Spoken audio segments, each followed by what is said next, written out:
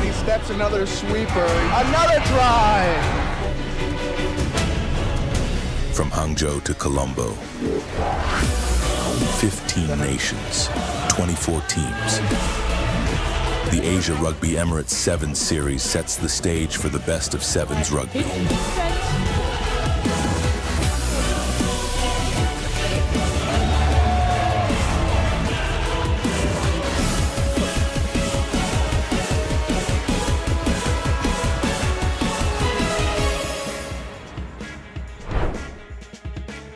Asia Rugby is more than 500,000 players, coaches, and organizers experiencing the game in this multicultural region. Established in 1968, Asia Rugby has expanded from 8 founding countries to more than 36 member unions, spanning Lebanon in the west to Guam in the east, Kazakhstan in the north, to Indonesia in the south. Home to more than half the world's population and an incredible 80% of its youth, Asia Rugby has grown from holding just one tournament every 2 years to running more than 15 international competitions each and every year, culminating in the iconic Asia Rugby Championship and the Asia Rugby 7 Series. Asia Rugby continues to grow the game through initiatives like Get Into Rugby, initiatives that have helped us expand our player base by more than 25% per year. Initiatives designed to empower our kids with the knowledge and skills necessary to develop great players and inspire positive social change. Asia Rugby is a diverse collection of cultures bound together by our core values of integrity, passion, solidarity, discipline, and respect, driving our belief that rugby makes a positive contribution to people's lives. Asia Rugby is taking our great game, its spirit, and everything it stands for to over half the world's population. And we invite you to be part of it. Asia Rugby. We can do better, but together.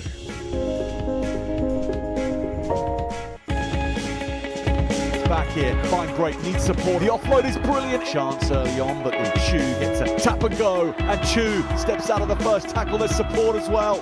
Going through the phases beautifully. UAE right from kickoff, and they're doubling their money with Shams. Oh, this is good speed. Imani Yobut breaks through.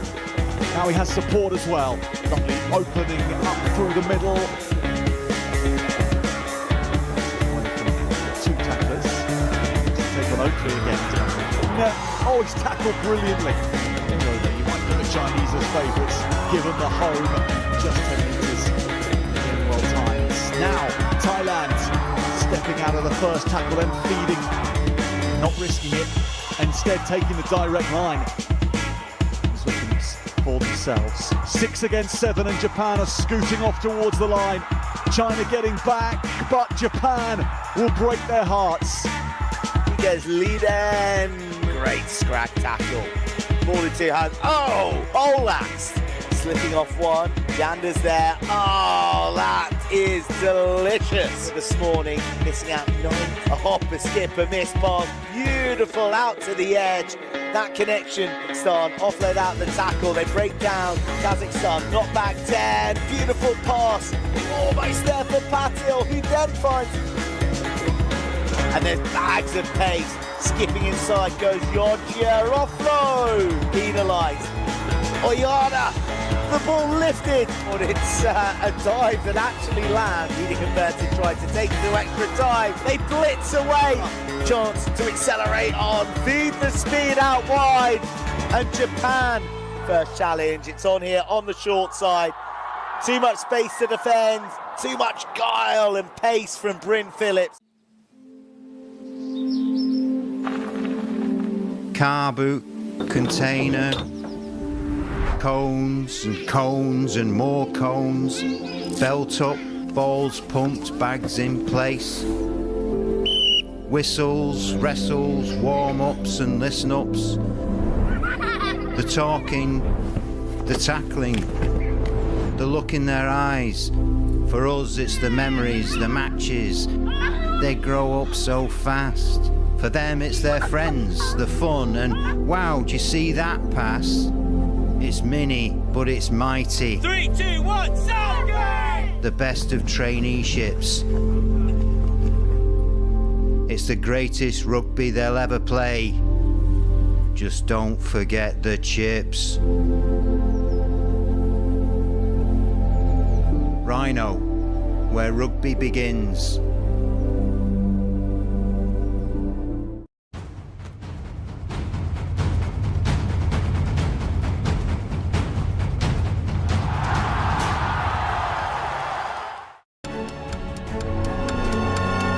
Asia's biggest stage, the Asia Rugby Emirates 7 Series. Hong Kong, China has it down here, the blind side. Oh, it's an early try. Oh, But that tackle is... power through the corner.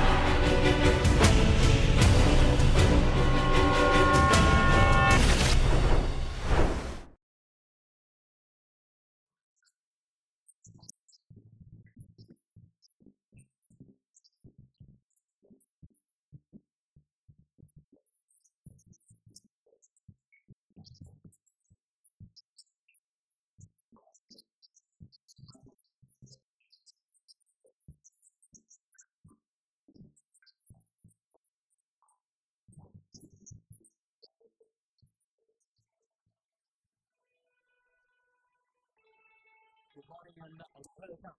We are pictures from Racecourse Stadium Colombo, Lanka. So the second leg of Rugby Emirates 7 Series 2025. Joining the live action of the 2 days rugby action coming away. 6 against 4 in place in the men's and women's categories. 20 to 40 acre fields from the million.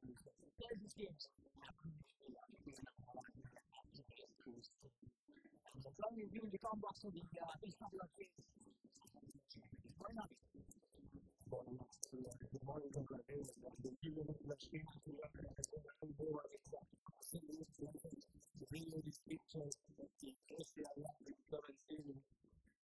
Video since it has come to Sri Lanka, Economic 7 teammates for the partner to bring you the very telecast of these games. We got 60 games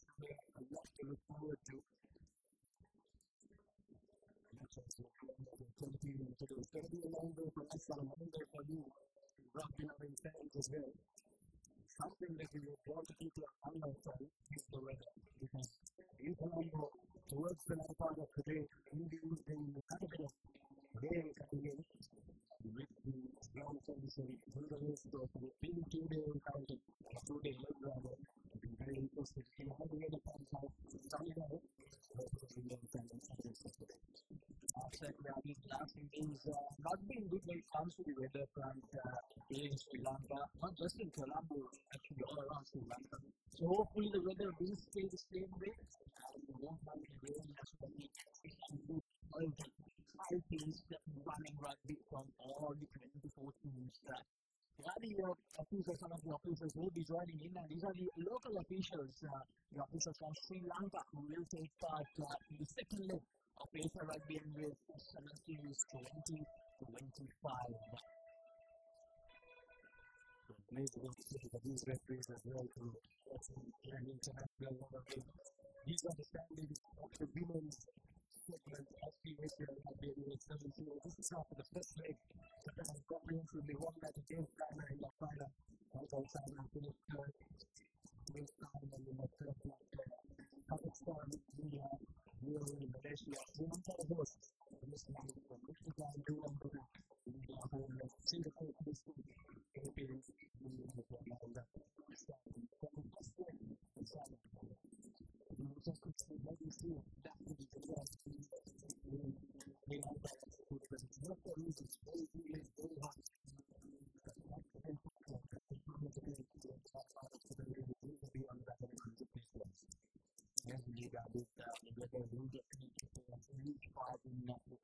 all these teams that I mentioned, all the teams will be hoping to one the champions will be looking to defend their title. These are the men's champions, Lanka and China, with the comprehensive winning the trial against Japan.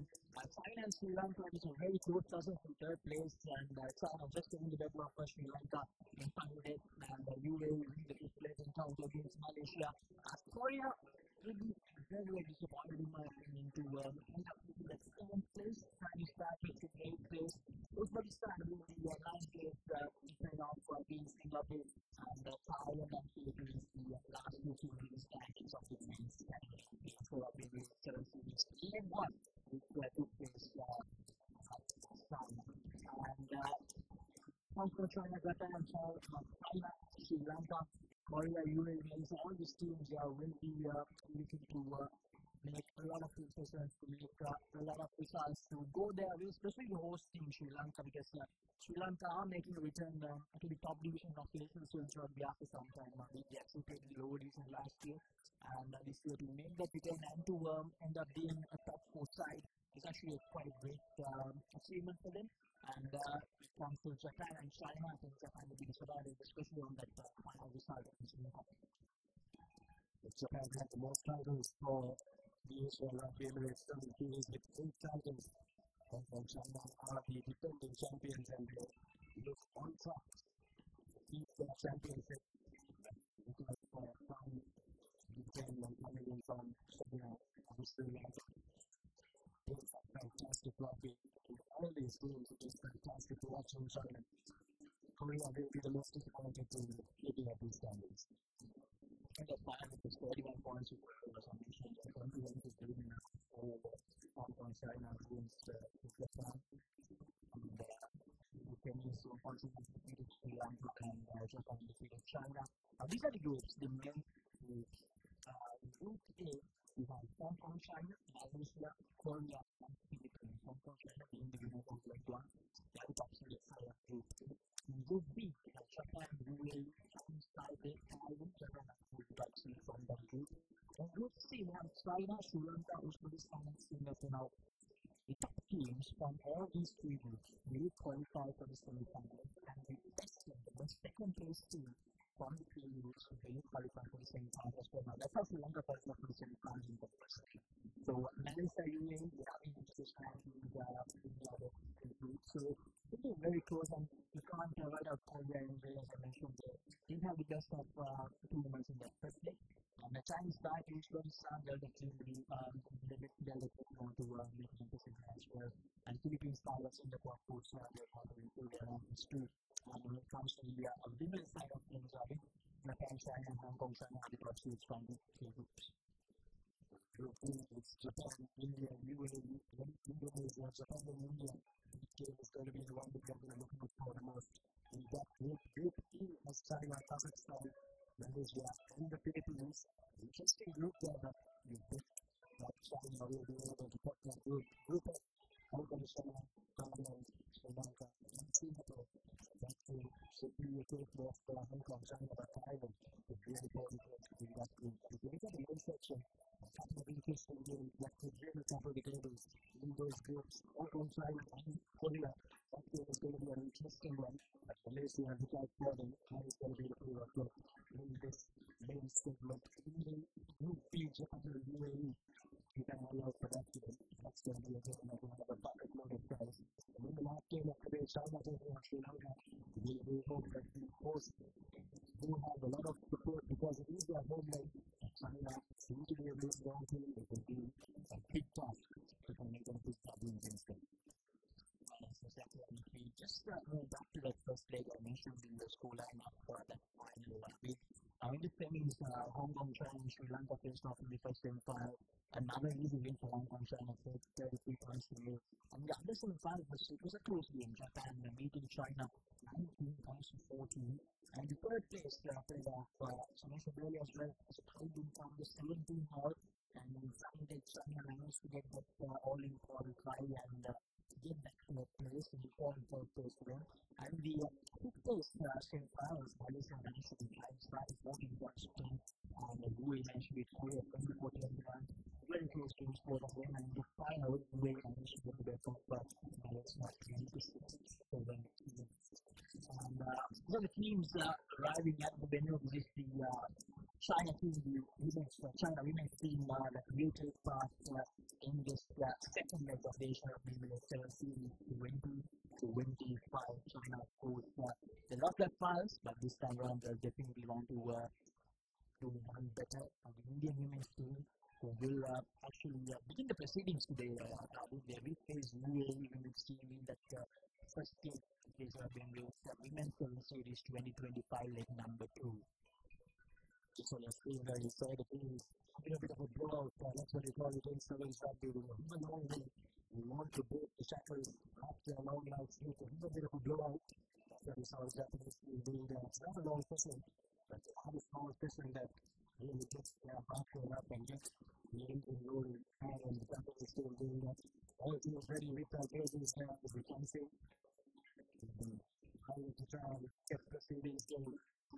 That's the team from the Philippines, the women's team. Japanese team getting the legs pumping, getting those muscles ready for a big game. Very important to how these teams manage their players as well.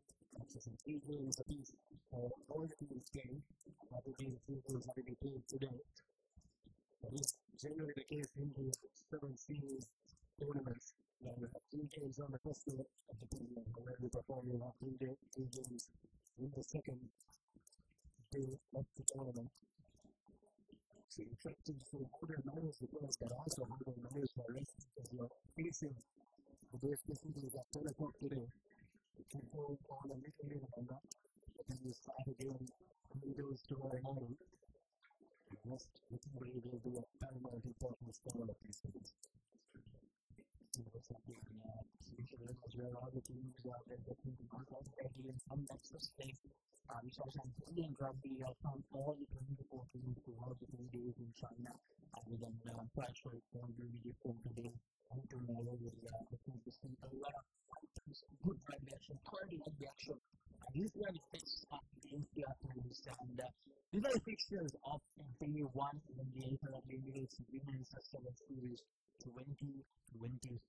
So I mentioned earlier as well, the first game, India taking on UAE, and then Japan taking on Singapore in that second class, and then we have Kazakhstan taking on Malaysia, and then China taking on Philippines, Thailand taking on the host Sri Lanka, Hong Kong, China taking on Singapore, Malaysia versus Korea in the game as well, and then we have 4 encounters in Japan and UAE, Kazakhstan and Philippines, China and Malaysia, Thailand and Singapore, and then Hong Kong, China and Sri Lanka.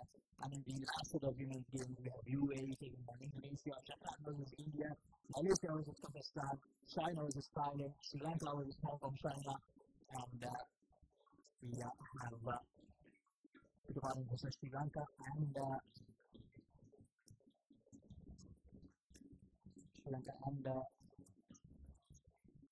Indonesia and Hong Kong versus Thailand in the last two games of the women's 7 series leg 2. Go to the screen of the previous one and got your video screen, and these are the men's fixtures that are coming your way. Malaysia taking on Korea in the first one. That's a Group A fixture. Another Group A fixture, Hong Kong, China taking on the Philippines, UAE taking on Chinese Taipei, Japan, Hangzhou, and the knockout, and the last set of games in that section, Sri Lanka versus Uzbekistan, and China versus Singapore. At 3:30 p.m. local time, we have Malaysia taking on the Philippines, Hong Kong, China taking on Korea, UAE versus Thailand, Japan versus the Chinese Taipei, Sri Lanka versus Singapore, China versus Uzbekistan. And in the last set of 3 o'clock, both will be up at that time to watch these games and make your way down to the racecourse. If your videos are free to watch Korea taking on the Philippines, Hong Kong, China taking on Malaysia, Chinese Taipei versus Thailand, Japan versus the United Arab Emirates, Uzbekistan versus Singapore, and the last game of the day, China taking on the host, Sri Lanka at 9:50 p.m. So a lot of rugby action coming your way from the Racecourse Stadium. The Asia Rugby Emirates 7 Series 2025. It's not just another tournament, it is a festival of sevens rugby in Asia, where the best in Asia is in the most fast-paced format of rugby. Good to see some crowd building up here at the Racecourse Stadium, with some supporters for UAE already. We're at the ground, and hopefully we will see supporters for all the teams coming into Racecourse Stadium. And ladies and gentlemen, we're just moments away from game number 1 of day 1. It's going to be India taking on Canada Emirates, and game number 1 of the Asia Rugby Emirates 7 Series Women's Division. Second leg. This will be an interesting encounter to start things off.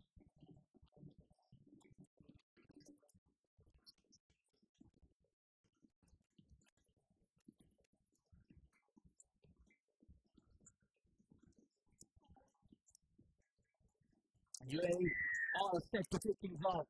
Day number 1 of the Asia Rugby Emirates 7 Series 2025. And it's the left-hand side of the field, a good collection from India. Straight away, trying to go from right to left. Lines the break. Good start from the Indian number 10. And up rolling away. Roll away after making that tackle. Now India with an opportunity to make early goals here. Using some good speed, but UAE defenders doing really well. And the ball carried from India, but into touch.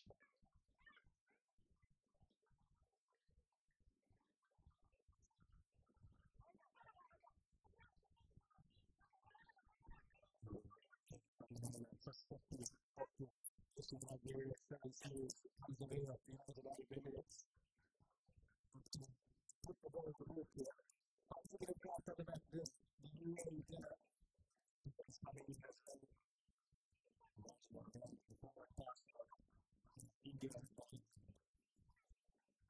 Now India inside the ball 22. Good defense, some good passing from India. That's a high tackle. A good call from the referee. India. Using an advantage, picking up that quickly. Against the UAE chasing now. Oh, that's a lovely collection. Now India. Just need to give this pass out. Brilliantly done. The number 10 for India. And that pass that gets spoiled by the UAE player. Will we see a card? Yes, we will. The first card, the first yellow card Emirates 7 Series 2025 leg 2. Now India with an opportunity. The remaining 15 minutes of the first half. We can take the numbers and advantage.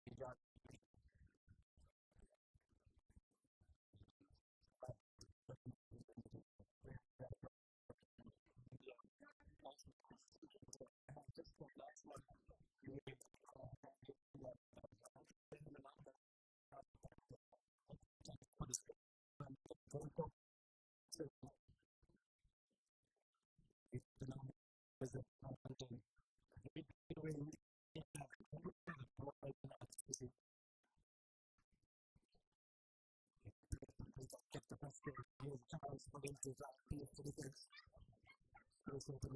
Outline, India with ball in hand. Just need to step back in. Does exactly that. India had the first try. That's going to be the score that will break the cycles.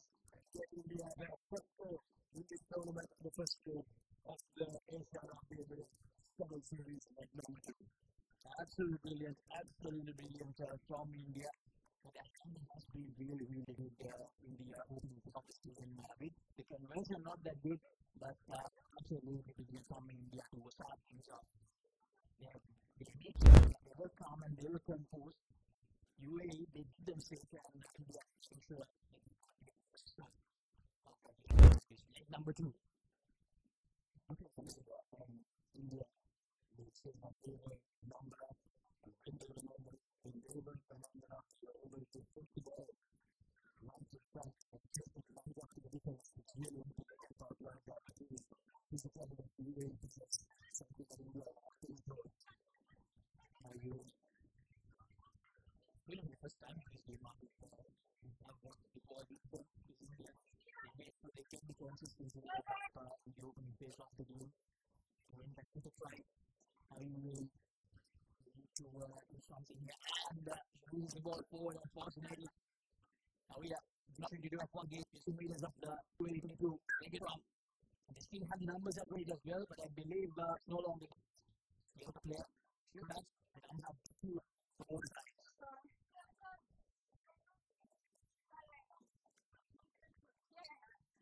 So 5 points in here. Because you may not have to this first half. India. So the right side of the field, the number 2 has out once again. Brilliant passing game of India coming in handy for them. They have been really good this game. Actually, doing some stick passing. Still outside the 22 line India. Go from the corner, a little dummy. That's a defender makes sure that the 22 way to now India in directions. About that rubber pass that was unable to do so. UAE pretty good that early. But once again, the same mistake they did early as well, not falling away. India with more advantage. Now that's really the first really loose pass from India in this game. Just a bunch of pass, but unable to do so. I think that was good.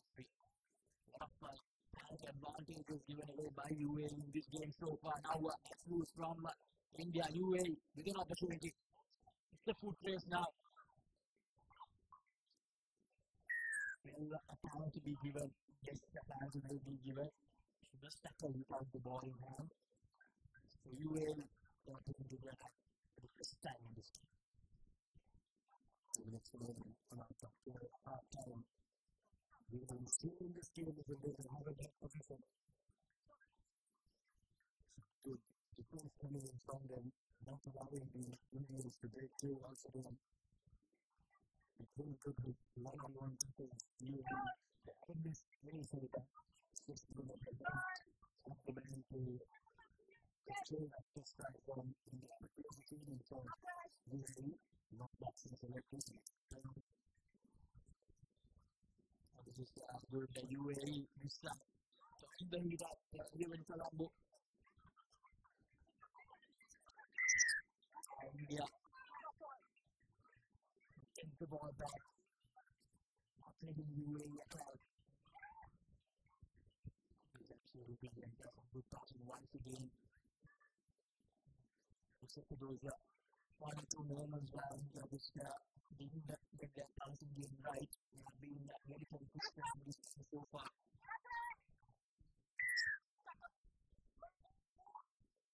Again, more advantage coming towards India. UAE have been found wanting up with for this game, so giving away penalties a bit too often to India.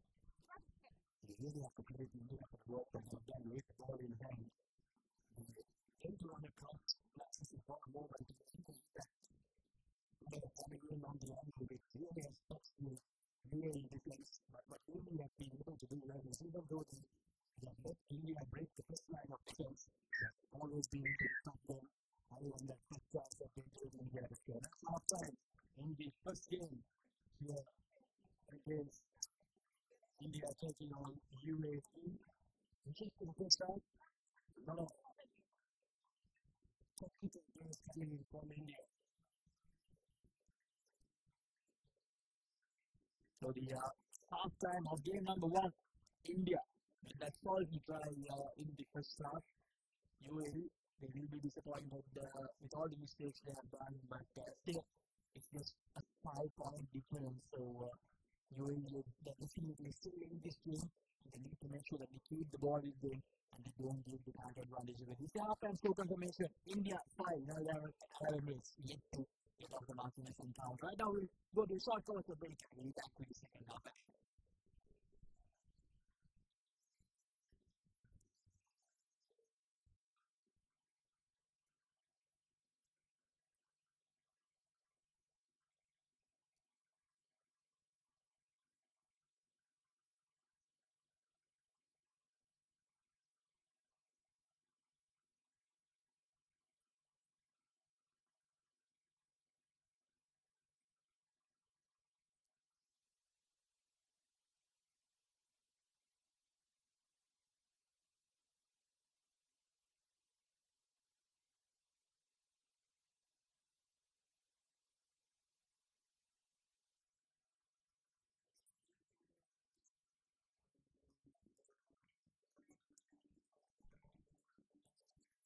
Welcome back, everyone. With this moments away from the second half action. And now we will take a look at the first half highlights from the India versus UAE encounter. Just one time. First half, India's consistency, the calm and composed nature, and some quality passing paid off for them to this is the first strike. So some points in the game, every moment of coming your way in game number 1. And one of the next we have taken on Indonesia, the champion of League 1. On the last question of League 1. India with the push across the second year. UAE once again showcasing that physicality aspect is always going to be a challenge in coping up with teams like UAE. India is starting to start the second half of number 5. So it is coming now from the right corner. UAE is starting off really strong here. The pace of UAE being showcased very early in the second half. 5 points on the board for UAE. And just like that, they're back on even terms with a straightforward conversion coming in. Many scoring that try for UAE. That's exactly what UAE needed. And if they can get the conversion through, they'll be 2 points ahead. Conversion won't take. It's 7 points to 5. UAE got the goal from the kickoff. Was very close to the ball in mind, but was able to take it to the defense. And then play the overlap on the right for Manipur to land. Not the best. Something that UAE doesn't support to the physicality. Now, they're being to keep the winner to make another tackle. I think they will do this. Not really complicated. It's not going to be so easy. But things like that is going to as well. This is UAE with bond. All of a sudden, UAE is calling the shots here. 2-point advantage, 2-point buffer for them. Bit loose there, but luckily off the boot. With position now UAE. Targeting the left corner of the field, number 8 for UAE. 22-meter line, but unfortunately holding on. India doing really well. India have done a lot of passing in the game now, but most of those occasions they have not been able to gain inroads, they have not been able to gain yardage. But this time, the number 5 for India finds the space, and looks like she does have the space as well to go all the way. Second try for Bhumika Shukla. He will touch down right underneath the post to give the lead back to India. So your player is coming from UAE in the first half. The first half of the game was not rolling away quickly enough from the rock. He was talking about that. India slow and back into the game. Then he converted. Right time the stakes were successful. So 12 points to 7. India expected to give UAE to hold the lead for too long. This was when we had to drop back fast. After doing this, the service will be the double drop back down. Still not here.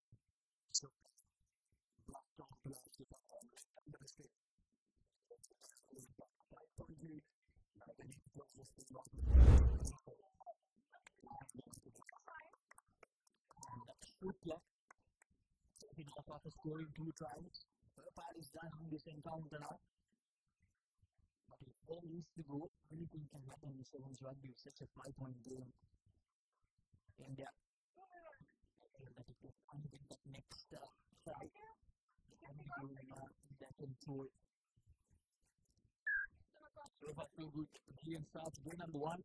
Some good rugby action from these two sides. That was the 2 defenders of India. Really trying to work on the short side. So persisting with the plan. He's to offload out.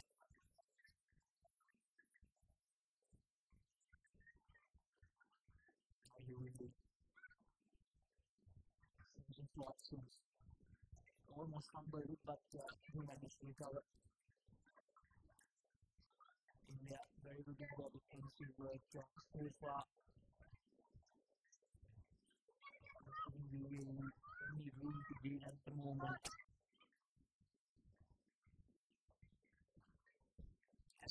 That's the gap for UAE. So far, the passing game has been top notch from both sides. And now, India, a penalty for holding on. And she unfortunately makes a fumble out of it, loses the ball forward. It's going to be a strong in favor of UAE. An opportunity for them once again with 2 minutes and 4 seconds to go on our clock. So they're moving on penalty field. It was looked forced by India, but that not really was forced.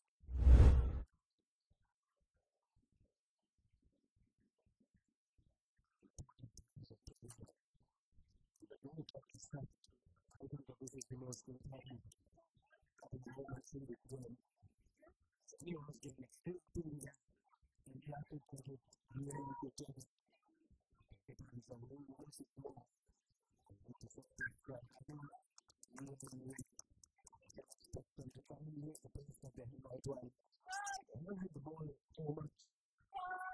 But when they have hit the ball, they have scored a goal when they have been able to use the weak of the field. If they can use the weak of the field here, they can touch the Indian defense and maybe try and get them to score. Here's India leaning on the defense, but wrap around pass. Here's UAE with space on the out. UAE from the right corner. Onto Hangzhou, which is the direction of the end from 8 minutes they go. Almost finds the gap. This time, a bit wavered and she loses the ball forward, is it? She hasn't. Oh, she has lost the ball forward. going to be a strong game for India. UAE probably not chance for them in this encounter, but still around 1.5 minutes to go. Slightly going, but still enough time to recover that. We can do it. India. Yes, continue into this game. Also continue into this game.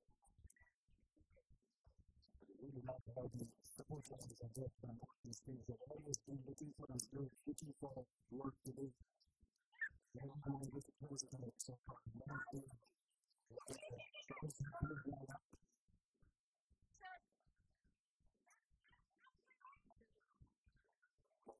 Comes away of India, I'm not sure if it's India with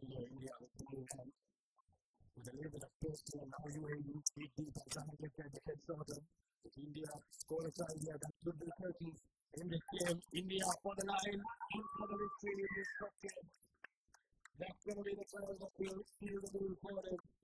India has been the better team in this game so far with ball in hand. Defense, maybe not so much, but India have had another throw and scored a get in the first win of this game. A lot of start for India.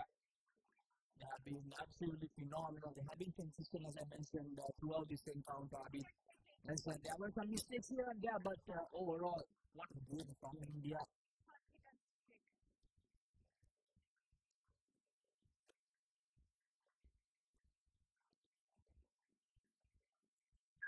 £17 to 7, and that's it. India, they win the first game of Rugby Emirates 7 Series 20-25. Left to Sri Lanka. What a start! What a result for India. Really happening to see yesterday. Absolutely nothing a couple of years back. India really proved the rugby from bottom up. And a winner against a team that has been playing rugby for quite a number of years. UAE, India in this long 17 points to 7. Which team can really keep the arena feeling really good stuff.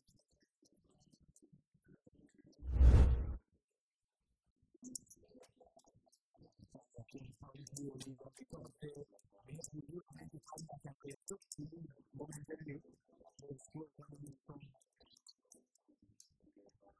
that's so we are able to hit that part. If you are feeling on the street, let me say it's functional like two times for the leadership.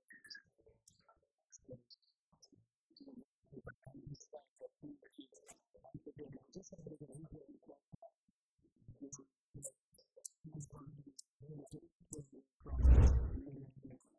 Really big matter. India winning to their person. Keep that 17 points to 7. 3 tries from India, 2 from Sika, 1 from Russia. After that, they split the 1 from American Wilson at the start of the season. India series this year, is actually the second win for India in Hangzhou. In China, they managed to win the encounter 19 points to 12 in that 5th place in the final.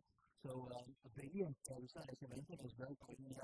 Shows how much they have improved in the sevens game, especially in the last few years. It's really great to see India coming up the ranks in sevens rugby. So right now we will look at some of the both once again, and by the side we will be back with the action where the champion from Leg 1, Japan, will take on Indonesia. Stay tuned.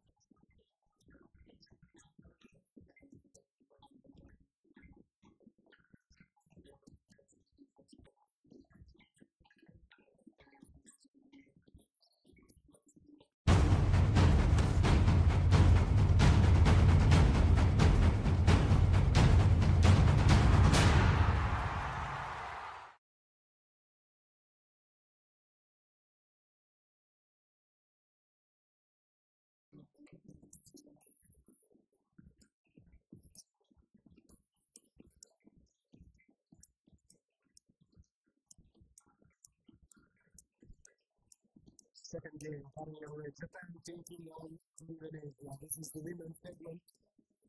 Just concluded the first game where India beat the United Arab Emirates 17 points to Japan.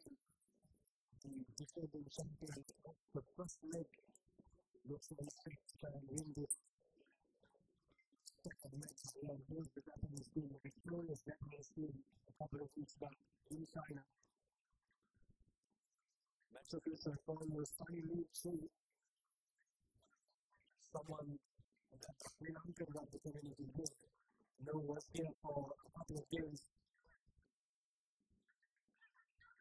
Yes, Japan start off their campaign in the second one.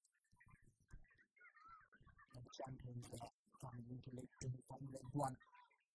One of the statements to the way that Indonesia always decide it's going to be for them if they can do something special here to start day one. It's something that we managed to cover the ball, but Japan just too organized at the moment and defense just pushing Indonesia back and pushing them big back. They almost had their own try earlier. Japanese defense really has come to the party so far in the early stages.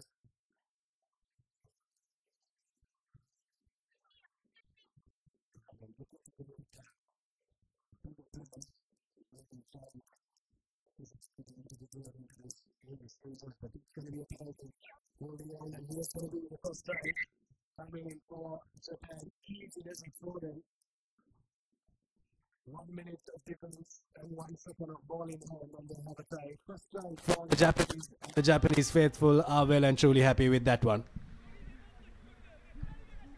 Japan, they managed to put a lot of pressure on Indonesia from the word go, and it has paid off with a try very early in this game. 5 points to 0.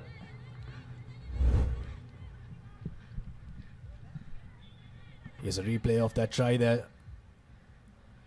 Unforced error from Indonesia. Generally holding on penalties are forced, but that was unforced. Good restart from Japan as well. Very contestable, but the ball trickles out into touch. First set piece of the game here for Indonesia. They'll have the throw into the line out. First look of what these teams are going to be like in this second leg. Of course, the victorious Japanese team won the first leg in China, but have a look at that line speed from them. Really coming up on those Indonesian players. Here are the Japanese in defense, and what about that for a counteract penalty coming the way of Japan if they are to play the ball. Here are the Japanese.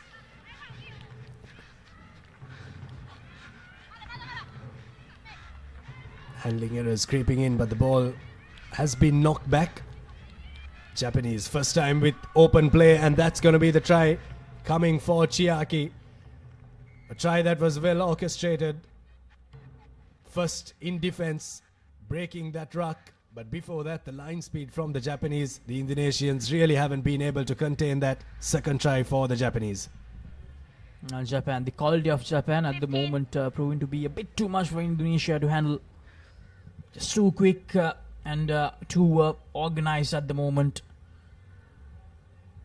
And the conversion doesn't go over, so it will stay 12 points to 0. Now Indonesia did have a little moment where they tried to work their line, but once again, as Abid mentioned, the speed of the line of Japan just a bit too much to handle, a bit too hot to handle for Indonesia. Here's the restart. No one put their name on it there from Indonesia, but after the bounce, they've got a player to the ball. Here's Putri with ball in hand, looks to get the offload in, but that was a pass that went forward from the hand. Forward pass, scrum, feed in for Japan.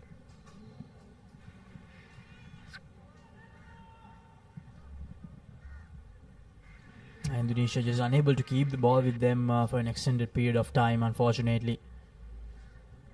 There's some supporters in for Japan as well. Earlier we saw some supporters for UAE, so as I mentioned, it's really great to see supporters from all around the region coming in to support their teams. An island that is known for tourism. An island that is known for rugby, but right now the Japanese are reigning supreme in that division. Another try. And have a look at the Japanese faithful. Our cameraman will have a lot of work to do with the way the game is going so far.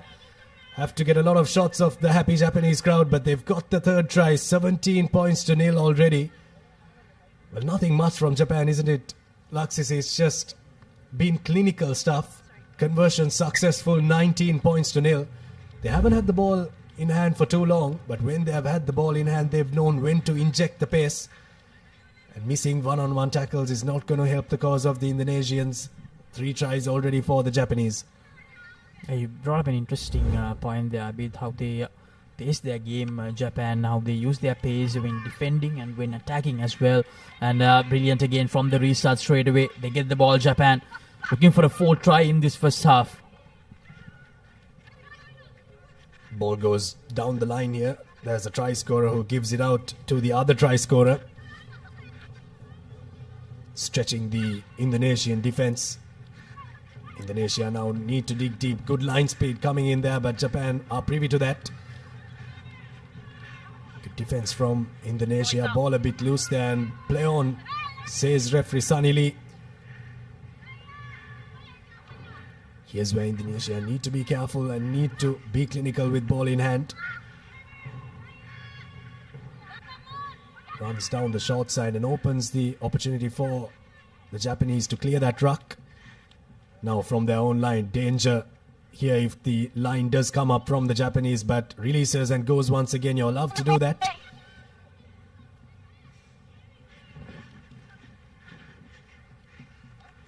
Indonesia under a lot of pressure from the Japanese. Looks to put a kick in. Doesn't connect. This time it connects. No sweeper back for Japan, but the kick doesn't go too far, so the players can get back in time. Now here's counter-attack coming in from Japan. Easy does it for the Japanese women's sevens rugby team. 4th try. A nothing kick there from Indonesia, but you really can't fault her. She had nothing else that she could do there. The pressure was right up there. And another try, this time a try that comes through counter-attack. 3 seconds to the game. Indonesia just unfortunately unable to gain any advantage whatsoever whenever they had the ball.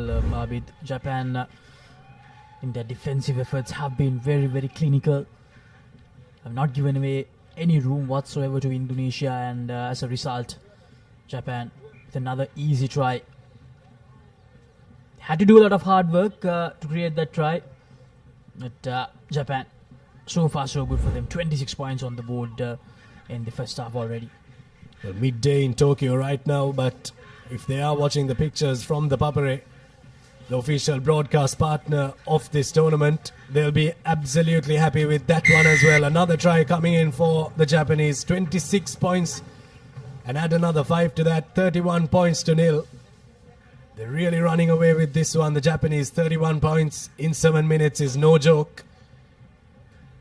With the conversion, which is successful, 32 points to nil, and it will be lemons here in the second game of the Asia Rugby Emirates Sevens second leg women's fixture coming your way.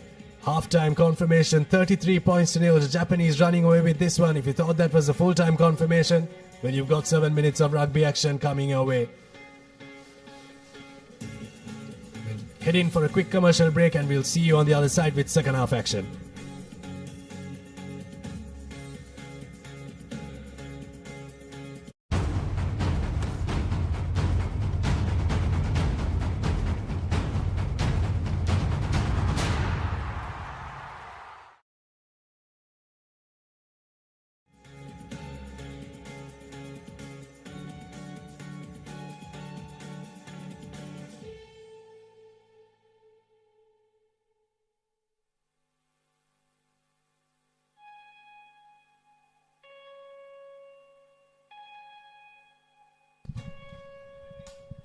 Welcome back, everyone. The Racecourse grounds, game number 2, second half coming up. But before that, let's have a look at the first half highlights. The first half is all about Japan going over the line. Indonesia, unfortunately, just couldn't do anything special.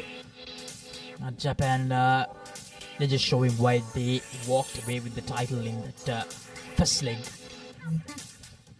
Very, very clinical.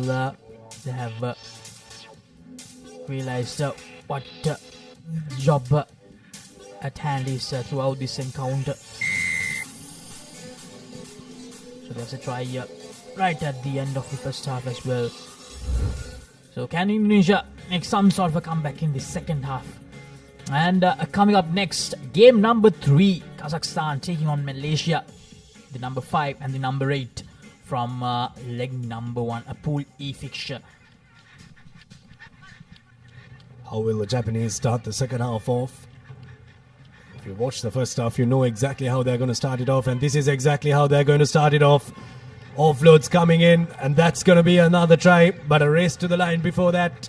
But the race is going to be won by the Japanese number 6.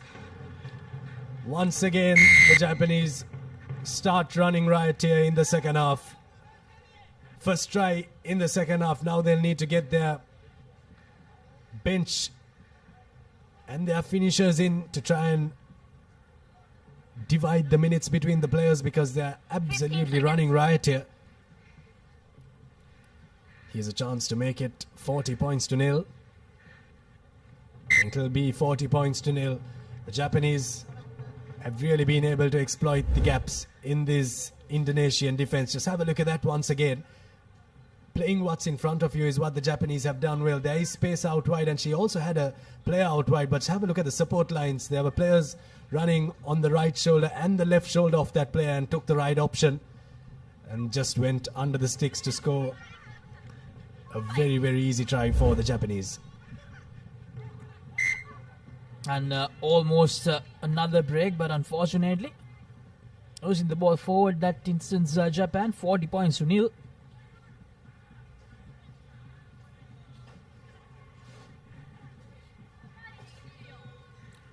Now Japan in that first leg as well, they did meet Indonesia, and in that game they hammered 57 points against Indonesia. So looks like we're about to see another very similar result. Now Japan, they have been very convincing. They scored 64 points against Singapore as well.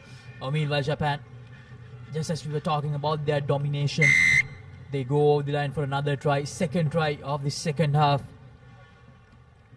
And in the third game of the first leg, they scored 31 points. So in that first round, none of the teams were able to get at least a single try against Japan. That has been the level of domination they have shown. Well, yes, you need attacks to score the tries, but I really think that defense is what wins you matches. And in the first half, if you really look back, have a look at that once again. The defense from the Japanese has been top-notch, beautiful to watch. Sevens rugby is, in my opinion, more about defense than attack. Attack comes down to more individual capabilities, but defense is where all 7 players need to work as a cohesive unit and drift when necessary, shoot up when necessary, and the Japanese have done that to perfection. Here's the defense coming in once again from the Japanese. Indonesia now looking to spread it out, but once again Japan come up through Hirano.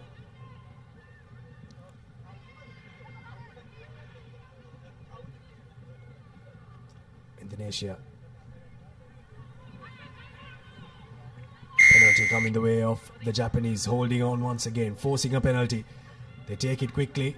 Now need to play what's in front of them, and plays exactly what's in front of them. Exploits the gap. Another try coming the way of the Japanese. 50 up for Japan, Abid, the first half century of the tournament. Just in the second game, in leg 2. Now things have been a bit too easy for Japan here. They have not been tested at all. Should be an easy conversion. 2 easy points coming their way. 54 points. Well, as a nation that loves their cricket, looks a bit of a cricket score here. 54 points to nil. Half century up for the Japanese, and they really do deserve that for the performance that they put in this first game. Restart from Japan, and restarts also are very important. Hasn't been that important so far in this game because the Japanese have been able to cough back possession their way. Oh, here's counter-attack from them, and counter-attack once again from the Japanese women. Another try, and this is just getting all too easy for Japan. They're running away with this one. Running away is an understatement. They're sprinting away with this one. 59 points to nil.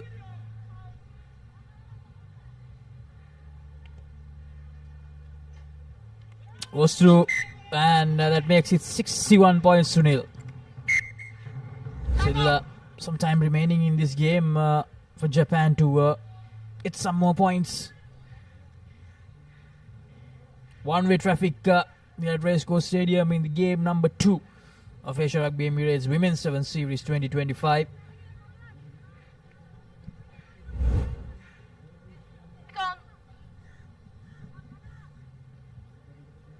They don't look one bit gassed out after this 61-point performance.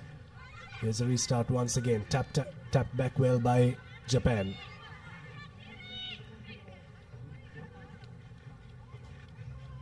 Once again, the Indonesian defense being put to the test here. Pass doesn't stick, but that wouldn't matter because Japan will look to run around, draw and pass. Draw and pass number 2, and that's try number 3 for that young lady for Japan. Scores another try, 66 points now.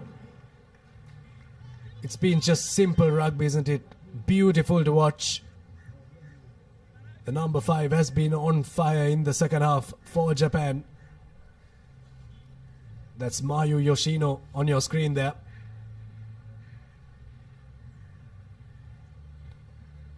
Make that 68. With a little under a minute to go on our clock. Comprehensive victory from the first leg winners, Japan.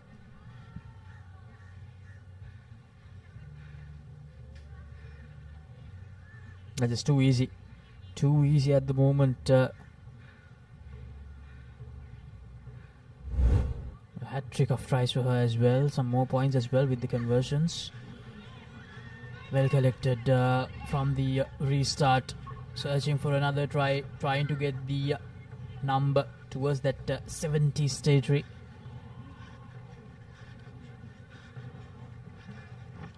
And they will go once again, Japan, probably for the last time in this game. 73 points to nil.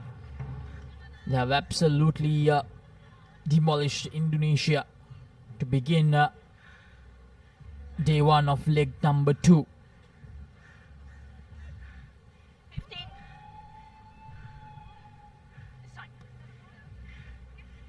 The conversion doesn't go over. So, I believe that's it. Yes, it is. 73 points to nil. Statement made straight away by the defending champions coming into this leg 2.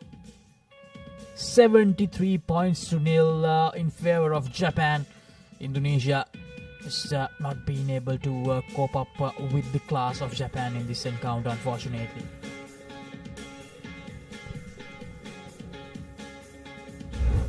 Here's the highlights of the second half for you, and that's a highlights reel that the Japanese rugby team will watch on repeat.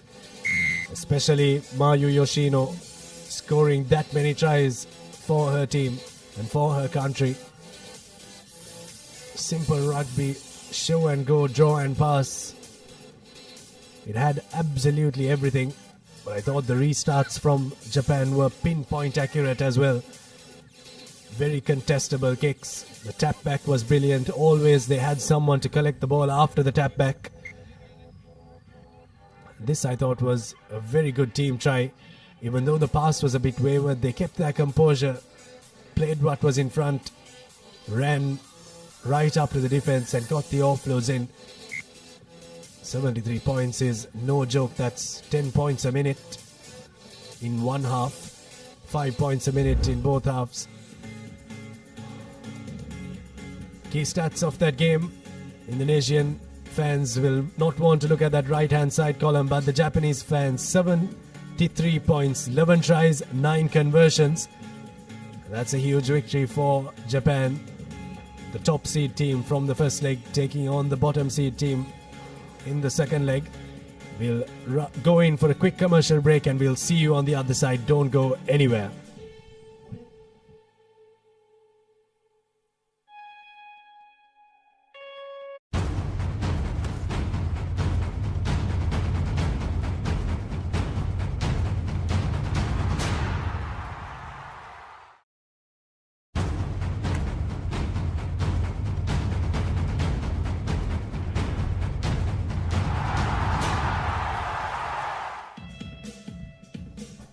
Welcome back to the live action here from the Racecourse Stadium here in Colombo.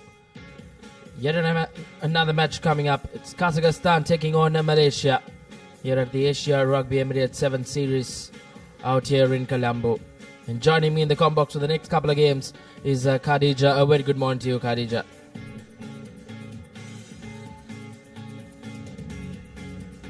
Very good morning, Rashman. So,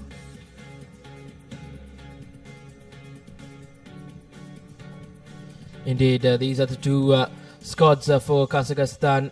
Veronica, Alyona, Amina, Irina, Anna, Yeva, and Kim. Plenty of talent in that Kazakhstan outfit. And for Malaysia, it will be Siti Taijun, Radza, Antonis, Kajlin Jensen, Valerie Yuan, Noor Alia, Noor Azhar, Noor Alia, Abdul Rahman, and plenty of star-studded names in those two outfits for Malaysia and Kazakhstan.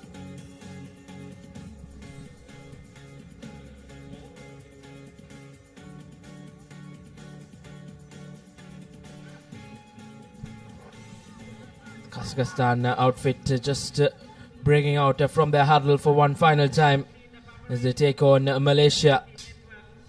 And the referee for the game will be referee Shankar Bekun from Sri Lanka. Will oversee things in this third game out here in Colombo. Get behind. It will be Kazakhstan with the kickoff. and we're off. So 7 minutes of pure pace and power. Let's see. And that's Malaysia with ball in hand. Great cutout pass. Now it's a run through the sidelines. Let's see if we make it. Oh, no, that's a throw out of the line out. Did a good tackle to just bundle her into touch. Kazakhstan doing the right thing, and they will have a throw in favor of them. Line out to just in front of us as Kazakhstan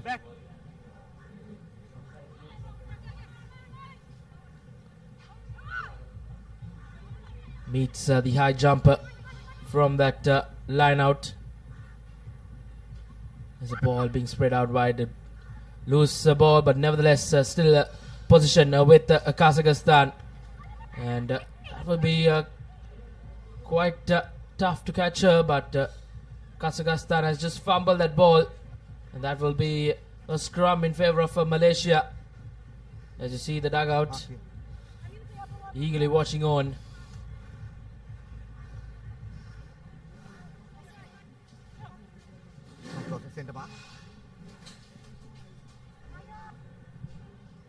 Malaysia with an important feed in, possibly try to get out of jail. Bind. Sit. Steady.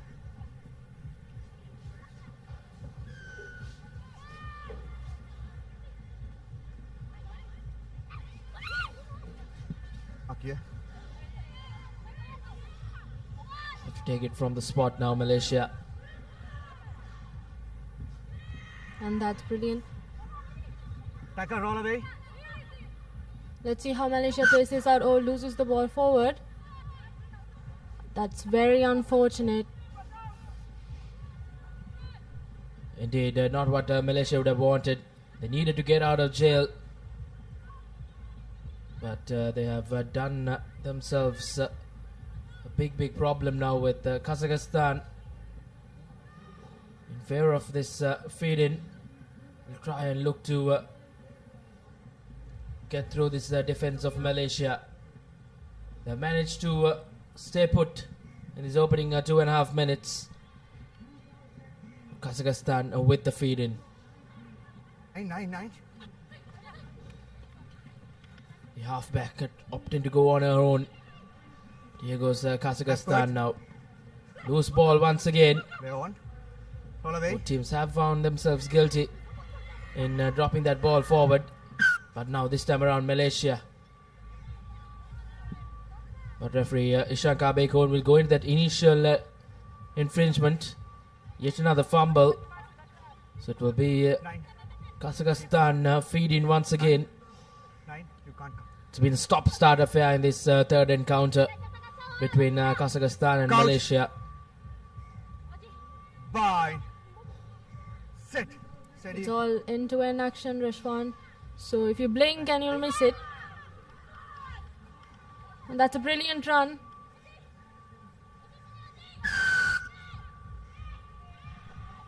Once again, cardinal error from Kazakhstan gives Malaysia an opportunity to just get out of jail, but they might do much better, but just couldn't meet ends.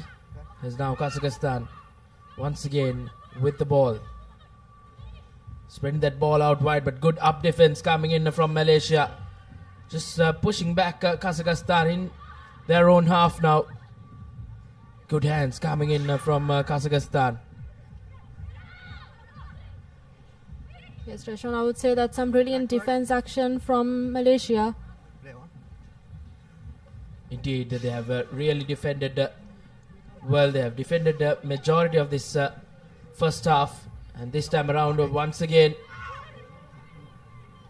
fumble from Kazakhstan. Advantage being played for Malaysia.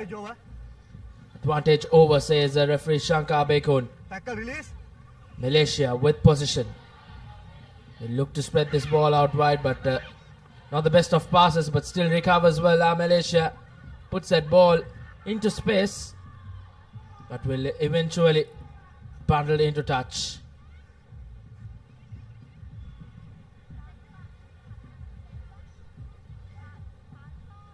I would say that's a great territory marking from Malaysia from the way they started, Rashwan. Indeed, they're just entering the opposition half for the first time in this game with possession. With just 2 minutes passing, let's see how this game would turn out to be. With Kazakhstan having their first line, I mean not the first, but with the line out in their favor. And there goes.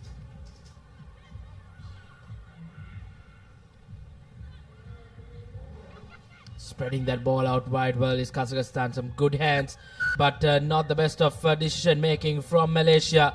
And surely referee Shankar Bekon will go into his pockets and hand Malaysia a yellow card when things were going on well for them. This will be a major setback as we enter the final minute of this first half. Kazakhstan playing with a player more will look to try and go over the whitewash. A cardinal mistake from Malaysia. Number 10 just put her hand out, tried to go for that interception, but just couldn't complete it. Malaysia will play with just the 6 players on the park for the next couple of minutes. That will be the remainder of this first half and probably the opening minute of that second half as well. So very important passage of play for both teams. And Malaysia have done well from that scrum to try and change their fortunes. Spreading that ball out wide now.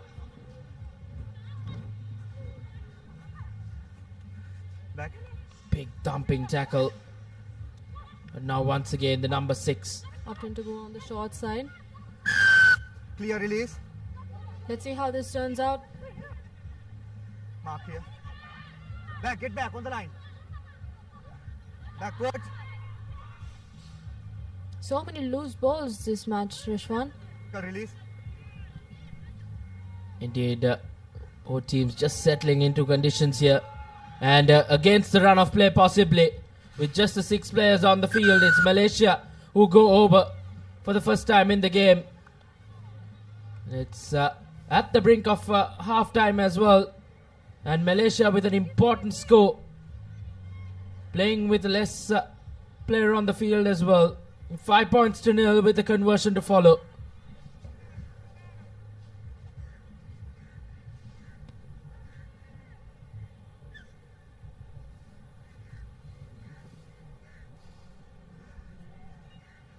And that will be half-time here at Colombo.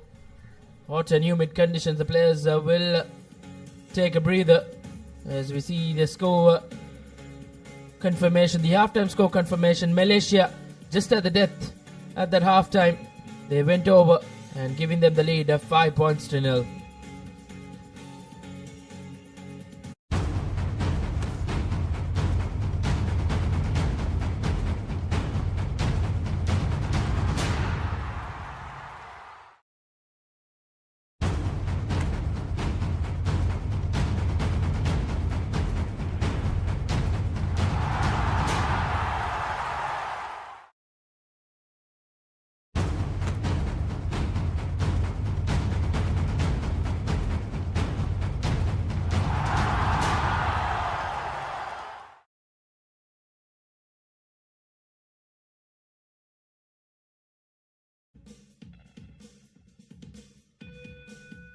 Welcome back to the pictures, Racecourse Stadium out here in Colombo. It's a hot and humid day out here, but the rains have quite often come down later on in the day. So some highlights from the first half between Kazakhstan and Malaysia. It was a setback for Malaysia as they were given a yellow card, but then at the brink of half-time, they did go over. They managed to go into that break with just a slight lead of 5 points to nil. As you see, the next game coming up, women's Pool E fixture. China, the runners-up from their home leg, will take on the Philippines. That will be quite a game, as Philippines will come to do well out here in Colombo. Not the best of collections from Kazakhstan from the restart. And that will give Malaysia rather a line out in their favor. Yes, Rashwan, let's see how this plays out. Malaysia opting for the contact, I would say, and the short side. And there she goes.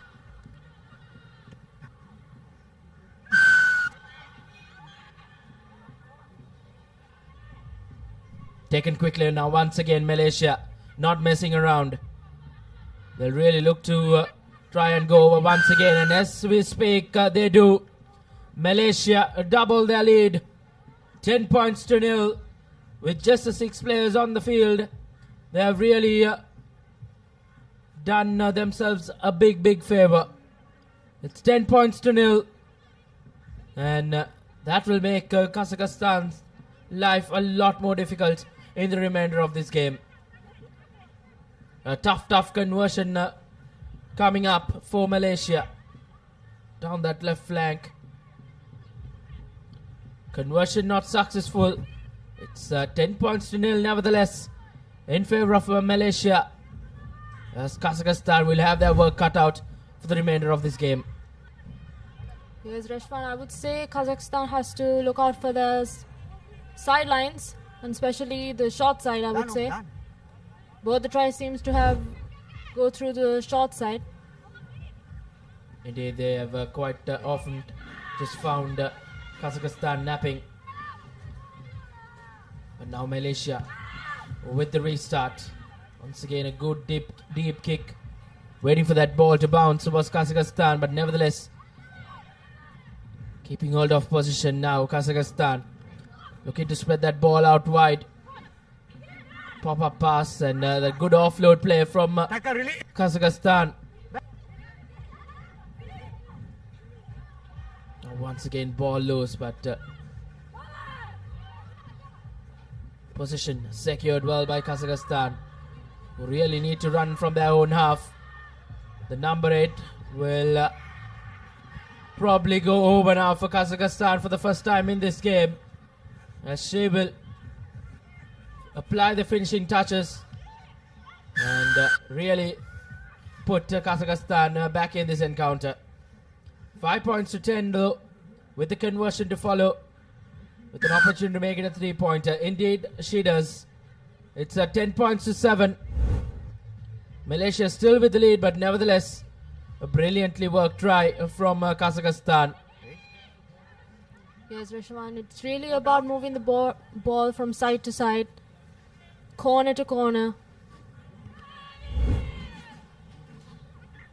And that's the kickoff. Once again, a deep kick. Malaysia returning back the favor. They want to push play into that Kazakhstan half. But now Kazakhstan trailing in the game. Plenty of pressure on the girls in white. But now once again, brilliant break. Brilliant offload play. Manages to keep it cleanly. As now once again Kazakhstan. Conditions just not helping her, but nevertheless some good feet. And that will be Kazakhstan, who will go over the whitewash and give them the lead for the first time in this game against Malaysia.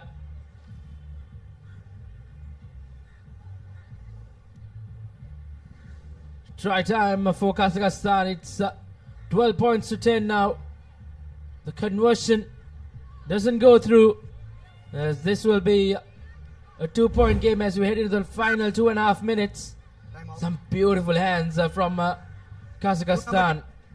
She slipped, but she still managed to get on her feet and then plays out that offload really well, as the number 3 just goes over and applies the finishing touches to give Kazakhstan the lead for the first time against Malaysia. Yes, Rishwan, at this point of the game, it's all about ball position if Kazakhstan has to win. Time back one. Indeed, it will be important for them to try and keep position and keep Malaysia at bay, who have really found themselves try and attack from the short side, but spreading that ball out wide are Malaysia. Scanning her options, but opts to go for that kick. Kazakhstan back in their half. Good pressure coming in from that number 6 from her own kick, as Kazakhstan have quite found themselves guilty in knocking that ball forward. They've done it once again. Yes, Rishwan, I would say it's not too late for Malaysia to gain the lead as well, with how they're playing ball now.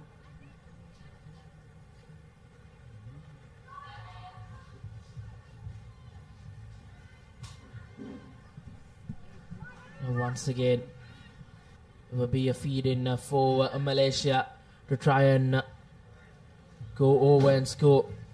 Possibly the next try in this game will be the decisive one. Malaysia, the best of scrums, but still manages to keep hold of position. A brilliant interception from the number 11. But good defensive work coming in from Malaysia as well.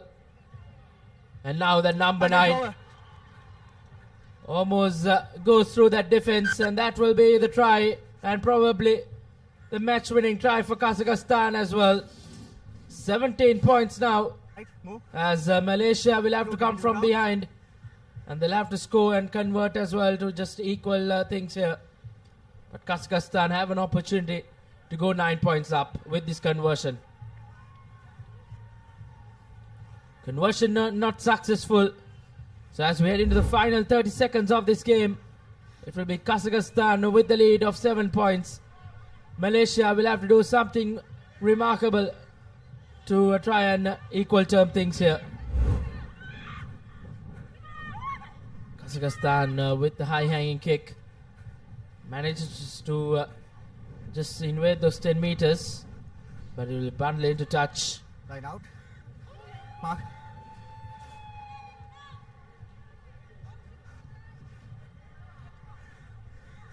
Back. Malaysia will really need to try and get this ball from the line out. Good work. They'll need to attack. They'll need to show urgency. But holding on is the call. And now taken quickly once again from Kazakhstan. Not 10 meters is the call from referee Ishanka Bekun. Yes, Good ball play from Kazakhstan. Some good hands, Khadija.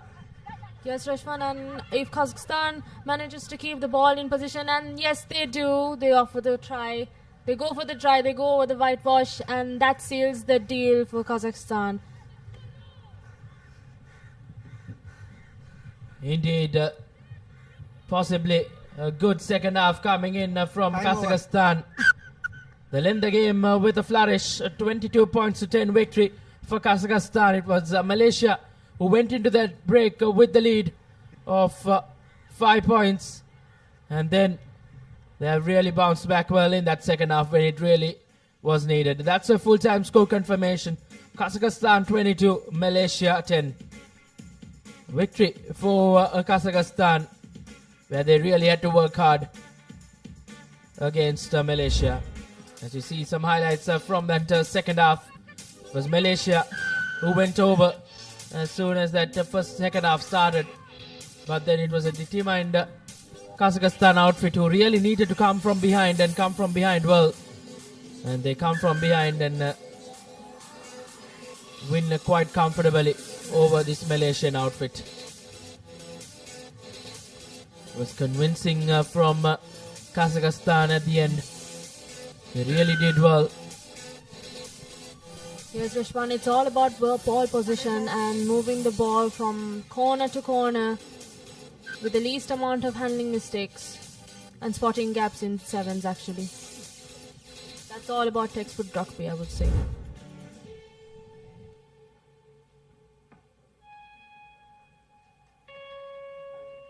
And that ends Kazakhstan and Malaysia with the final scores of 22 points for 10.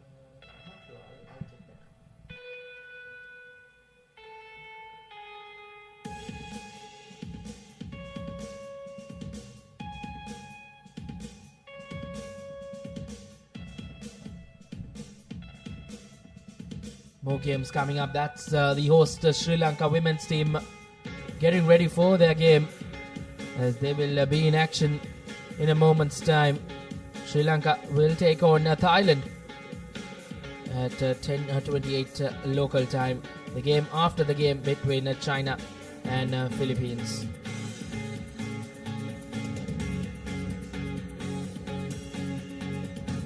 We have games coming thick and fast out here in Colombo for the Asia Rugby Emirates Sevens 2025.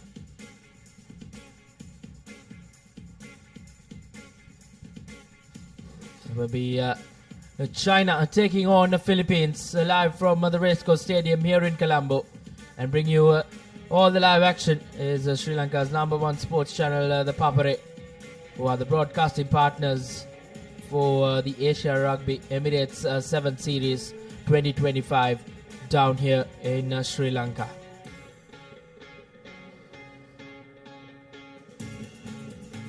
This is China and the Philippines team cards, the squads for this Asia Rugby Emirates 7 Series 2025.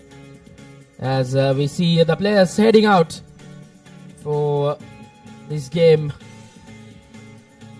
China will be in their traditional red outfit. The host from that leg #1. They did finish second up in China in that first leg. They will want to do one better and finish off with the ultimate prize out here in Colombo.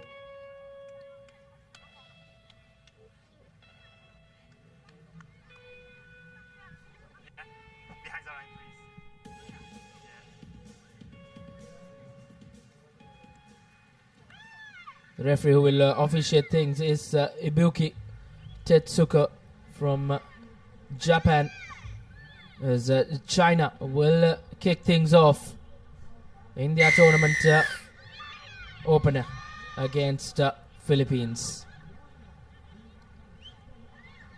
Not the best of receiving. Let's see how Philippines manages. Oh, and that's a turnover from China. Brilliant run.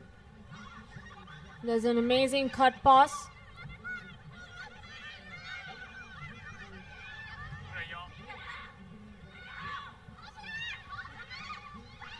And that's one number extra on the outside. Will they be able to make it?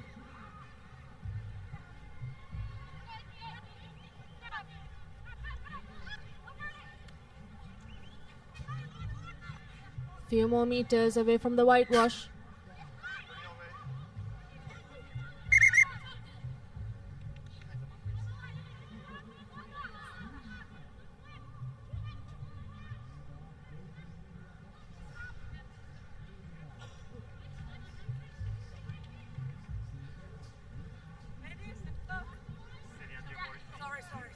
China with just meters away from the scrum now.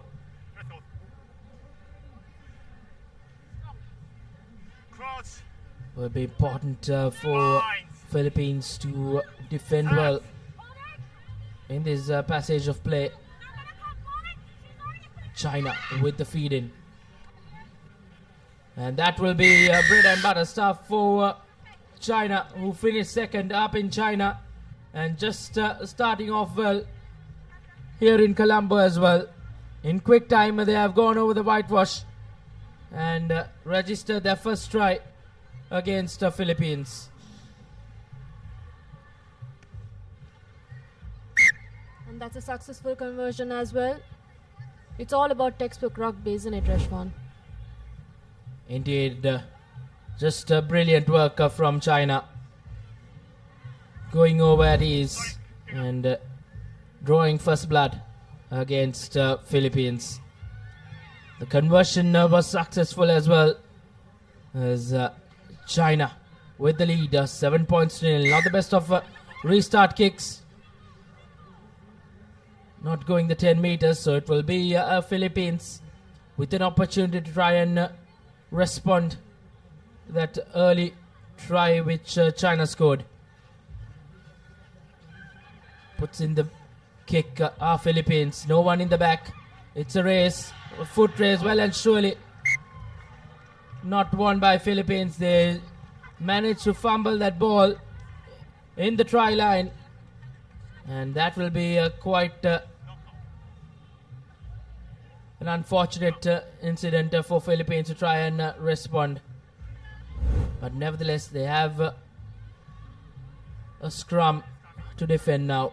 As you see the replay, just couldn't get her hands to it. Yes, Rashwan, she actually spotted that there was no sweeper in the back and therefore opted for the kick. That's very unfortunate. Let's see how China plays this off.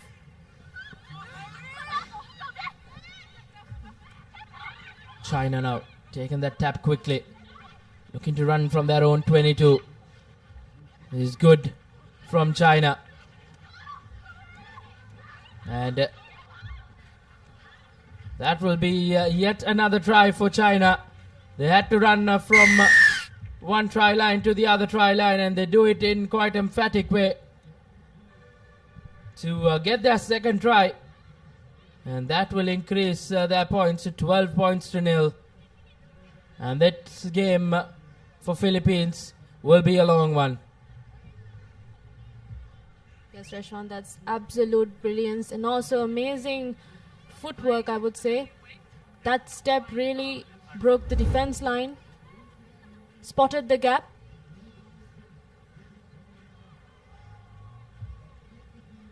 And there she goes. Indeed, brilliant work from China.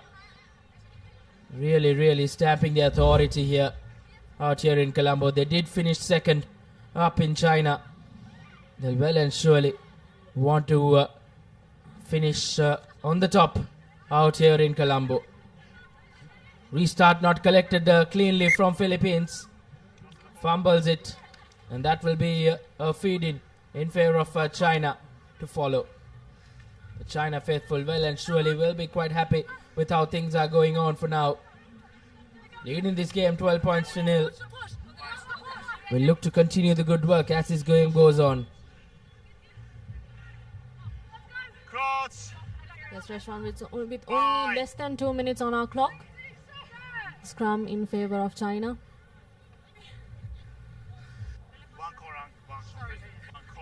Referee having a word with the players. Now once again, China with the feed in. Good work from scrum down for China. Good hands once again. Good running line, and that will be try number 3 for China. 17 points now as Philippines are really being put into the test, and China running away with the game well and surely. 17 points to nil with the conversion to follow, and quite a regulation kick as well. Makes no mistake, make it 19 points to nil as we approach the half-time break. Yes, Reshwan, that's a beautiful way to create gap. As you can see.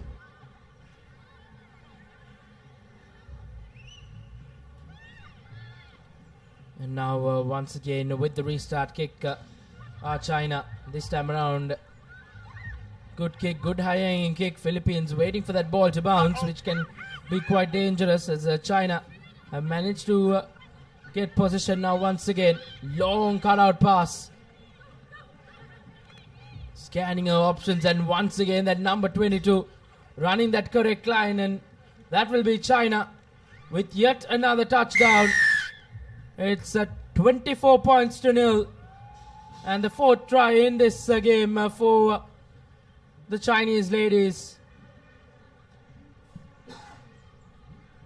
Just picking up from where they left off from that first leg of the Asia Rugby Emirates 7 series. They really look to finish right at the top out here in Colombo.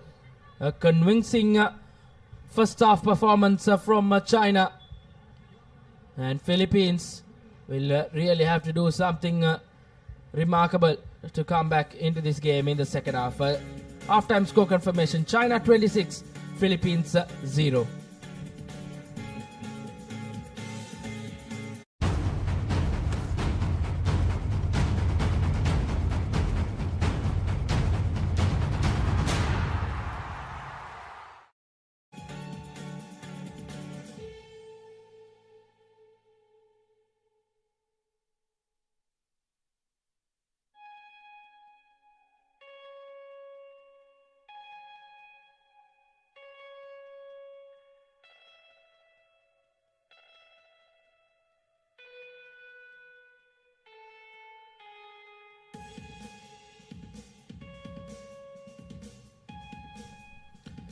Welcome back to Colombo for the Asia Rugby Men's 7 Series second leg, as we take a look at the highlights from that first half, where China absolutely ran riot from the word go, demanding 26-point lead over Philippines in this Pool E second game.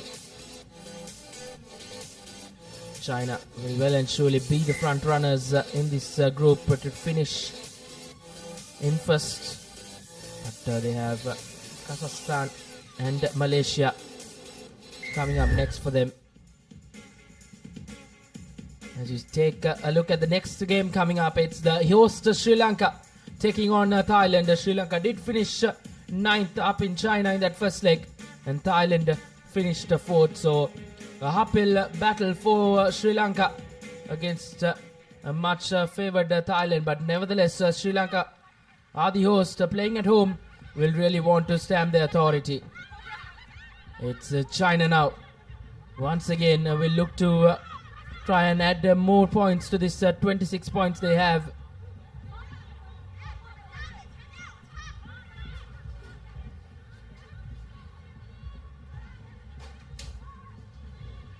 Once again, spreading that ball out wide are China. They have really done that well throughout that first half. The coach would have had much easier talk in that halftime break. Once again, a fumble from Philippines, so we'll give China a scrum in their favor and an opportunity to try and add more points to this 26 points they have scored in that first half. Yes, Rishwan, you can actually see the fatigue kicking in as well. It's quite challenging playing in these humid conditions. Cross. Bind. And that's a scrum in favor of China. That's a beautiful feed in.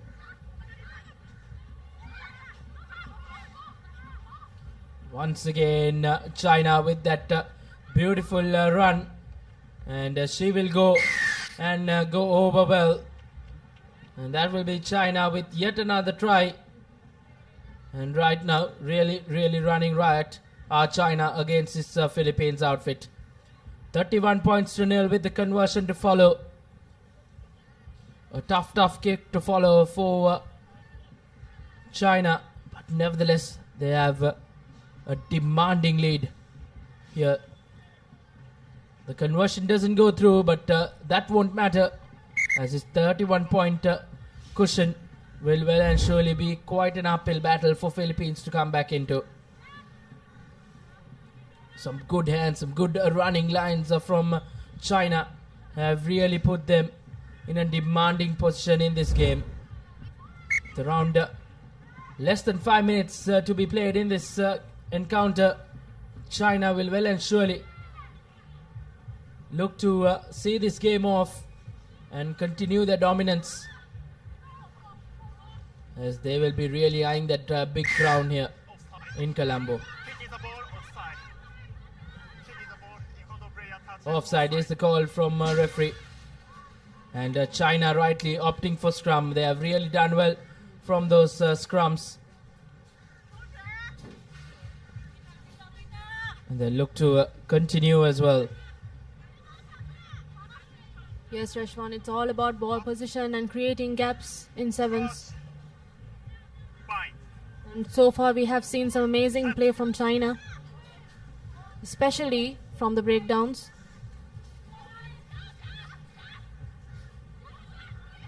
Now once again, ball out wide, allowing that ball to bounce, and the Philippines are first to it, but not the best of passes. A forward pass is the call from the referee, and China looking to bring on some fresh legs. They have the capability of doing that as well. A 31-point cushion gives the coach to bring on the bench. It's China now once again with the feed in.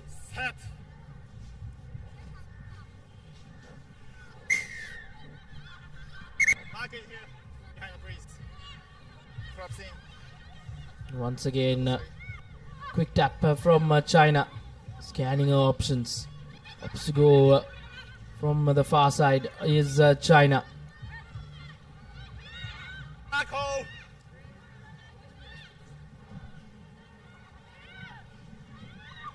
And that's an extra man on the outside.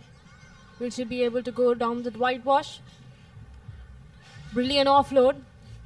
And there she goes.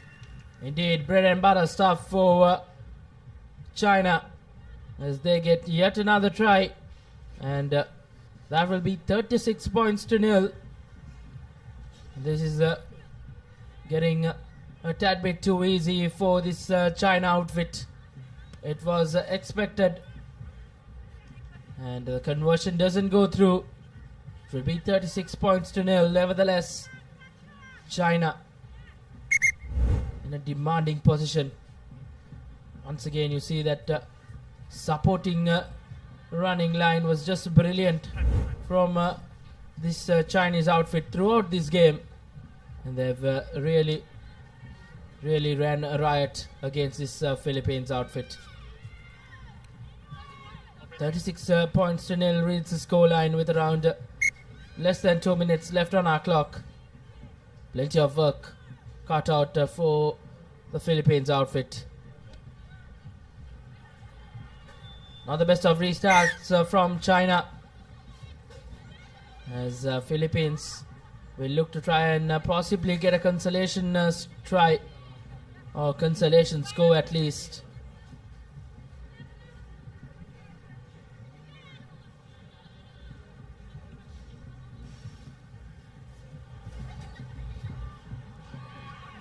Yes, Rashwan, and you can see that's a brilliant run.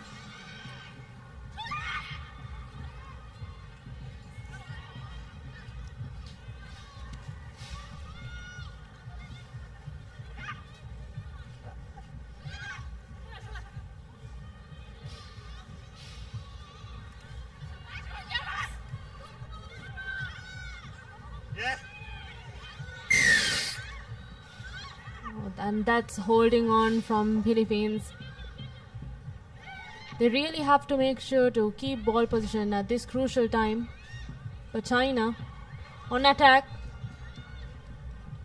And there you go, that's yet another try that would seal the deal completely. It's not that it wasn't sealed before. Indeed, it doesn't get more convincing for China. 41 points to 0 with the conversion to follow.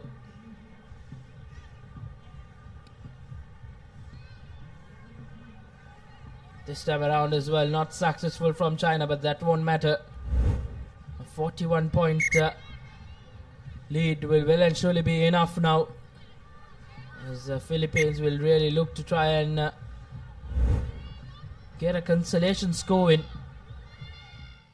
It's been a tough outing for Philippines against a much favoured China outfit, as the kick goes deep.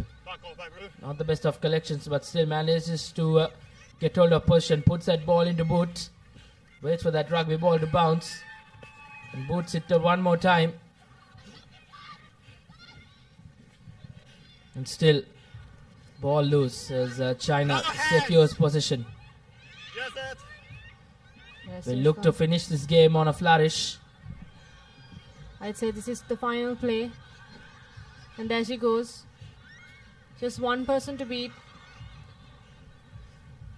Quickly releases and regathers. Taken quickly.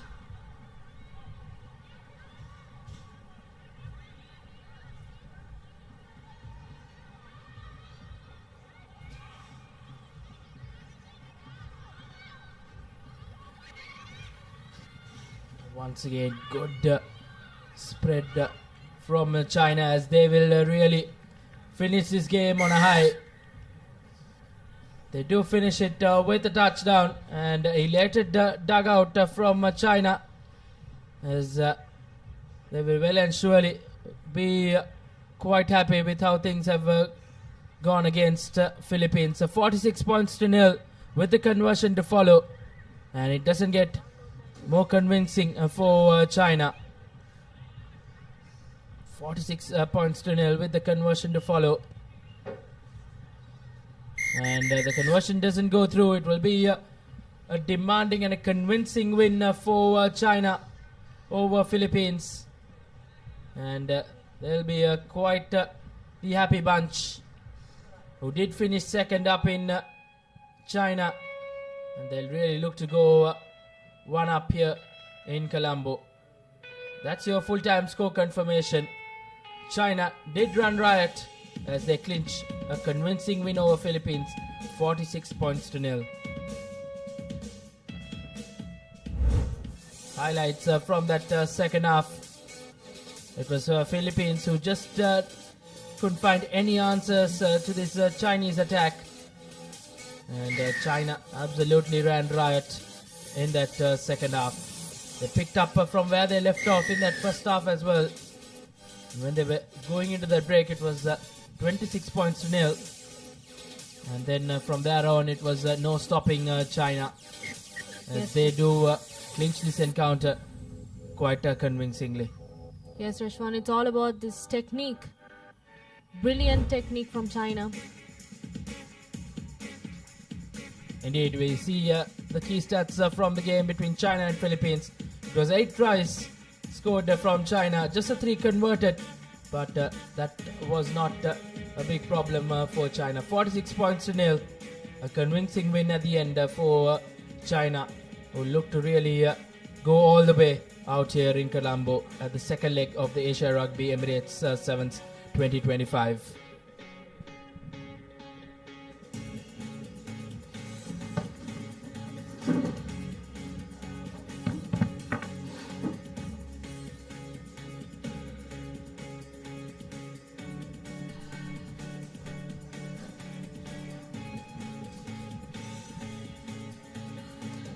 And we move into our next game as the hosts Sri Lanka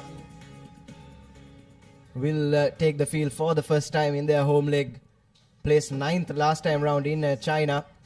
We'll be hoping they can do a bit better than that. But the challenge in front of them is Thailand, who were in the top 4 last time out. And straight away a deep kickoff. But it's Sri Lanka with ball at hand.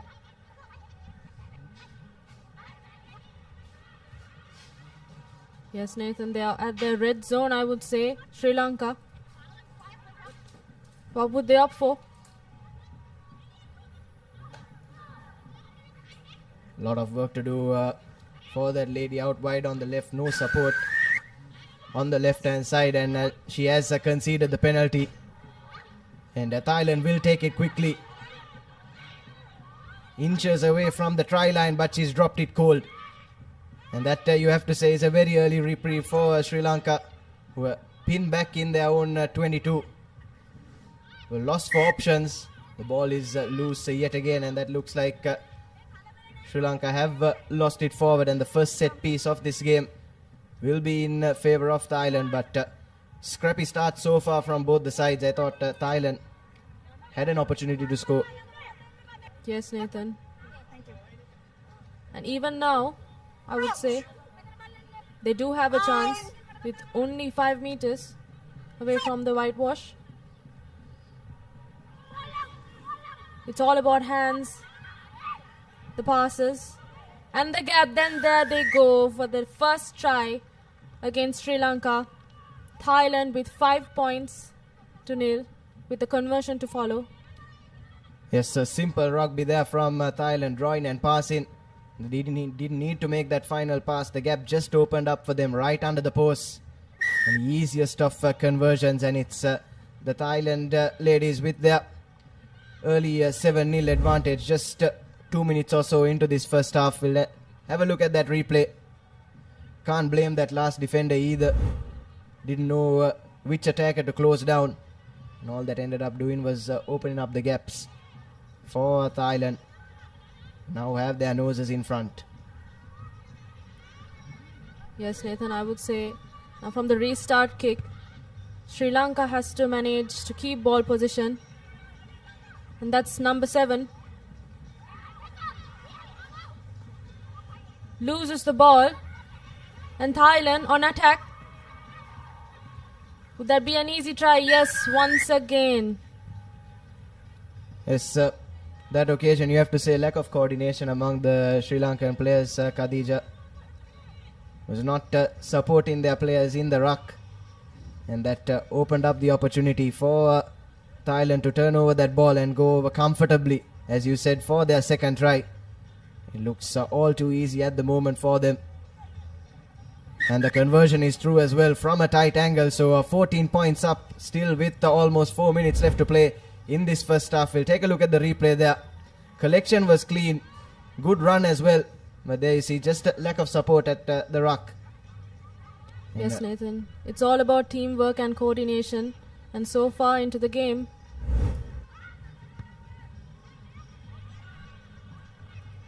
that's Sri Lanka back again with the receiving.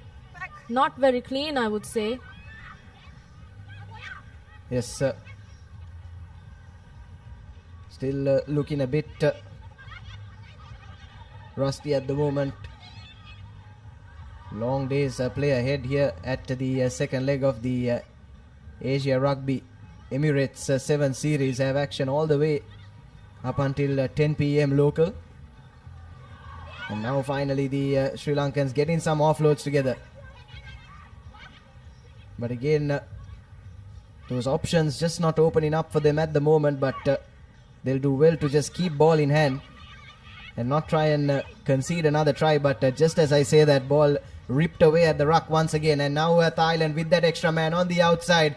Here's the number 10 for Thailand going over for her second. And the third for her country. It's looking all too easy at the moment for Thailand. Yes, Nathan, it's all about looking at the short side and the side of attack as well. Sri Lanka seems to be napping outside the shots. Yes, and that number 10 player for Thailand, she's been brilliant defensively.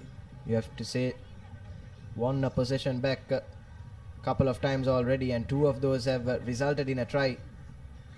She has a brace so far. Let's take a look at that replay once again. Ball was loose, and there was no stopping that runner for Thailand. Narathip Manaisai for Thailand. 2 tries so far and 3 tries for her country. Just over 1.5 minutes left to play in this first half. For Sri Lanka are to spark a comeback, they'll need to make something happen and make it happen fast. Now playing against the clock as well. Scrappy stuff again from that last ruck, but Sri Lanka still with ball in hand. And looks like they have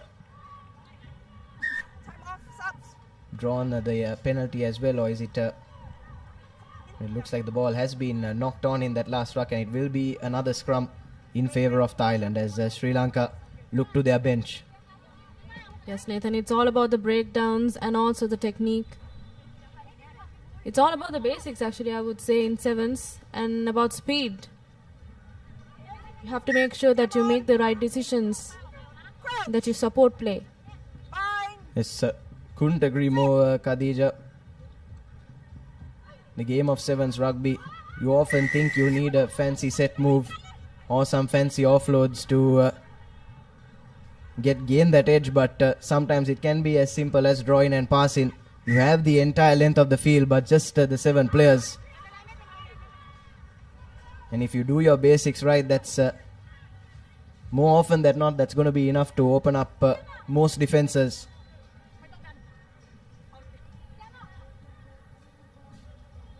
It's another scrum here in favor of Sri Lanka. As time has run out on our clocks, and Sri Lanka will certainly be hoping that they can try and pull one back before lemons. Here's a lovely wrap move coming in from Sri Lanka. The offloads sticking to hand. Have that man on the outside, but that's an important tackle coming in. Spare in the blushes potentially. And bundling her man out into touch. Coach Asela for Sri Lanka probably has plenty to say over that half-time break, doesn't he? And you take a look at that tackle there. Yes, Nathan, it's all about the running lines, actually. The corner man has to make that run. And there you go, Thailand. Few players to beat. Oh, and that's enough forward. And that ends the first half for Thailand and Sri Lanka. So a scrappy half from both these sides, you have to say, but it's Sri Lanka that have made more mistakes, and also on the territory as well. Majority of that first half was played inside the Sri Lankan 22, and hence Thailand find themselves 3 scores ahead. There you have your halftime confirmation. It's 19 points unanswered in favor of Thailand.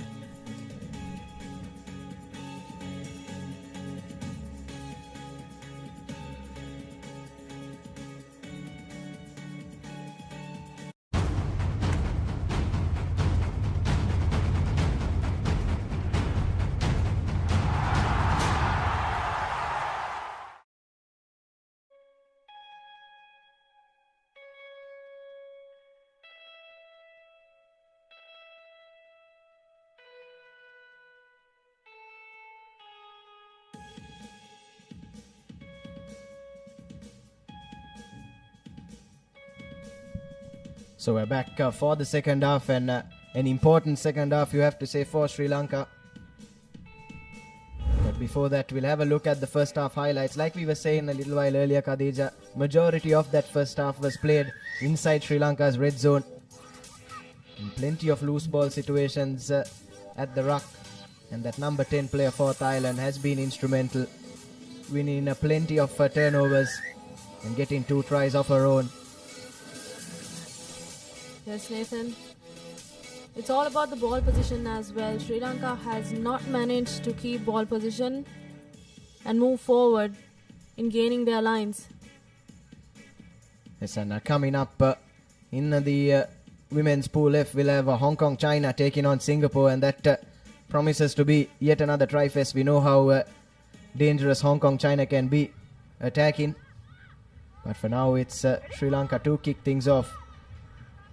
But like you were saying, Khadija, Sri Lanka not able to keep ball at hand. And Thailand as well had their moments when they let the ball go loose. But they were playing their rugby in the right part of the field. And hence were in prime position to capitalize on any Sri Lankan errors. And now kickoff cleanly collected. And now just swinging it from left to right. Waiting for those gaps to open up, and that's exactly what happens. Right down the middle she goes. Didn't need to wait too long for that first score, did Thailand. And it'll be the 4th score and the 2nd score for that lady in the number 1 jumper. Making it look all too easy at the moment, straight from kickoff. And this is exactly what we were talking about just before halftime. Sometimes the game of sevens can be as simple as just keeping ball at hand and drawing and passing, and the gaps eventually will open up. Had the entire length of the field to play with, and does so to perfection, and the try goes converted as well. So it's Thailand now with their noses comfortably ahead. Yes, Nathan, so it's all about basics, just like we talked about. And Sri Lanka should manage with their defense to be more coordinated, I would say. In sevens, it's all about attack and defense, but defense plays a crucial part in managing the scores. So it all starts from the restart kicks. Yes, they say attack wins you games, but it's your defense that wins you championships, isn't it? And straight from kickoff once again, ball bounces kindly for Thailand, collected by the number 2. Looks to go inside, but doesn't need to. She was already over the line, and that's the 5th try for Thailand, and their 2nd try in this second half. We've only played a minute and a half. Yes, Nathan, Sri Lanka really should try to make some scores right now, since we are at the 5-minute mark. 10 seconds. Only a couple of minutes.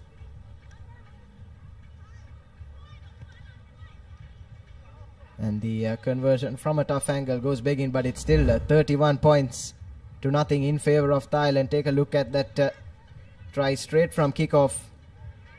And Sri Lanka making that cardinal error of letting the high ball bounce, and you never want to do that in the game of rugby at any level. Yes, Nathan, Sri Lanka almost had it. Let's see how this goes again. Bounces out. And that would be a line out.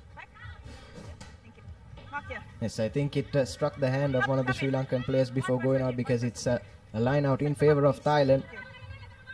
Just inside 40 meters. And now's the time you want to go for one of your set moves, but she's overthrown it, and now Sri Lanka have won back possession. Quick hands through the line. But the Thai defense seems a lot more composed, scrambling and getting into their positions in the nick of time, and making Sri Lanka wait for that first score. And that's holding on, Nathan. I would say the defense is quite fast, even when the position is with Sri Lanka. And there we go. So far, Thailand has made some amazing runs, haven't they, Nathan? Yes, the running lines from them, especially from that number 1 player. She's broken the line straight to the middle on a couple of occasions. And now it's a bit scrappy from Thailand, but still managed to come away with the ball. Here's the number 2 going around that left-hand side once again. The defense nowhere to be found, and that allows her to run right round the racecourse turf and touchdown under the post for yet another try to Thailand. It's 36 points to nothing with the conversion to come. Yes, Nathan, with 3 minutes on our clock, it's going to be quite a challenge for Sri Lanka to score. It's not that it's impossible, they still can, but they really have to talk and communicate in order to make scores. Yes, communication is key. You can see the ball was loose from Thailand, and in this game, from what we've seen so far, if Sri Lanka had made that mistake, you'd 100% expect Thailand to make that turnover and try and launch an attack. But here, lack of communication in the defense, and Thailand managed to win back their own loose ball. So you see some support for the home side, Sri Lanka. Some support for the home side, Sri Lanka. After all, this is their home leg, and you'd expect the local fans to come out in their numbers, especially later in the day. A weekend full of rugby action here at the Asia Rugby Emirates 7 Series. Yes, Nathan, we still are playing inside our 22. We haven't been able to gain, and I would say it's all about the depth, Nathan. There you go, there's another loose ball. Sri Lanka opts for their own try. Yes, sir. Left with absolutely no choice there, you have to say. Pass not going anywhere near the hands. And it'll be a 5-meter scrum in favor of Thailand. And they'll be looking to try and add another score. Points as well is of paramount importance, isn't it, Khadija? Especially considering the qualification procedure into the second round. It's the 3 first place teams along with the best loser or the best second place team in their group. And when it comes to judging that, points difference could be of utmost importance. So even when you have the ascendancy, it's important that you don't take the foot off the gas. It's Sri Lanka that have shoved illegally and taken quickly by Thailand, and she's wriggled through for the try. It's 43 points now to Thailand with a conversion to come. And Sri Lanka faltering in defense yet again. This time at the scrum down. Yes, Nathan, so many cardinal errors. Not the one you expect at this level of games. Yes, certainly, Khadija, it's important that you do your basics right. There you have a replay. Again, plenty of gaps opening up in the Sri Lankan defense. He went right through the middle. And as time has run out on our clocks, if Thailand can win this kickoff, they'll be hoping they can add another try. But as for Sri Lanka, ahead of their next couple of group games, they'd want to go back to the drawing board, go back to their basics, as the referee has blown for full time. And it's Thailand that have blown away Sri Lanka in this first game. 43 unanswered points in favor of Thailand, the 4th seeded side in this second leg, as you have your full-time confirmation. 43 points to nothing in favor of Thailand. And it's been a comprehensive performance from them so far in their first game in leg 2. We'll take a look at the second half highlights straight from kickoff. The textbook try from Thailand. Waited for the gaps to open up and went over for their first try, and then this one. Yes, Nathan, it's all about keeping the ball in your hand, and Sri Lanka manages to fail at every time right after the restart. And Thailand took advantage of those mistakes, and therefore we have the score. Yes, you can see that third try in the second half, it was really scrappy from Thailand, but The Sri Lankan defense not up to the task to pounce on that loose ball. And the end result being an under the post try to Thailand. You don't see that too often from a loose ball situation. As we'll take a look at the key stats from that game. 7 tries and 4 conversions for Thailand. And if you're a Sri Lankan faithful, if you're one of the supporters of the home team, you wouldn't want to take a look at that right hand side column. Sri Lanka had absolutely nothing going for them in that first game, but hopefully they'll be able to bounce back. We know the talent that they possess in their ranks. Still have a couple of group games left to come. Hopefully they can go back to the drawing board and mount a comeback in those games. And with that being said, we'll move on into our next game, Hong Kong China taking on Singapore. As the crowd slowly but surely making their way to the racecourse.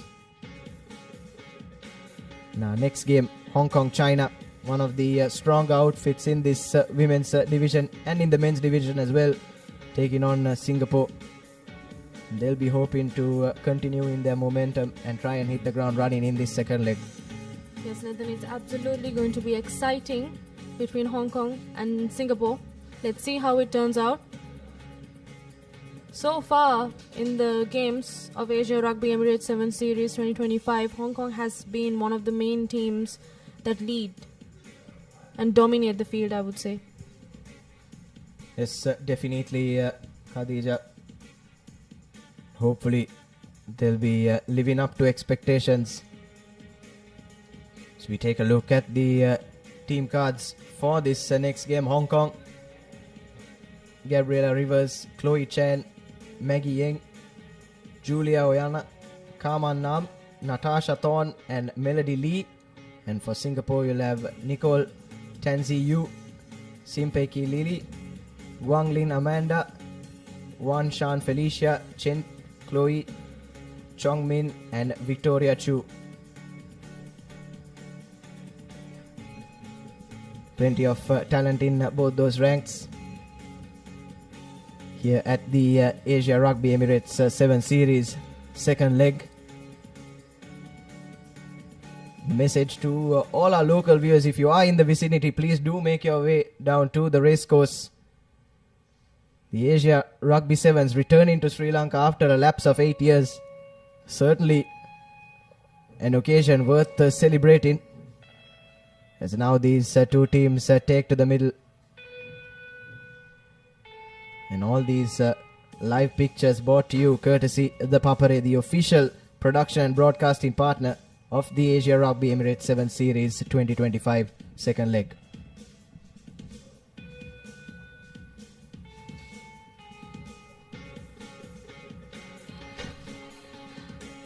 Hong Kong in their blue strip and Singapore in the red.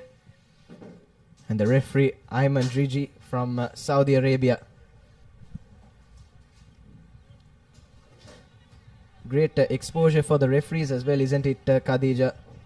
Not just the local referees, but the international referees as well get to make their way down to Colombo and ref an Asian Rugby 7 Series. And it will be Hong Kong to kick things off from left to right in the first half. Yes, Nathan, absolutely. There goes the kickoff. A long cutout pass to the corner, I would say. It's quite messy from the start. Yes, and the ball picked up at ruck time by Hong Kong China, and now have plenty of numbers out wide on the left. Doesn't need them, does the number 2. Manages to barge through for the first try in the first 30 seconds, and this is exactly the start that Hong Kong China would have wanted. But yet again from Singapore, some scrappy stuff from them, conceding the ball at the breakdown. And Hong Kong China were there to pounce, and it's a 7-0 cushion for them. Less than a minute played.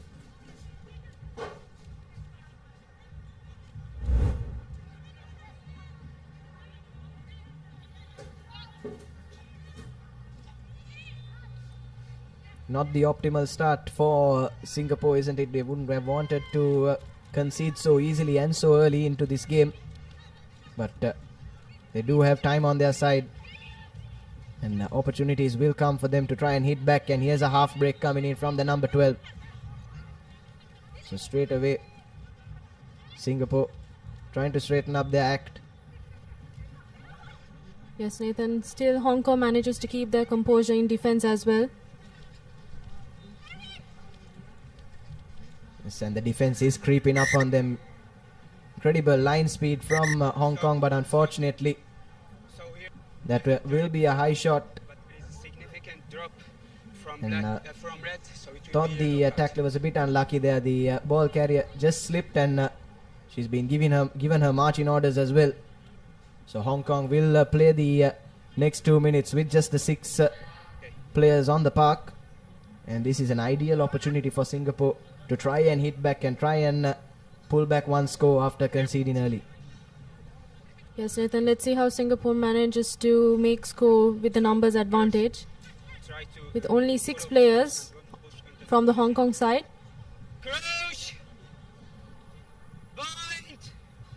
Scrum in their favour, but inside their own 5 metre. How they exit from this will be crucial for Singapore. Opts to put the ball to boot. The chase is on, but it's the Hong Kong player that gets there first, but the bounce is kind for Singapore. So a net gain for them. And now looking to go laterally. Have an extra man out wide on the left. Opts to go for the gap instead. Does the number 7. Probably would have done better to try and find her extra man on the left.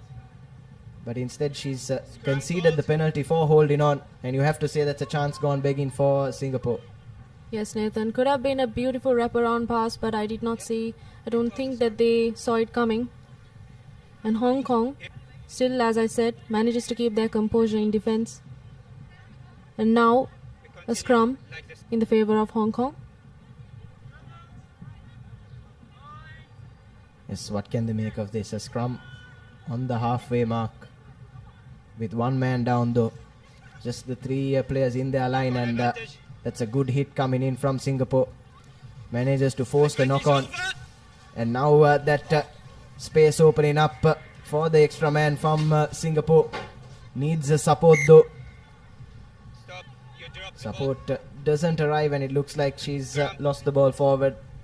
And that's back-to-back opportunities squandered by Singapore when they've had the numerical advantage as well. Yes, Nathan. So far, Hong Kong is playing quite beautifully with their experience, I would say. Still with the player outside. Manages to keep the scores.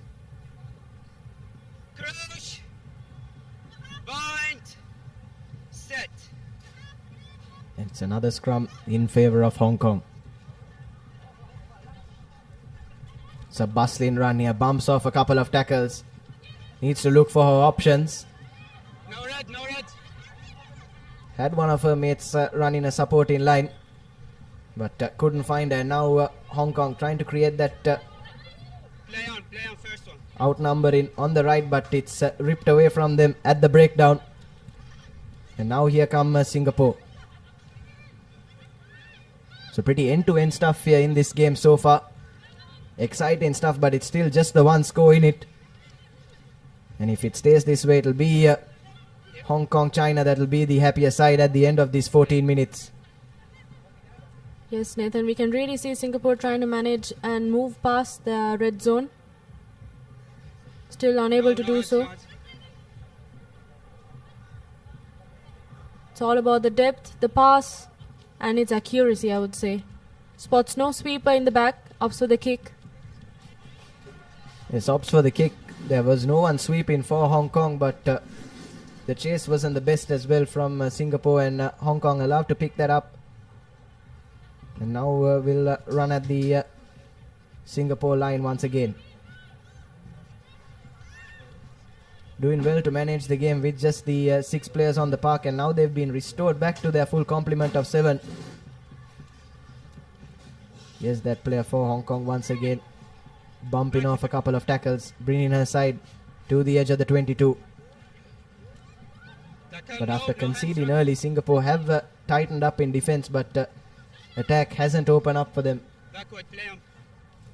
Now some quick hands from Hong Kong as they motor towards the try line, looking for their second score. Create that overlap out wide on the left, and that's a textbook try from Hong Kong China, who go over for their second.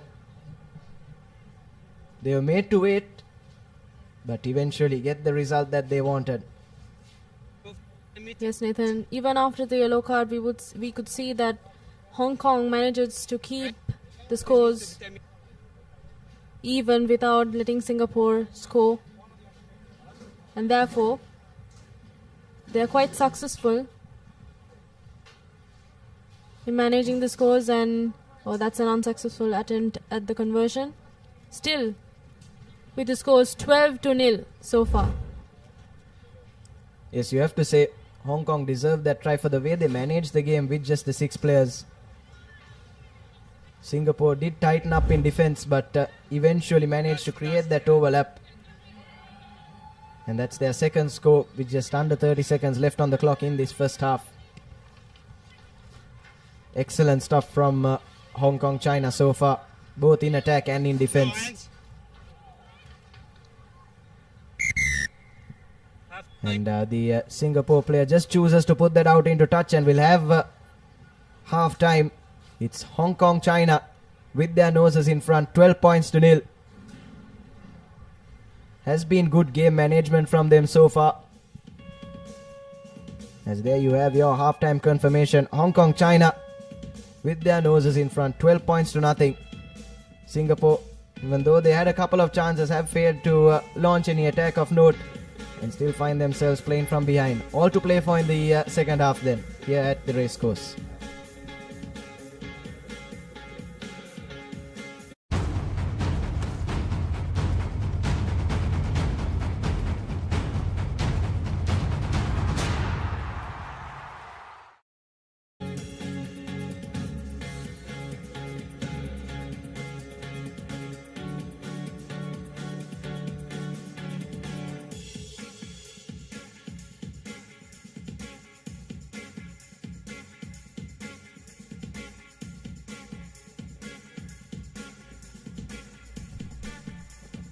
And we're back for the second half in this women's fixture between Hong Kong, China and Singapore. Here's the highlights from that first half. It was Hong Kong, China that hit the ground running, opening the scoring in just the first 30 minutes. And then we immediately reduced to just the 6 players, but managed that passage of play brilliantly. And although Singapore managed to tighten up in defense after that first couple of minutes, right on the brink of half-time, they went over for the try and find themselves 12-0 ahead. As we take a look at our next fixture, a mighty close game between Malaysia and South Korea, and it'll be our first men's fixture in the Asia Emirates Rugby Sevens Leg 2 here in Colombo. Ready? Ready?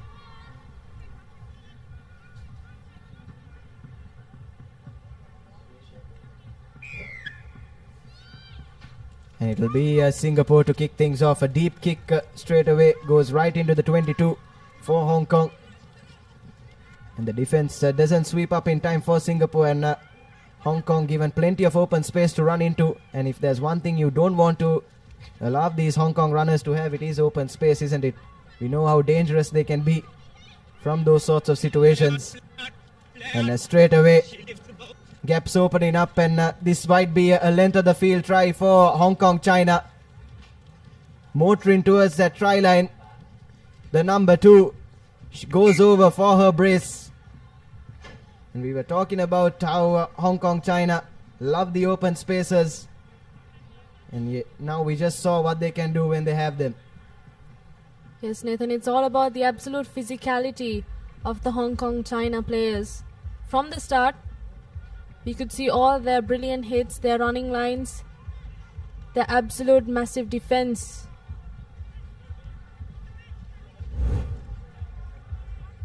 Yes, talking about the physicality, they needed a couple of defenders to bring her down. And even then, had the presence of mind to put the ball down and pick it back up. You are free, you can play it. They have to say that's an intelligent play there from Hong Kong, China. I don't think most players would do that. They'd look to send the ball out and form that ruck, but knew that her side had the physical advantage, and that kickoff has been dropped by Singapore, and will be Hong Kong, China now with a scrum in their favor within 40 meters. And as you can see, Hong Kong, China looking to go to their bench as well. That's another facet of the game of sevens that almost always goes unnoticed, isn't it? Strength of the bench is important, especially in these two-day tournaments as well. You find yourself playing at least 6 to 8 games, and it's never easy to play on the full length of the pitch.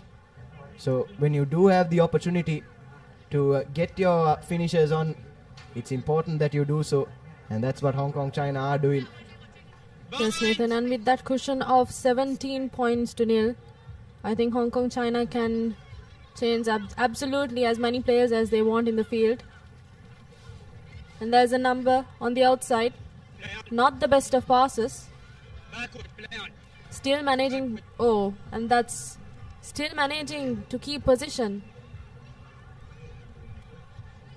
Back, please. Yes, excellent stuff from Hong Kong, China, keeping the ball at hand. Now swinging it from right to left, waiting for that gap to open up. Bumping off a couple of players yet again, using that physical advantage to their favor. Quick hands is needed from that ruck. Ball falls favorably, but unfortunately has been lost forward in the process. And that was a golden opportunity for Hong Kong, China to try and add their fourth, but just a bit loose with the handling. Yes, Nathan, and you could see an absolute brilliant continuity of play in the game. There's no stopping at breakdowns, quick passes, and very tactical from Hong Kong, China. Yes, and that's the part of the game that you need to perfect, isn't it? Especially at an international level, you feel that for most of these players to make it on the international level in terms of talent and physicality, you have to be at a certain level. So after that, what gives you the edge is your tactical play and your mentality, and that's what Hong Kong, China have been doing, and it's worked out for them so far. 17-0 with their noses in front. 3 minutes left to play. They'll be hoping to try and add another couple of scores, really help their cause in terms of the points difference as well. And I think now Singapore manages to get the ball positioned because of a holding on. He told me the code. Scrum code. Scrum code.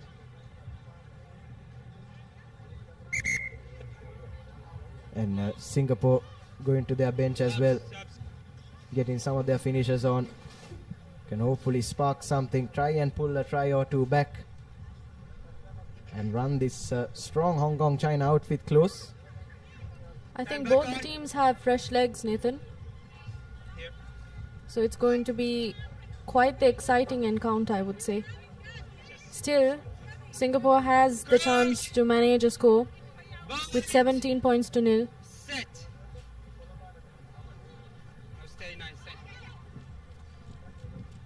Singapore with the feed, but the support wasn't there. Lost for options. And once again, Hong Kong, China showing their line speed defensively, trying to pin back Singapore inside their own half. But lovely step there, making a half break, but still support taking a bit too long to arrive for Singapore. But they have won the penalty.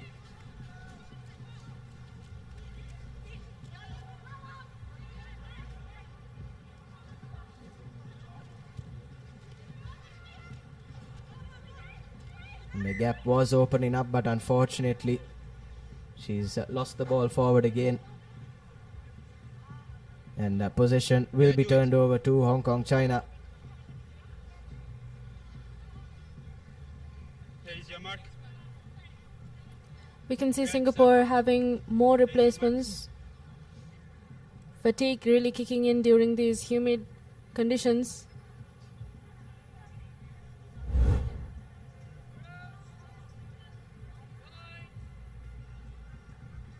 I mean, you could see it in their passes, Nathan. Yes, tried to get a few offloads in, but unfortunately the ball was lost forward. Like you said, Khadija, some of these teams might find it a bit difficult to adapt to the hot and humid Sri Lankan weather. And there, Hong Kong, China dropping the ball, but were playing under advantage, and now they'll take it quickly.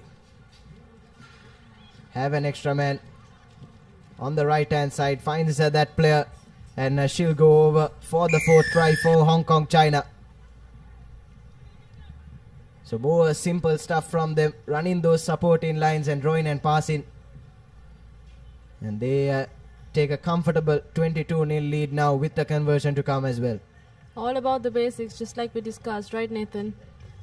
Hong Kong has managed to keep all their composure and remaining absolutely calm, but at the same time managing the momentum of the game. They weren't slow, they weren't stopping, they just kept moving. Yes, so certainly continuity of play as well is important.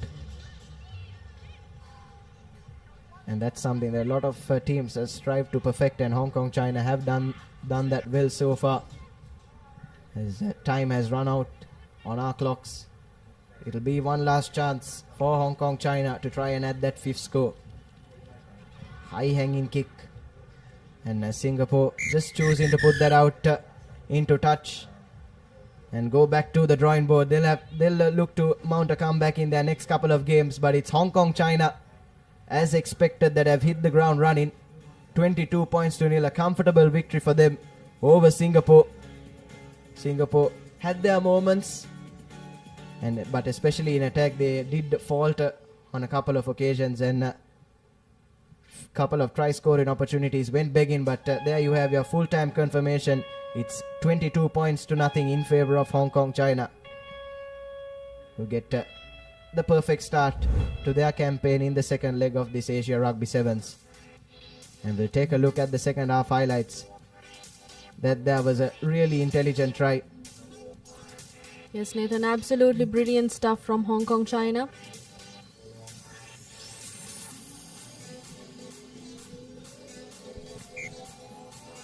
Yes, and have a look at that second try as well. Tiring the defense, drawing and passing. And that was their fourth and final try in this clash. As we take a look at the key stats, 4 tries and 1 conversion for Hong Kong, China, and nothing for Singapore. Clinical performance from them as they have hit the ground running as they try to take the crown back in the Asia Rugby Emirates 7 series.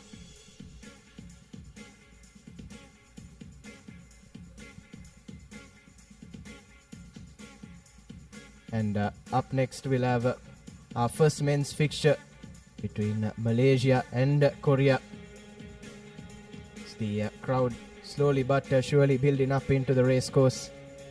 Plenty of foreign support as well, isn't it, coming down to Sri Lanka to support their national teams. So take a look at the next game.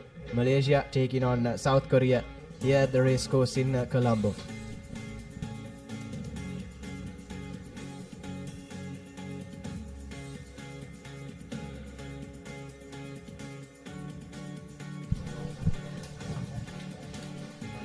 Malaysia set to take on South Korea in what promises to be a thriller. Well, the Malaysians, they will be coming up with Zafir Ahmad, Izwan, Hafiz, Halim, Ilham, Amar, Zul Hisham, Amar, Zulwahe Abdin and Iqbal. As South Koreans have Kim Lim, Jiwoo Park, Gingwoo Kim, Kim Moon, Ji-hoon Park, Sebin Lee, Jin Yong Lee, Hwang Yong will make out the South Korean outfit. As you see the two teams, the first men's fixture for the day, Romario. It's going to be an interesting one. South Korea, of course, will not be too happy with their performance in China, but this leg will be the leg that they'll try to draw one back and try to do one better from their 7th place finish in the first leg. Indeed, they will no doubt be hoping to better their 7th place finish. As Singapore, well, they will no doubt have a task at hand, as referee Ayman from Saudi will be the man in charge, with Taradu Chaturanga on one touchline and Suranga Arunashanta on the other. You have the Malaysians there.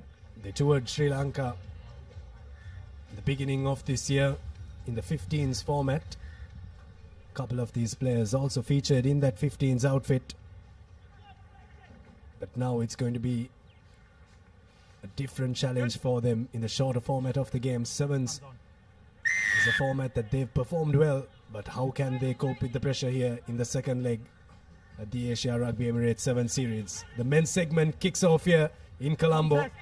Contestable kickoff from South Korea, but they get the ball back. Here's quick hands for the Koreans.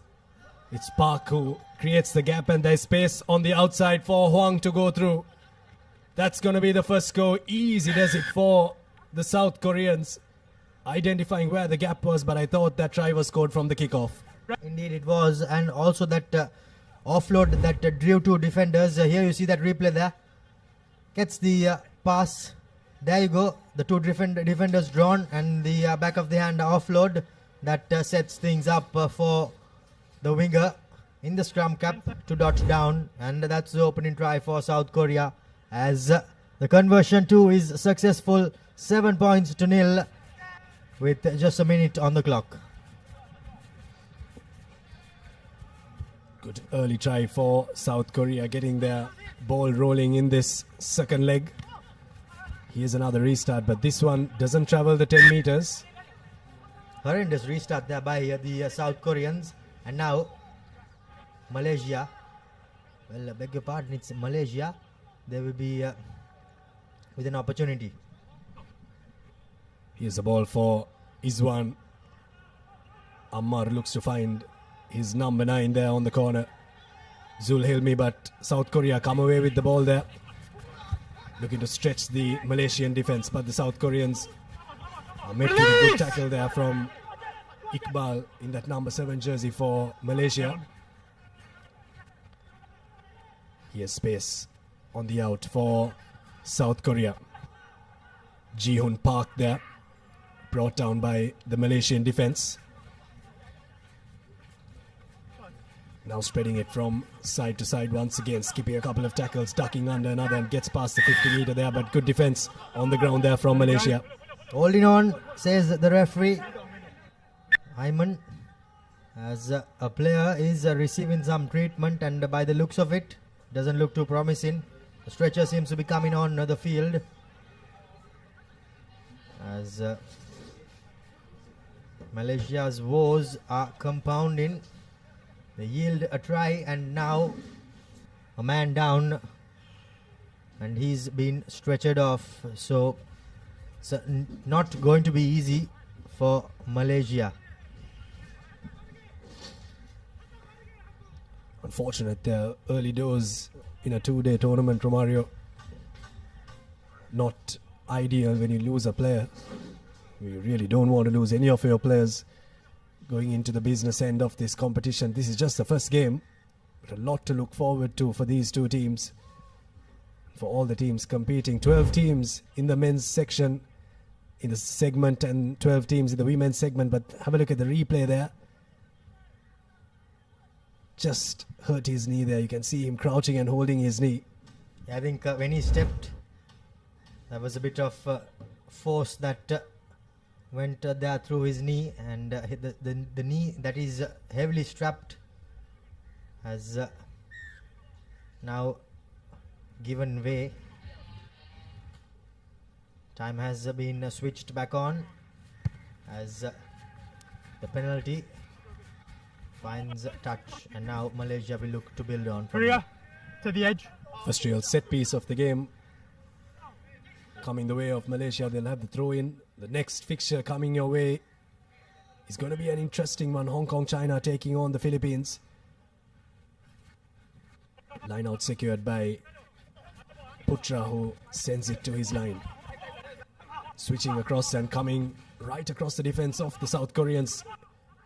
Zuairi finds a gap. No one wants to tackle him from South Korea. Brought down 5 meters away from the line.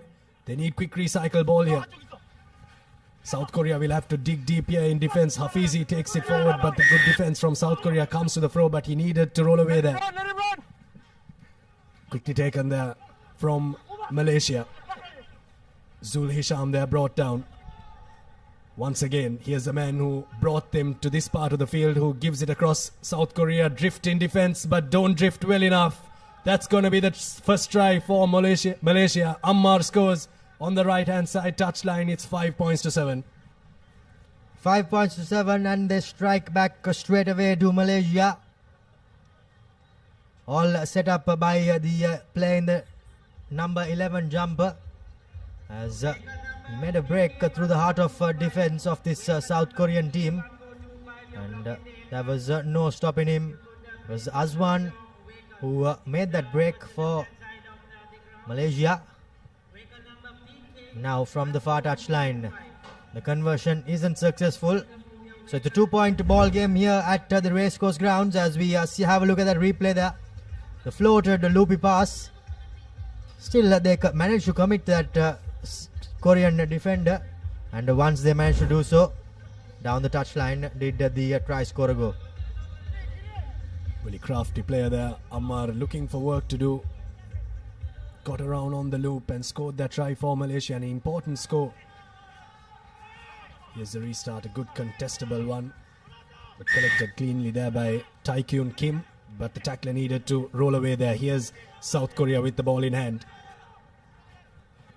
Once again looking to spread the defense, but running through that gap once again is Ji-Hoon Park, and looks to get the offload, but coming in the way there once again. Malaysia stopped that phase of attack from South Korea. Now they slow it down a tad bit, but they lose it on the ground. Snapped up by South Korea. Here's Taekyun Kim running away with it. Ammar comes in and saves the day for them. And what a defensive performance there from Ammar, the try scorer, forcing the penalty there. Well, that was a great passage of play, and Malaysia have been rewarded for their hard work by just that single individual, as he tracked back and made all the hard work, did all the hard work by Ammar, and he managed to win the holding on penalty as well.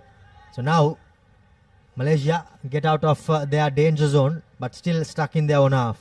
Miss. Just 2, 3. Malaysia scored a try off Let's go red. a line out. That was their first try. What can they create out of this line out? The line out was clean the previous time. This time it's clean as well. Yes, Malaysia looking to create a similar move there, but the option shut out as the South Korean defense looks to swarm in on Harith Iqbal on that corner there. And winning the penalty back there was Intuak Huang on that corner in that number 14 jersey. But by the looks of it,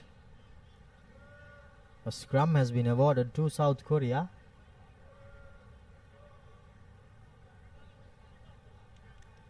As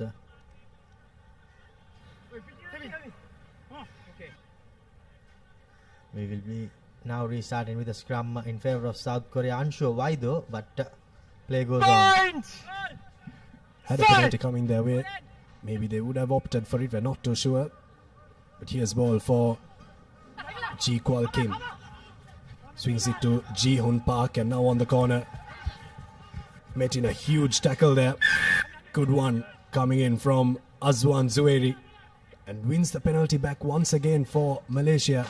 The defense has been fantastic so far. They've allowed South Korea to run a bit, but not run too much. They might have missed the first tackle, but the second tackle and the work on the ground has been fantastic from them. I think added to that, the South Koreans are finding themselves with less support as the first half comes to an end a tight first half. 2 points separating the two teams here at the Racecourse Stadium in Colombo as the South Korean fans fill in. Game number 1 of the men's category on day 1. It's Malaysia with 5 and South Korea with 7 points.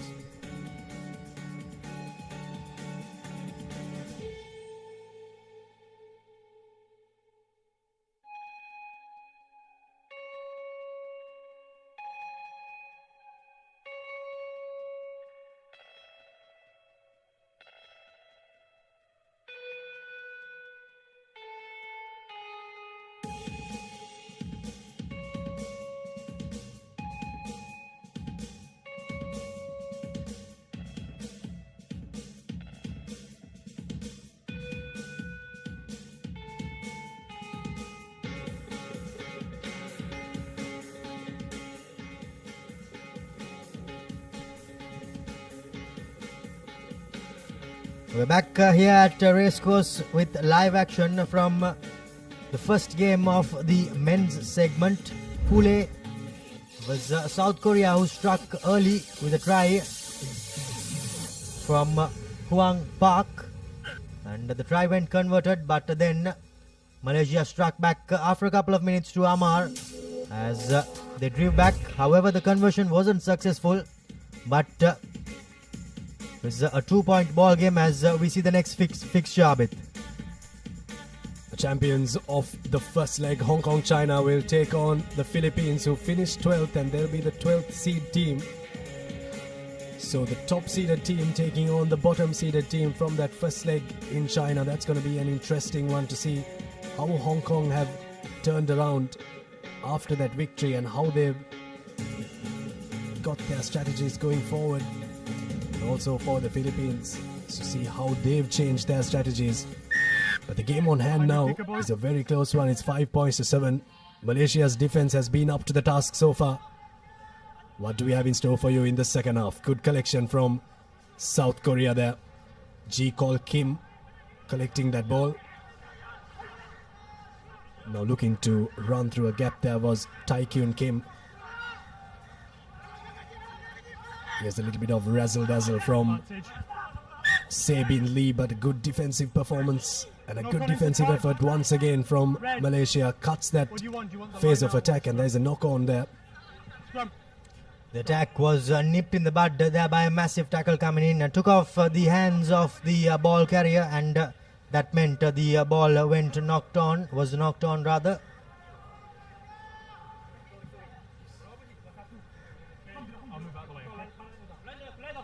Crouch! Bind! Set! Good scrum pressure coming in from South Korea.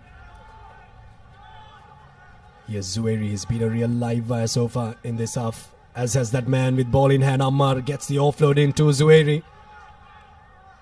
Stepping back in, still on his feet. Looks like the man who really has got a lot of go-ahead for Malaysia. Now stretching the defense. Getting the ball into the hands of Zul Hisham, who is marshalled well by the drift defense of South Korea. Once again, Zuhairi gets the step in and steps past two players, gets the offload in. Here's the try coming in for Malaysia. That's one for the highlights reel. Adin Iman Putra will score that try. That gets Malaysia the lead. But that was all created by Zuhairi. What a try for Malaysia. Great piece of play there by the Malaysians. And do we have a surprise brewing here in the first game of the men's segment in Pool A? Malaysia have struck back. They have gone into the lead. Now have an opportunity to extend it further. The conversion from right in front is successful. So now it's a 5-point game. As we have a look at that replay, here you go. Step 1, 2 and 3 gets the offload away, and by that time, well, the South Korean defense was reeling and there was no stopping this youngster.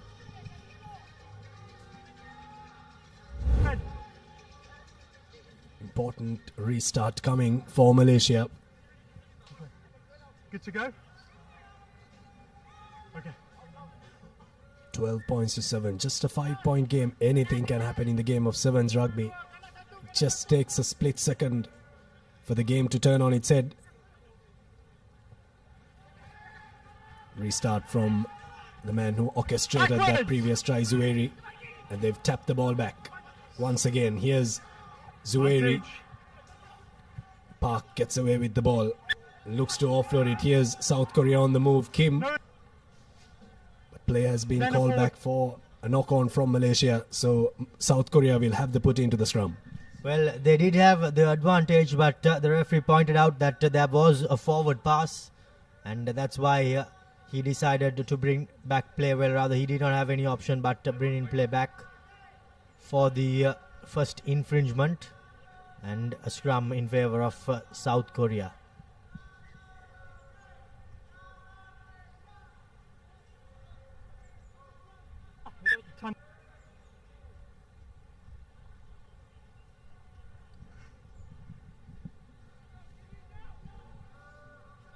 Interesting setup in attack from South Korea, not really spread out wide. Got the one man behind the scrum there, looking to outhook Malaysia, but we'll have a reset of the scrum. But interesting setup there, Romario. Generally would have all three players on one side, but even though the scrum is closer towards the 15-meter mark, they've got a man on the short side. Interesting to see what's cooking for the South Koreans. Well, I think the player from right behind the scrum, the side he goes, the ball will come. There goes their little number 9. Set things up now inside, still inside their own half, South Korea. Through the hands they go, putting on some footwork. Still not making too many meters ahead, but now the try scorer for South Korea places the ball. The referee thought there was a knock-on, but thought better off. South Korea hot on attack now. Here goes the big man in the number 18 jumper, but the ball has been popped forward and then kicked out of play by the Malaysian. Red on the 10. Players on their haunches, as we have about 2 minutes or so left on the clock in this first game of the men's segment in Group A. Thought that was very good defense from Malaysia. Imosi Labati was really pumping his legs there. Crooked throw there from South Korea. So Malaysia have the option and they take the scrum. This is biting time off the clock, and that's exactly what Malaysia need right now. 1.5 minutes remaining on our clock. Substitutions coming in. Yes, indeed. Well, it's now all about the game management for Malaysia. Substitution blue. Send the substitutes in. Make sure the fresh legs are on the park. Hookers, here's your mark. Plenty of substitutes coming on for both sides.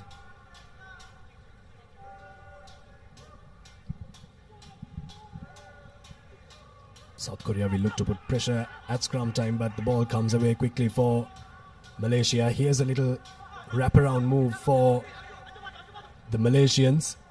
Opens up a little bit of space and they grubber it forward. The ball might just bounce kindly here for Malaysia. And he was taken out there. That should be a penalty or maybe even a penalty try, but it'll be interesting to see what the call is going to be from the assistant referee. Straight away comes to the TMO, does the referee. Now decision time. TMO check.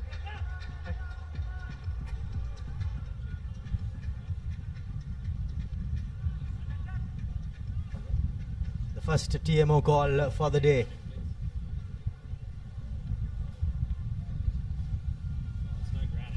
Referee Ayman alongside Suranga Arunashant. Having a look at the screen. The kick was good. The number 7 somehow managed to reach his kick, but here you go. There you go. He was taken out blatantly by the two men, and if that did not happen, it would have been a try all day for Iqbal in the number 7 jumper. 14. Now it's decision time for the referee. 14. Penalty try. Will it be a penalty try? Will it be a yellow card? Or will it be both? Here you go. He was no doubt reaching that ball first was Iqbal, but then he was taken out. Now it will be interesting to see who the referee gives the yellow card to, Abid. No matter the yellow card, the penalty try has been awarded there. 14. Jin Yong Lee and In Tak Huang were the two men that brought that player down, Iqbal. 14. And try scored. That means it's a 7-pointer, and it's going to be a yellow card for In Tak Hung, who is going to go to the bin for the last 1 minute of this game. And Malaysia have got a full 7-pointer, and it's 19-7 here. Okay, when you're ready. Indeed. There you go. The yellow card was coming, and it did come in the end rather. And now Malaysia with a handsome lead, sitting pretty with about 45 seconds left on the clock. 6 men of South Korea. They will no doubt have a task at hand.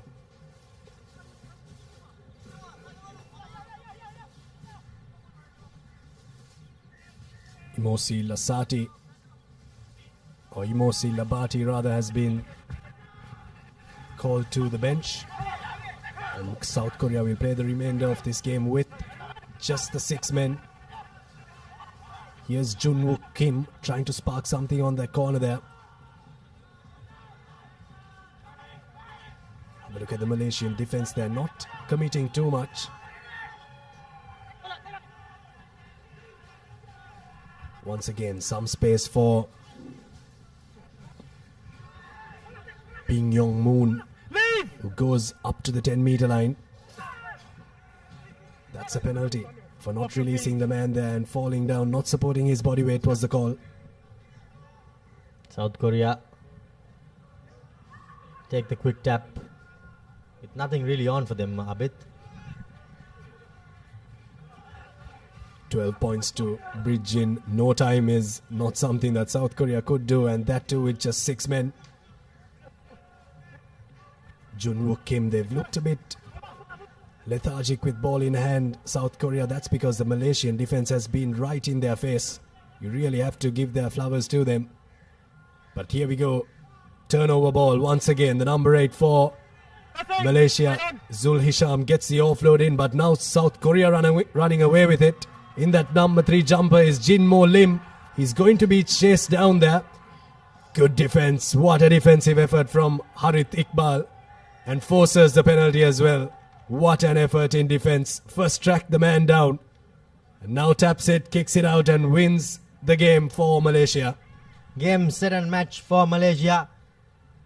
Quite a surprise in this first game, but Malaysia get the better of South Korea.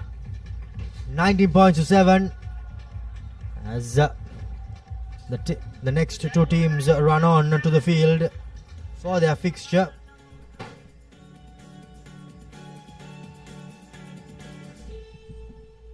Malaysia 19 and South Korea 7. Your full-time confirmation. That was the first men's segment game here in Colombo, the second leg of the Asia Rugby Sevens tournament.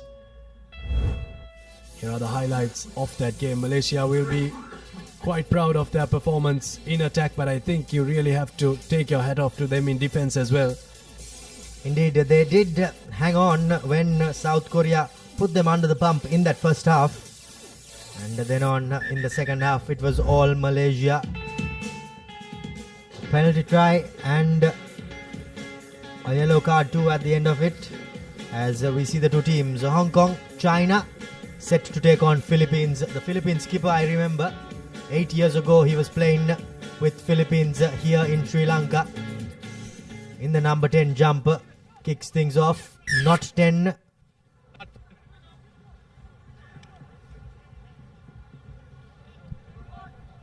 Short arm penalty for the kick not going 10 meters.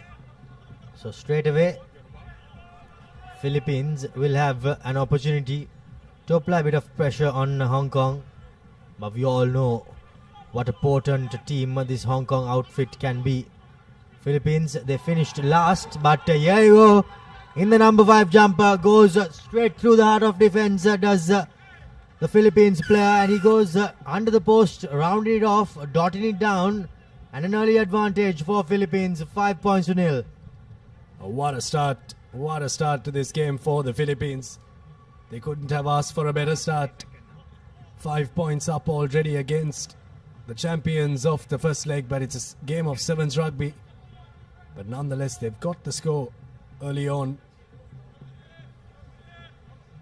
Conversion is successful, so 7 points to nil early on.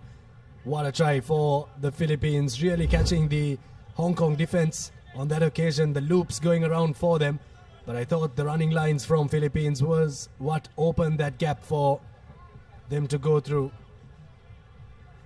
Filipinos will be very happy with that one. 7 points to nil now. Important restart coming up. It looks to go deep and find a bit of grass there. Chasers are up as well. Have a look at the pressure coming in there from Philippines. Fantastic work in defense.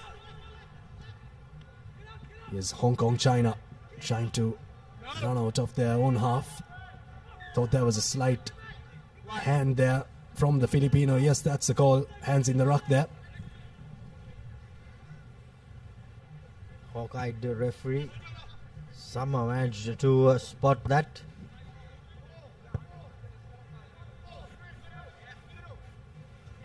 Jivak Fonseca on the near touchline,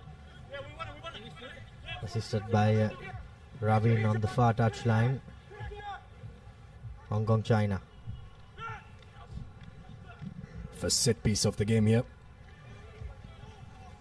Here's Hong Kong China through Harry Sayers. Still on the move. Harry Sayers shows the hand and just runs over the Filipino defense there. Offloads coming in from Hong Kong China. Now this is the team that we know. Here's space for Max Denmark. Now gives it out to Callum McCullough, who steps in. Good defense from the Philippines. Well, he was lucky. I thought so, he was. The looks of it, he went off his feet before he had rights, but having said that, the referee thought otherwise. But great passage of defensive play, and we did see how potent Hong Kong China are in attack.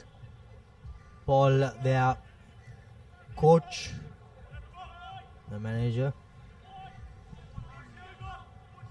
We all know how good this Hong Kong China team can be, and here you go. In the number 2 jumper, just loses the ball forward in as he was going into contact. Was the number 2 for Hong Kong China. Now it will be a scrum in favor of Philippines. Now they need to get out of jail here. Well stolen there from Alessandro Nardoni. Good defense once again from the Filipinos.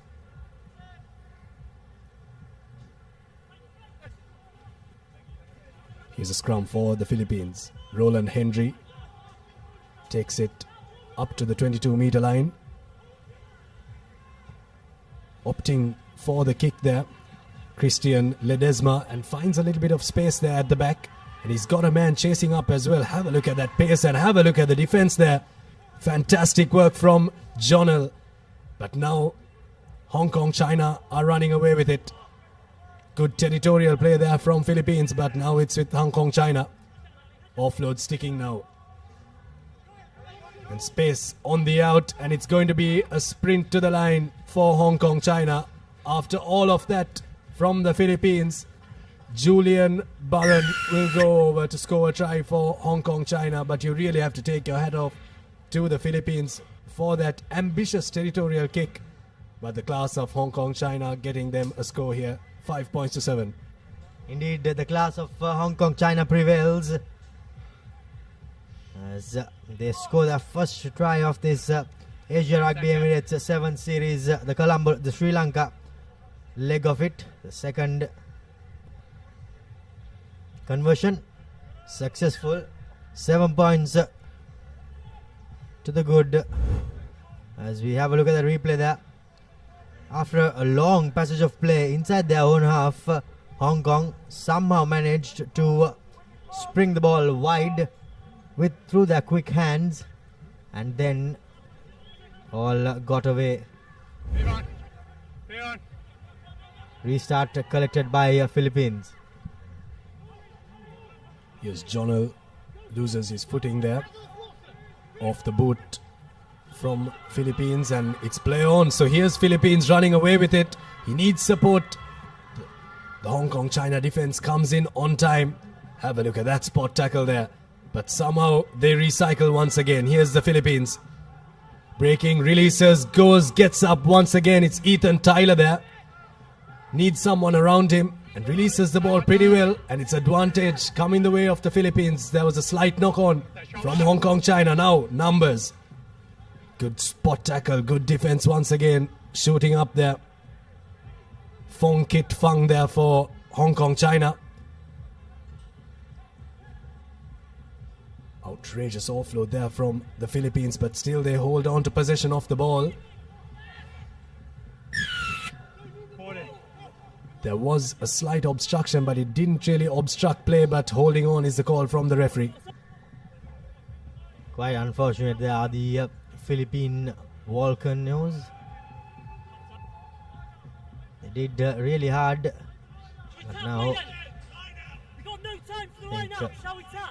they will be taking a quick tap and ending this first half.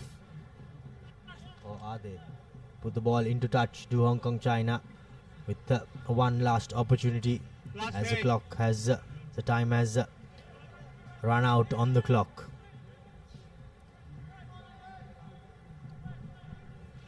There is a good snap off the ball there from Clifford Joe, but the pace of Hong Kong China prevailing there on that occasion stopped that passage of attack from the Philippines. But look at the pace injection there coming in from Harry Sayers, senior man in this Hong Kong China Sevens outfit. Now here's their captain, Max Denmark, still has possession of the ball and now gives it out to Callum McCullough, who will step past that tackle. Easy does it for McCullough, and he'll go under to score for Hong Kong China, and that's exactly why they didn't tap it and kick it out. Indeed, that's exactly why.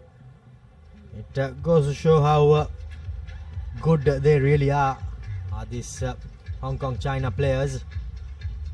They backed their decision, and once the man in the corner got that ball, there was no stopping him with his long levers.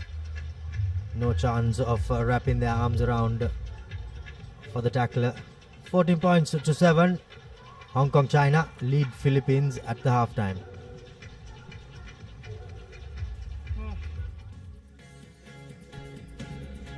(14.7). Hong Kong China lead the Philippines with that last minute try. An interesting half, but an even more interesting second half coming your way.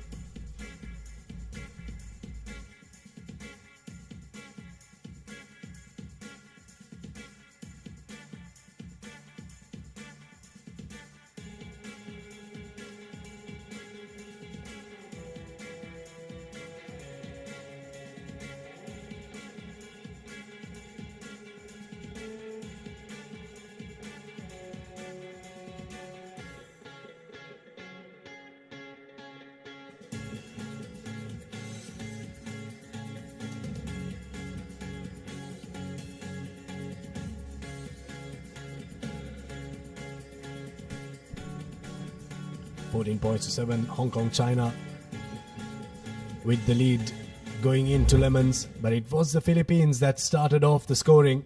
It was a breakaway try there from the Filipino in the number 5 jersey, Dayton Kautai, with the score, but then it was Hong Kong China who got the score right after that and replied in kind through Julian Barron with that score. The Filipinos tried and pierce the Hong Kong China defense, but the defense was too class. Top-notch work from Hong Kong China. Scoring a try there, Callum McCullough with the score to get the lead back for Hong Kong China. Next fixture coming your way is an interesting one. The UAE, the Emiratis, will take on Chinese Taipei. Hong Kong, China make a mess of the kickoff, and once again, right off the bat, the Filipinos score. That's a score that will blow the doors wide open for the Filipinos to come right back through. Hamish Henry with the score, and it's 12 points to 14. A try right off the restart for the Philippines. Not even 30 seconds on the clock. They did that in the first half, but they need to keep the intensity going towards the rest of the half. Important conversion from Ledesma, and misses the conversion, so no 2 points, so it will remain 14 points to 12. But what a start for the Philippines. Indeed, they strike back straight away from that restart there. Catches their opponent's napping as player in the number 4 jumper sets it off, and Ledesma goes through the heart. So that's where Hong Kong, China were trying to catch their opponent's napping, but well, Philippines got the better out of them. Yes, Hong Kong, China now. Injecting some pace there is Brian Phillip. Brought down on the 40-meter line.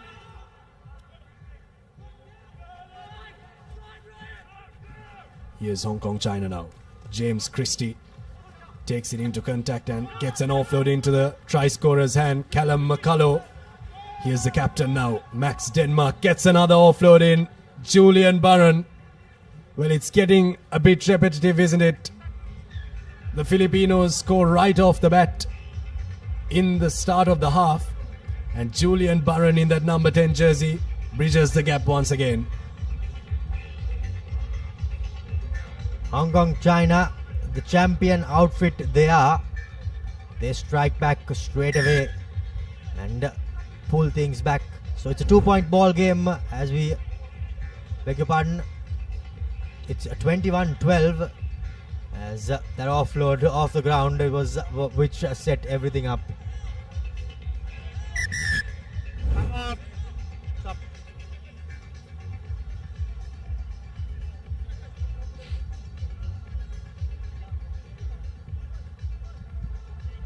Not really sure if Hong Kong, China expected this performance from the Philippines. It's a top-seeded team versus the 12th-seeded team, which is the lowest-seeded team. And if the Philippines do put on a performance like this, we're in for an absolute thriller here in Colombo at the Racecourse grounds. Restart recollected by Hong Kong, China. Now through the hands it goes. Here are their hard hitters. Coming off the bench were a few. In the number 3 jumper, that's Johnny, beg your pardon, number 5 jumper, Harry Sayers gets the offload away, and the scoring is Brian Phillips. He goes under the post, and by the looks of it, that would be the ball game. Well, they just were in search of possession, weren't they? As soon as they got the ball, they just seemed to know what to do with it. Offload sticking. Just such a well-oiled machine, Hong Kong, China.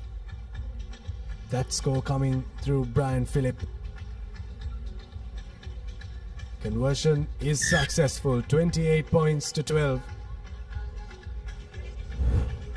Here's a replay of that try once again. A break coming in from Harry Sayers. But then the offloads, it's just a treat to watch, isn't it?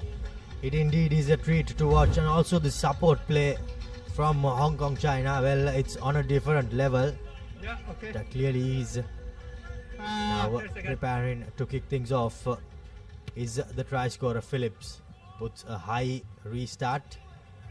Sayers tries to go up but isn't successful. Retaining possession are the Philippines. Through the hands they go.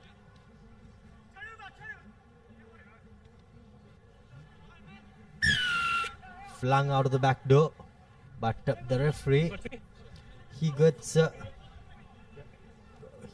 yellow card rather for the number 3 Johnny of Hong Kong, China. Well, in fact, that's for a deliberate knock-on. Philippines now with a number, puts the chip kick in, is the number 7. In the number 7 jumper is Moses, but cleaning things up for Hong Kong China is Liam. Now Liam putting on his magic, gives the scissor to Jamie. He gets the offload away in the number 11 jumper. That's Sebastian. Gives it off to Liam. Liam starts off the play and he comes back to finish things off. And with that, finish Philippines off with about 2 minutes to go on the clock. 33 points to 12. Hong Kong China running away with it. Well, they really are the full sevens package in this Asian circuit, aren't they? They've got counter-attack, they've got set piece, they've got physicality, unmatched physicality. Hong Kong China. What a score that was. Conversion from Brian Phillips.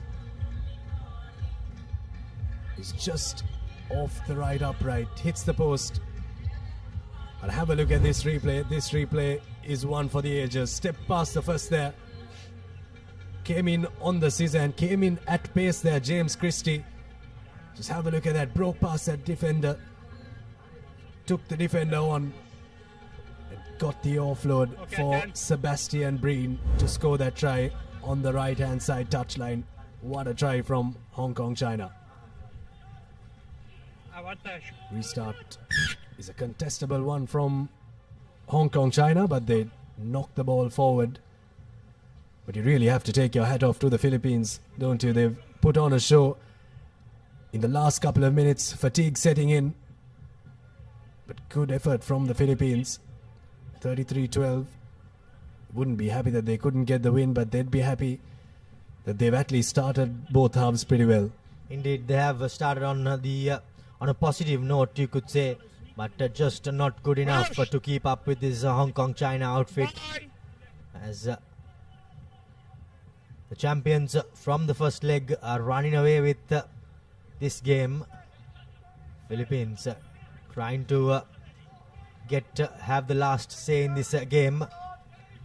But cleaning things up for Hong Kong China was James Christie. Secures a penalty for his team, does James Christie. Now, will they just tap it and put it into touch? Before that, there is a player on the floor for Philippines. So the referee blows for time to be switched off. As a bit of attention seems to be required by the player who is on the floor. However, he limps back up on his feet.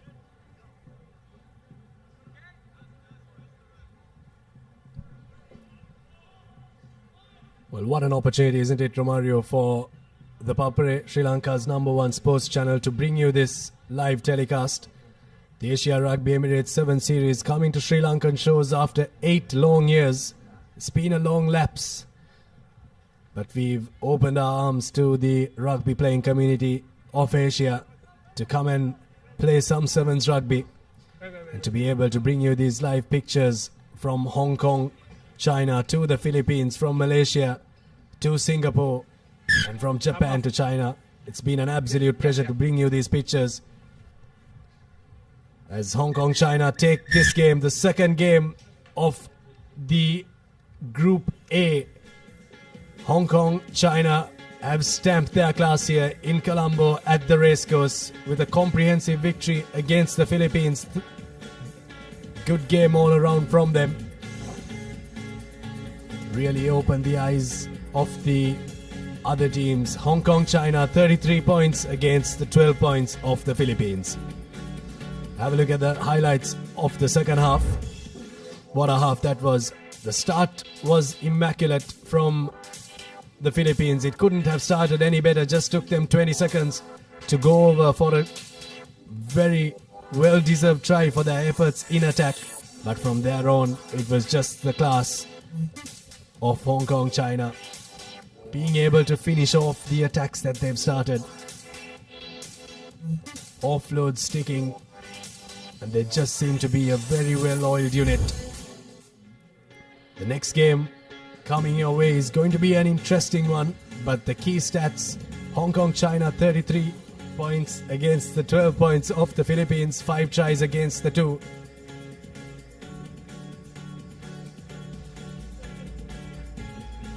Interesting match coming up have a change in the voices in the commentary box. It's Reshwan and Denan to take you through this match. Thank you, Abid. Game's coming thick and fast here at the Asia Rugby Sevens, Emirates Rugby Sevens rather, as we have yet another game on our cards. It's UAE taking on Chinese Taipei here at the Asia Rugby Emirates 7 Series 2025 played here in Colombo. It's the opening game of Pool B. As I welcome Denan to the Combox. A very good morning to you, Denan. Yes, right before midday, Reshwan. So, interesting match up next. It'll be referee Buki who will be the match official.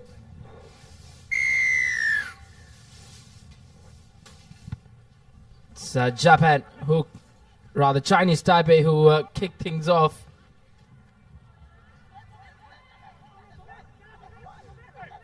UAE good position. It will be UAE with position, taken that tap quickly. Now brilliant offload pass, good collection as well from that big number 5.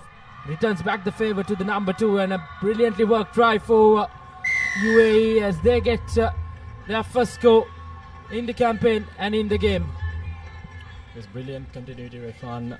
Good offload game, good support lines, and points straight away for UAE. Brilliant from UAE. Just doing what the doctor ordered. It was a brilliant run from the number 5. The offloads were just brilliant. And at the right place, at the right time was the UAE number 2 who goes over the whitewash. 5 points to 0. Is Chinese Taipei will have their work cut out. A good high-hanging restart once again, but not the best of passes from Chinese Taipei, even though that collection was good. So UAE straight away riding on that momentum they gained. Good restart as well. UAE will be a man short in the next couple of minutes, Denan. I think that was not the best of calls coming in from the UAE player.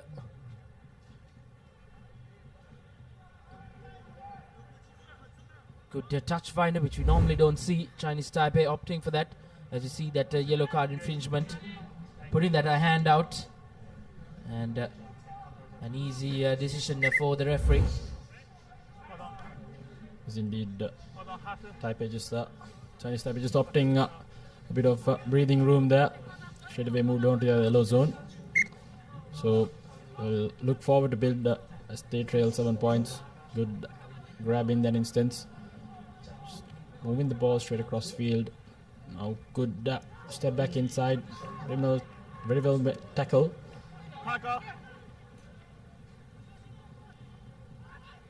Some good step yet again, trying to keep the ball alive. Good offloads coming in, very well intercepted in that instance by UAE. Yet again, good offload back. They seem to be managing to keep the continuity alive, Reshwan. And 4 players coming in to bring down that big number 1, and taken quickly yet again. Still riding on an advantage.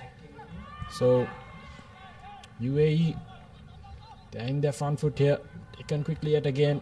Now the number 7 stepping back inside, goes straight underneath the post. So UAE wasting no time whatsoever. Indeed, they are here to play, and well and surely putting Chinese Taipei under a lot of pressure in these opening exchanges. It's 12 points to 0, and mind you, playing with just the 6 men on the park as well. Make that 14 points with a successful conversion. It's UAE who are bossing against this Chinese Taipei outfit. Just have a look at that replay. Stepping back inside. Easy does it for him. Seem to be a big match here with physicality and skill at the moment. But Chinese Taipei still not out of the game. They have an entire half, a little bit over 2 minutes left. So it's important that they find a good collection and capitalize on the position they already have. As we say that yet again a wayward pass intercepted but regathered by Chinese Taipei. So looking to burn the man on the outside, keeps the ball alive but left behind for no one to regather. So will be UAE with position again, yet again good power run there by their number one, setting it up for their players. The captain moves it to midfield, swings it straight across to the number 7, the try scorer. Cutting back inside yet again, trying to keep the ball alive. Did brilliant from UAE, really keeping hold of position. Chinese Taipei really haven't had any opportunity to try and run at this Philippines Chinese Taipei defense. And now once again a fumble from UAE will give Chinese Taipei an opportunity to try and run at this UAE defense. So UAE very determined to keep the play alive. Some fancy offloads going in. In that instance, just couldn't gather the ball. So they seem to be not opting to form many breakdowns in the game. Want to keep the ball alive and keep maneuvering their defense. Now Chinese Taipei feeding for the scrum. It's playing quite flat. So again to cut back inside. Offload's not going to the hands as well as the does for the UAE players. Yet again hospital passed almost, but nevertheless the holding on penalty. So UAE some prime position right before half time. Did now once again to be UAE will look to try and go over once again. They have really bossed position and done really well in this opening half with around So they've capitalized on their opportunities really well and managed that first half quite easily. I'd say Chinese Taipei needs to pick up on their defense. As we said, that the captain now getting past their defense, trying to burn it on the outside now, steps back inside, still on his feet, throws and wayward offload, still, but nevertheless gathered by Chinese Taipei now. UAE scrambling in defense, stepping in, hand goes out, so it will be most probably another card. Yes, so second time deliberate knock on there. They did not what UAE would have wanted. They've really played out well in this first half. Yes, other than the 2 yellow cards, I think they've played quite well, managed the game quite brilliantly so far. Now Taipei yet again with some good position this time around, breaking through the first line of defense. Very well tracked back and caught. Good work at rock time yet again by the number 6.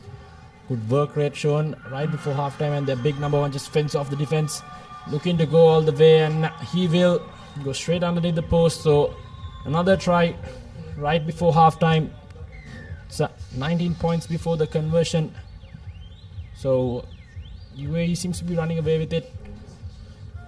Indeed, running away with it can be understatement as well. Chinese Taipei just haven't been able to get anything right in that first half. But they have a whole half left to try and draw a comeback. That's the UAE skipper in the sin bin for the couple of minutes. That deliberate knock on. But it's a convincing first half performance from UAE, as they will go into the break with a good lead of 21 points to nil, as UAE will want to continue in their merry way in the second half coming up.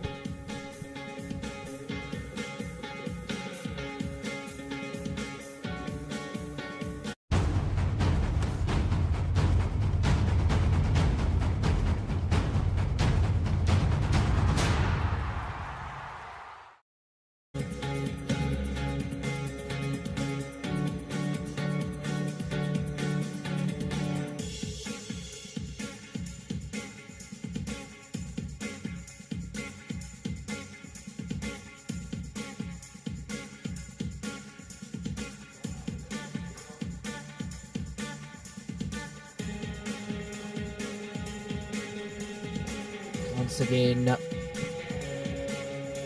live from pictures the Racecourse Stadium out here as we say the first half from this game between UAE and Chinese Taipei. It's been tough going for Chinese Taipei. It was UAE from the word go who dominated proceedings. They went over on 3 occasions, 3 converted tries in that first half for UAE, and it will be just a matter of another 7 minutes to close this game off for the boys from the Middle East. Next game coming up, it's Japan taking on Thailand in the next game in this Pool B fixture. Japan did finish second up in China, and they'll be taking on Thailand, who did finish 11th in that first leg. Some UAE faithful out there, the women's team as well, watching quite closely the action out here in Colombo. And if you're in and around the vicinity, head your way to the Racecourse Stadium as Sri Lanka hosting the Asia Emirates Rugby Sevens 2025 after a lapse of 8 years. And bringing you all the live action is Sri Lanka's #1 sports channel, the Papare, the broadcasting partners for this year's Asia Rugby Emirates Sevens Series 2025. It's a high-hanging kick from UAE. Not the best of collections from Chinese Taipei, as early on in the second half they have a setback.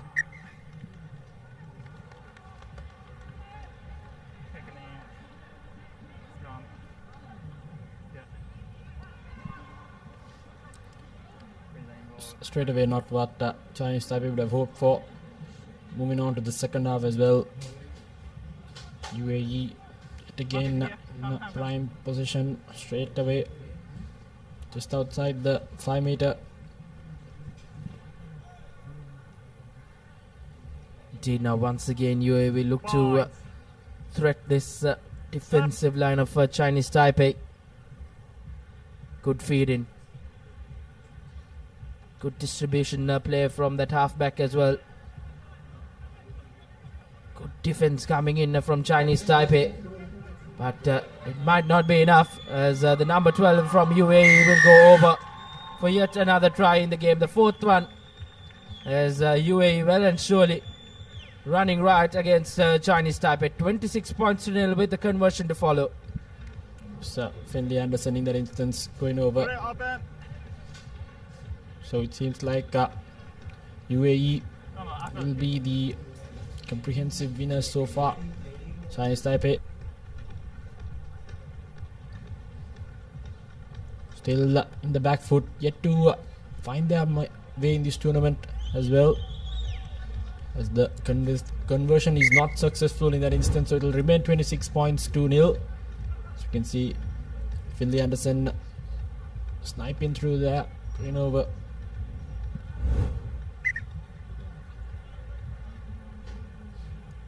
Brilliantly done by UAE.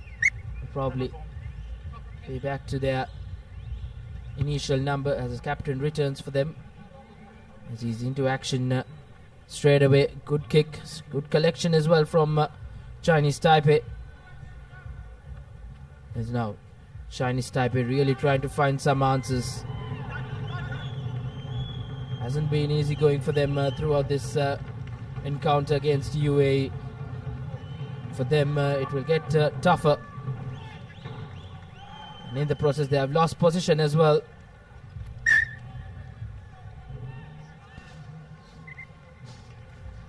Just Taipei again losing position ever so easily.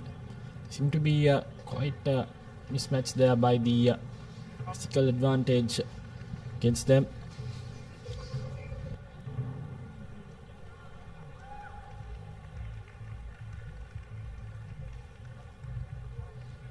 Decent crowd in this morning here at the Racecourse Stadium. Surely the atmosphere will pick up as the game goes on, as the day goes on rather.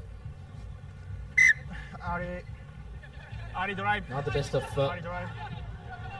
scrums coming in from Chinese Taipei, as now UAE will look to pounce on it and add more to the score. The number 7 who did go over in that first half, Mohammad Ali, gets his second in the game, and the fifth for UAE. It's Mohammad Ali in that instance going over. Quite the nippy player he is.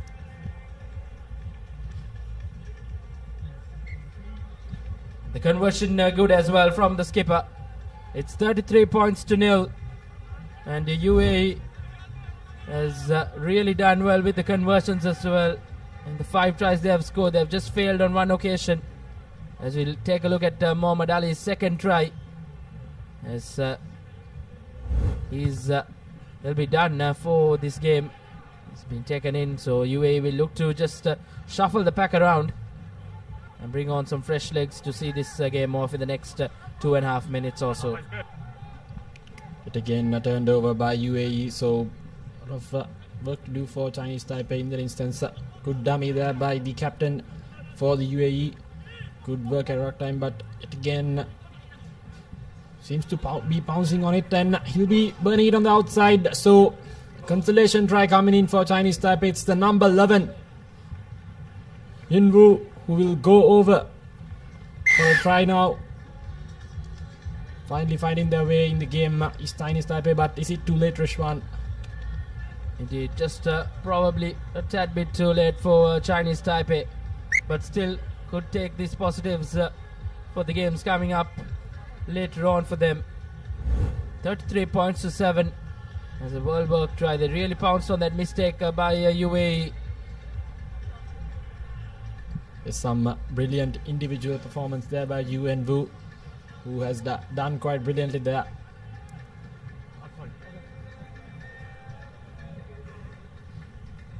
Indeed, brilliant work for Chinese Taipei. Probably will be a consolation score for them. And the restart not traveling the 10 meters, as UAE will take it quickly once again. Skipper in the thick of action. Fresh legs now. And a high tackle infringement going against Chinese Taipei, as UAE will now look to just settle things around and go in for a scrum. Probably the right decision as well, Denon. Just around a minute left on the clock. They look to see this game off.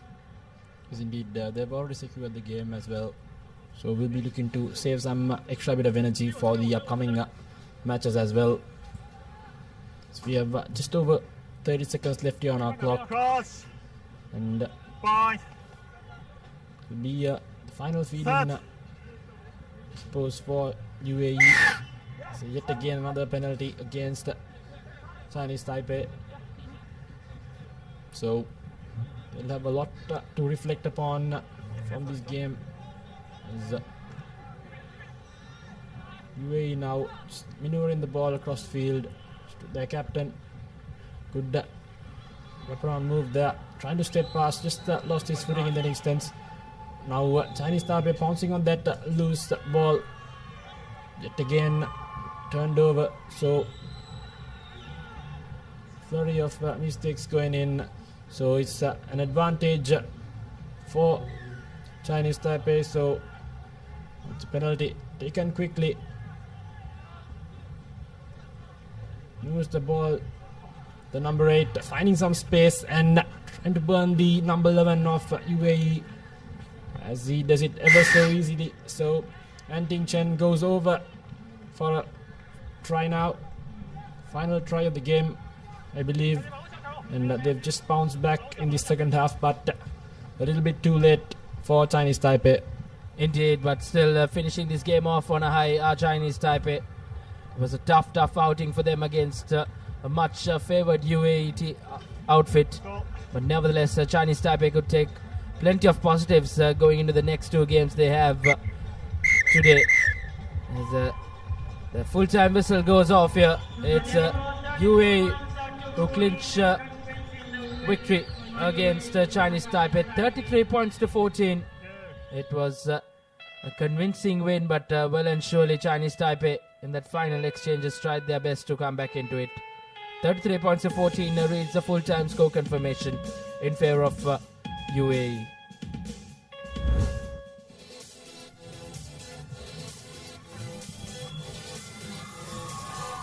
Yeah, the highlights of that second half. Muhammad Ali going over. I think UAE managed this game quite brilliantly. Few loose balls here and there, but overall a good performance by them. Some consolation tries coming in for Chinese Taipei, showing up the potential they have in their ranks. As you can see,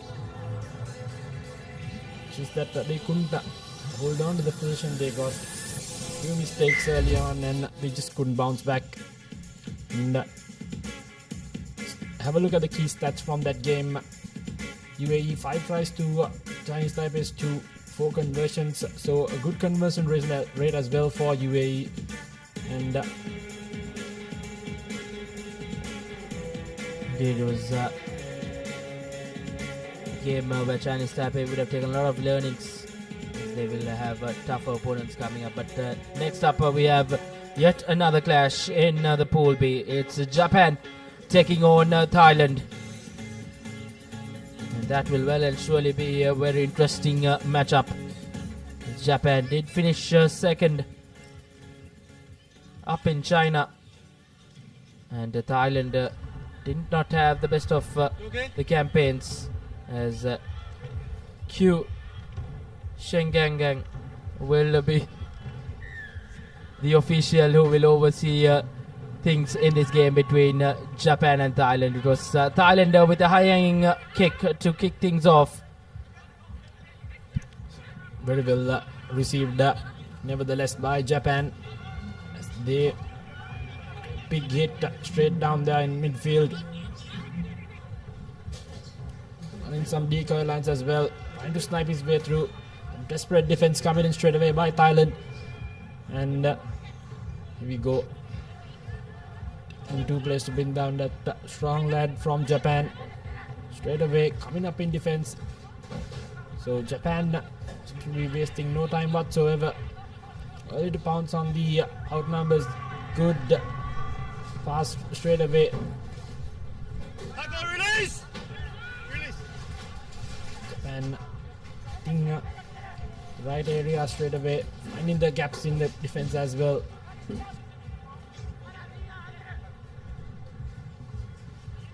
Seems to be a matter of time as they will go over, and it's the number 9 for Japan who will open the scoring. They'll draw first blood in this game. So Japan setting their game up quite well in that instance. A few breakdowns here and there, and eventually a very well scored team try, I'd say, Rishwan.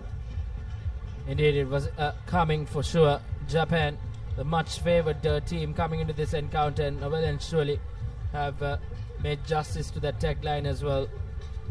So Japan, who have drawn first blood, with the conversion to follow, with an opportunity to add another couple of points. Makes no mistake, that's the 2 points. It's 7 points to 0. As Thailand will have their work cut out against a much favoured Japan outfit. Brilliantly worked try. Going back into the drawing books, coaching staff will be quite proud of it.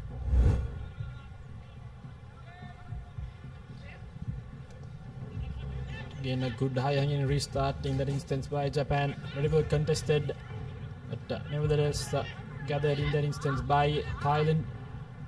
As now they will have possession for the first time in this game. Straight away, big hit at midfield, drawing in some defense now. Overlap there in the corner. Still opting to play it in midfield. Good pressure coming in the ruck as well.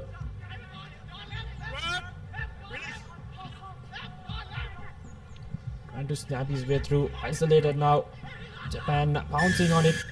So say that it's a holding on penalty against Thailand. Still no time whatsoever. Japan takes it quickly, trying to beat the defense. And some desperate defense coming in now in the far corner. Good Thailand up in defense. Wayward pass goes to no man. And that seems to have knocked it on in that instance by the Japan player. Thailand seem to be coming up in their defense quite quickly, giving no room whatsoever for Japan players to maneuver the field. That will be how Thailand will have to go with their things against this Japan outfit. Then it will be quite tough for them. But still well and surely in it, as we are halfway through to this first half. Japan well and surely have been tested. I think kudos to this Thailand defense, who have really stood up strong, and they're really quick to pounce on any opportunity. This Thailand outfit. Yeah, all the players seem to be quite enthusiastic and very proactive and involved in their defense. Straight away coming up in as soon as the Japan players giving them no room whatsoever to work with. I think that's their strategy in this game. Japan the move favored and likely to pounce on every opportunity they get, as we say that. But again, good defense, some good pressure coming in by the ruck. Almost lost position in that instant, the number 6 for Thailand. Penalty against Japan seems to be a bit too high for the referee's liking. So Thailand with some momentum here. It's 2.5 minutes left here on the clock. They'll be opting for a scrum down just outside that 10 meter. Thailand would love to go into this break possibly with a score win. Try and level term things. That will be the goal at the end of this first half for the boys in yellow. As now Thailand with the feed in. Ops go from the short side. Puts in that kick. Looks like that will be out. And that will be a line out in favor of Japan to follow. Not probably not the best of decision making coming in from Thailand. Didn't had the right idea to capitalize on the open spaces in the back, but just couldn't execute it as well as they'd hoped to. But nevertheless, Japan now the line out. Good throw, good receive, and straight away going to the center field, finding the gap there in that instance is the number 10 for Japan, who will go straight through for the try. And straight away, as we say that, Japan gets the position of the ball, the tiniest of rooms, and they've capitalized with the maximum. So with the conversion to come, it's 12 points to nothing. It's Toma Shiwachi who is the try scorer. We'll be hoping to convert it as well. Just proves how potent and threatening Japan is. Slightest opportunity, the smallest gap in the defense, they will pounce on it, and the conversion successful as well. So a little over 30 seconds left here on the clock. So take a look at the replay there. Very well received line out, spotting the gap, and good presence of mind to give that quick short pass, and easy does it for the number 10 of Japan. Restart again, contested, won by Japan, so good stuff straight away. Not settling for nothing less than what's best for them. As we say that right before halftime, they seem to be reaching for one more try just to put the game at rest, and they will get that desired score, Ishwan. So 19 points to nil. The number 12 going over. Did a brilliant work from Japan. This was expected. Koga getting his first try in the leg and in the game as well. Japan, a 3-try first half for them, as they will really go into that break with a lot of ease coming up in that second half. Conversion yet to be made.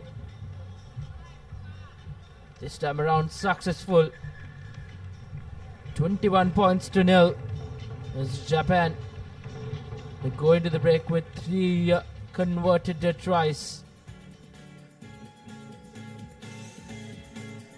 And as you see the halftime score confirmation, Japan 21, Thailand yet to get off the mark.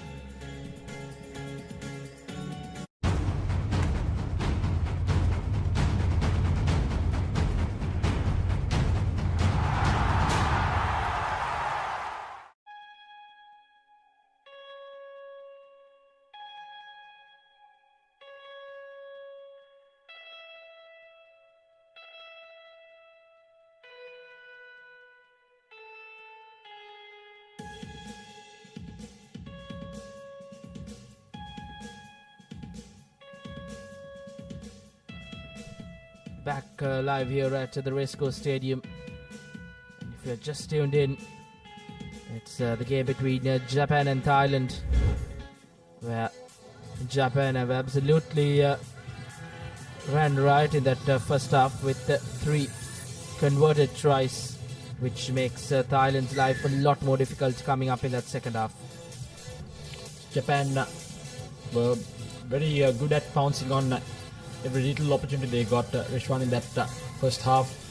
Thailand did manage to showcase some good defensive efforts, but Japan's attack just a bit overpowering in that instance. So important second half coming in for Thailand. Vital that they get a score in if they want to keep this game alive for themselves. Next game coming up, it's the hosts Sri Lanka taking on Uzbekistan in the opening game of the men's Pool C fixture, as the host will want to put on a show in front of the home crowd here at the Racecourse Stadium. Sri Lanka, led by the Candy speedster Kavindu Pereira, finished 4th up in China. They'll well and surely want to do much better here at home. A lot will be expected, but before that it will be the second half. The game between Japan and Thailand. It's Japan who kicks things off for this second half.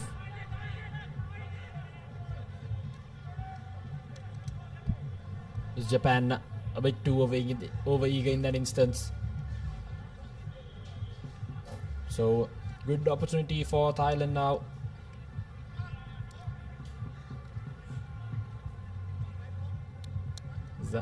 Be taking a quick tap. Away, switch directions to good fend off and good hands yet again, keeping the ball alive. Thailand thought they were settled, but yet again wavered past. As we say that, Japan yet again pouncing on that loose ball. He has blown the whistle, so he'll call back play tad bit forward for the referee's liking. So Thailand living on some thin ice. Indeed, Japan really will look to continue their dominance here against this Thailand outfit. Hasn't been quite easy out there. It's hot and humid. We have had plenty of showers throughout the week. The weather will play a big part in this day one. Once again, we look at that incident.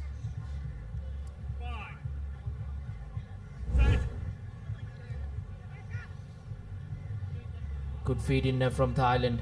Gets that ball out quickly out to the speedster. We look to try and get past this Japanese defense, but a thumping tackle as Japan have done well to turn over proceedings. Once again, Thailand, just like that first half, then and they have doing the plenty of defensive work. Now Japan can overlap in the corner. Stepping back inside is the number 7. Cuts through 3 defenders. Now goes over with the number 1. So Japan, as I mentioned earlier, the slightest opportunity they get, they pounce on it, and they will go over straight under the post for their 4th try. The conversion to come. So it's Takia who will go over for that try. A very well-oiled Japan outfit. Just making easy work so far of Thailand. Just been the best versions of themselves in terms of attack. Even though the scoreline reached 26 points, I think they have done quite well to keep this Japan team in bay. Just Japan a bit too good in that instance. Straight away. Indeed, they did come with that tagline of the runners up in China in the first leg of the Asia Rugby Emirates 7 Series 2025. So well and surely they look to impress here as well. And they have started off in good fashion. 28 points to nil now, and they look to add more to it and make that 33 points with the conversion to follow in quick time. It's good contest in the restart. Regathering position as soon as they can. Ugita will go over for the try. Japan making easy work of Thailand. It's just that they seem to be managing this game quite well. Showing a lot of skill. It's their position in the tournament as well. Conversion unsuccessful, but nevertheless 33 points and the game to their name. Indeed, it's the first conversion that did not go through for Japan. Once again, just dominating proceedings from the word go. And not the best of collections from the restart, but nevertheless was secured by Thailand, and that too will probably be a very important call coming in from the referee. He straight away goes to the pockets. He had no hesitation, as Japan will be reduced to just the 6 men on the park for the next couple of minutes.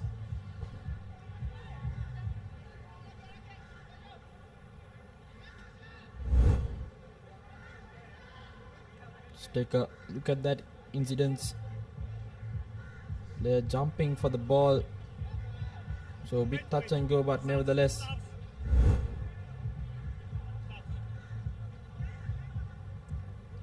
that restart rush one, it's almost like Thailand didn't contest for the receiving ball.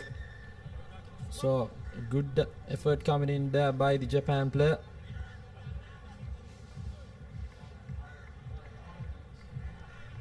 Now Thailand with the numbers advantage. Little under 3 minutes left on the clock. They'll be hoping to get some points on the board.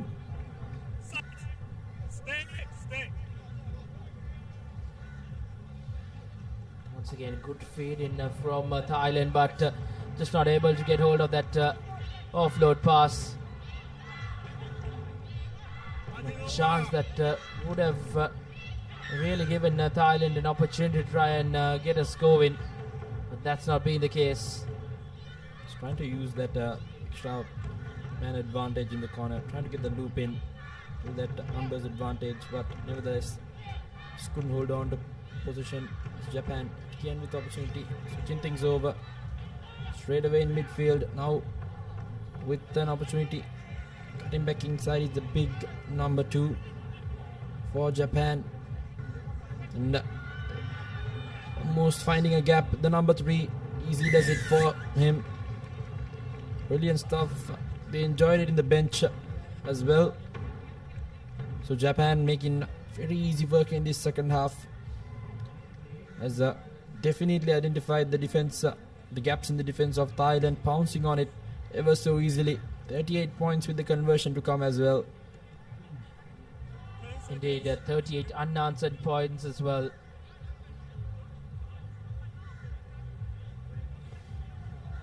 This time around, make it 40 points for Japan. Well and surely in prime position. They would like to add more points into it, as they will be back to their initial number of 7 players as well. So Thailand will be kicking themselves down and not being able to get any advantage from being a man up.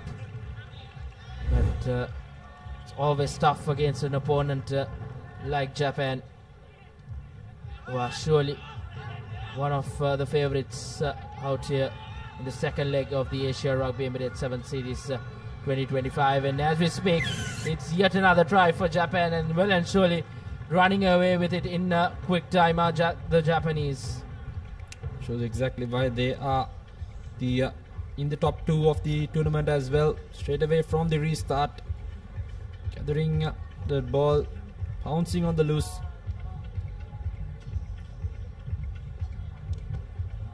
Using every single movement to their advantage, and so it's 47 points nil, and it'll be full time. So a very comprehensive and dominating performance by Japan, capitalizing on opportunities they got, making no mistakes in defense as well.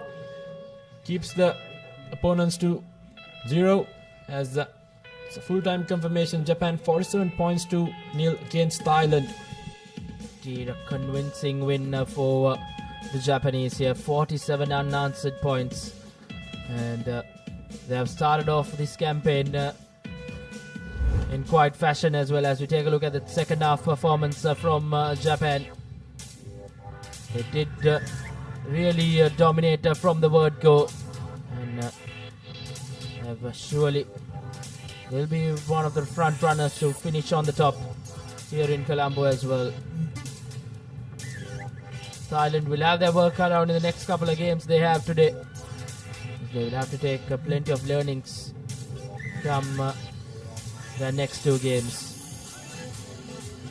Japan into that game with a try as well to conclude a convincing win for them.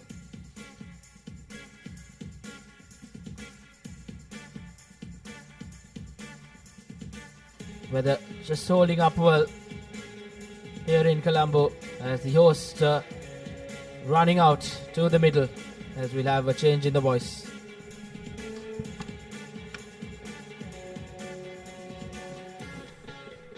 Yes, good afternoon everyone, as we're just about to see host Sri Lanka taking on Uzbekistan. Sri Lanka coming out for the first time in this tournament. Did reasonably well in that first leg to enter the semi-finals. They'll be looking for a repeat of that at the very least. The good news from Sri Lanka's point of view is the man who is going to take the kickoff, veteran Srinath Surya Bandara, back in the squad. Joining me in commentary is Sudarshana Piris, as Surya Bandara kicks off. Lovely hanging kick, knocked back well into Surya's hands, pops it off to Ekanayaka. That's Chatura Soiza. Sri Lanka, good start here, keeping the ball alive. Jansen, another new addition to this Sevens outfit, as bit of a delayed pass by the skipper, resulting in the possession being turned over. Now it's Uzbekistan recycling the ball, making that initial break. Nice offload. Sri Lanka scrambling for defense, but penalized for a high tackle. Uzbekistan take the quick tap. On the move is their number 1. Will he be able to go over? Yes, it's Uzbekistan who draw first blood. Sri Lanka paying the price for not holding on to possession. And Uzbekistan quick to pounce on it. And they'll take an early 5 points to nil lead. Yes, brilliant play by Uzbekistan, taking control of the ball when they could, and also using their bigger physical traits to try and break through the defenses of the closer quarters. Abdullah, Sri Lanka did have something very positive going, but couldn't get the finishing touches, as that's a beautiful conversion. 7 points. And straight away Uzbekistan in front. Yes, well, it just shows how important possession is going to be in this game. Sri Lanka will want to try and avoid contact as much as possible. Keep the ball alive, but just that one missed pass, paying the price. Kickoff started once again. Sri Lanka with possession. Johnny the Dilshan making a half break. Brilliant bit of work by Kazakhstan. Turning position over once again. Or rather Uzbekistan, pardon me. As Sri Lanka have managed to turn position. Again, just not being able to get the ball out was Sri Lanka's keeper, but Sri Lanka have done well to retain position. They've got to make it count now, as the Jensen gets it out to Surya Bandara, offloads well. So far, Uzbekistan's defense has stood strong, and that counter-arc resulting in a knock-on. So this early few exchanges to Sudarshana. Sri Lanka, though having position, just haven't been clinical enough to get over that first line of defense, and Uzbekistan have made them pay. The timing of that counter pressure was sublime, putting pressure on Surya Bandar, who was trying to retreat and distribute the ball. Now Sri Lanka will have to put on a good defensive effort here, try and disrupt this as Uzbekistan to their dangerous number 12. Cut out pass, not to hand but on the bounce. Dinali Kanaika managing to tackle the man on the outside for Uzbekistan, looking to create a little chip and a chase. Nobody chasing, but that's going to be a penalty.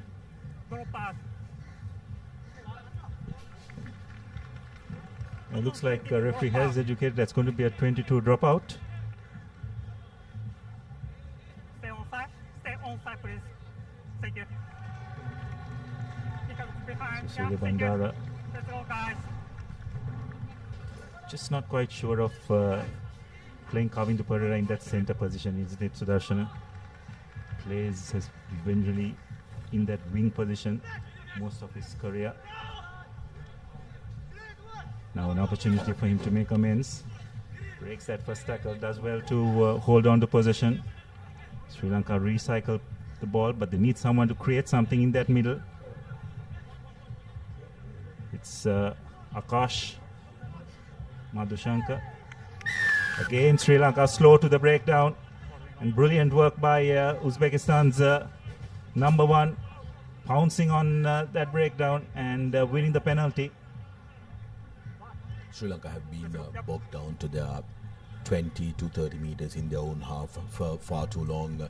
Abdullah, and Uzbekistan is doing absolutely well to make sure that they keep piling pressure. They've gotten the 7-point lead, and they will be looking to try and double this in very close succession. 2 minutes to go in this game, in the first half. As the crowds fill up, it's fabulous, isn't it? After almost more than half a decade, we have Asia Rugby Sevens coming in. Of course, there was the pandemic break, which resulted in not many rugby being there as we speak. Sri Lanka managing to win that line out. Madhushankar spreading the ball in the corner is the skipper. Has Ekanaik on the outside. Ekanaik cutting back inside, dancing away from tackles. He can surprise you with his speed, but Uzbekistan is privy to that. Brilliant defensive effort from them. Madhushankar. Now Soisa makes it available. Dilshan. Jansen. Sri Lanka not being able to break the defense. I'm wondering why nobody has decided to put the ball behind Uzbekistan, because they do have the speed and the runners to try and chase that. Now Madhushankar opts for the boot, but not successfully. Position won again by Suisa. Kavindu, Dilshan, Ekanaika, Jansen, going from end to end without being able to break the defense. Surya Bandara. Kavindu changes direction. They're almost at a standstill. Sri Lanka happy to slow it down. But good rough defense, bringing out the error. Yes, I just don't quite comprehend what Sri Lanka is trying to do here. Just by slowing the pace down, they're just playing right into Uzbekistan's hands. See the officials there, newly elected president of Sri Lanka Rugby, Pavitra Fernando. Just don't think tactically Sri Lanka have been smart enough in this first half, is it, Sudarshan? Just very static in the way they have gone about it.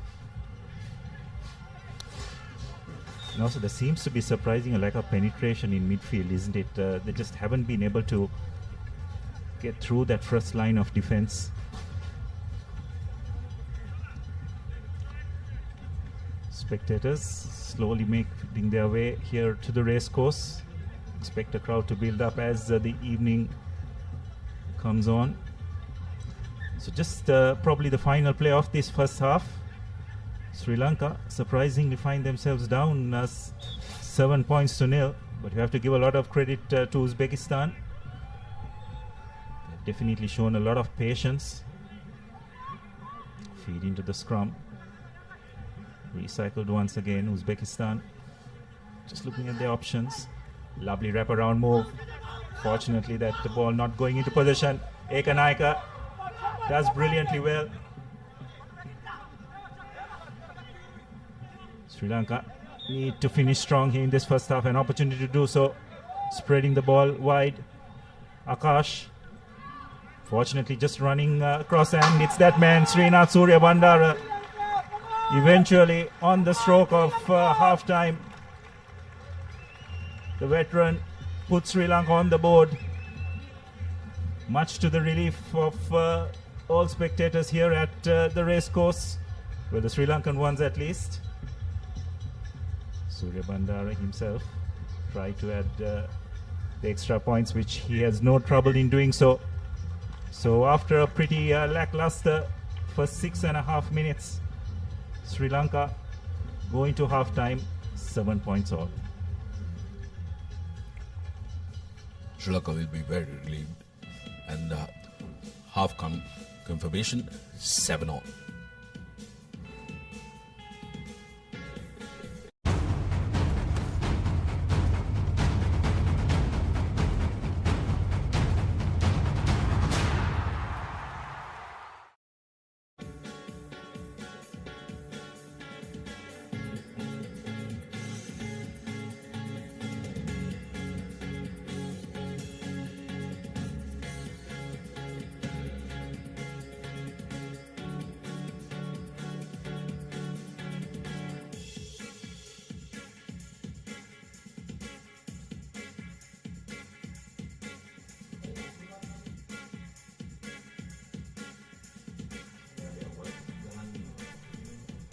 So we're back here at the racecourse.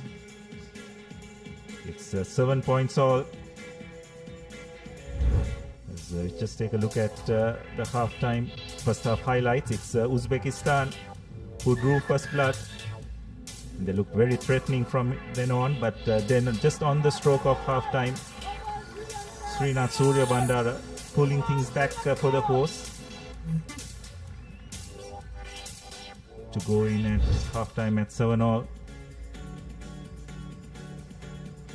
So this is the next fixture coming up. China versus Singapore.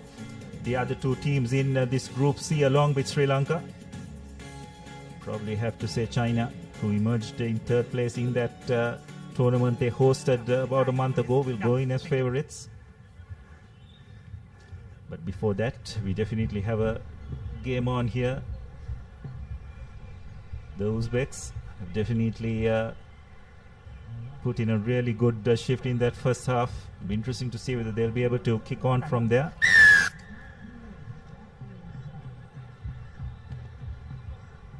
Uzbekistan's number 10 to kick off. Lovely high hanging kick, brilliantly taken. by Chatra Soiza. It's Uzbekistan who have managed to win position over on the short side. Jani Dilshan read it really well, but Sri Lanka have done well to turn position over. Got to get the ball out wide. They have numbers. That's a really poor distribution. Fortunately, no harm done.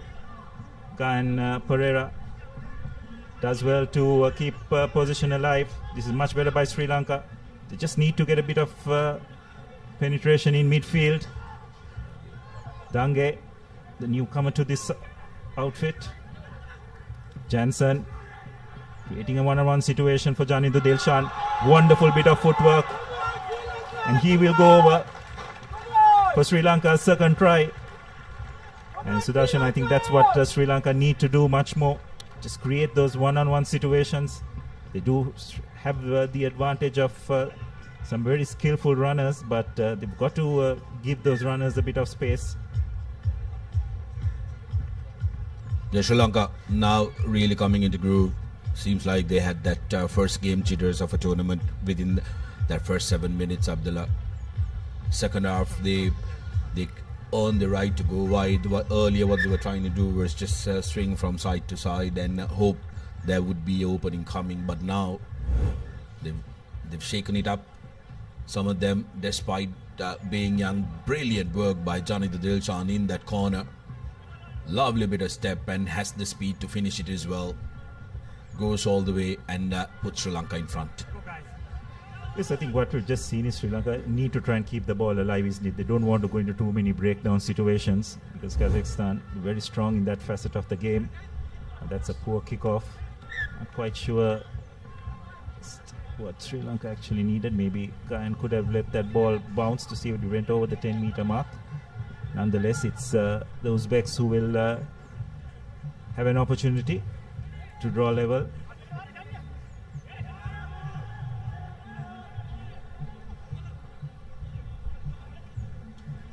Backwards.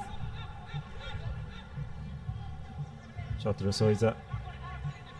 Good defensive work. Penalized for offside. It was a knock on. The Uzbek player was not behind the player who knocked the ball on. So Sri Lanka have taken the quick tap. Jansen getting out to Dange. And that's Gan Pereira. Just a little bit of injection of pace Sri Lanka needed in midfield. And Gan Pereira has definitely brought that, has been outstanding for Sri Lanka. Not just in that first leg, but even in that under-27s tournament. A real good addition to this sevens outfit as conversion is successful. Yeah, great prospect for Sri Lanka, isn't it, Gan Pereira? Young, has speed and has a very good head on his shoulders as well. Realize he just doesn't need that no argue to connect because he had the pace to go through. Gets Sri Lanka's third. The Lions happy. 21 points to 7. Now Sri Lanka slowly but surely running away with it.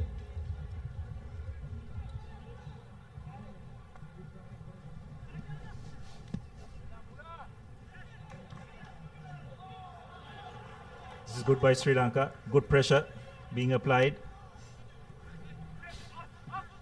Kazakhs under a bit of pressure, but they've managed to find a bit of width, keeping the Sri Lankan defense flat-footed. Jansen just not being able to make that tackle first time.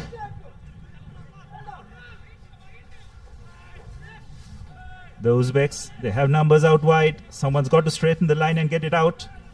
But Sri Lanka have done well to scrap back in defense. It's a 2-on-1 situation. Lovely bit of footwork by the Uzbek number 9.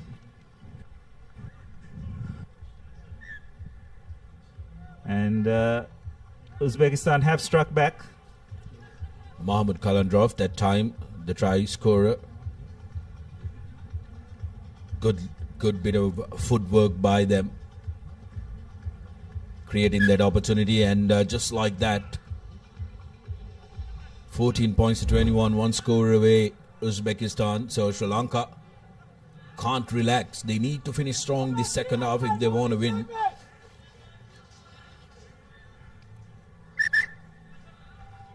Great game on our hands because Uzbekistan managed to upset and unsettle Sri Lanka with that opening score, Abdullah. And first half, it was just as 2 tries scored, 1 from each. So they will want to make sure that they finish off strong. For the lack of the pace that they have, Uzbekistan, they do have a couple of very nippy players who can create trouble by stepping. But Sri Lanka says, not today. As Chatur Soisa is taking a little stroll to the try line. Error soon after you score. Teams are very vulnerable the moment they score, and yet again Uzbekistan, lack of concentration, and Chatur Soisa takes a stroll. Yes, you just sense that the Uzbeks thought that since the ball may not go over the 10-meter line, it will just drop short of Soisa, but it wasn't the case. Conversion not successful, but nonetheless Sri Lanka had 26 points to 14. As we have a look at that once again, just a bit of lack of alignment, and a brilliant correction by Chatura Soisa. Looked up, saw that no one was in front of him, and strolled over for Sri Lanka's 4th try. Now this is an area where Sri Lanka really need to try and brush up going forward. Another poor kickoff.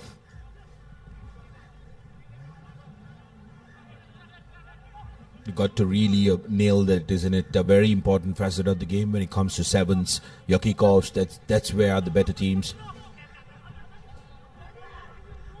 really capitalize. So the Uzbeks with possession. Referee has his hands out for a penalty. High tackle is the call, so we'll come back for the penalty. The Uzbeks take the tap quickly. They realize that they don't have much time.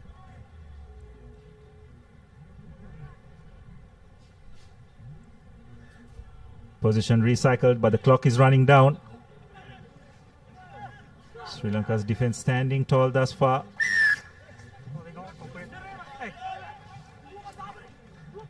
And position has been turned over. Sri Lanka do well to hold on to position. And Jansen says that's enough. So that's the end of the first game. After a rather slow start, Sri Lanka eventually coming out as victors. 26 points to 14. It was 7-all at halftime, so not the best of performances, but Sri Lanka will be pretty pleased by the fact that they have managed to notch up a win.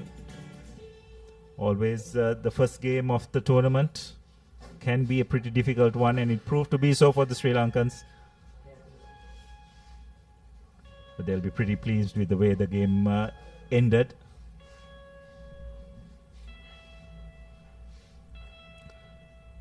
And just awaiting the commencement of the next game. It will be the teams that Sri Lanka will face in their remaining 2 games. That's China and Singapore.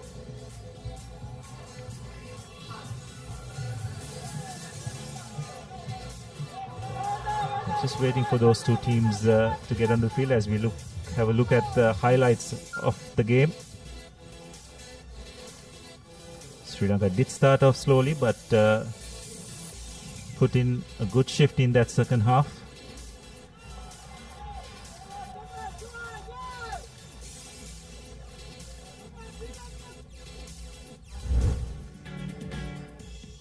So that's how it ended. The key stats: 4 tries to 2, 26 points to 14.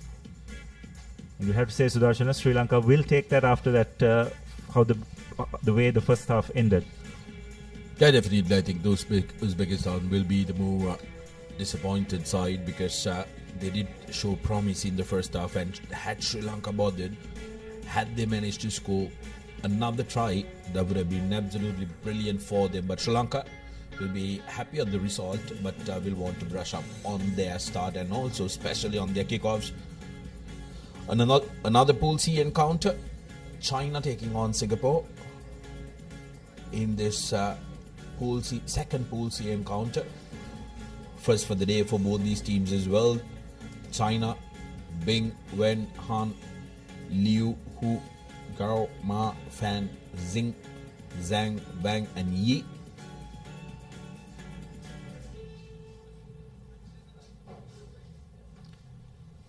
Singapore, yes, will not be able to tell the Singapore team as referee Ishankar Bekon from Sri Lanka will take control of the game. So China came third in the tournament they hosted a few weeks back. Will want to make it into that semi-final at the very least once again, and it will be they who will kick off. Nice hanging kick, but Singapore do manage to win possession.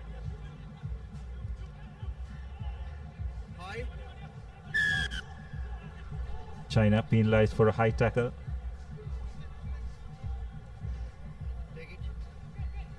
Looks like Singapore will want to try and slow the game down as much as possible.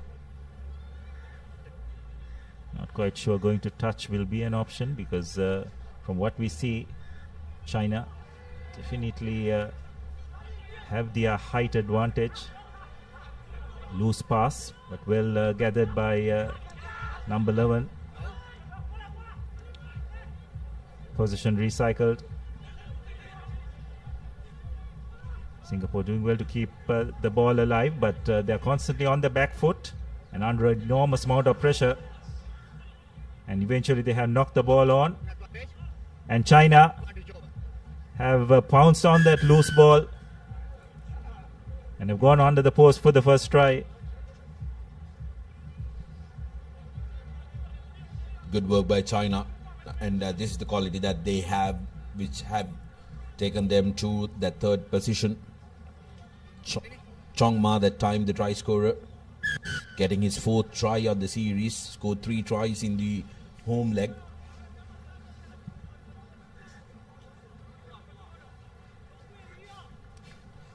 Yes, China pretty much focused purely on the sevens format. They do not play 15-a-side rugby, so have put all their eggs into this basket. Being an Olympic sport, know how serious they take it. Absolutely, it's brilliant that sevens was admitted into the Olympic Games, isn't it, Abdullah? That really changes the interest around the globe for it when it becomes a medal sport. And the Asian Games are coming up next year as well, 2026 in Japan. So that's going to be a focus for many of these teams. And this tournament, they will make it as a pedestal where they can build up from, they get a glimpse of the opposition and the opponents that they have to play against. China, of course, has been a rising force in this format of the game in the continent. They do have the luxury of very tall players in their ranks as well, Abdullah. So the restart is going to be a crucial weapon that they use, and they have used that in their home leg as well, finishing 3rd. A loose pass once again by China, again on the back foot, but they managed to retrieve possession. Again breaking that first line of defense. China go on the short side. Comfortably over, it seems, the number 6. Liu goes in for China's second try. Liu touching down for his 2nd of the series. China does not have the luxury of their highest try scorer from their home leg, Chang Shangshan, who touched down 4 times in this squad, but they have managed to find plenty of resources around the park. This time it came through Liu touching down for his first. Yes, once again, you can see Singapore very narrow in defense. A lot of players committed to the breakdown. Just that one-on-one situation so close to the line. There's only going to be one number 6 who was going to be a winner of that. And it was Liu who went over. China restart the game. Another nice hanging kick, but Singapore have done really well to turn position over. Penalized for playing the ball on the ground. So China take the quick tap. They want to play this game at a reasonable pace. Once again, using their big players. Singapore struggling to bring these Chinese players down to the deck. And an unforced error by number 7 of China. Zheng Hu that time losing the ball forward, but good defensive pressure by Singapore, who have managed to hold their fort, except for the couple of occasions China managed to run away. Despite the physical mismatch, they've been disciplined in defense. They haven't given away too many penalties, but with possession in hand, Abdullah, I'd rather prefer Singapore to play away from these physical Chinese counterparts. That's much better by Singapore's number 6, taking the ball into contact, but he has players back supporting him. Now Singapore just need to try and create a bit of room for themselves. Spreading the ball out wide, but China's defense really well organized. So Singapore doing well. Referee has his hands out for an offside. Now one-on-one situation. There's no advantage, so they'll come back for the offside infringement by China, but that's good by Singapore. Some good quick recycle ball, putting a bit of pressure on the Chinese defense, resulting in that penalty.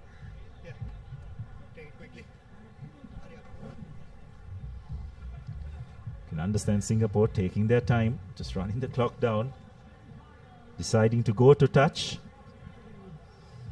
And it's a very decent touch at that. Abdullah brings play into the 40 meters of China. This is a place where Singapore haven't been able to come for the past 6+ minutes. Yes, now the interesting thing, Sudarshan, is going to be this line out, isn't it? Just when they line up head of the line out, you can see the disparity in the height. And China have done well to disrupt. Turn position over. Advantage over. China spreading the ball out wide. And it's the center 3/4. Number 17 who goes over for the third try. Yi touches down for China's last in the first half. Some good work, all due to the shape that they held in that line out, isn't it? They were defending the line out, but the moment they got it, the backs, they occupied the entire field, really stretching the Singaporean defense, and they had all the pace they needed as well. Zheng Yi botches the conversion, but that will not hurt China. 19 points to nil into the half time, and they'll be in a very comfortable position. Yes, they will. But again, Sudarshan, you just have to wonder that option of going to the line out. Is that we're talking about the height disparity of both teams. Need to try and keep the ball alive is Singapore. I don't think they can afford to go to set pieces or go into too many breakdown situations. So that's how it is at halftime. China comfortably ahead, 19 points to nil. Very pleasant conditions here at the racecourse.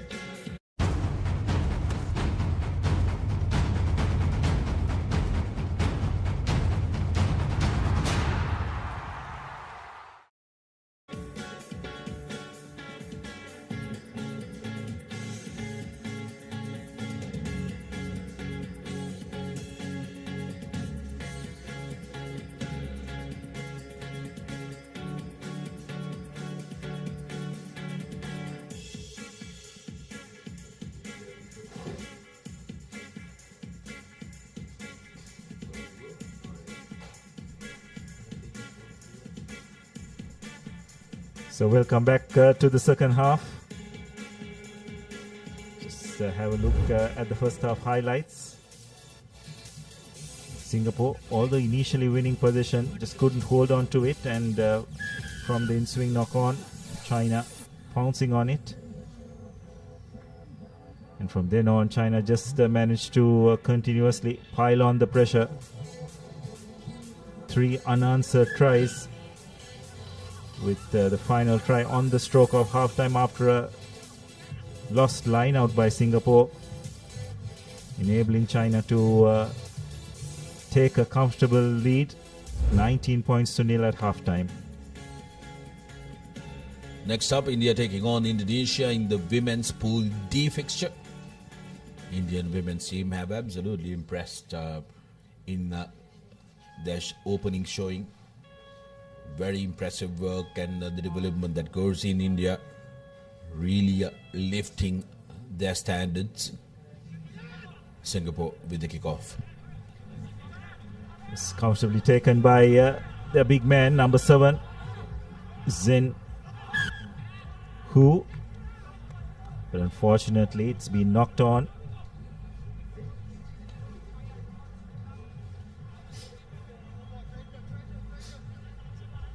So Singapore with an opportunity here.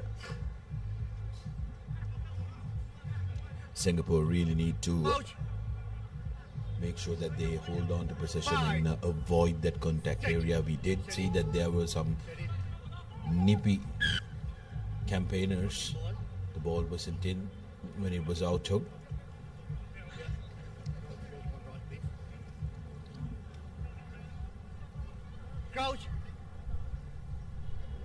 So the ball did not go through the channel, so they'll have a refeed. Singapore this time successfully retain position from that scrum.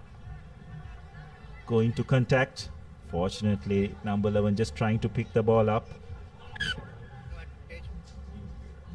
but not successful. So it's a knock on, no advantage.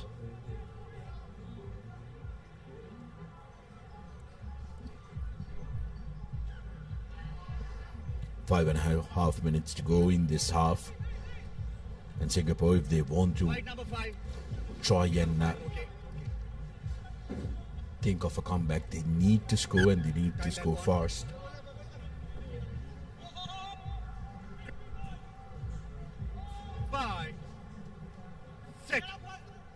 China with the feed, comfortably win position, spreading it out wide. Lovely step. China have done well to get over that first line of defense. Now they look to try and play the game with a little bit of width. Again, Singapore just obstruction seems to be the call at that breakdown. So quick tap taken by China.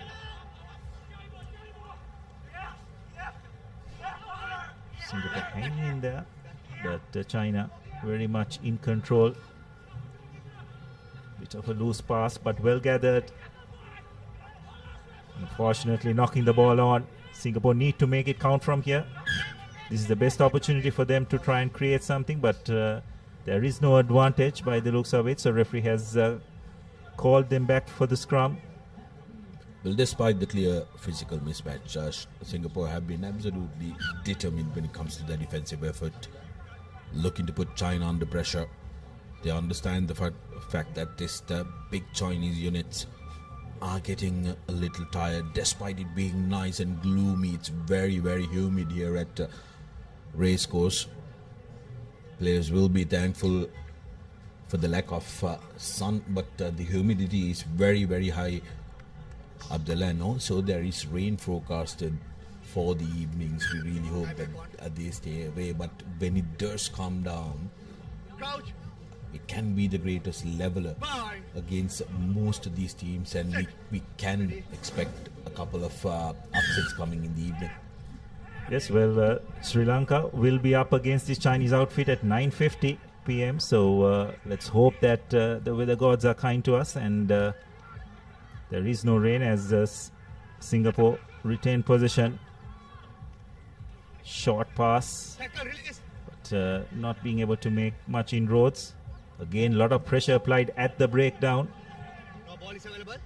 Very slow, static ball, giving time for China to realign in defense. Singapore, nice offload by number 11, but Chinese defense coming back. Position turned over, and then again China knocking the ball on. It's interesting, Sudarshan. A bit of fatigue seems to be setting into the Chinese lads as well.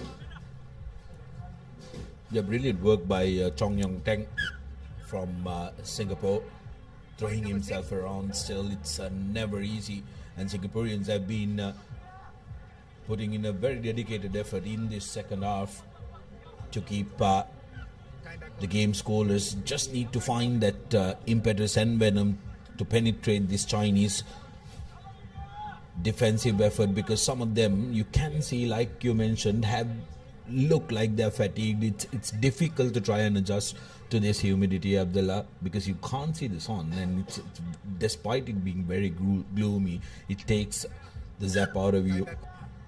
And China, finding it out the hard way, will be better prepared come the next game, because it's always a learning experience when you travel for these multi-day tournaments. Fielded a scrum by Singapore. Again, losing possession. Wonderful counter-ruck by China. Win the penalty. Hands in the ruck is the call. China now looking to spread it wide. And they will go over for their first try of this second half. Han putting the finishing touches to the turnover position, and that will be China's fourth try. Have to say Singapore have hung in there valiantly, but fortunately losing possession, and against an unstructured defense, China make maximum use of it to go over for their fourth try. Conversion not successful, so score will remain at 24 points to nil with just around 90 seconds remaining. Turnover of possession, and China quick to spread the ball out wide for Han to put the finishing touches. Now once again China this time not reaching the 10-meter mark, so it will be a free kick for Singapore. Singapore will be looking to try and get their attacking prowess moving, because yes, this game may be done, but got two more games coming up.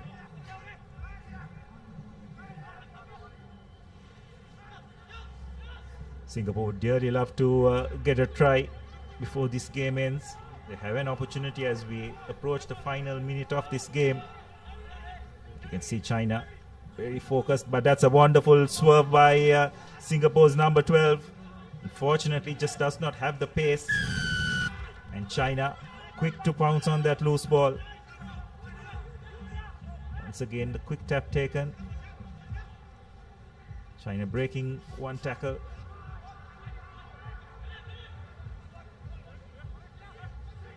Spreading the ball out wide. Long floating pass. Wonderful sidestep by number 5. Still a bit of work to do. Looks like he has knocked the ball on.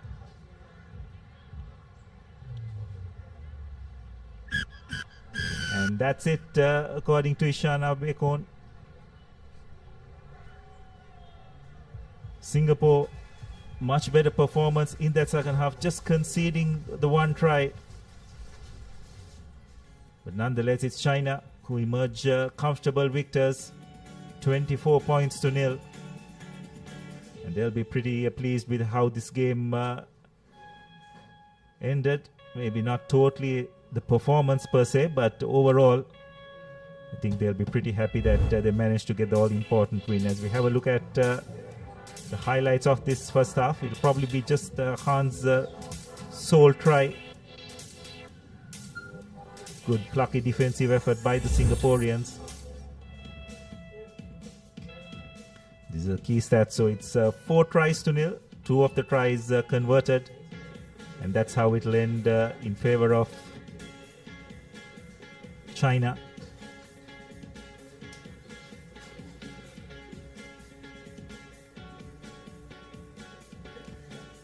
So Sudarshan, it's going to be interesting, isn't it, how China match up against Sri Lanka? That could be the key factor, but don't rule out the Uzbeks as well, isn't it? If anything that we saw them putting up against Sri Lanka, that China-Uzbekistan game could be really interesting affair. As we prepare for the next game, it's India versus Indonesia in the women's segment, and we'll have a change of commentary.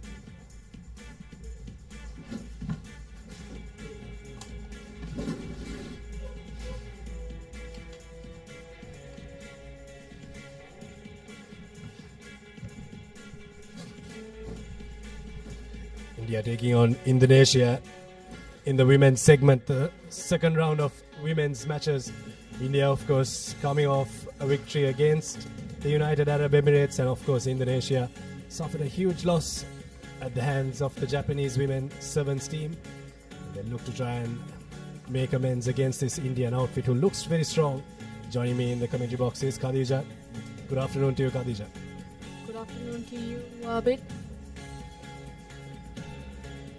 India, of course, have Patil, Yadav, Guj, Kumari, Shukla, Rai, and Kaur. Shukla, of course, scored two tries in that previous game. And we look to try and continue her good form in this game against the Indonesian sevens team. India have had a really good sevens story so far in the women's segment. Men's, they haven't been able to rank up against the big guns, but for a country that has slowly but surely got their rugby up and running, the women's team has done extremely well.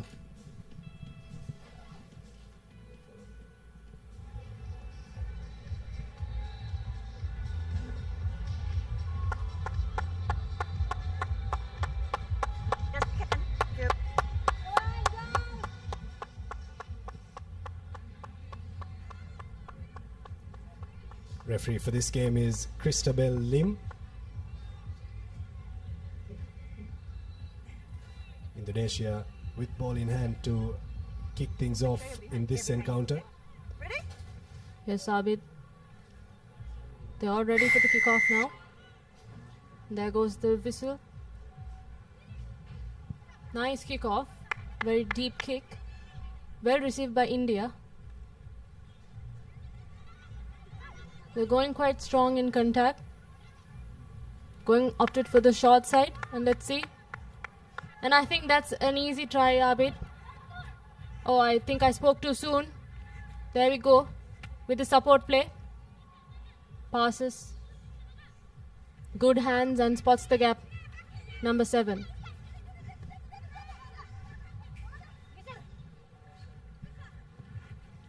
And there we go. Number 2. Shikha Yadav goes in for the first try of India and Indonesia. 5-0 with the conversion following. Good try there for Shikha Yadav from India. Good work from India to run the ball all the way to the other end of the park. Conversion is successful, so good start for the Indians in this game. Indonesia, of course, lacking in defense a bit there, but you can't take anything away from this Indian outfit. They look to be a well-oiled machine, and they seem to know exactly where the try line is. On that occasion, it was Shikha Yadav going over to score a try. Just 1.5 minutes gone on our clock. Important restart coming up for India. And there we go. The second restart kick. Well received by, I wouldn't say well received because they let it bounce, but there you go. Lack of depth, Abid, with the attack. India's defense quite creeping in. It's hard for Indonesia to manage and keep ball position. Like I said, India's back with the ball. And there we go.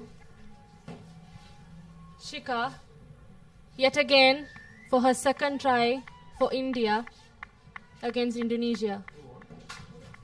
Good defensive effort, I thought, from India on that occasion. Shika Yadav, 2 tries in this match and 2 tries in this leg so far. What a start she's having in this game, the second game of the day for them, as it's converted 14 points to nil. India take the early lead, but I thought it was fantastic defense from India to really shut out all the options for Indonesia. That's something that they will have to work on.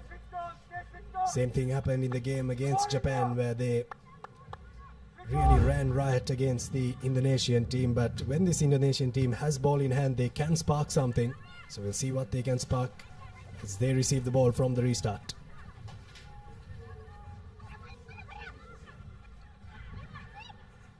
Still a bit with Indonesia, the only thing that they lack is the depth, I would say, because in attack for sevens they should be quite in depth so that the defense would be beaten, because their running lines would not be quite accurate the whole match. Indonesia still holding composure and ball position, but India's defense seems really good. Tackle on tackle. Roll fast. Tap, tap. Please tap. Come on, India! Not rolling away penalty coming the way of the Indonesians. Like you mentioned, depth is something that Indonesia will have to work on. They've got physicality, as you can see there, with a big hit there. But a team that has a lot of potential here, but the Indian defense is right up there. Yes, Abid, physicality itself would not win sevens. They're supposed to keep... Oh, there you go. India gains ball position, and there we go, man on the outside.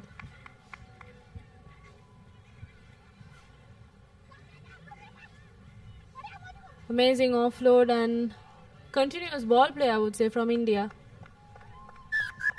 And that's Dumini Marndi for the third try for India.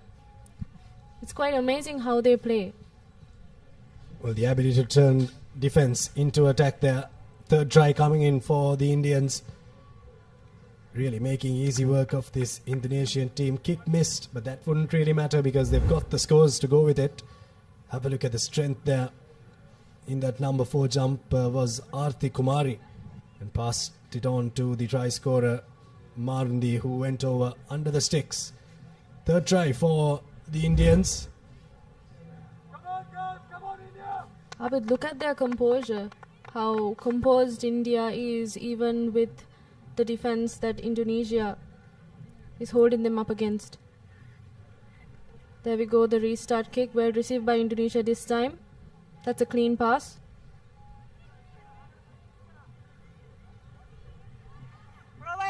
Basics, really.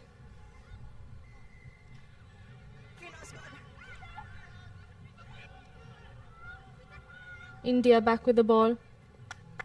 That's quite amazing how they gain possession of the ball during breakdowns. That's something that Indonesia really has to work on. And that's number 13, Kalyani Krishant. Wow, well on well. Look at India with much of ease, I would say, with only 55 seconds on the clock. They played a very good half so far indeed. India 24 points already. Second try in this leg for Patil. Conversion this time has the direction but not the distance, so it will remain 24 points to nil. We'll have a look at the replay of that try. Have a look at the in the number 9 jersey, the try scorer Mardi taking the ball up to the defense, drawing the last man. The last player was drawn in very well there. They've been very good with ball in hand, India. Restart this time. Doesn't travel the 10 meters, so it will be a short arm penalty for Indonesia on the halfway mark.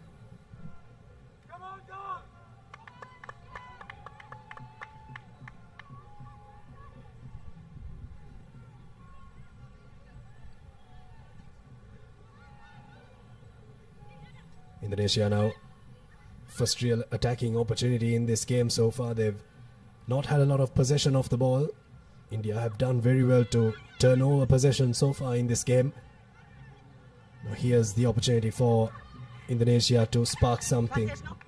But India come away with it. Good defense from the Indians, and once again they turn defense into attack. Here's the try scorer Marandi on the corner.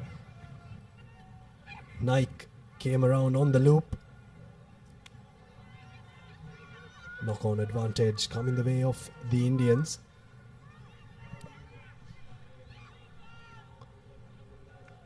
Here's India. 2-on-2 situation here, but finding the gap and going right through it was Nirmalya route for India. 5th try in this half already.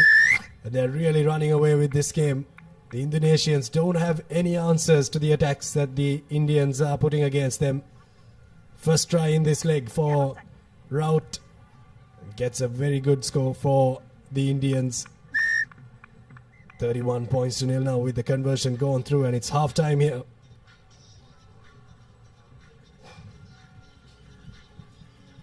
Good half from the Indians. In their perspective, they'll be very happy with that.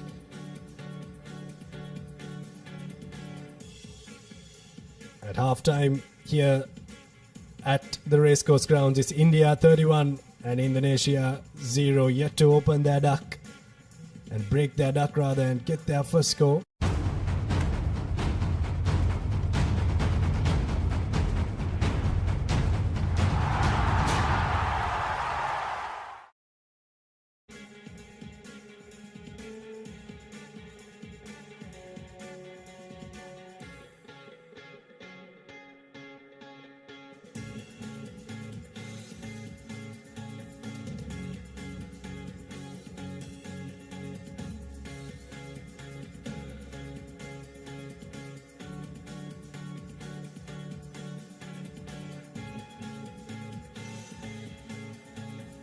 India 31 points to nil here against Indonesia. These are the first half highlights. First try for India was a well-worked try. The number 2, Shika Yadav. This was her second try in the game. Really strong ball carrier. That lady has a lot of strength in her legs. Went under the sticks twice, but I thought this was the pick of the tries here. Have a look at the stepping. But before this try, there was a lot of work in defense that India had to do to turn defense into attack, and the ability to be able to really put the foot on the accelerator when necessary. India have done that fantastically well so far in this half. 31 points to nil. And as their neighboring country, Sri Lanka, we could be really proud that we've got a country like India that is very dear to us, really getting in the rugby scene. It's 31 points to nil with 7 more minutes to go in this half. Yes, Abid, and that's the kickoff for the second half. India really seems to be quite fast in their defense. That pressure is getting on to Indonesia.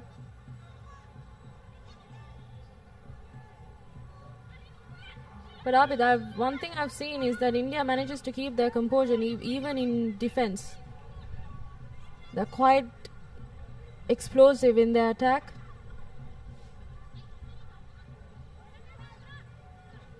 Interesting point you make there, Khadija. They haven't let Indonesia still go across their gain line, which they've done very well.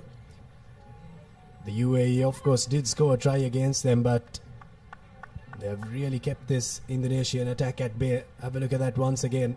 Composed in defense, shooting up when necessary.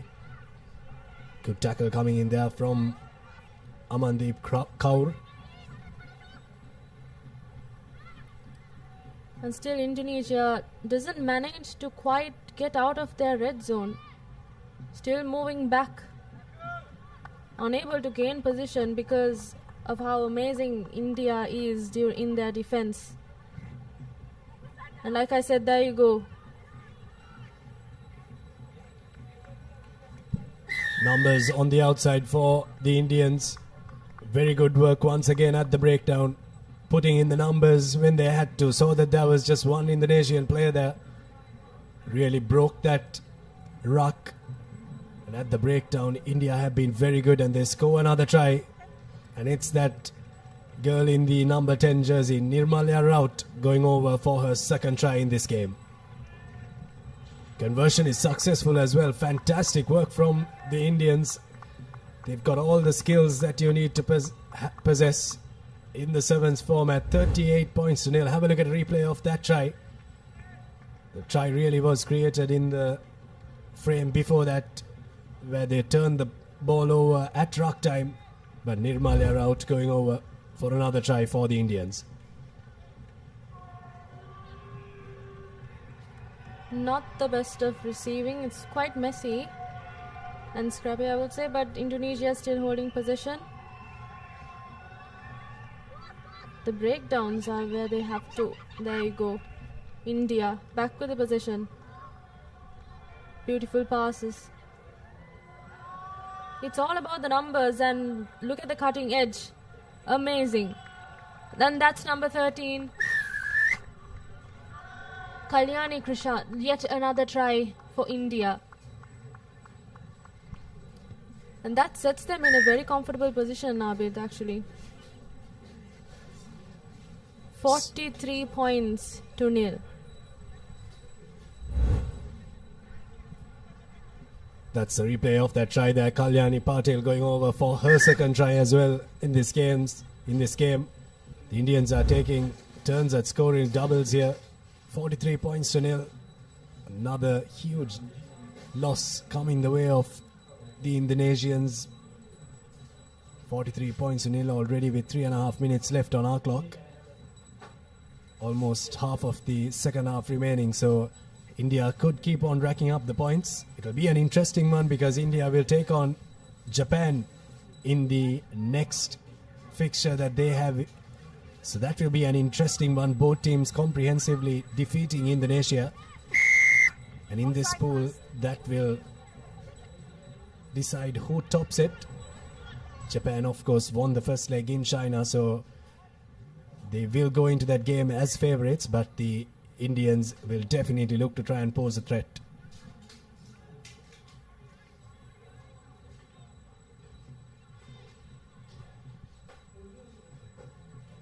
And now Abid, a scrum in favor of Indonesia. I think they have made some progress so far.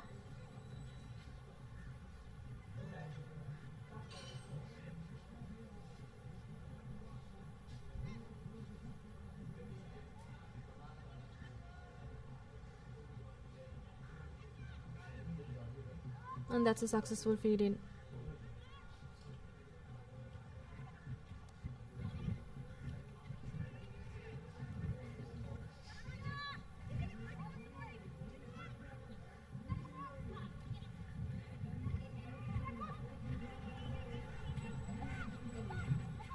Indonesia looking to work the ball in their own half here, and they win a penalty. India go off their feet at ruck time there. Uncharacteristic at ruck time from the Indians. Very anxious spectators looking on at the proceedings here at the racecourse, a historic ground, the racecourse. Over a century of rugby being played here. India win the ball at ruck time. Arti Kumari there. Deliberate slap down is the call from the referee, and a yellow card is issued to the Indonesian number 10 there. Unfortunate for her. Was going in for the tackle but caught her arm in the middle of everything.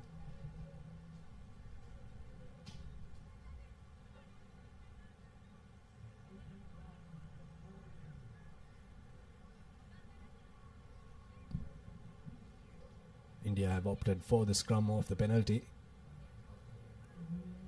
The better option to take their one player up for the last 1 minute of this game. Good work by the Indonesians. Very good scrum, looking to out-took first, but they wheeled it very well as well, and they've forced a knock-on from the Indian scrum half. They'll have to put into the next scrum. Yes, with less than a minute left on our clock.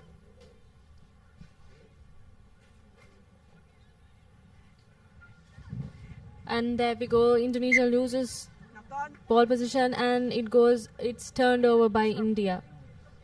India is quite strong in their breakdowns and mainly in defense. They're quite fast. And with the continuous play that they manage in the game, with their momentum and their physicality, I think that poses the main challenge for Indonesia. That, of course, said with the numbers advantage as well. That's an amazing show and go from Sandhya Rani for India. That puts them as a score of 48 points to nil against Indonesia, with a conversion to follow through. And the conversion is a successful conversion which wraps the score for 50-0. Match done and dusted. India have notched up their half century and they've comprehensively beaten Indonesia. Very good showing from the girls from India. They've really stamped their authority in this Asia Rugby Emirates 7 series. 50 points to nil. India have beaten Indonesia. Highlights of the second half coming your way. Interesting half from India. I thought the game was won more in defense than in attack, Khadija, but good work from the Indian players all around, rotating passes, putting the offload when necessary, but also committing at the breakdown, identifying when the Indonesians were lacking in defense at breakdown time, flocking in when necessary and getting the scores for India. Key stats of that game: India 50 points, 8 tries, 5 conversions. They'll be pretty proud of the conversion rate as well. They'll be pretty proud of their performance as a whole against Indonesia in their second encounter, and they'll look forward to a big game against Japan later on in the day.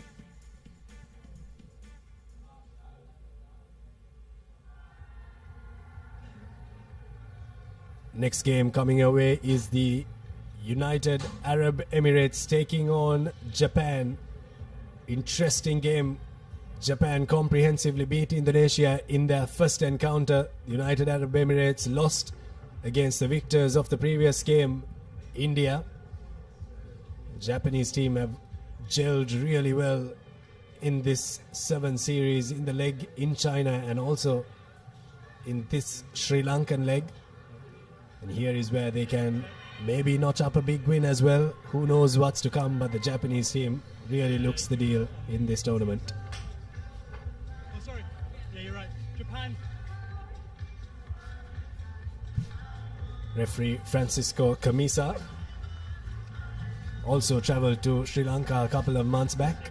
And he's back in the show. We welcome you back, sir. And we also welcome all the teams that have travelled to our beautiful island nation.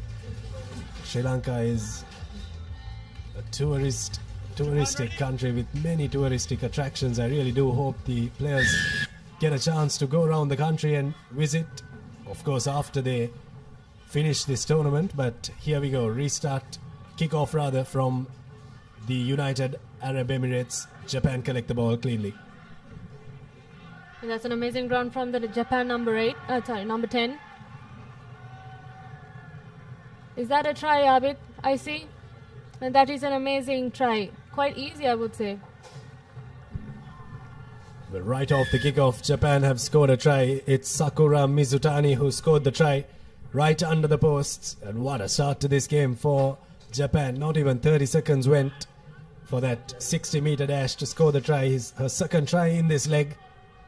The conversion, very accurate with their conversions in the previous game. And that has not changed one bit. 7 points to nil early on for Japan.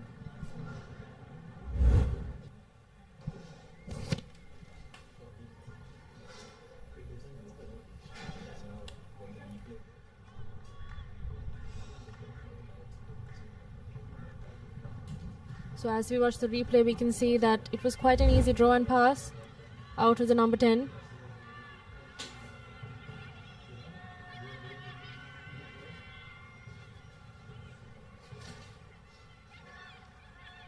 Look at the depth of it, the passes of the UAE team. Japan manages to gain possession of the ball, turning it over.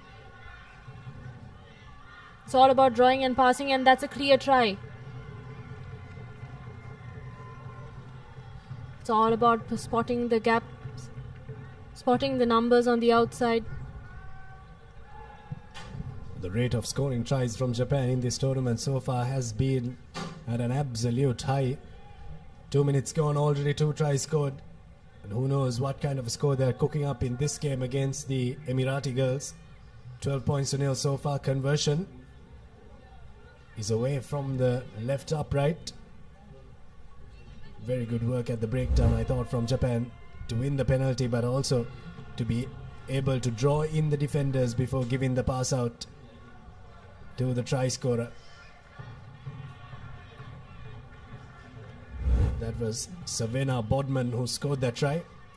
Here's the restart from Indonesia. Now Japan against the Emiratis.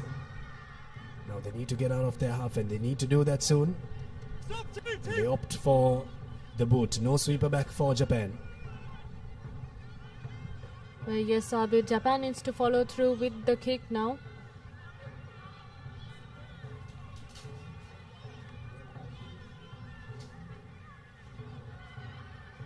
If you really see, they're quite physical, and there we go with their offload. Amazing, amazing pass. Great momentum.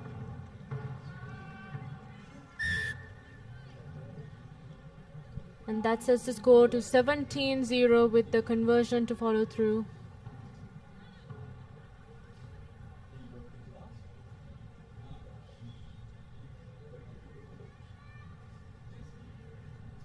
Chiaki Segusa with the score for Japan. Conversion is successful, 19 points to nil. Once again, Japan have got a score, and that score they manufactured it off a very good restart, putting it very deep. Offloads coming in from the try scorer Bodman and to the new try scorer Chiaki Segusa, who goes over for another try for Japan. 3 tries so far.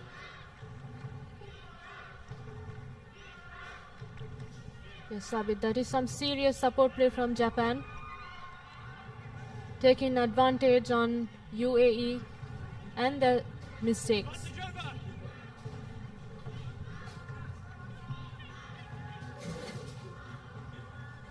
Still holding position.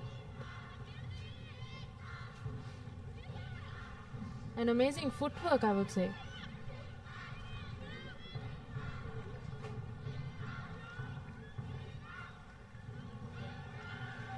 It's really commendable as to how they can flock the defense into one position and then spot the gap. And there we go, there's another try for Japan against UAE.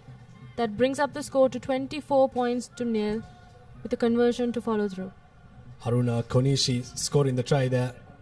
You mentioned, Khadija, about the footwork, and I thought the footwork from Konishi was also immaculate there to score that try. Dancing around the Emirati defense. 26 points to nil now. Japan look on course to score another big score. That's the Emirati boys on your screen there. Also travelled to Sri Lanka early on in the year. Played in the 15s format, but this time donning the 7s jersey for their country. And with the restart kicks, Abid, the moment you let the ball bounce, that's going to be challenging for you to regain position. And there we go, Japan turned over. And that's another try. That's another try for Japan. It's all about the basics, really.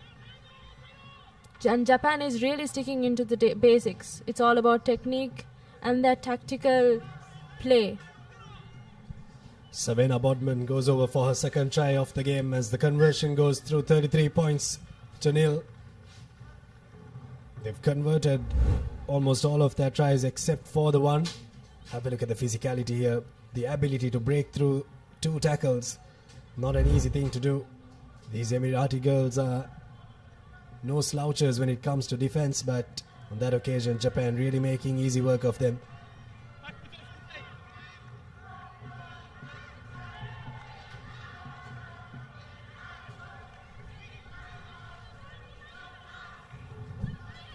Here's the UAE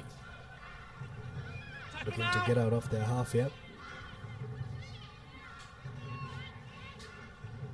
The last time they had to clear the ball, they opted for a kick which went into the hands of the Japanese players. That should be a penalty for Japan. Playing the ball on the ground, they're not allowed to do that. Have to play the game of rugby on your feet. Here's Japan now. Numbers opening up on the outside, but Savannah Bodman looks and sees a gap right through, running the angle there. Now the Emiratis kick it forward and it will trickle into touch.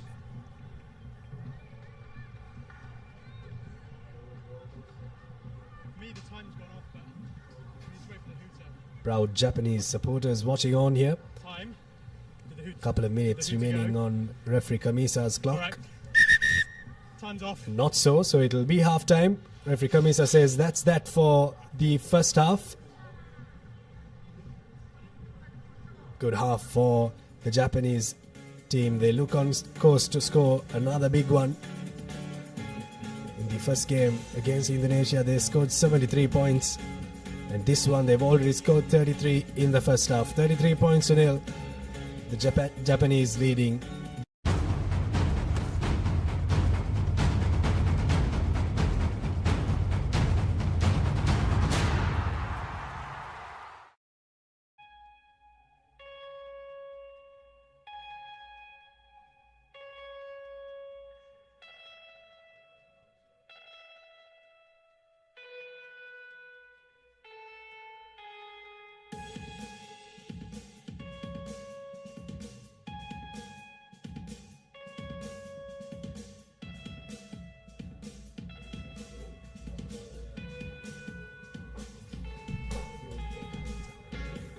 First half action was really good from the Japanese. These are the highlights of the first half. As you can see. And that's the first try from Japan.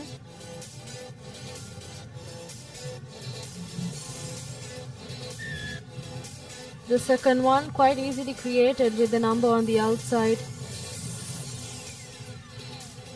And with their absolute physicality and support play, they really are good in running their supportive lines. It's quite commendable, I would say.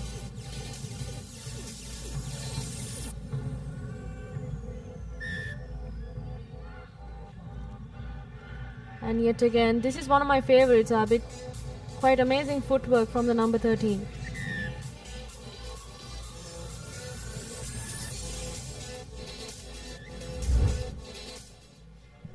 Good first half for the Japanese. Coming up, Kazakhstan taking on the Philippines. Off your screen, the kick doesn't travel 10 meters, so the Emiratis will have a short-arm penalty on the halfway mark. Very uncharacteristic from the Japanese. I think the Emirati girls really do have a chance to create score. Quite the loose ball. And they kick it off on the back with no sweeper behind, but there is a chaser and there she goes. Now Japan in attack. Space created outside, spots the gap inside. And she sprints down to the try line. It's almost a 60-meter sprint, I would say. Good defense, brought down by the Emirati girls, and still manages to score. The drums rolling in the Japanese crowd there. What a try that was from Japan, but I thought that was fantastic defense. from Madison Melish for the UAE. Scored a try in that previous game. This time almost saved a try for her team, for her country, but Japanese have a bit too much class as they go for the try. We'll have a look at a replay of that try. Good sprint coming in there. Have a look at that. Spotting the gap. There was numbers on the outside, but just look at that moment where she had the ball in both hands. And when you have the ball in both hands, it really does create the doubt in the mind of the defender. But that's where Melish came in, dragged her down just a meter away from the line. But then the knowledge and the awareness to collect the ball and go over. Chiaki Segusa scores her second try. UAE with the ball position. Amazing passes. Will they be able to get out of their red zone? Every time there's a restart, it's always get out of the jail for the Emirati girls this time. Japan's defense is quite strong. And the speed of defense actually.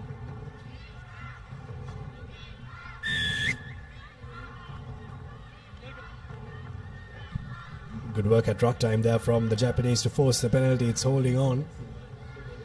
Now nothing fancy from the Japanese. They're looking to just send it through the hands. Ball in both hands once again. Options both sides. Gets the correct option.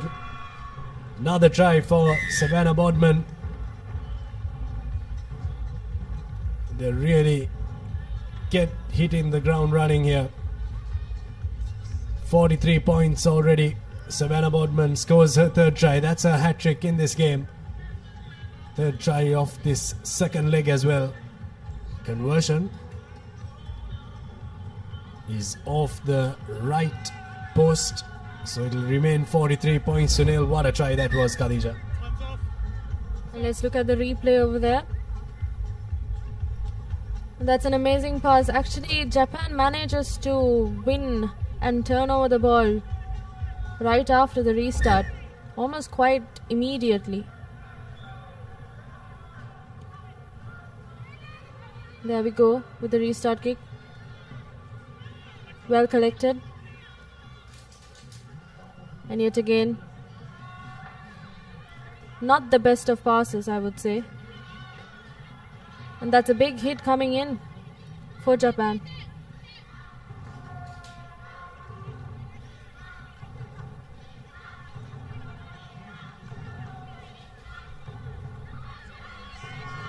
That's amazing leg pump and footwork you can see from the Emirati girls. And that's turned over by the Japanese defense. Quite strong and fast. Spots the gap and passes it outside, and there we go. Yet another try from Bodman.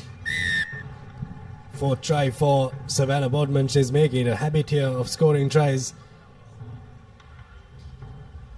Great work from the girl in the number 6 jumper for Japan.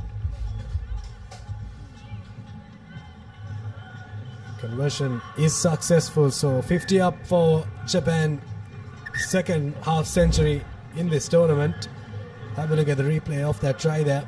That was a sprint there, but before that there were a couple of loops from the Japanese players, which really did open the gap for Bodman. She has something to brag about at the end of this game. She can tell her players that she scored a majority of their tries. Good restart, and what a collection, but penalty coming the way of Japan. They take it quickly. And that's amazing ball play again. An amazing offload, and she spots and misses through from the UAE crowd like it was nothing. It's all cakewalk over here now. Yume Hirano is the try scorer.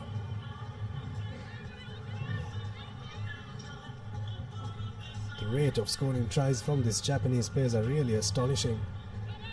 73 points in the previous game, 57 points in this game so far. 3 minutes remaining on our clock. Looks like they're on course to beat their own record. It's a replay of that try, just the ability to break the tackle there from Yume Hirano. Scores it under the post. Once again, restart time. This time they force the error from the UAE. Here's ball on the short side, another try coming. And that's the 5th try for Savannah Bodman. Well, 3 tries have been scored in absolutely no time, in like 30 seconds. Japan have scored 3 tries and taken their tally up to 62, and this girl on your screen has been on an absolute fire. Yes, Abid, she really does run to score, and that's the only target that she sees.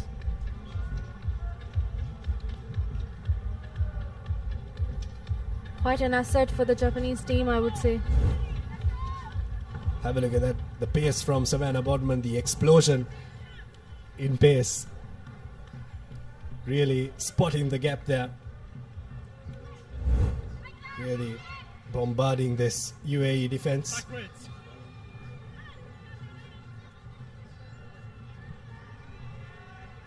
A lot of deja vu for her for scoring that try. She's done it multiple times here. 5 tries so far.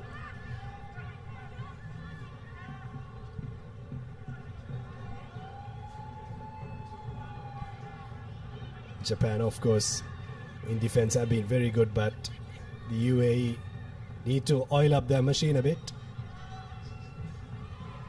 Good defense coming in from the Japanese, and they win the penalty. They force the penalty rather.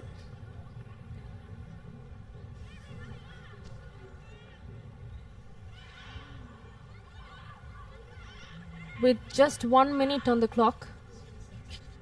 And that space outside, and that is going to be another try for Bodman. And I think this is her 6th try, Abid. We're losing count of it. Thankfully for us, the Papare production team has the tally for us. 6 tries in this match so far for Savannah Bodman. Well, she can't believe that she scored so many tries in this game either. 67 points from the Japanese so far. Conversion is not successful.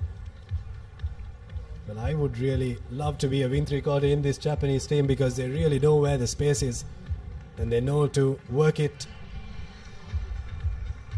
And that's the game for Japan. 69 points to 0. The referee Kamisa has blown the long whistle as Japan take home another big victory. 69 points in this one. Huge victory. As you see the confirmation of the full-time score, Japan 69 points against no tries and no penalties from the UAE. Big win for the Japanese. And let's look at the highlights. In this game, Abid, Japan really manages to win over and turn over the ball into their position and turned every defense into attack. UAE, even though they do have great pattern and great work, they're not quite as best in their coordination as Japan is. And that's the key stats for the match. Japan 69 points with 11 tries and 7 conversions against UAE.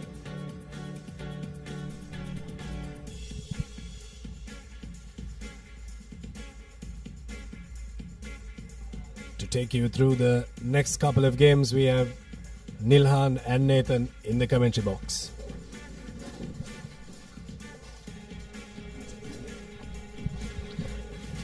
Thank you, Khadija. Thank you, Abid. And yes, next game between Kazakhstan and the Philippines. Kazakhstan managed to get the edge over Malaysia with a second half comeback in their first game. The Philippines, though, were found wanting against a strong Chinese outfit in their first outing. As we take a look at the two team cards, as I welcome Nilhan into the commentary box. Very good afternoon. Very good afternoon, Nathan. Both teams looking for their first win of this second leg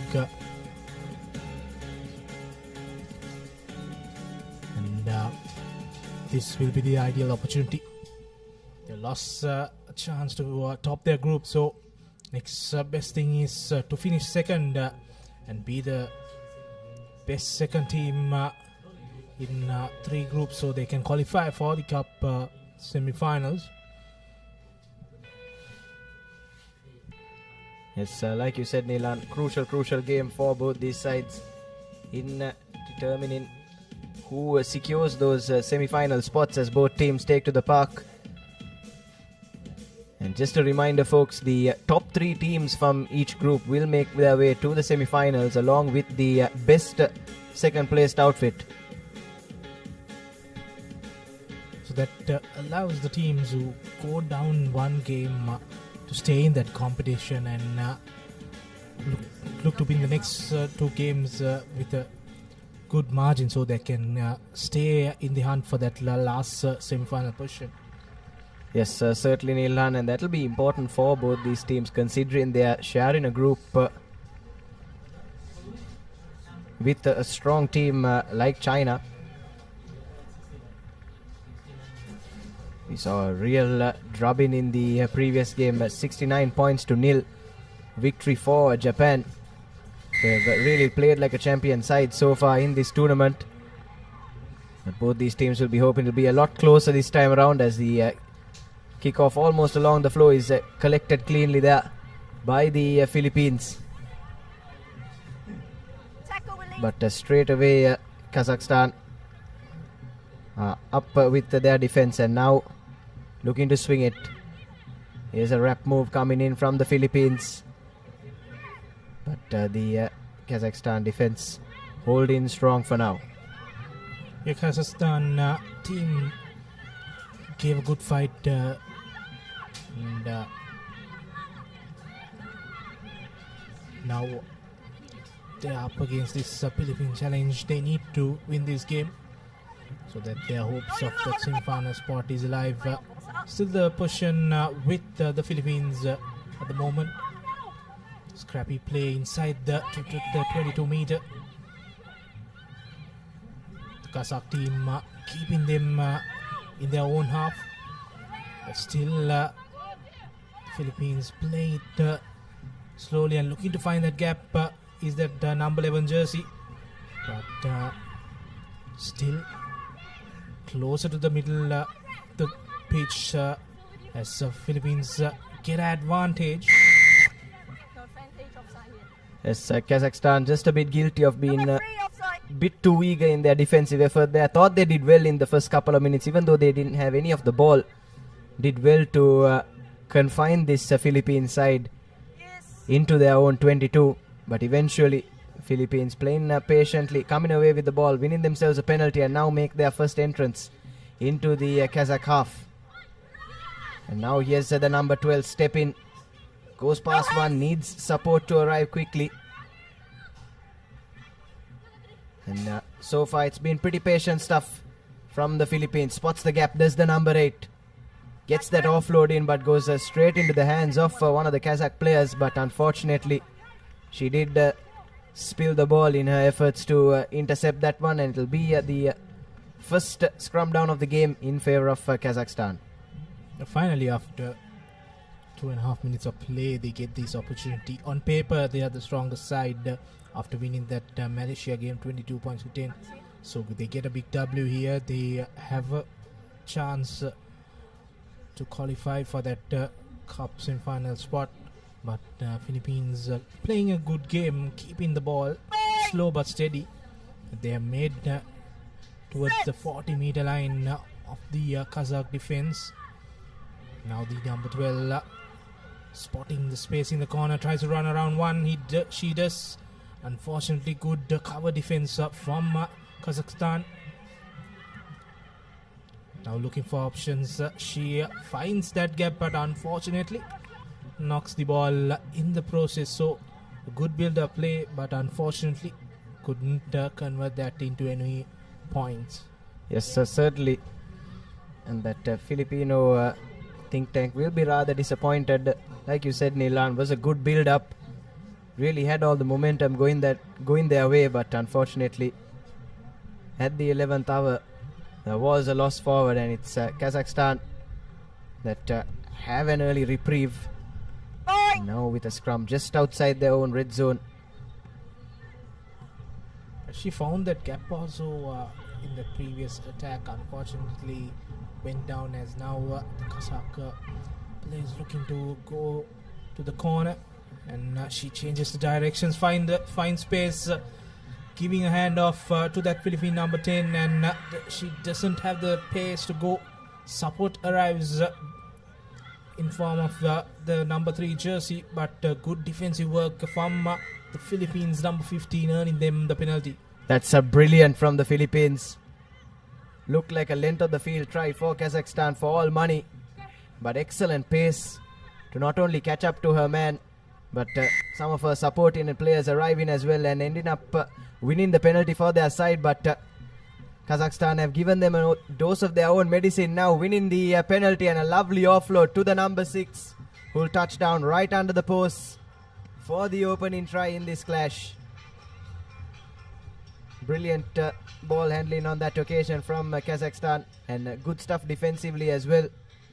Weren't bogged down by conceding possession just a few moments ago. Managed to get back up, win that penalty, and some fancy offloading sees them dive over for their first try. Yeah, that's Anna Melkinova going over for the Kazakh side. That's the 7 points that they were searching throughout this first half. We're into the last 2 minutes of play. Philippines trying to play a positive brand of rugby. Unfortunately, getting that penalty, and the Kazakh side quickly taking it. Now the restart goes straight into her boot, but collection done by the Philippines number 7. Now find some space, still going. Finally brought down near the halfway mark. Now look to spread in the corner, 3 against 2. Unfortunately, the pass is a bit late, but there was a hand in that process. Could be a yellow card. There we go. That's for the intentional knock-on. 10 from here. Putting a hand into the pass, we've seen throughout this tournament, guarantees you a yellow card. Yes, Kazakhstan now reduced to 6 players on the park, and will finish the first half with just the 6 players on the park. And this is an ideal opportunity if the Philippines can capitalize. They've opted for touch from that last penalty, and if they can get their set move right from this line out, have a golden opportunity to try and close out the first half by achieving parity. You take a look there. Was a hand in the way of the pass, and the intentional knock-ons are heavily scrutinized. So with that line out, there's the option of whether to get a line out or a scrum. There was a hand from the Kazakhstan player. Philippines have a golden opportunity just before the halftime break, and now they look to spread to the corner. Good wraparound pass, back of the hand pass to the number 15. Does she have the speed to go around? No. Brought down by the Kazakhstan team. Now to the other side goes the Philippines. Still going strong is the number 1. Support arrives in the form of the 2 players. Now going to the corner. Tries to fend off the Kazakh number 8. She's still going strong. And shows a dummy and breaks through that gap. And she has the speed to go and score the opening try for the Philippines. The important one just before the halftime break. A brilliant show and go there by that Philippine number 8. Yes, certainly a try that was a long time coming for the Philippines. I thought they played well so far in this first half. And finally, on the stroke of lemons, managing to capitalize on that numerical advantage. And that's Jacqueline Linden that goes over for the first try for her country. The conversion goes begging, but it's a 2-point game at Lemons here at the Racecourse. Kazakhstan will start the second half with just the 6 players on the park as well. So it's you have to say it's a Philippines just edging this one on the momentum scale as the referee blows for half-time. That's the half-time confirmation. Kazakhstan 7 points and Philippines 5 at the halfway mark of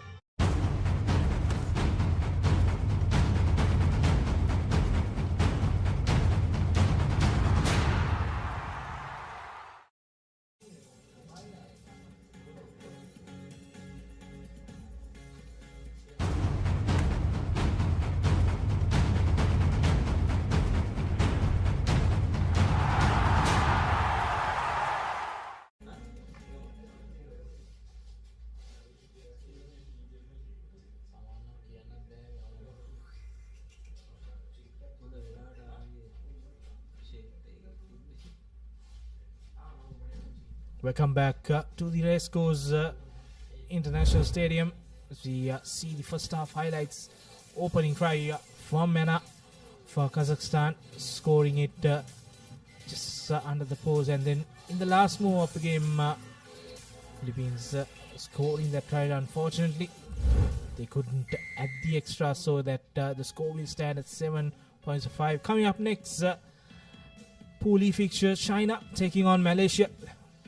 It's another important game in this women's segment of the Asia Rugby Sevens. Yes, especially for China, isn't it? Nilhan were the runners-up in the women's segment last time out on their home turf, and they'll certainly be hoping they can go one better this time around here in Colombo. As we're all set to resume now for the second half action. It's a deep kick coming in from the Philippines, collected by Kazakhstan. Step back.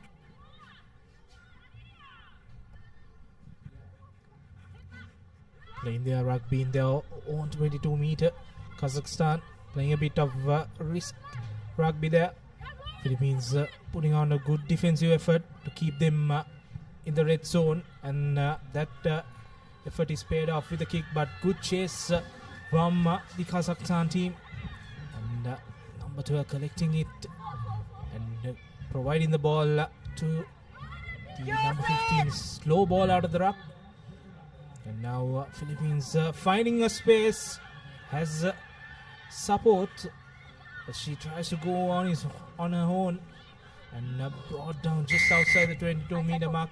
But a high tackle there by the Kazakh player, giving away a penalty and another opportunity.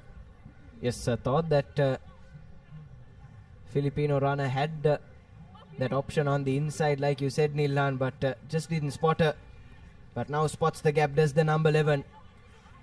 Trying to wriggle through, but unfortunately, ball has been lost forward again. And this is certainly a mistake that keeps coming back to haunt this Filipino outfit. And is possibly a mistake that could cost them, that has cost them a couple of tries so far in this game. And if they aren't careful, might cost them the game as well. Every time they go into the contact, they look for the supporting player.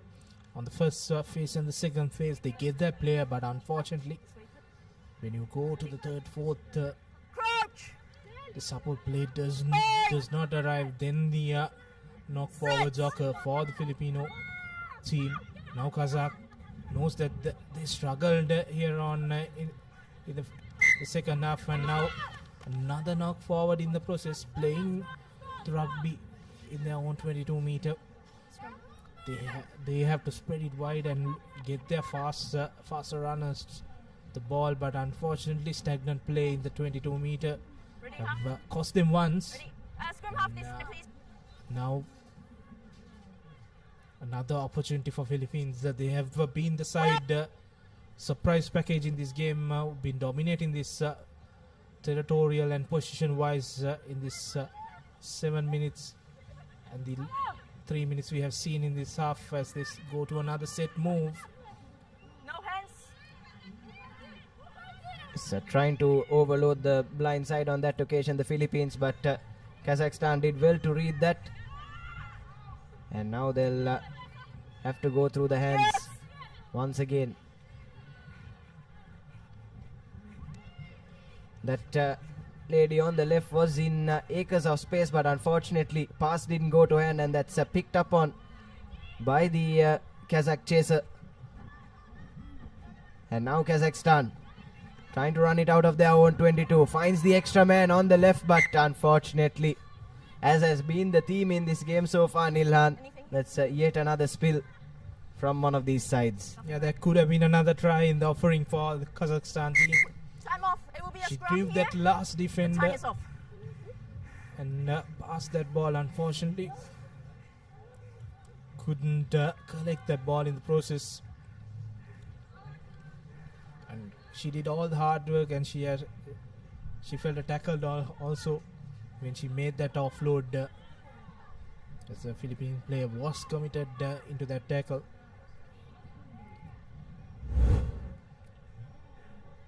Here we go, a replay of that. Bit too late and high, Nathan. It's something. Okay, I have it. Unfortunately, everyone is. Kazakhstan couldn't collect that pass. Yes, play has been halted momentarily. Couple of players nursing some injuries, but that certainly looked like a dangerous play there, Nilhan, at least to the naked eye, and the referees as well for this tournament have the privilege of taking a second look at it, and they might be tempted to send that last move upstairs.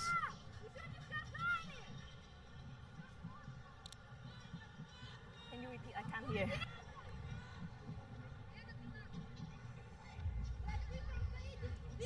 They are having a check with the TMO. Okay. No foul play here. We play with the scrum. On Okay, the no five, please. foul On the play five. says On the five. the referee, and they're going to start with that knock-on scrum. It's an ideal opportunity for the Philippines Is there any subs from to Philippines? try and take the lead for the first time in this game. Yeah. Time is still off. We haven't seen many games go down to the wire today, Nilhan, but certainly this one looks like it will, as the Philippines now look into their bench for options. Yeah, they're chasing the game. They need to bring that fresh legs on. Last 2 minutes in play. And they are trying to breach this Kazakhstan defense for the second time. It's all to play for, but good defensive work by Kazakh player. Unfortunately, she played the ball in the ground, so advantage in favor of Philippines, as they didn't make any progress from that penalty position. Referee comes back to that hands in the ruck infringement. Yes, you can't fault the intent there from Kazakhstan. Had rights to the ball, unfortunately had her foot on her hand on the ground though. And the Philippines, as they have done with a few of their penalties so far, opt for the touch finder. And it looks like they do have a few well-drilled set moves up their sleeve. Do the Philippines. This time work at the line out is clean. And now a resort to their line. Needed to get that pass out though. Support arriving quickly. Scanning their options now are the Philippines, trying to step through. But only managing a half break so far. This is good rush defense from Kazakhstan. Pinning back the Philippines, but spots the gap, does the number 7, gets that offload in. And again, stringing a few good offloads together at the moment are the Philippines, but it's Kazakhstan that come away with the ball. Excellent work at the breakdown there to win the loose ball situation. And now it's game management that'll be important for Kazakhstan. Just a few seconds left on the clock. Tries to step through, does the number 2. And the ball just rolls out of touch. And could this be one last opportunity for the Philippines? Yeah, it will be the final play in the second half. One last opportunity for the Philippines. They have dominated this game, but unfortunately 2 points. That solitary conversion is making the difference in this game as fresh legs coming for the Filipino side for the last play. First things first, need to get this line out sorted.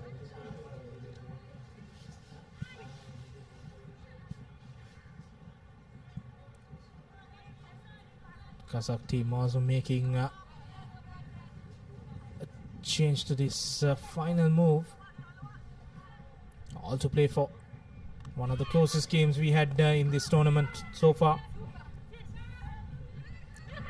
Philippines looking for options, trying to spread it, but back of the hand pass does not go into the hands of the number one, and the ball comes out for the Kazakh side. Just need to kick this out, but they try to go over for a try. The number 11 goes in the corner. No progress from that move. Still ball with Kazakh side. Now the Kazakhstan team just need to get this ball, and she goes through the gap and scores the second try for the Kazakhstan team, and that's a game, set and match for the Kazakh outfit. Yes, finally Kazakhstan managing to put this game to bed. Try coming through Eva Becker. It's a second try in this leg so far, and you have to say that was some lovely offloading from Kazakhstan as the referee blows for full time in what has been one of the closer games we've seen so far today. It's Kazakhstan that managed to walk through as 14 points to 5 victors, and I feel that that physical advantage that they had allowed them to dominate the breakdowns, and that's why they were able to secure that victory, and that's why that full-time confirmation reflects that 14 points to 5 in favor of Kazakhstan, who have won probably the most decisive game in this group, isn't it, Milan? Yeah, so the Kazakh outfit has 2 wins now, and the Filipinos lose in the second game. That's the final move try. The game was in the balance until the last move. Key stats 14 to 5, 2 tries, 2 conversions, and 1 solitary try for the Philippines.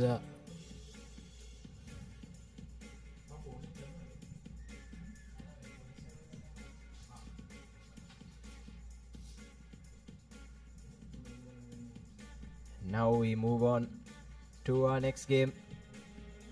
We have a strong Chinese outfit taking on Malaysia. Malaysia, who lost out narrowly to Kazakhstan in their opening game, will have it all to do against China, who've changed their strip into an all-black outfit for this game, and will kick things off from right to left in the first half.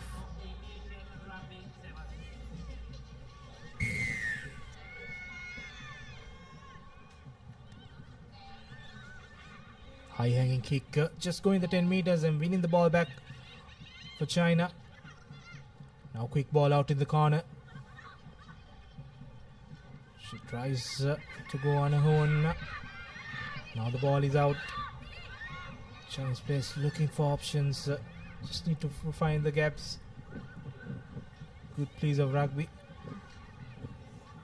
Spreading it to the corners, 2 corners. Still didn't find any space. Now she tries to make a good pass. Another long cutout pass. Unfortunately, she spills the ball. Could have been a opening try. Has had the try line right in front of her if she was able to hang on to that pass. Unfortunately, though, just losing it forward, and that's an early chance gone begging for China. But that's exactly the sort of start they would have wanted. Really hit the ground running in this opening minute. Unfortunately, though, that final pass needed to stick, and it's an early let off for Malaysia. who have a scrum in their favor just inside their own red zone. Yeah, that pass, the final pass, brilliant long cutout pass. As Malaysia gets the free kick, now they are trying to run, but unfortunately the final pass does not go according to plan. But Malaysia keeps the ball with themselves. Now to the corner, 1-on-1. She waits for support and puts the pop pass out. Now looking to use the wider options. Still in the 22 meter is the Malaysia outfit. Good defensive work from China, putting the pressure, and each phase they are going back in this last few passages of play. Yes, impressive defensive line speed there from China. It's all been lateral for Malaysia. Like we were saying, no real progression from them, and forced to put the ball to boot, and that's gone straight into the hands of that Chinese player, who will go down untouched for the first try in this game. And you have to say that's a deserved try, isn't it, Nilan, for the effort they've shown, especially in defense so far in this first 2.5 minutes. It's Yu Tong Cheng that goes over for her first try in this leg. Yeah, all the defensive work paid off when that Malaysian player made that kick. She didn't even check where was the Chinese players, just made that kick, and now going into the hands of the Chinese player, and she didn't have any defending work or defenders to catch her. Just collected the ball and found the space to run and score untouched. Easy try.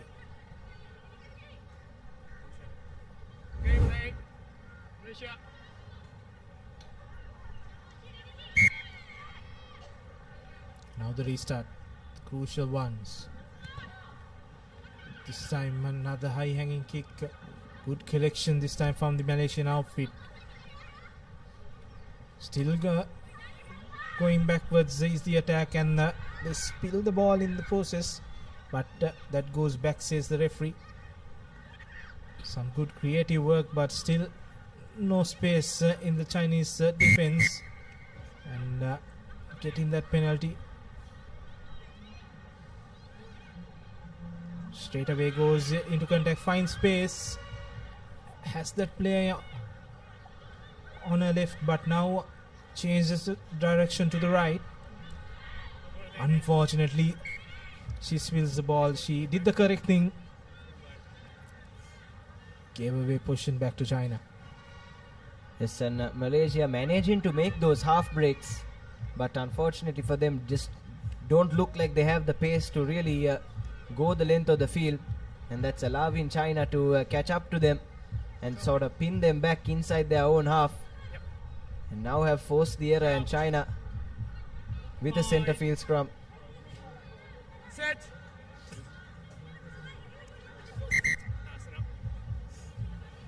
Hit and hold. Stop there. Take the hit. Okay, let's go. And scrum collapsing, so referee will ask for a reset. China still with the opportunity. At the halfway mark now, China goes to the corner and straight away offloads it to the number 76. Now inside pass to the number 22 player. Ball's out, play on. Ball is ball's out. Malaysia can play the ball. And a good offload to that number 65. Very interesting numbers for the Chinese outfit. Yes, all too easy for China at the moment. You have to say though, that last try was a major defensive lap from Malaysia. Julia Wang though, the benefactor, who goes over for China's second. But off that last broken play, Nilan, ball was available at the back of that ruck for at least 3 to 4 seconds. Had ample time and had rights to the ball as well. Did the Malaysian defense right there. But took that number 6 player a while to realize what was happening, and that was enough time for the number 65 for China to pick up that ball, put on the afterburners, And touchdown for her side second. The kick does not go the 10 meters, so free kick in favor of Malaysia. As you said, that 3 to 4 seconds, they could have captured that ball. Could have seen a different outcome. China, on the other hand, had 2 opportunities and taken the maximum out of it. Now Malaysia trying to use the corner.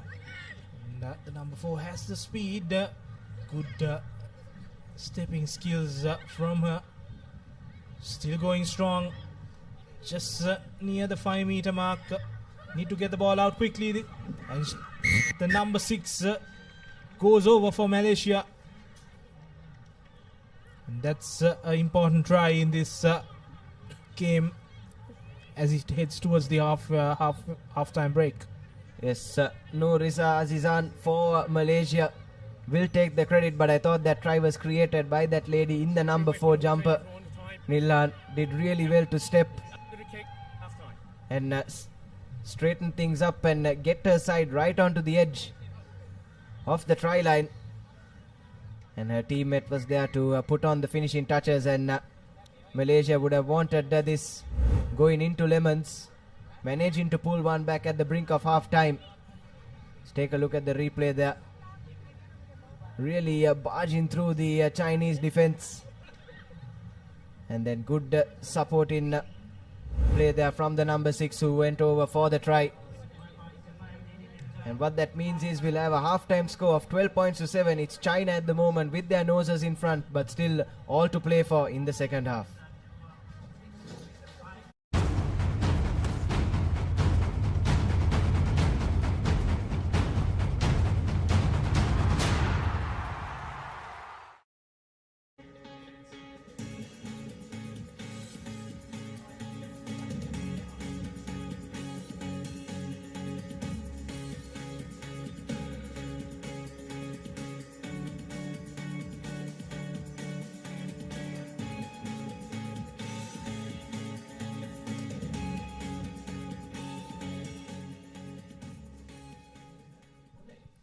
So welcome back, folks. Moments away from the second half of this clash between China and Malaysia. Taking a look at the highlights. It was the Chinese that hit the ground running. And this was their second try. And we have to say both tries coming through some defensive lapses on the part of Malaysia, and it's right on the brink of lemons. It was Malaysia that managed to pull one back and convert it to make it a 5-point game here at the racecourse. Yeah, coming up next, Thailand taking on Singapore. The Thai side ranked 4th in this tournament. We look to continue that winning momentum. And they hammered the host earlier on. Now Malaysia restarting things in the second half. Just 5 points the difference between these two teams. And the Chinese player finds that gap, another fend off. But the number 8 not giving up and getting the tackle. Giving away that penalty. Quick tap taken. Now quick hands to the corner. Has an extra number. And easy goes the number 76 for China to open the scoring in the second half. Yes, try coming within 30 seconds of the resumption, and that's exactly the start that China would have wanted, especially after Malaysia managed to pull one back right at the end of that first half. It's Zihan Liu that goes over for her second try today, and it's 17 points to 7 now in favor of the Chinese. Conversion is unsuccessful, but it's still a 2-score cushion for China. We take a look at the replay there. Textbook rugby from China, drawing and passing, and eventually finding that extra player out wide on the left. All she had to do was dot that one down, and she did exactly that. And it's China now with a 10-point lead. the restarts have not gone according to plan for China. This is the second time that they're giving the ball away for Malaysia. That's somewhere that they will look to improve going deep into this tournament. This is Malaysian number 864. These three players have been the ones to watch out as we just say the number 8 collects that ball and scores the second try. So China scores, Malaysia returns the favor back. And still the game is a 5-pointer with a conversion to come. Yes, Noor Azhar there going over for the try. And this is a lot better for Malaysia, isn't it, Nilan? Aware to the loose ball situations. Managing to win one of those loose balls and go over for the try did Noor. And this conversion will be an important one and it goes through. So 17 points to 14. And it's a 3-point game here with just 4 minutes left on the clock, and we are set for another entertaining finish here at the racecourse. Yeah, they put the Chinese players under pressure with that kick, and the try scorer for China couldn't collect that kick, and she was there to collect for Malaysia and went over. Another high-hanging kick, good tackle by Malaysia. Next score is the crucial one. If China can go through, then Malaysia will be under the pump. All to play for in this last 3.5 minutes remaining as China fumbles the ball. And a golden opportunity beckons up for Malaysia. Yes, Malaysia with a scrum right on the edge of the 22-meter for China. And like you said, Nilan, golden opportunity for them. What they do with this set piece will be crucial in determining which way this game goes. Then hole. Out.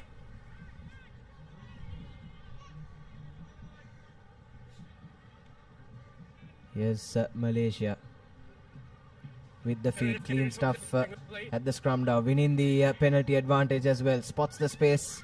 Puts in the kick. Unfortunately, it was a bit too heavy, but they were playing under an advantage. So we'll come back for that penalty for Malaysia. A good thinking from Malaysia, knowing that with the advantage, they put the kick in the previous try. And China did not like that option and trying to milk another try there. Unfortunately, this time the plan does not go as they expected, but still they have that fallback plan of the penalty that they had with themselves. So all to play for, just 2 minutes or so to go, and Malaysia is playing the rugby at the correct half of the pitch. Now to spread into unfortunately tries to spread the ball. Second one. But she couldn't collect that ball. A bit too high for Britain. Yes, not the best of passes coming into that number 4. Nothing much she could have done with that. And Malaysia have let that opportunity go begging.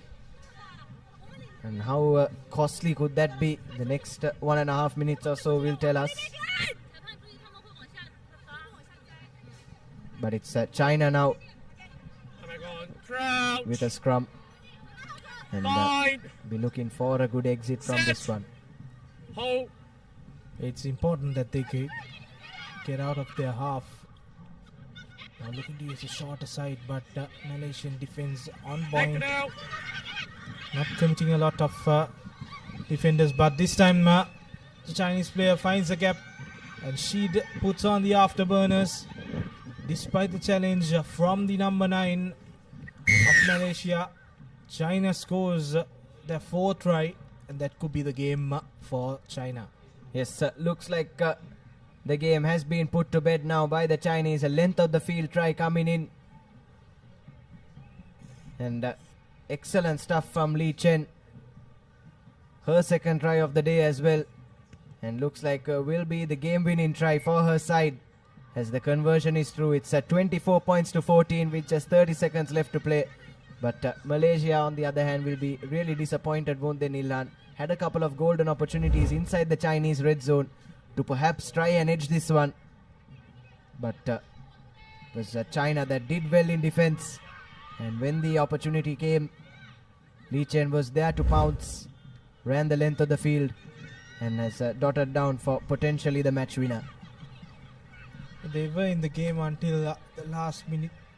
So some improvement from that Kazakhstan game for Malaysia. It looks like Kazakhstan and China will play for the top spot in this group. Malaysia will have to settle in that third place in the group. Now another penalty, knowing the time is up. China goes and opts for a scrum. Yes, Malaysia as well, Nilhan, will feel really hard done by two narrow defeats in both their games, going down by a small margin to Kazakhstan as well earlier today. And even in this game against a much stronger Chinese outfit, they were in the game for most of the 14 minutes, right up until that last try. It's China looking to go for the kill now. Swings it out wide onto the right hand side, has the entire try line in front of her. And this will be the cherry on top for China. Their fifth try, 29 points to 14 with the conversion to come. And this is a perfect ending for them, you could say. Finished the game in style there. And she had the presence of mind to come around and score under the post, so that a mate can just put these extra 2 points. And that's it for this game. Last minute not going in favor of Malaysia and leaking 2 tries. Scoreline wouldn't do any justice for this game, for the fight that Malaysia gave towards China, who are ranked 2 in this tournament. Yes, you have to say, Nilhan, on point there. Malaysia were in this game right up until those last 30 seconds, but it's China with 2 tries in the last minute that managed to nick this one. It's 31 points to 14 at full time. And it's China and Kazakhstan that will face off to see who will top this group. As we take a look at the second half highlights, that was the first try from China right from kickoff. And then Malaysia managed to hit back and make it a 3-point game. But then this is where the game was really killed off. China running the length of the field after winning possession back off a Malaysian attack, and then this just to cap off that performance with their 5th try right under the sticks. So your key stats from that game, 31 points to 14, doesn't really reflect the kind of fight that Malaysia put up, but it's 5 tries and 3 conversions for China and 2 converted tries for Malaysia. And to take you through the next game, we'll have Khadija and Abdullah.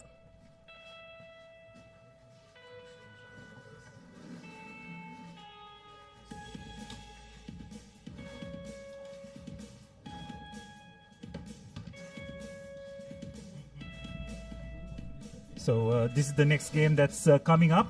Thailand versus Singapore. I have to say that Thailand favorites for this game. Got a good win against Sri Lanka earlier in the morning, and this is the Thailand lineup. Jai Jarim, Nawakwew, Wandi, Janatamala, Witya Ronto, Yoda, Michok, Manesi, Hunkid, Narastofa, Salinda. Yes, and just running out of time to go through the entire name sheet of both teams, as Malaysia and Singapore have taken the field. Joining me in commentary is Khadija. Khadija, so far from what you've seen in the women's segment, what do you think this game will have for us? Yes, Abdullah, I think it's going to be absolutely exciting. And we have our referee, Hibiki Ikeda.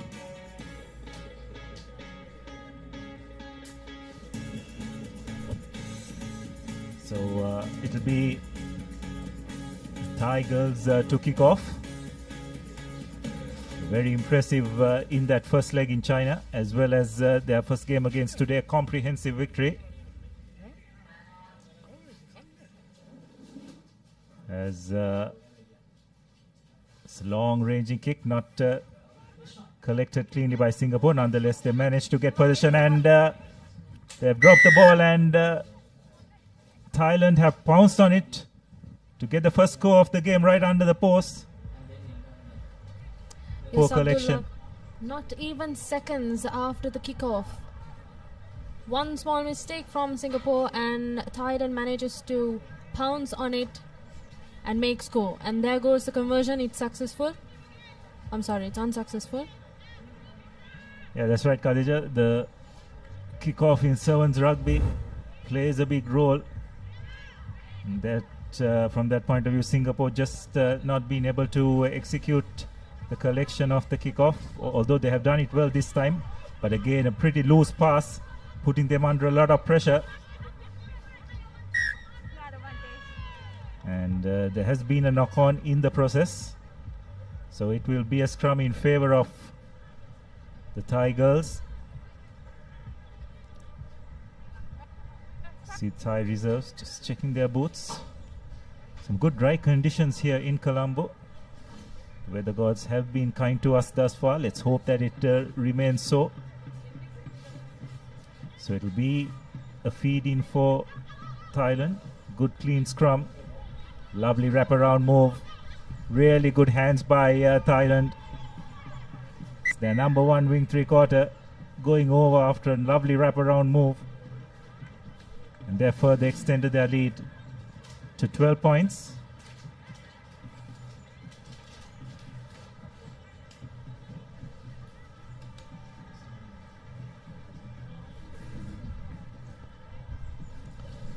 So the conversion is successful. So the score should be 12-0. First conversion, I believe, was missed. As we have a look at that try once again. That's a lovely move, wasn't it, Khadija? Wonderful straight running lines, creating the overlap and a bit of space for the wing three-quarter. Yes, Abdullah, that was an amazing wraparound pass, creating a loop around the corner. This time, well received by Singapore. Yes, Singapore done well. Now they retrieve position, but they're just in their 25. Don't want to spend too much time here. They've done so far in terms of retaining position, but yet are under a bit of pressure, and eventually deciding to kick ahead. Cannot fault the idea, but you have to question. I don't think the chase was as good, so it's an opportunity for Thailand to regroup, and which they have done. A lovely show and go, some good desperate defense, and that's a penalty. Some good defensive work by Singapore. They take the quick tap, pass it, but unfortunately it's knocked on, and Thailand will launch another attack and manage to get a penalty, which is a high tackle. Take another quick tap, not finding the mark, but no harm done. Nice switch, keeping the ball alive. One thing, most of these Thai girls are very good athletes. You can see the way they are moving the ball and the way they move themselves. Lovely ward off, a missed tackle, and that will be the third try for the Thai girls. That was some amazing technique, Abdullah, I would say. Great momentum of the game. They really manages to keep composure and just keep playing by moving the ball without no issue at all, even with the defense from Singapore. Singapore really needs to work in getting out of their jail, working well with the Thailand girls. Yes, so the conversion is successful, was it? Yes, indeed. The conversion is successful, and there we see the replay. That is an amazing handoff given right into the face of the Singapore player and right under the post. Yes, you can definitely see that this Thai team is much more accomplished. They seem to have played together, have a great understanding of each other. Singapore still very much finding their feet. They managed to retain position. Again, a little bit of indecision. Taking it into contact. Done well to retain the ball. Show and go, but once again the Thai defense extremely strong. And they're right over that ruck, and they managed to win the penalty. They take the quick tap. Fortunately, pass not finding its mark, so the ball will go into touch. I believe that's the Thai coach, Lotte Raikobula, former New Zealand Sevens exponent. He's really done a great job with this women's team of Thailand. They've really made strides amongst the top 4 in Asian rugby currently. Singapore with the throw-in. Fortunately, it's not straight. So once again, position turned over.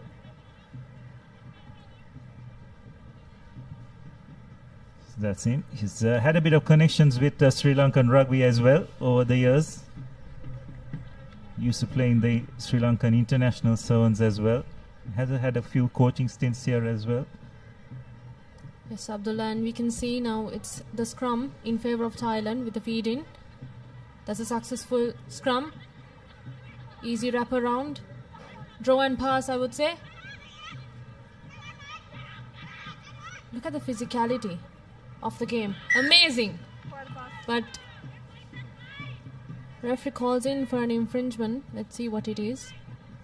Yes, I believe it was a forward pass, Khadija. Yes, you got that spot on. I think the physical disparity between both teams also is pretty evident. Thai girls much more stronger, faster, quicker on their feet. The lateral movement is much better. Singaporeans seem to be struggling in that aspect, running out of ideas. Once again, they find themselves on their goal line, taken into contact. They've done well to recover position, and they've decided that that's enough. The hooter has gone, and that'll be half time. So Thailand at the break comfortably ahead, 19 points to 0.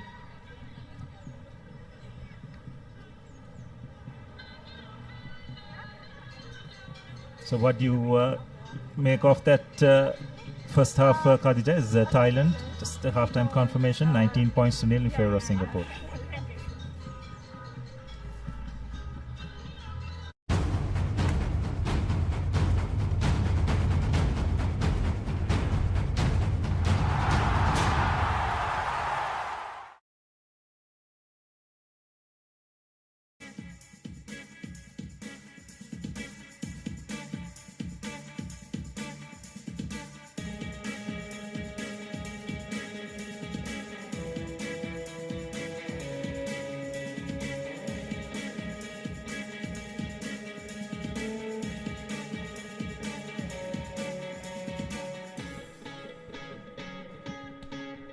So welcome back to the Racecourse grounds as it's halftime here in this women's segment game between Thailand and Singapore.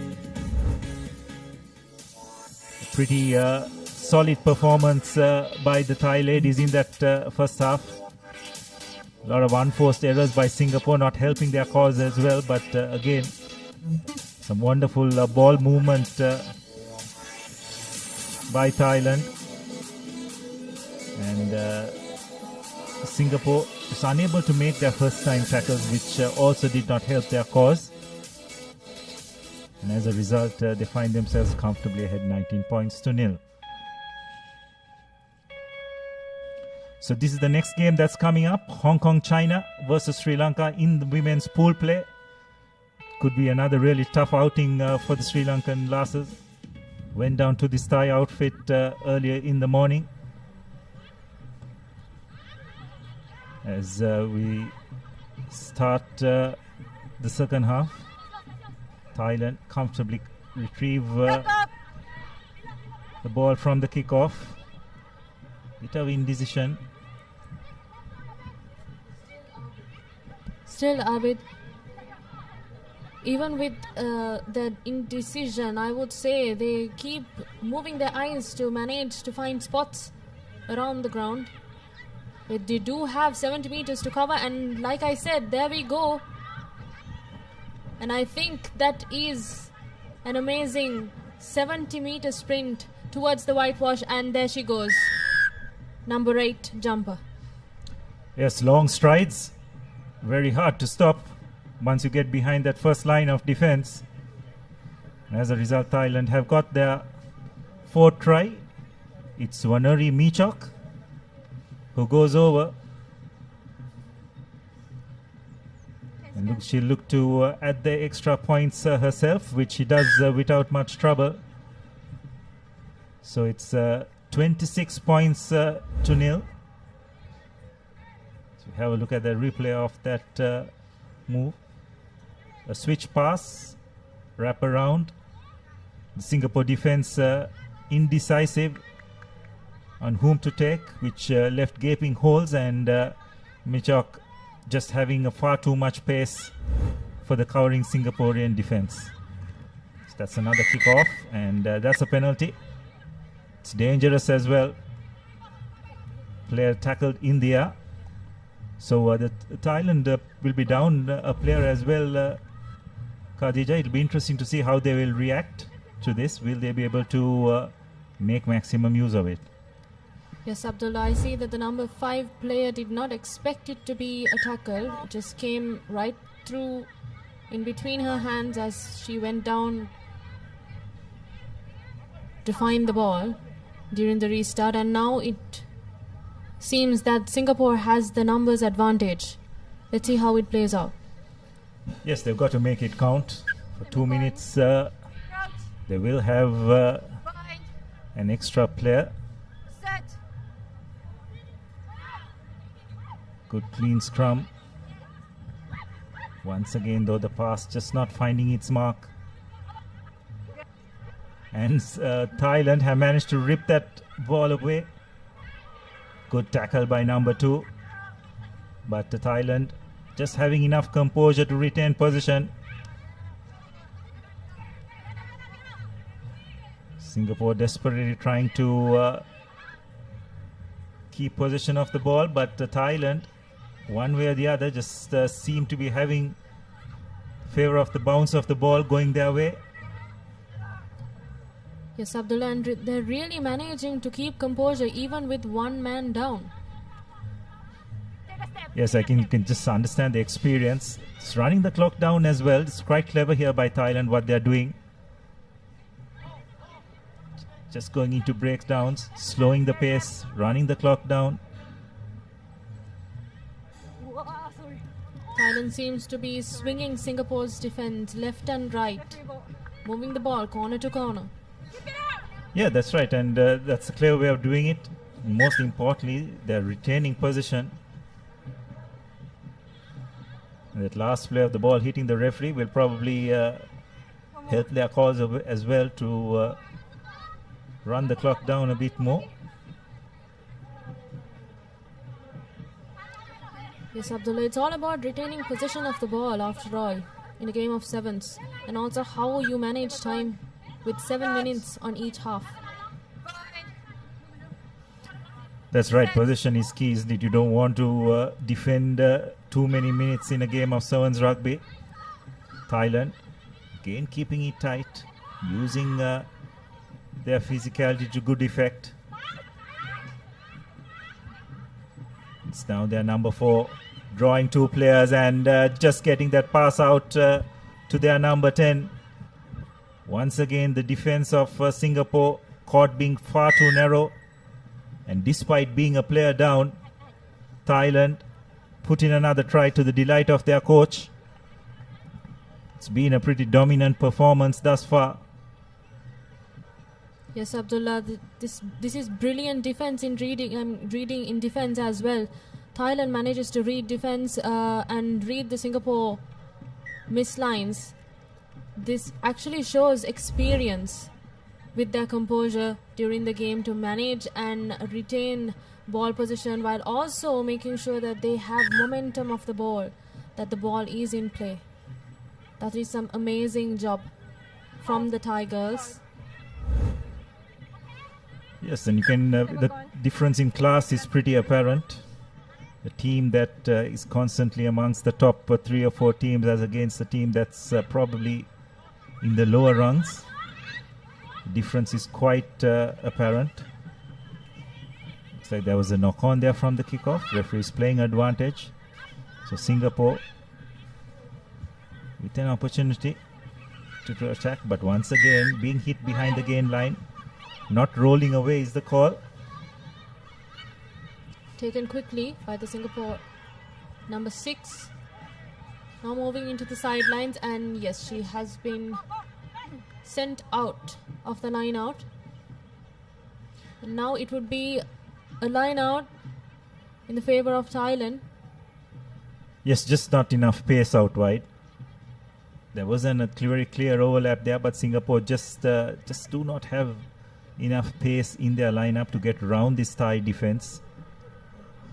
Once again, nice clean line out. Thailand switching play.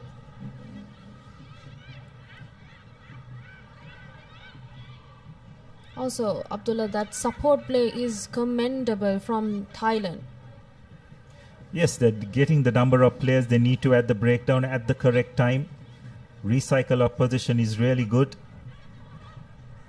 Once again, just holding the players at bay. You can see 3 players committed to that one player in defense.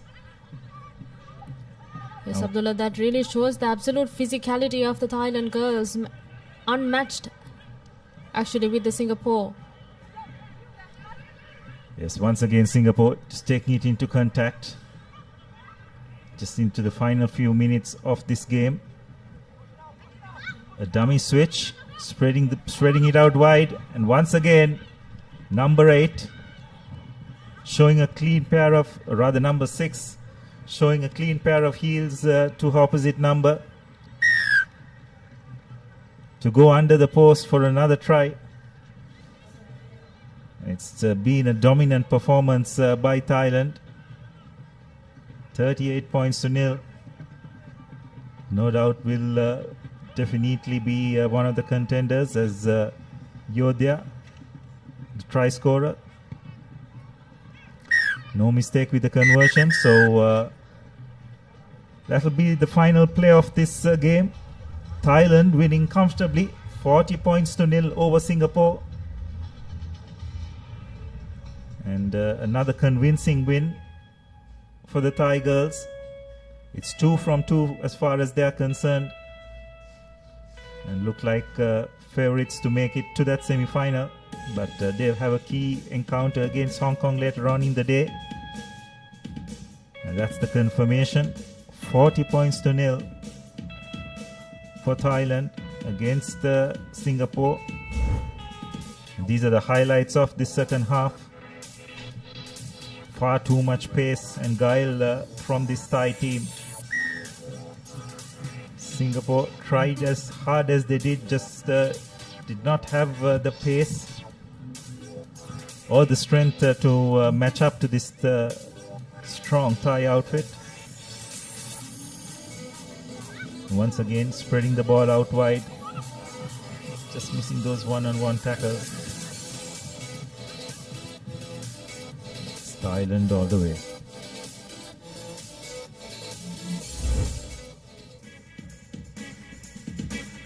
And here are the key stats of the game. Thailand with 40 points, 6 tries and 6 conversions, which finalizes the game after all.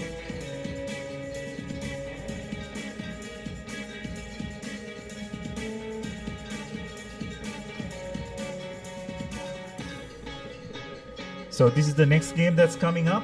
Hong Kong, China, taking on Sri Lanka. Could be another tough encounter for the Sri Lankan girls. Against one of the pre-tournament favorites, you'd have to say.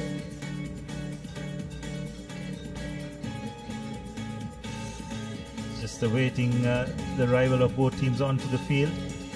And this is the lineup. Rivers, Chen, Yeng, Oyana, Nam, Olsen, Thorn, Lee, Eden, Ho, Chen, Chong, Leenam and Forrest.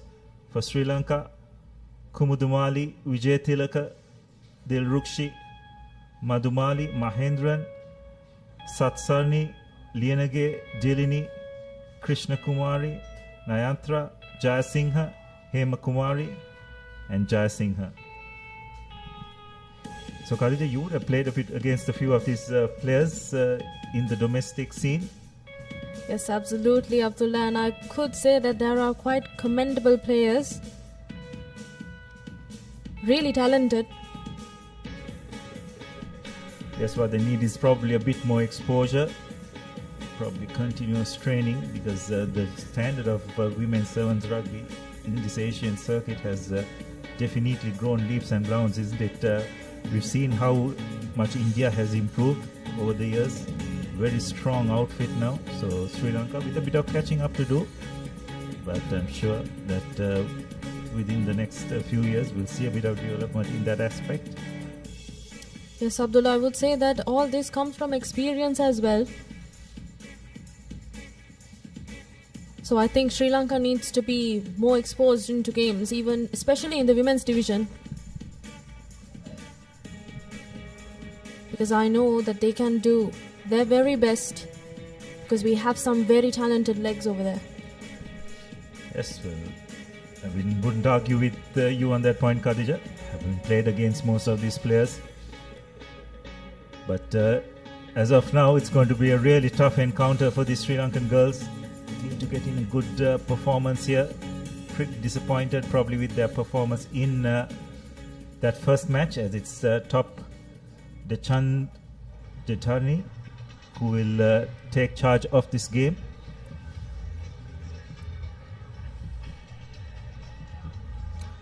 Hong Kong have been a strong contender on this circuit.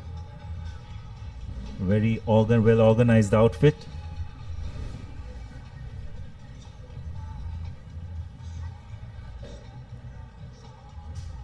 It will be Thailand to kick off. Pardon me, it's Hong Kong to kick off.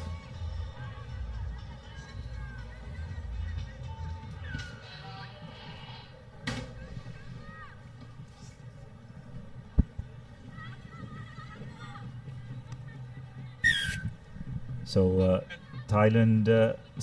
Hong Kong not reaching the 10-meter mark. So it will be a free kick in favor of the Sri Lankans, an opportunity for them to try and make their mark early on in this game.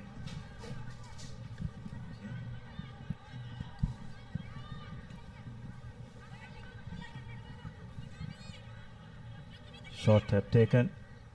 Sri Lanka switching play, trying a cutout move. Successful, but they managed to retain position. Once again though, poor pass, not finding its mark. Sri Lanka on the back foot again.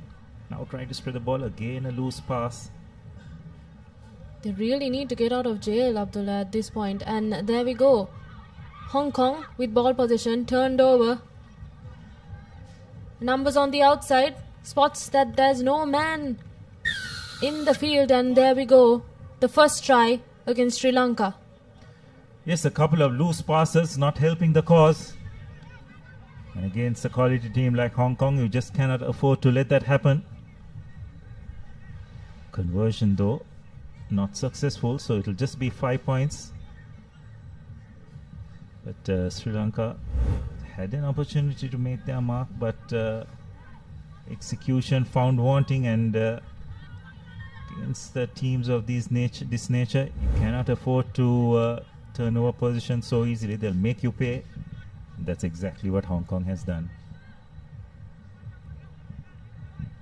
There we go, that's the restart kick. Not the best of receiving from Sri Lanka. Quite scrappy, but they make it. Yes, they managed to turn position. Again, just the passes, far too much airtime on it, allowing Hong Kong to rush up.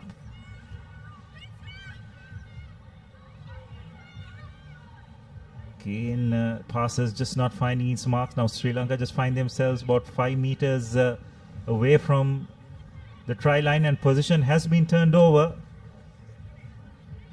And it's their number 4. Will go over for the second try.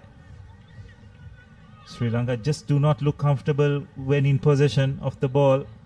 Just unable to find their mark, and Oyana going over for her second try. Conversion successful this time, so it's 12 points to nil.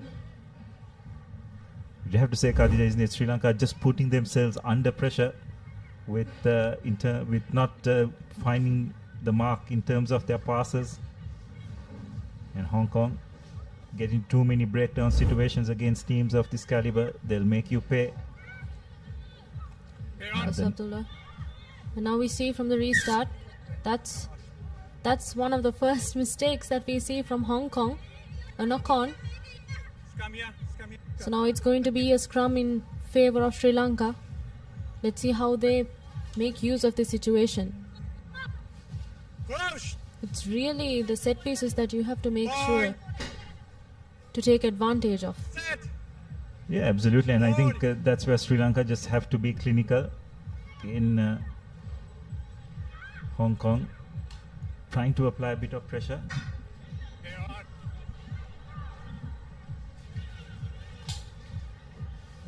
Position being turned, pressure being applied to Sri Lanka. They managed to hold on to possession. Just getting over that first line of defense, but the recycle ball a bit slow, enabling Hong Kong to realign in defense. Sri Lanka quite difficult in managing to move out of their 22 in their red zone still. Yes, and Sri Lanka penalized for not staying on their feet in the ruck, so another penalty for Hong Kong. They take the quick tap and they've spread it out wide. Sri Lanka just not being able to get the numbers across.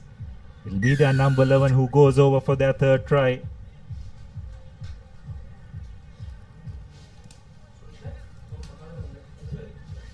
And that is Ka Young Chong for the third try for Hong Kong China. Just as we have a look at that once again, it all came out after that infringement at the ruck by Sri Lanka. Hong Kong quick to react, taking the quick tap, spreading it out wide and going under the post for their third try.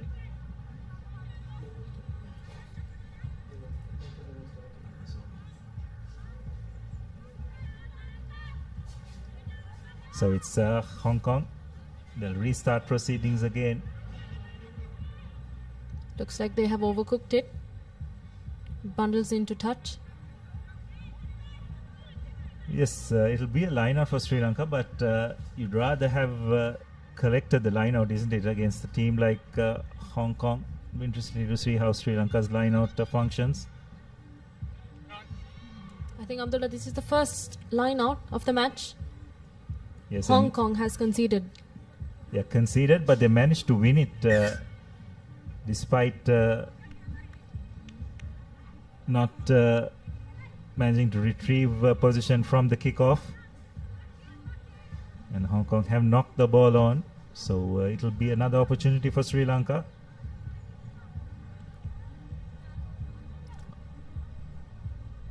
Sri Lanka just seem to lack a bit of options and enough attacking threats in their arsenal. Pretty lateral. Don't get many opportunities when you play teams like this. Now it's a missed pass, but once again just not being able to hold on to possession, and Hong Kong's number 1 just brushes away the Sri Lankan defense to go over for Hong Kong's 4th try. It's disappointing, isn't it, Khadija? Virtually all 4 tries have come as a result of turnover possession from Sri Lanka when they have had possession. So it's not that Sri Lanka haven't had opportunities, but they've just not been good enough to take it. And a wonderful conversion on the stroke of half-time sees Hong Kong leading 26 points to nil. And looks like we'll yet have time for a kickoff because the try was scored before the hooter went, so we will have another restart. This time well collected by Sri Lanka, but Hong Kong looking to apply pressure at the breakdown, and Sri Lanka have had enough of that first half, and ball has just been hacked into touch, and at half time it's 26-0 in favor of Hong Kong.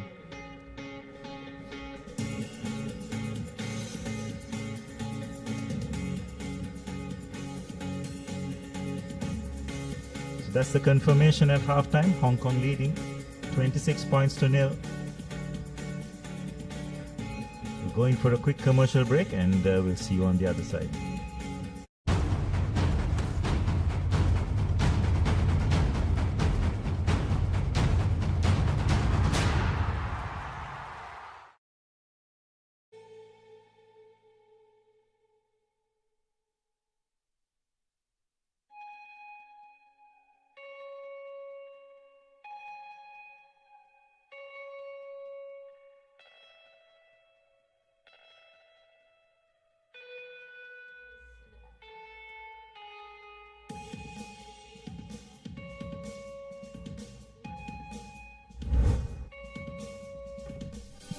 Welcome back to the racecourse as we have a look at the highlights of the first half. It was one-way traffic as far as Hong Kong is concerned, benefiting from some pretty poor passing by Sri Lanka.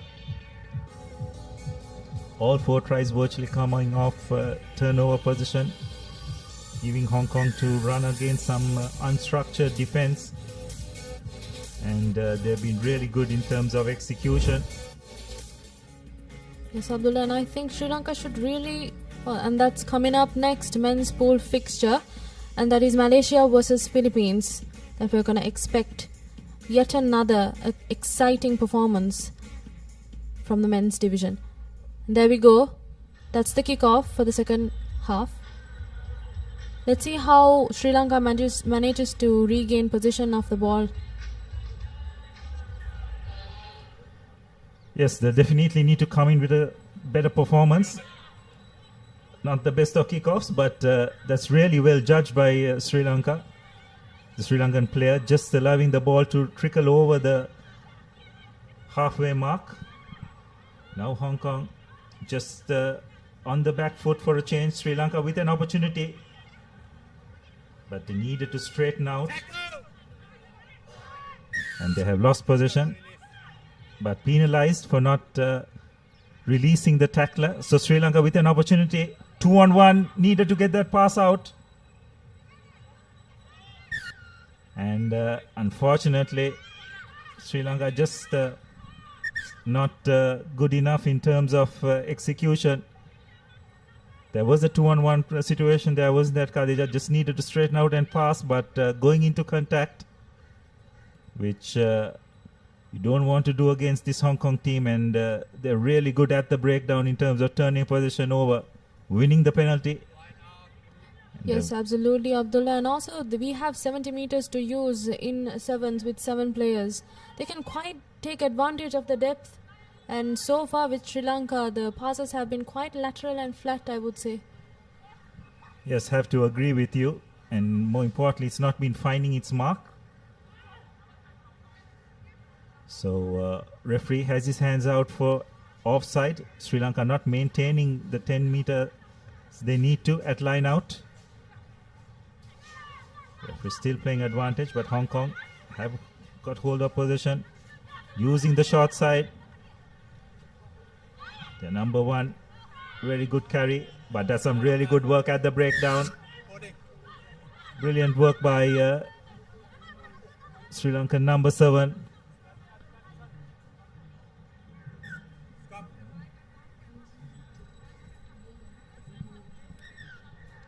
And that's Lianage who made that turnover. Quite clever to come and drag the ball out. We see some fresh legs coming in for Sri Lanka.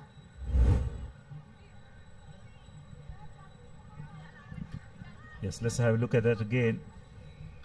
Some brilliant work by is that Charan Ilianage? Yes, that is Charan Ilianage. Yeah, an A division referee as well, showing some wonderful technique at the breakdown to turn possession over. Sri Lanka interestingly have opted for a scrum from that penalty.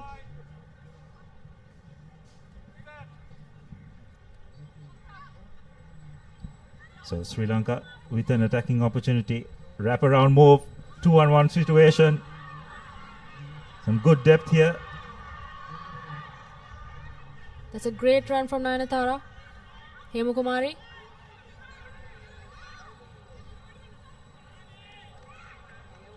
Unfortunately, a bit of indecision resulting in possession being turned over.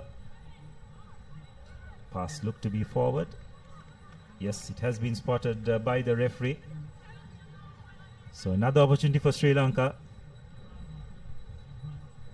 I think that's why they opted for the scrum, Abdullah. You could see that amazing and beautiful set piece move from Sri Lanka. Right on the halfway mark. Sri Lanka have moved towards the left flank, all the players. Okay, just trying to change direction.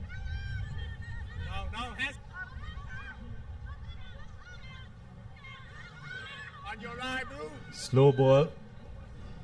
Hong Kong rushing up and putting pressure on their defense. But Sri Lanka have done well to retain position, but they've got to move forward. Again, being stuck behind the gain line.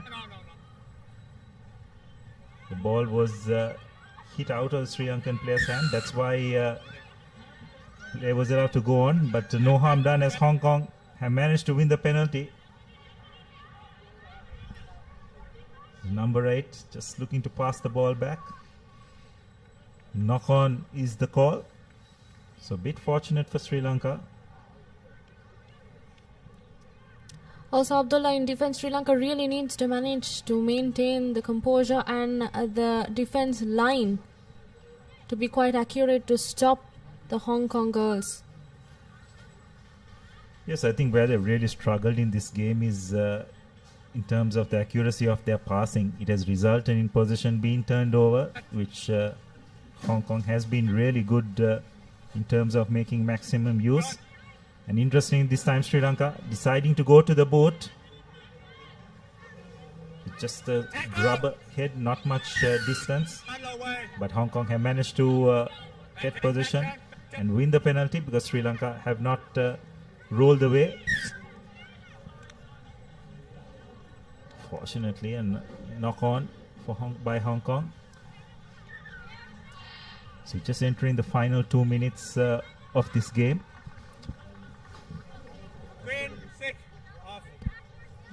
And that's Kanchana Mahendran coming in.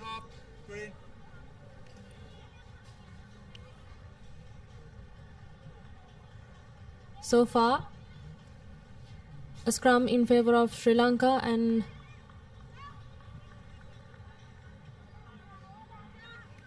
yes, Sri Lanka will dearly like to get something on the board.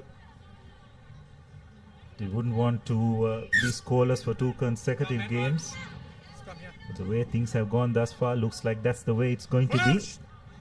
yes, Abdullah, but they still do have time to make some score. With just under 2 minutes on our clock. So Sri Lanka with one final opportunity. But again, the execution left wanting, and Hong Kong just managing to knock it on, unfortunately. They had made use of the advantage, so Sri Lanka will get the scrum. Spectators slowly trickling here into the racecourse ground. As the day goes on, I'm sure the crowd will increase. Some really good rugby has been witnessed thus far at this Asian Sevens second leg. Yes, Abdullah, and they opt for the kick. But there are 2 chasers on the back. And Hong Kong returns the favor. Yes, well, that's a really good touch finder, if you can say so. Bit fortunate. Bounce of the ball favoring Hong Kong. So Sri Lanka will have a line out 5 meters away from their try line, but will be under a little bit of stress.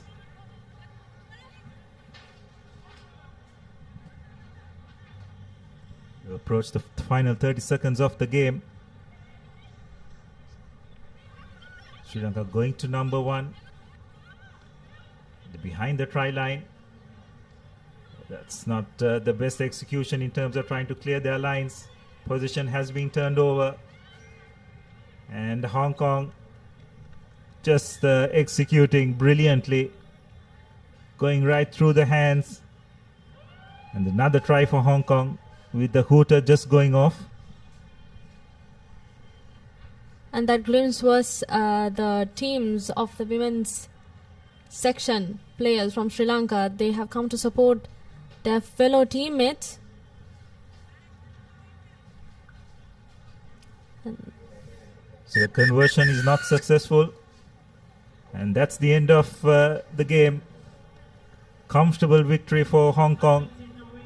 Pouncing and making maximum use of Sri Lanka's errors. It's a game where I'd have to say Sri Lanka probably just will have only themselves to blame in terms of their poor execution. And that is full-time confirmation score 31-0. And Abdullah, it's really about the technique, isn't it? It's about managing possession and maintaining depth. Sri Lanka lacks depth in their attack, and that is why the defense of the Hong Kong players seems to be right in front of their faces. Yes, and I think it comes down to just having enough exposure at this international level, isn't it, Khadija? That's probably an area where Sri Lanka lack. Hong Kong, you can see a very experienced team. As we have a look at the key stats, 5 tries and 3 conversions to Hong Kong, which makes up their 31 points. So that's a commanding victory for Hong Kong, and Sri Lanka yet with having to get a single try in this tournament, but they'll have an opportunity against Singapore later on in the day. And this is the next match that's coming up in the main segment. Malaysia taking on Philippines. It will be a close encounter, and to take you through to that game, Sudarshana Piris and Romario De Silva.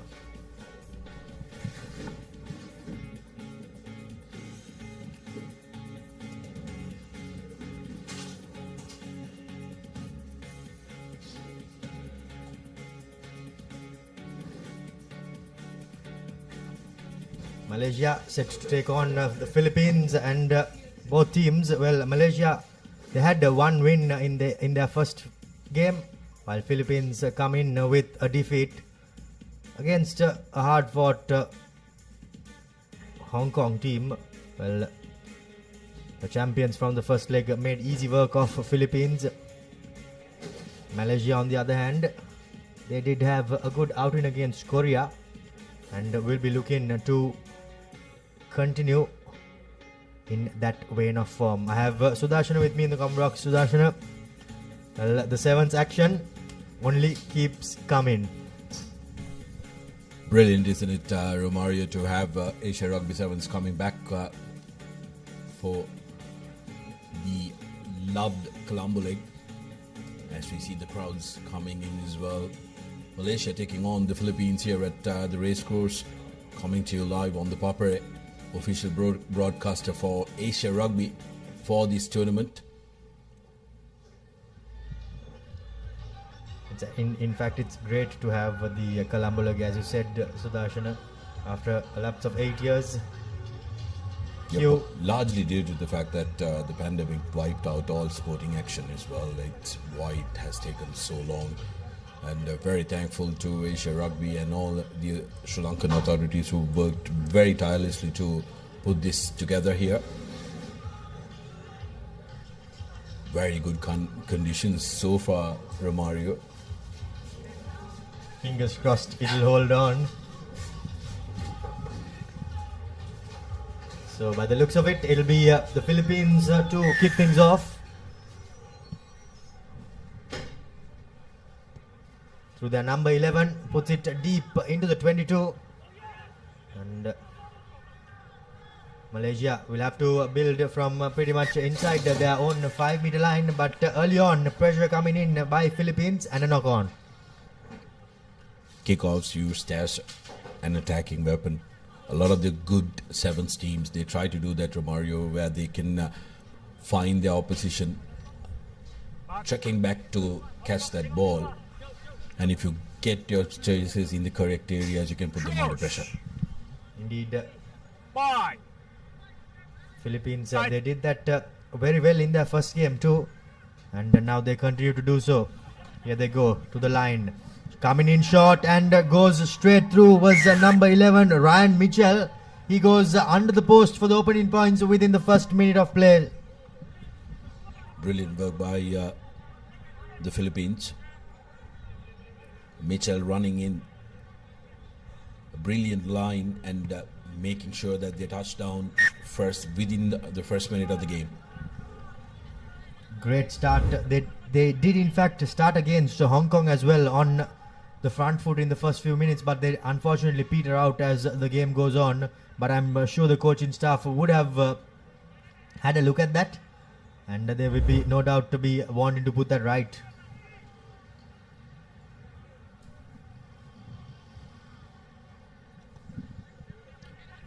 Restart. This time around again let bounce by Malaysia. They did that the first time around as well, but this time around cleaned up much better. Now sending it through the hands rather. Loopy passes not helping their cause. But Malaysia somehow, the player wriggles his way to the floor. Cross kick coming in. Again the ball was let bounce. Unfortunately, I think if he could have accelerated and got onto that ball without it bouncing, I think he would have been gaining some good meters. Was there for the taking for Malaysia. Bounce of the rugby ball cannot be touched, and it's very, very difficult. Hong Kong, I beg your pardon, the Philippines taking it quickly. No 2 meter. 2 meter. The referee awards a shot on penalty. Quickly taken by the Philippines, spreading it wide now. Numbers and space on the outside will hit. Moses have the speed and the legs and the finish. Referee will have a word with the assistant and awards it after consultation with Robin Alexander. Second try for the Philippines coming through Michael Moses. Great piece of play here by Philippines. Just doing the basics right, catching and passing. And the passes to stick in well into the breadbasket of the recipient and makes life very easy.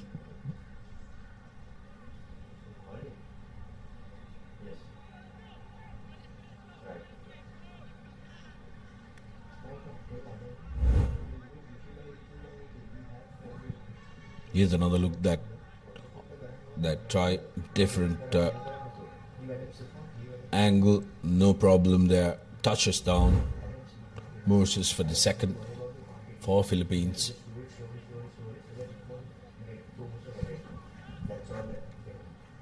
Back, clear. Malaysia sending it through the hands. Now they have a number on the outside, but good rush defense coming in by Philippines and bringing the man onto the floor. Malaysia down the short side they go, trying to break. He does break, so a half break, gets the offload away as the number 7 unfortunately lacks support and the ball has been turned over. Now Philippines accelerating through and gets a lovely offload. Does the player in the number 11 jumper. And this time around as well,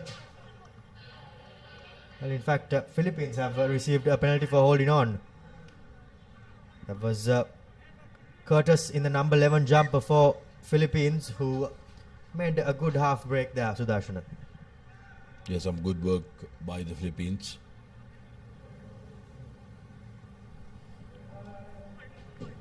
They'll want to manage the pace of the game. They're 12 points up, 2 minutes to go in this first half. Despite being very gloomy, Romario, it's quite humid in the middle.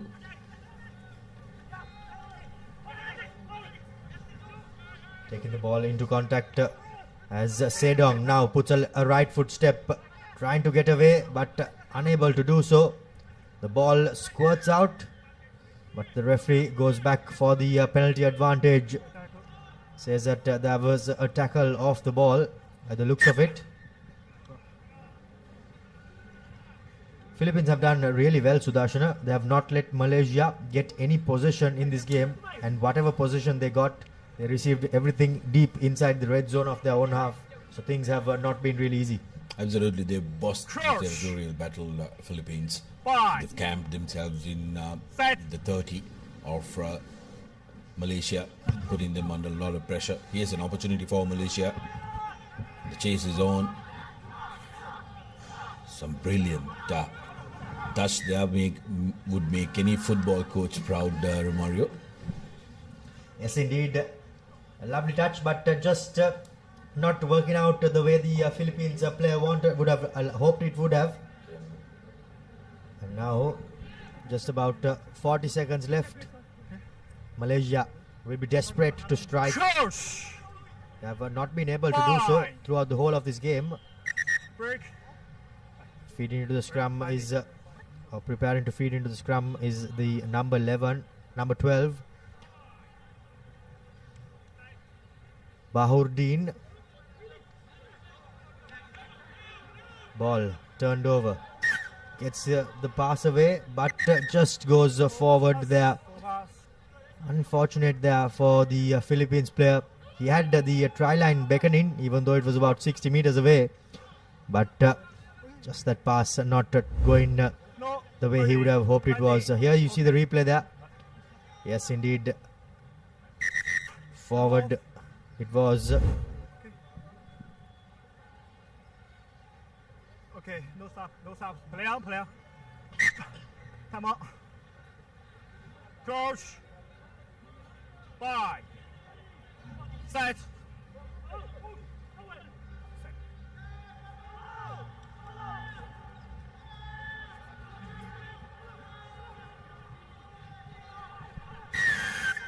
Philippines trying really hard to disrupt, but a yellow card coming for a deliberate knock-on there, Sudarshana. Yeah, Malaysia putting some pressure just before this half time, trying to get one in, be alive in this game. Amani Oibu is the player who has been sent to the bin, and he seems to be enjoying his time in the sin bin. You don't see that too often. Bit of a wave towards the camera.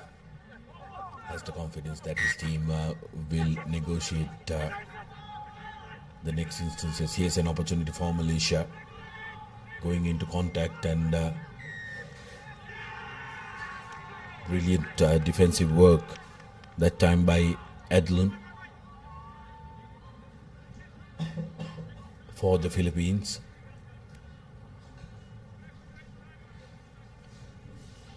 So Clifford Dawson in the number 1 jumper. He did represent the Philippines 8 years ago when they came to Sri Lanka. They did manage to defeat Sri Lanka, in fact. I remember that game quite well. So it's half time here in this game. Philippines have taken a 12-point advantage over Malaysia.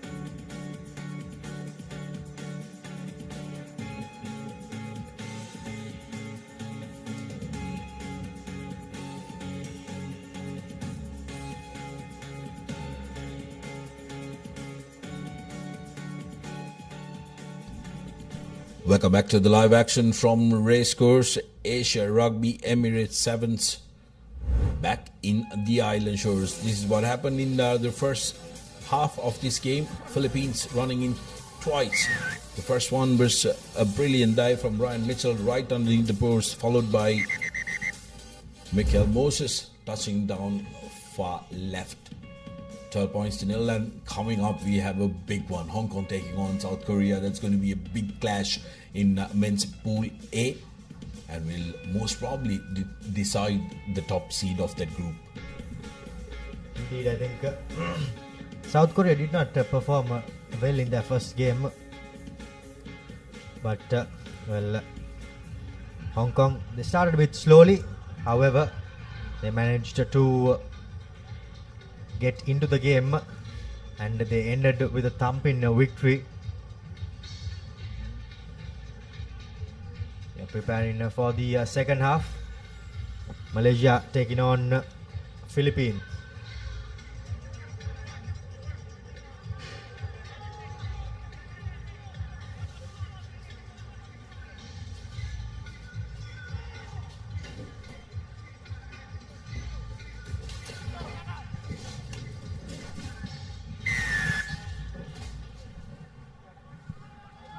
Malaysia, Fox in the referee, but somehow puts a shallow restart this time around. However, bit of volleyball by the two teams, and Philippines recovers. Now throwing it far deep into their own half. Players trying to get a bit of footwork on. Good strength shown there by the ball carrier. Philippines retaining possession, sending it through the hands. Looking for a switch was the number 6. Adelan. Hospital pass there, but well negotiated. However, the first man comes in clean and turns it over. The Philippines player, he did not release the tackler. Great work from Iqbal, and here's an opportunity. Just on top of the try line, that's going to be a penalty. Need to take it quickly. Malaysia. And here's the big man. Gets away and gives it out to the number 11, Zuhairi, who touches down for Malaysia. This is brilliant from them. They needed to make sure that they were the first to score, Romario. And they've done that. Some very good work from Malaysia, and this game is now live. Indeed, this game is far from over. Malaysia staying in the hunt with that try. Zuhairi, he did have a good game the first time they stepped foot on this paddock here during the early hours, and his form continues. Great carry by Mohammad Zulisham also in that number 8 jersey, who created that opportunity, took the man on, and with that beautiful offload got Malaysia right back into the game. 7 points to 12 in favor of the Philippines still, but the Malaysians will have a little bit of spring in their step. Kick off yet again for the second time of asking. Changes the side, and this time though puts it deep. Step in, has a number on the outside. Do Philippines break? No, they do. Half break there by the number 7, Iqbal. Beg your pardon, that was Mitchell Moses. Philippines still keeping the ball alive through their number 10, Roland Henry. Gets it back. Roland Henry this time tried to sneak down the short side, but thought better off. Now through their number 5, step in, beats one, puts on a bit of a goose step. Now steps on the accelerator, gets the switch in. Will Philippines go all the way? Yes, they do. Through their number 7, Mitchell Moses. He dots down for his second. And now another kick for Philippines in this game against Malaysia. Brilliant stuff by Moses that time, cutting in on the angle, but the good work was done by Kautai. 10 seconds. Great stepping, and Moses finishing and converting his own kick as well. So Philippines Slowly sailing away from Malaysia despite that encouraging start to the second episode of this game.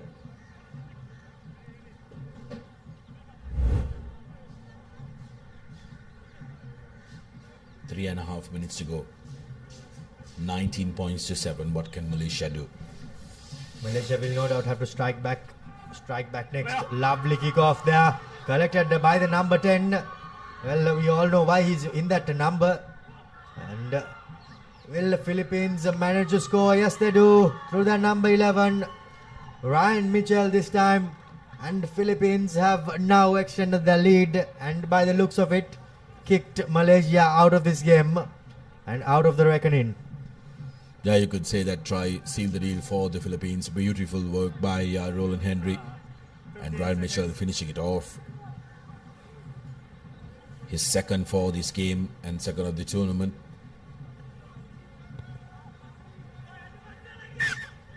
And no problem with the conversion as well. So Philippines really steering away from Malaysia.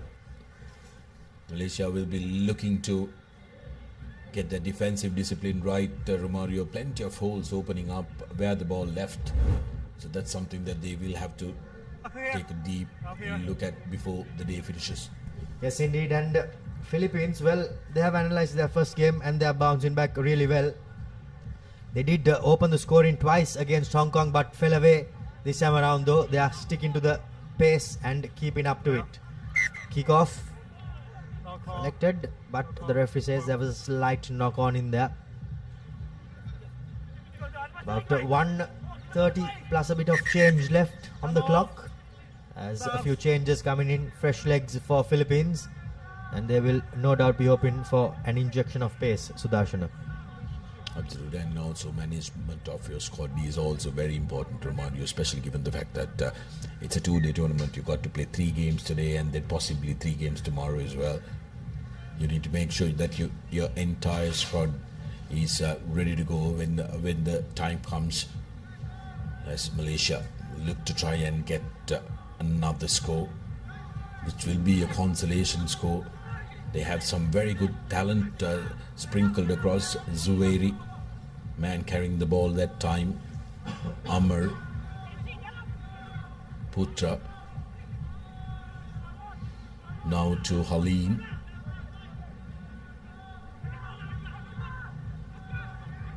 Making a break, brilliant run by Ilham. Will he have the legs to go all the way? Support is there, securing it. And that's going to be touchdown for Zarif from Malaysia. And they show they are here to play, Romario. Very good work done by the number 11 Zuhairi. Zarif touches down. Yeah, surely here to play Malaysia. Just falling a bit short in this second game though. At a great conversion coming in, 14 points to 26. Zuhairi with the extras set up the try, made the try assist and made easy work of that conversion as well. Time unfortunately though has run out for Malaysia, but they will be happy with how they came back in the final few minutes. But having said that, they'll have quite a bit to brush up on before they go into their third game. Restart yet again used as an attacking weapon. Lost forward however by both teams. And the referee says that there is a bit more left on the clock. And we will have the scrum. Can Malaysia get one more score here? Because 19-26 would read so much more better than 14-26 for Mario. That's going to be a penalty. Hands on the ground, falling over the ball and killing it. Quickly taken by Malaysia, but loses it forward, and that will be the game. Philippines celebrations were delayed by the Malaysian grit, who didn't want to go down cheaply. Romario, 14 points to 26 is how it finishes. Philippines will be happy at the fact that they had a controlled bounce-back performance after that disappointing loss to Hong Kong. Indeed, they will be extremely happy with how they bounce back. But now we move our attention on to the game between Hong Kong and Korea, as we see the full-time score confirmation. Malaysia 14, Philippines 26. Round off the second game for this evening.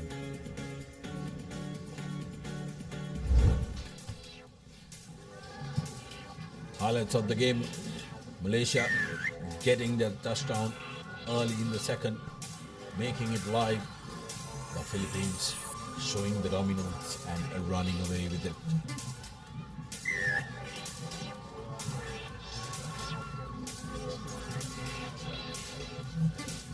What will be very, very encouraging for the Philippines will be the fact that they managed to have multiple scorers contributing to their success.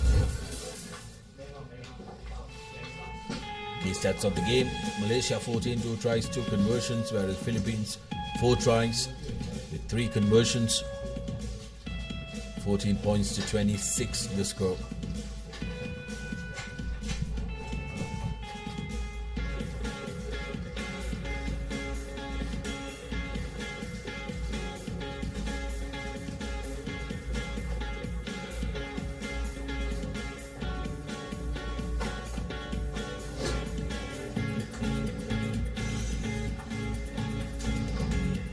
The big clash, Hong Kong, China taking on South Korea. A big one coming your way here from the racecourse. If you're in and around Colombo, make your way to the racecourse grounds.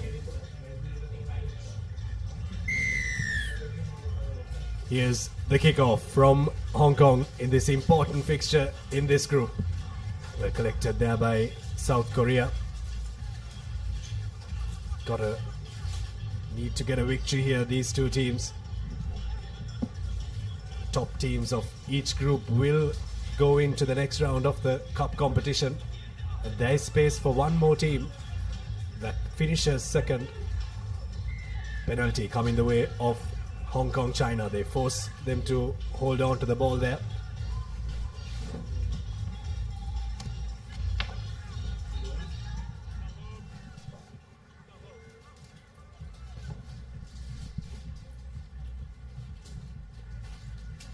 Hong Kong have been the better team, haven't they, right throughout this Asia Rugby Emirates 7 series. The first leg, they absolutely blew away all their oppositions. But so far, they had a bit of a sketchy start, Sudarshana, in the first game that they played against the Philippines. Here's the scrum for Hong Kong, China running on the outside. That's going to be the first score. Easy does it for Hong Kong, China.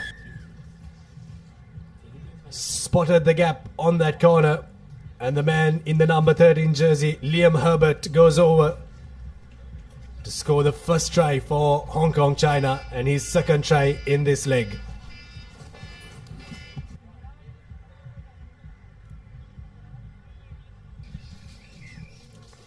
No problem with the conversion as well. Hong Kong straight away hitting the ground running in this game. They do not want any upsets coming their way after that little jittery start to the tournament. Korea this time managing to secure position as the skies seem to be opening up. There is a little bit of a drizzle. Great carry by the Korean players. They spread the ball wide, looking to run on the outside is Kim.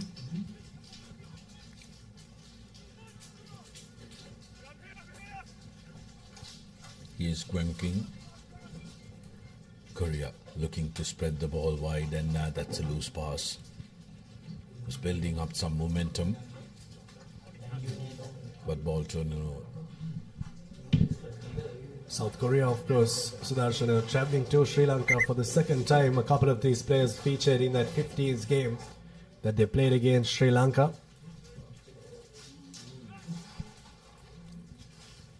Set piece line out for Hong Kong China now. Slowing things up for a second there, Sabin Lee. Callum McCullough scored a couple of tries in that first game. Takes it into contact for Hong Kong China. Now there's space on the out. Here's a try scorer, Liam Herbert, who decides to switch back in and run across the South Korean defense. No one seems to want to tackle him there. Now here's the ball for Johnny Esono, and he's going to step his way through. Huge left foot step and a try for Johnny Esono for Hong Kong China. They score their second try in this game.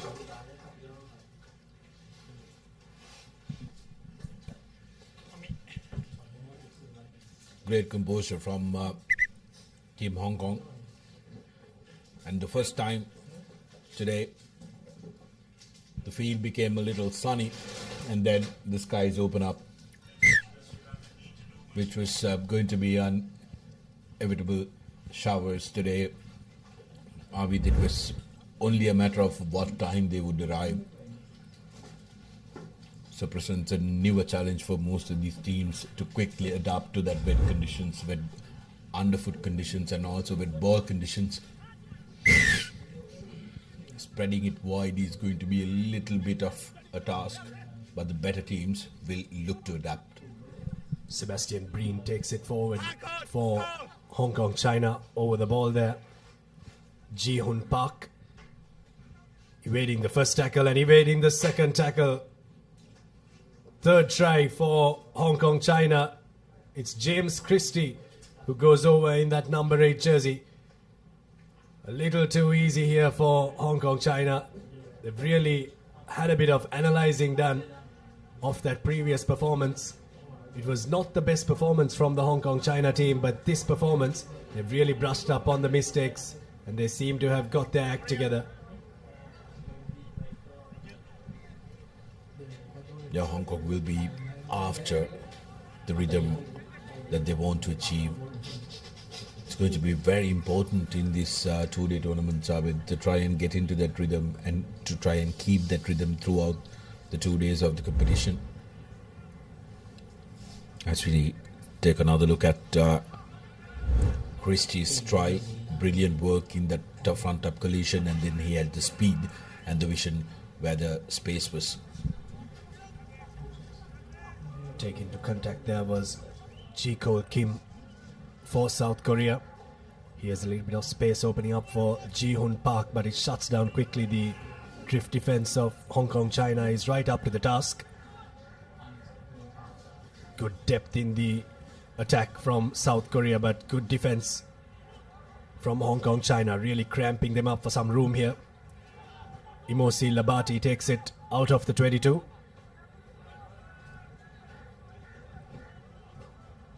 Spots a half gap there, but closed up once again. The Hong Kong China defense is really up to the task. Now here's an opportunity for Ji-Kol Kim. He's got Imosi Labati with him. They need a couple of supporting players. Oh, just lost his footing there. Ji-Kol Kim. And a penalty coming the way of Hong Kong China for not playing the ball on his feet there. Imosi Labati, the guilty party. Yeah, rugby is played on the feet. The moment you go down, you have no right to the ball, and about at that time, guilty of that. Opportunity for Hong Kong to put in another attack, and they will be looking to make sure that they execute perfectly. It's going to be crooked. It's opportunity for Korea to try and regroup. Final play of the first half on our clock. South Korea have won the series once in 2010. 2021 and 2022, they were the runners-up, but they've slipped away from contention for that title in the last couple of years. Sudarshana, Hong Kong, China and Japan have really stamped their authority in this Asia Rugby 7 circuit. Here's an opportunity for Korea, putting the ball behind the Hong Kong defense. The chasers overrunning it. Still available, and Christie says, enough is enough. Let's get some water in. And as we go into half time.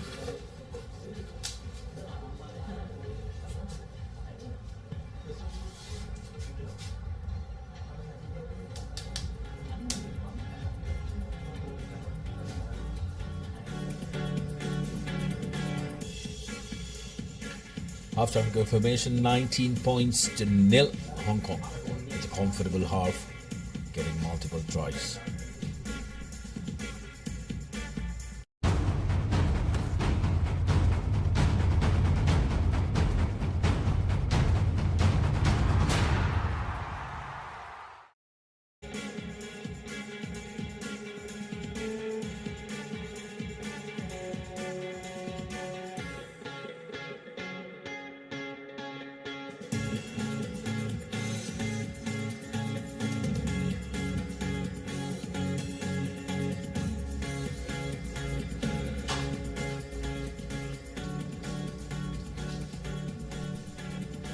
But welcome back to the live action brought to you from Racecourse.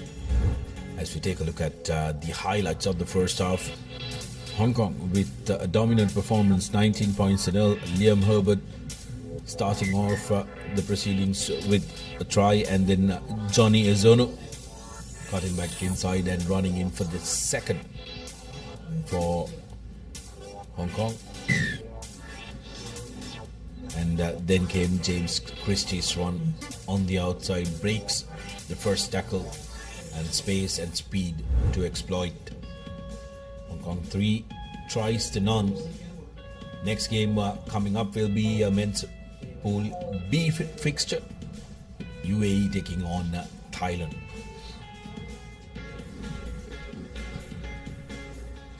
Important half for South Korea. They need to get a couple of scores. Even if they don't win this game, they need to try and bridge the gap when it comes to points difference if they are to try and make way in the cup segment. But here's the try scorer who opened the scoring in the first half, who will do the same in the second half. It's Liam Herbert who goes over for a try for Hong Kong. China didn't even take them 15 seconds to get on the score sheet and get a 5-pointer. Hong Kong, China well and truly running away with this one. Yeah, making it look easy, Hong Kong. Herbert that time, yet again, really making South Korea hurt. Conversion doesn't find the mark, but Hong Kong will not worry. 24 points to 0, comfortable win, beautiful offload from Herbert. Beg your pardon, Christie. And then Herbert says, I'll cruise along the way. Gets his second of the game. The restart with South Korea under pressure. Here's space. Well, he had the legs, but no, Christie is there to cover that. Not releasing the ball, so penalized. Not releasing the tackled player, rather. Opportunity for Korea. With the slide down, it's becoming a little muddy here at Racecourse. But Korea looking to create phases and loses the contact. Here's James Christie going in for his second, making it look so very easy. A tackle for good measure, but he was never going to let that go.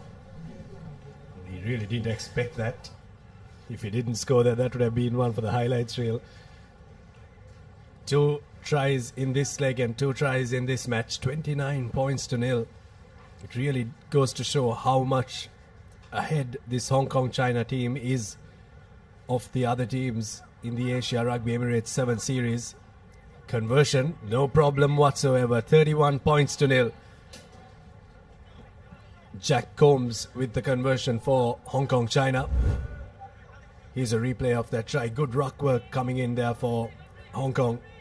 Sebastian Breen had his number 8, James Christie, on his right. Putting in a little shove there. Yung Song Jong. All not to good avail there. 31 points to nil.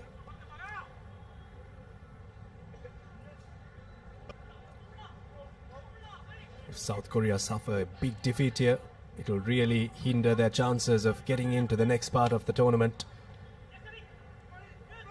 Slight knock on there from Hong Kong, China. Well spotted there by the referee. Yes, South Korea not managing to see away the threat of Hong Kong's restarts. This is the difference between good and brilliant teams. Hong Kong really using that restart to very good effect and as an attacking option. Some things that you can perfect in the training pitch, isn't it? 3.5 minutes to go for South Korea. It will be feeling like a lot more than that. Hong Kong, on the other hand, are enjoying themselves here. They'll be looking to make sure that they keep this rhythm going. And this is the kind of victory that they would have looked forward to after that Philippines game, Abid. Well, they're enjoying their rugby, and that is why it is so enjoyable for us spectators to watch as well. They really do put on a show each time they put on that Hong Kong-China jumper. Good ruck pressure coming in there. Well, that's a lovely contest for all the forwards. Somehow, Hong Kong-China have outhooked it, and Jack Combs comes away with it. Here's Harry Sayers, who gives it out to the man in the number 12 jumper, Fong Kit Fang there. But bundled out into touch, cramped for room there, but what a tussle there at scrum time. Yeah, Hong Kong showcasing that they are not going to rest despite being 31 points up. What they want to do is they want to make sure that they finish everything to perfection.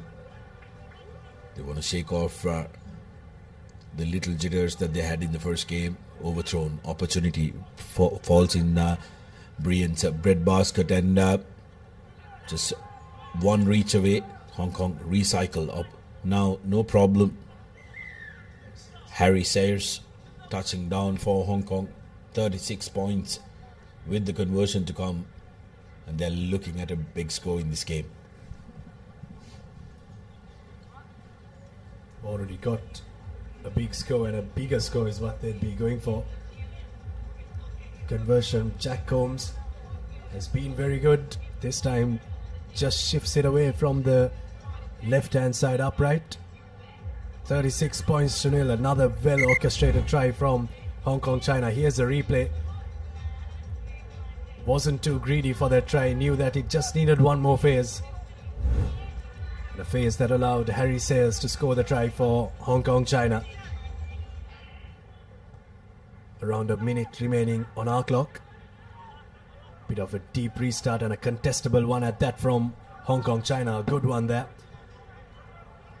Here's Korea looking to shift it and try to get a score here in this game, but brought to the ground there was Yun Tak Hwang, pouring in at ruck time, and they dropped the ball there, but it's played on the ground. Now here's an opportunity once again for Hong Kong to get another score. Fong Kit Fang. Oh, that's a fantastic score. Sevens rugby is always about speed and agility, but that try was physicality at its best. Fong Kit Fang goes over to score a try for Hong Kong, China. 41 points to nil now.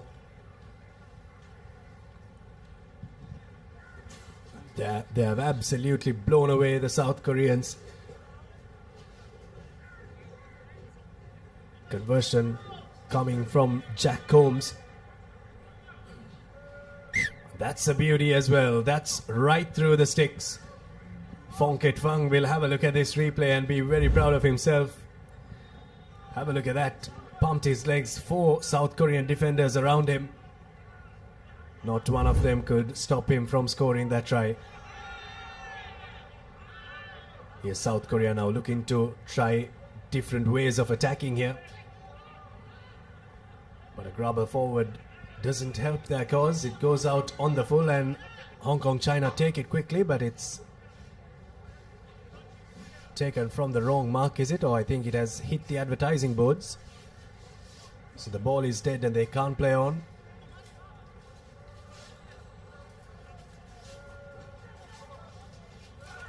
Line out, not clean, so it's collected by Sebin Lee for South Korea. Half gap opening up for Jae-wook Park. Still playing with some tenacity here. Giving out to Jung-wook Kim here on the outside. Running around is Yoon Sung-jong. Good defense coming in from Hong Kong China, and they turn the ball over, and that has really been the story of this game so far. Hong Kong China have been able to turn possession over like it has been absolutely nothing. The captain gets the ball in the hand, Max Denmark, and gives it out to Nardoni. Here's men on the out for Hong Kong China. If South Korea want to defend this, they need to drift, and they need to drift fast, and they don't do that well enough. Harry Sayers will have the final say in this game. A try that takes them up to 48 points with the kick to come, and it really puts the cherry on top of the cake. What a performance it has been from Hong Kong China. Second try for Harry Sayers in this game. And if this goes through, it'll be a half century for Hong Kong China.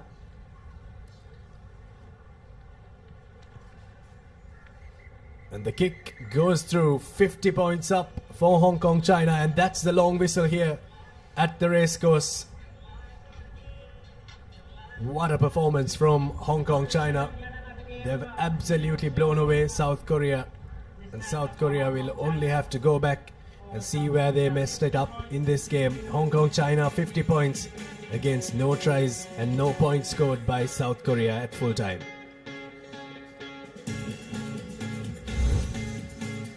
Here are the highlights from that second half, and it's a highlight reel for Hong Kong to watch and be proud of. First score coming for Liam Herbert from Hong Kong, and then this good ruck work, breakdown work was fantastic.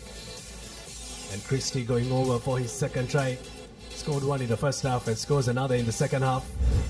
A little bit of a shove later on from South Korea, but to no avail. 50 points to nil is how it finishes. 8 tries and 5 conversions for Hong Kong China. And for the next game, we will have a change of voices up in the comm box.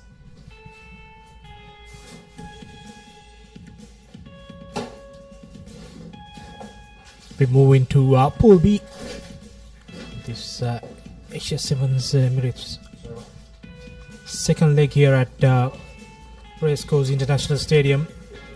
UAE taking on Thailand. UAE comprehensively winning their opening encounter against Chinese Taipei, 33 points to 14.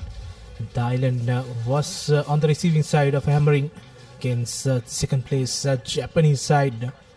And for UAE, a win here would set up a final finale against Japan to determine who wins the group and who will stay in that fourth spot for the second best team, as UAE kicks things off with the boot of Aaron Dubois.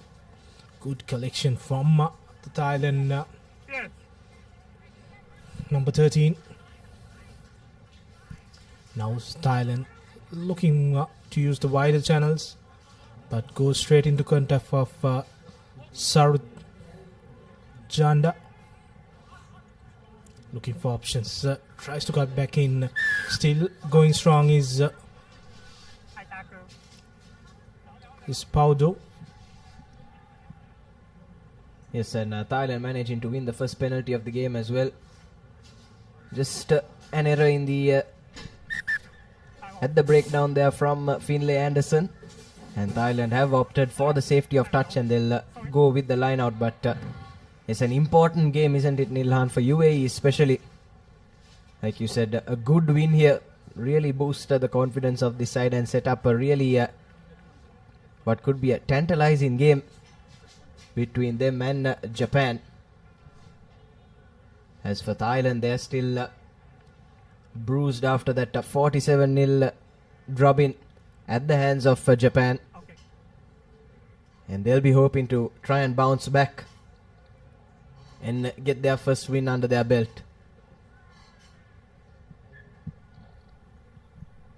There you have the UAE women's team cheering on their counterparts.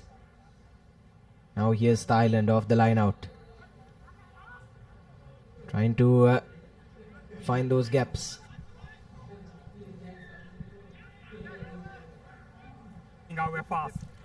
Wins the penalty and takes it quickly now for Thailand. But that pass really needed to go to hand. Not an accurate one, and Thailand lose a couple of meters as a result. Here they come now, swinging it from left to right. UAE though up in their defense. And Thailand pin back inside their own 22, but just as I say, that lovely step coming in from the number 3. But that's picked off by the skipper for UAE. Nice out. And ball has gone out of touch. So a scrappy sequence of play. And it's been pretty scrappy stuff in this first 1.5 minutes. And the game still remains scoreless. The Thailand tried to go through the UAE defense through Sarujanda, but unfortunately knocked the ball over. And with that advantage, the UAE skipper ran to the corner, so they will come back to the scrum, and the ball will be for UAE and another attacking opportunity. First one of the first half for UAE. They've been doing a lot of defending, but in the Thailand half, so first opportunity for the Emiratis. Yes, so the defending that they've done, Neil, and they've done well. They managed to pin back Thailand inside their own 22, and now UAE with their first attacking opportunity nearly goes out into touch, tries to keep the ball in the field of play, and looks like referee will reach into his pocket, and that's a yellow card for Sakusa Naisau for the UAE, their skipper. And that's the second time he's been sent off in this tournament so far for an intentional knock-on. Yeah, that has been some area which a lot of yellow cards been shown. So teams willing to sacrifice a play for 2 minutes. Unfortunately, that's something that everyone should improve on. Now Thailand have ideal opportunity, one man down for the remaining 2 minutes. In that sin bin period, now spreading the ball to the corner, straight into Sarujanda. Now still looking to use the shorter side is Thailand, with Jakun now spreading the ball wide to Janda. He breaks through one tackle and offloads a brilliant pass to Nopicity, and he goes under the sticks to open the scoring. Somewhat a surprising lead for Thailand. It's brilliant stuff there from Thailand, and like you said, against the run of play, have taken the advantage, but kudos to them. They've taken full use of that numbers advantage, and it's a first try of the game and first try of the tournament for that player. Conversion goes big in, so it will remain 5 points to 0. But it's UAE now that will have to play from behind. Brilliant work from Sanu Janda there. Broke through and then offloaded it to Nopacity. And just an easy run through under the sticks for him. Now the restart, the high hanging kick does not go the 10 meters. An easy giveaway of position for Thailand after just scoring a try. Just does not want to give position back to UAE. Yes, but now they have managed to get hands into that ruck and then had the rights to the ball and won the penalty. Turned over in quick time, taken quickly by Thailand. They're trying to play this game at pace. Pops it up nicely for the number 3, and that will be the second try for Thailand. And a brace for an opposite Kradekyang. And what a start this is from Thailand. Totally against the run of play. UAE are stunned at the moment. Especially Thailand exploiting that one-man advantage that they have when UAE are still down with that yellow card. So brilliant work there by Unap Improm to break through that line and then offloading it to Nopasit to go over for his second try. And a surprising scoreboard as you see. Thailand playing the correct brand of rugby, doing the basics and exploiting the gaps. You play a little bit patiently throughout few phases, and when you're down one man, surely a gap will open up. Yes, UAE now restored to their full complement. Their skipper has made his way back onto the park, so it will be a 7-a-side battle once again. And kick-off is nicely palm back, but straight away Thailand up in the faces of the UAE players. Not the best of passes once again. Pin back inside their own 22.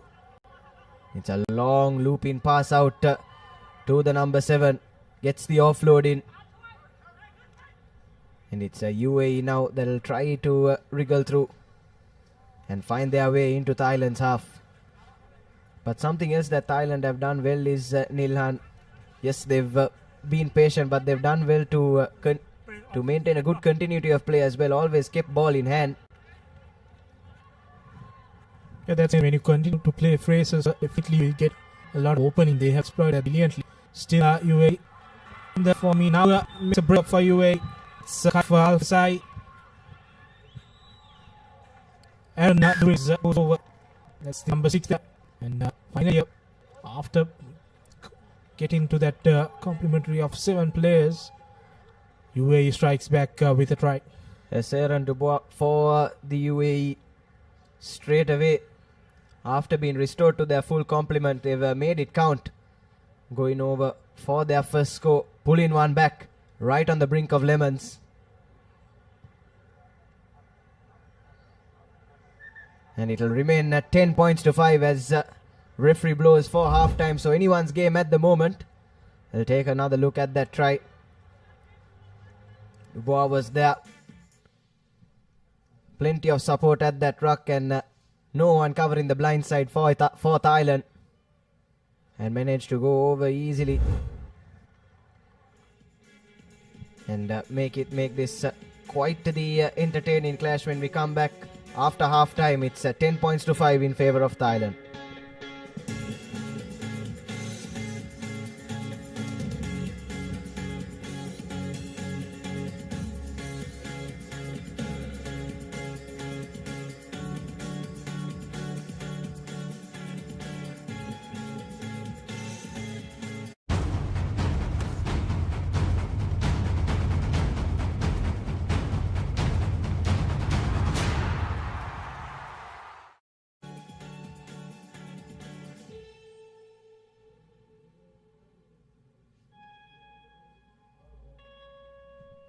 Welcome back to the Racecourse International Stadium as we see the first half highlights of the UAE-Thailand encounter. Thailand opening the scoring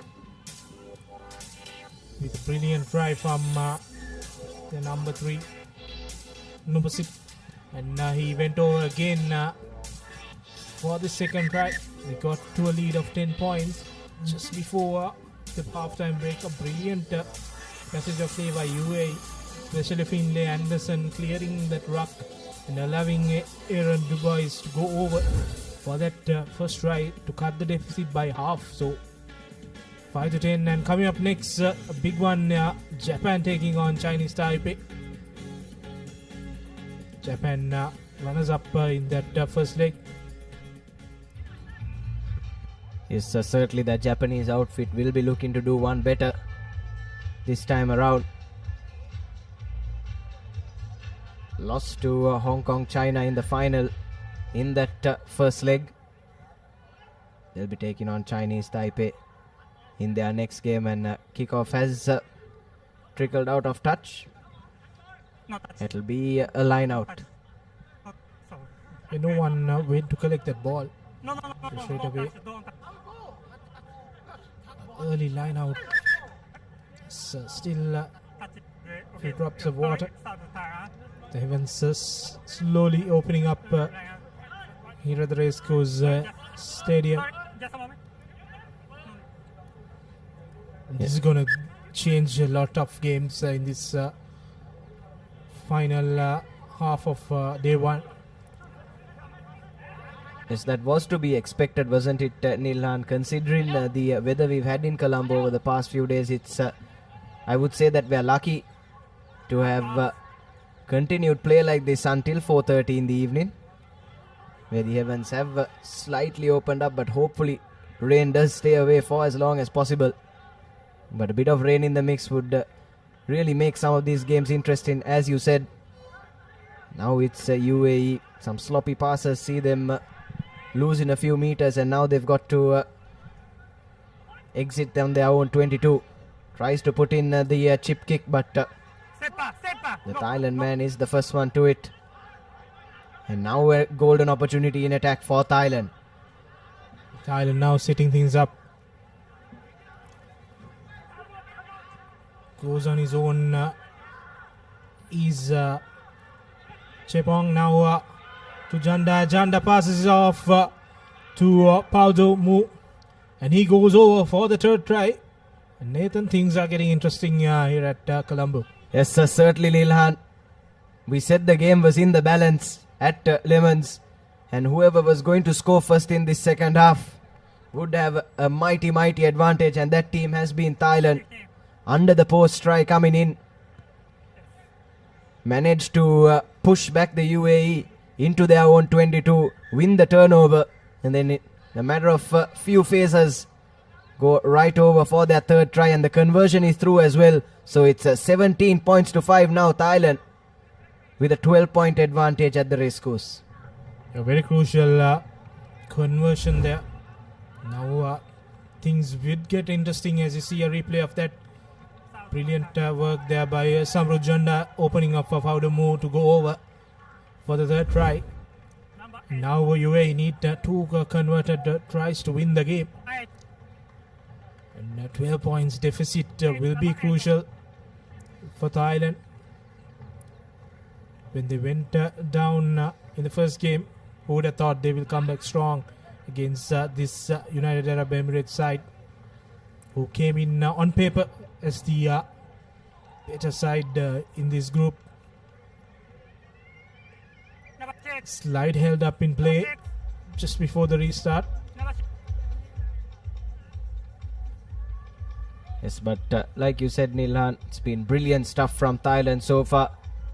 They've done well to brush aside that heavy defeat at the hands of Japan. 57 points to nil it was.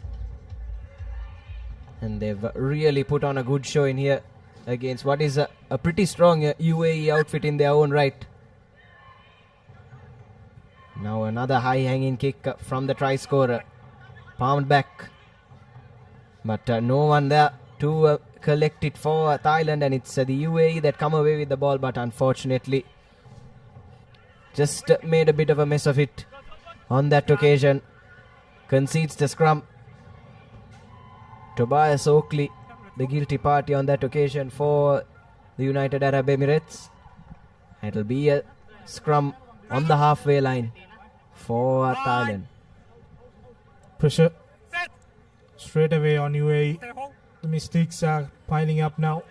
Thailand bringing on the replacements as they spread the ball wide now to Tenet Jagai. Goes past the 50-meter mark, setting things up to the try scorer there, Mo. And good pressure from UAE, but Thailand securing the ball.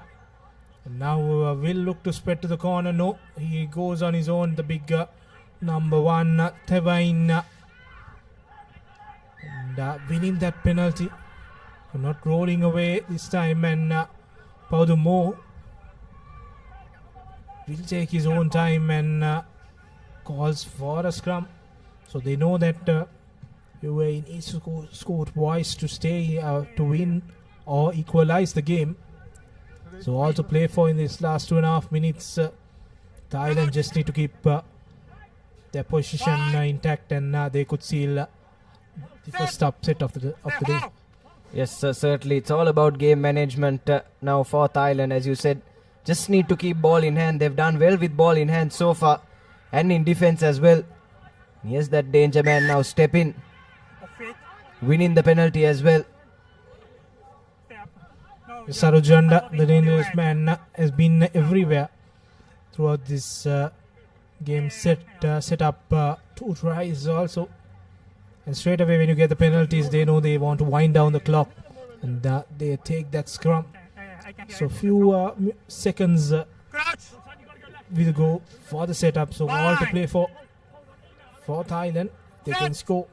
That could be the icing on the cake for them. Yes, shaving precious seconds off the clock now. Thailand going through the blind side. Needed to get that offload in. Luckily for them, the UAE defender was off his feet. And that's another scrum coming to Thailand. So really playing that mental game well, isn't it, Nilan? That tactical game. Really intelligent stuff, and credit must go to the Thailand think tank. When you go for the scrum, you milk out about 15 seconds now. Still that they are winding down the clock. The replacements have come in, and Ratachon, the replacement scrum off. Now we'll look to spread the ball wide. Is Thailand to Jakai. Jakai tries to run, goes into contact, bumps off the tackle, and unfortunately when he tried to offload it to Perpol Chukran, they went, the pass did not go, and unfortunately just the last minute of play, another scrum in favor of UAE. Yes, a chance to really put this game to bed when begging there for Thailand. And that was good defensive effort there coming in from the UAE player. Just managed to force the knock on. We'll take a look at the replay there. Running round the outside was the number 11, but that's a good last man tackle from the UAE defender. Keeps the score at 17 points to 5. Just 42 seconds left on the clock. If UAE are to try and launch an unlikely comeback, now's the time.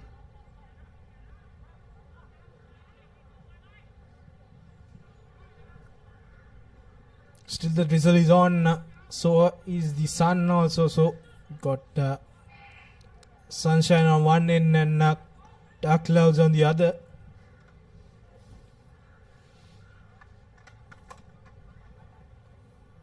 Yes, I'm sure everyone here will be hoping that that sunshine stays out for as long as possible. It's all sunshine for the moment for Thailand, as they manage to force yet another knock-on from that UAE player. Another good tackle coming in from the number 13, and that's yet another scrum. And that should be the game for Thailand if they are able to see through this next passage of play.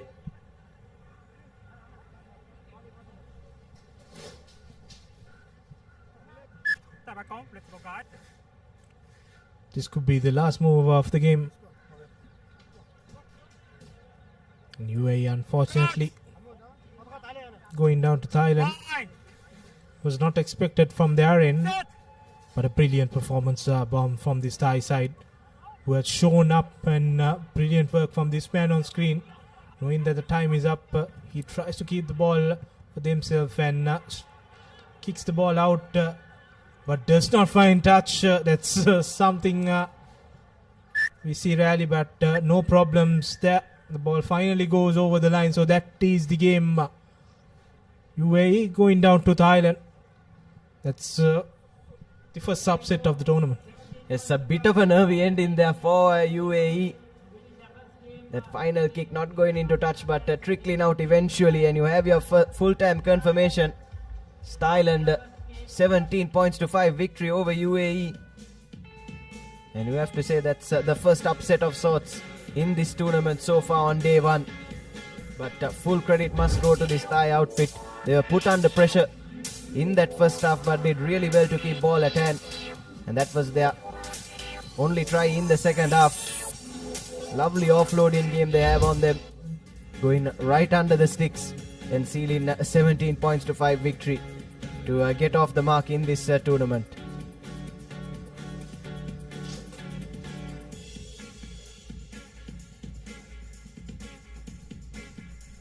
Key stats of the game: 5 points to 17, 1 try for UAE, and Thailand scoring 3 tries with 1 conversion, adding to the points tally of 17. And with that, folks, we'll head into a short commercial break with action from our next game on the other side.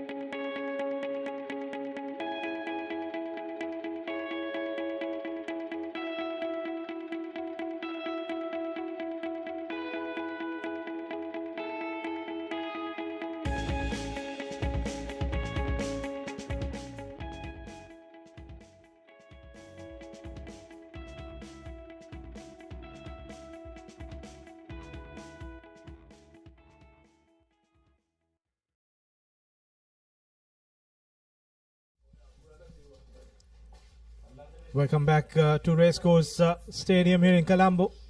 Heavens have now fully opened up here at the Racecourse as we move on to the next game. Japan taking on Chinese Taipei. Japan winning the first game and the top contender in this Group B.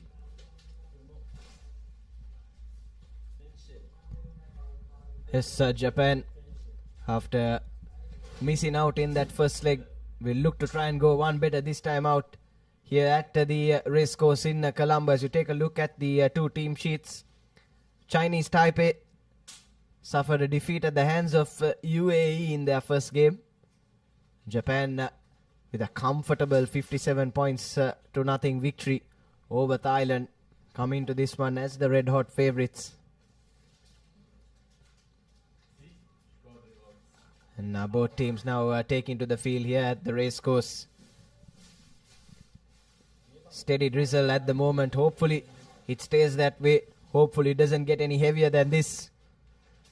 The crowd as well, slowly but surely building up.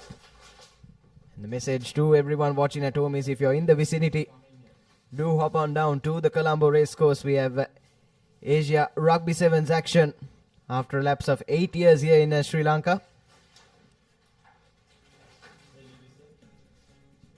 Heavy downpour here in Colombo, just as we expected in the evening. Two teams all set for this encounter. This Group B looks a bit open with UAE winning against Chinese Taipei, Thailand going down. And Thailand just before this game defeated UAE. This side. Yes, if you choose Chinese to start Taipei from are this side. able to get an unlikely win here, all four teams in the group will have one win apiece and could really make this one interesting.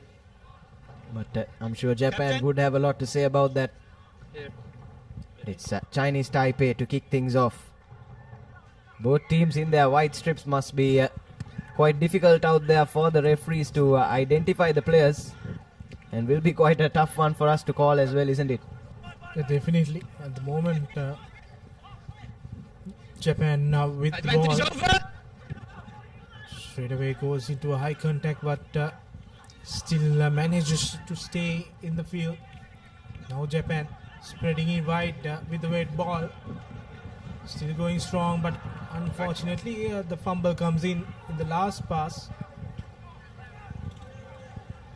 Still standing strong, the Japan outfit. Brilliant break there by Japan, and now passes it on to his mate, and he will run down to score under the post. For Japan, that's Ren Oishi. Good work from John Nabatuelu to set up this try for Ren Oishi. Yes, Ren Uchi will take the honours for that try, but it's brilliant work from the number 8 for Japan, Jone Nabatalevu.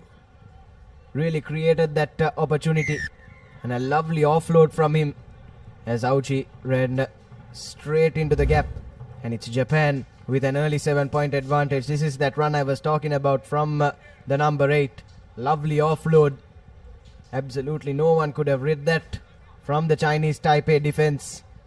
And Auchi ran half the length of the field to dot down for the first try, in exactly the start that Japan would have wanted. Now the restart, a high-hanging one. Collection done from Japan. Manages to keep it, but unfortunately there's a knock forward in the process from Takamichi Nakano.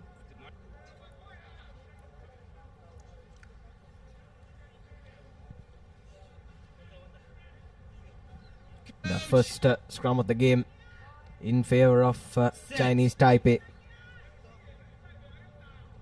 Inside their own half. Now looking to swing it to the left hand side. Spots the gap. Still waiting for the space to open up though.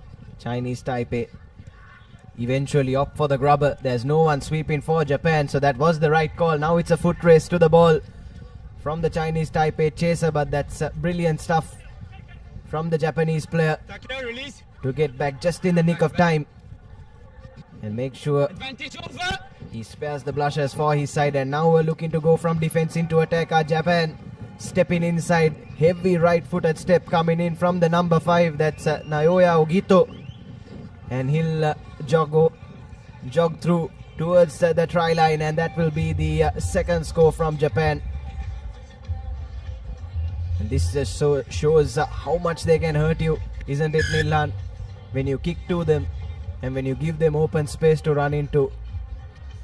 Especially when you kick to them and from end to end, you kick it towards their 5-meter line in defense, and they turn that defensive work into attack and go all the way the 95 meters to score under the 6. So that shows the class of this Japanese side. Chinese Taipei will know that now. Giving away position will hurt them. For Japan, brilliant work. Offloading to him and just putting the afterburners. Easy work for him.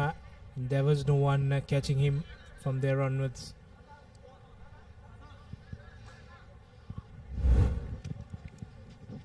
Now the restart. Now the high hanging one goes to 10 meters. And knock forward from Chinese Taipei. That's Jun Yilin. As Japan continue to Hariocho. Leave him. Now quick ball out to the corner. And easy running this time for Japan. That's Shirato Suoka going over. And a slight mistake will cost you 5 points in this game. Yes, and that's really a characteristic of a champion side, isn't it, Nilan? All they needed was that slight error from Chinese Taipei, straight from kickoff. Just lost it forward in their efforts to palm it back. Created that overload on the right-hand side, and Shotaro Suoka went over comfortably for their third try. And the conversion is good as well from a tight angle. So it's 21 points to nil. Still with a minute and a half left to play in this first half. Have a look at the replay. Brilliant stuff from Suoka.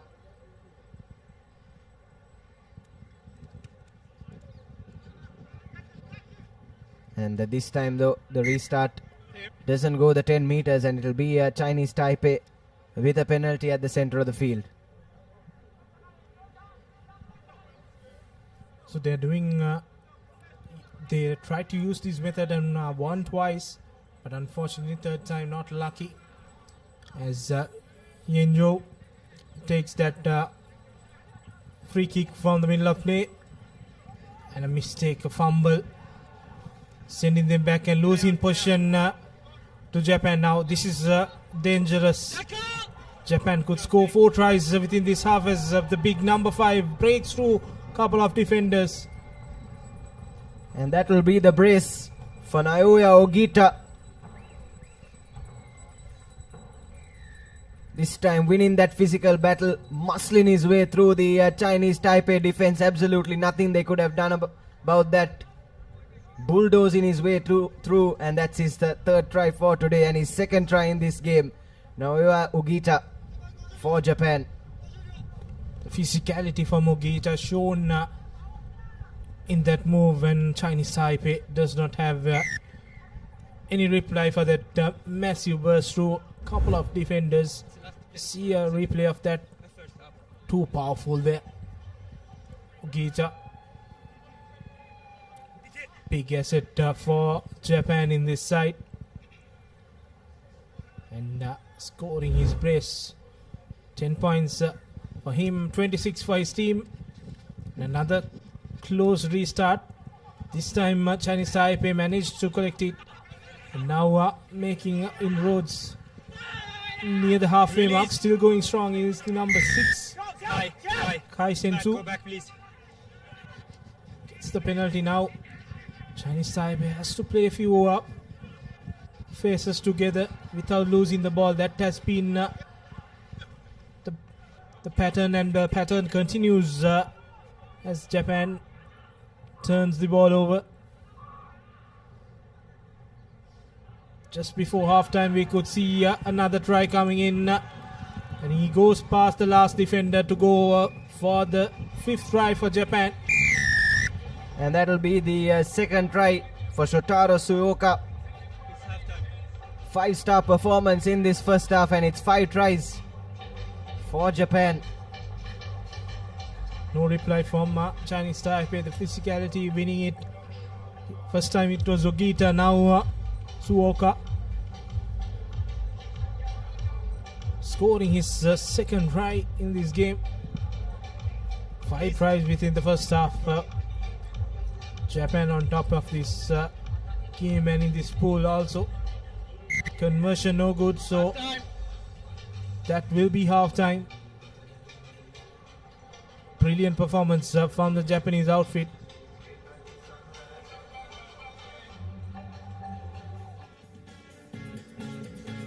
And the half-time confirmation, 31 points to nil. Japan leading against Chinese Taipei.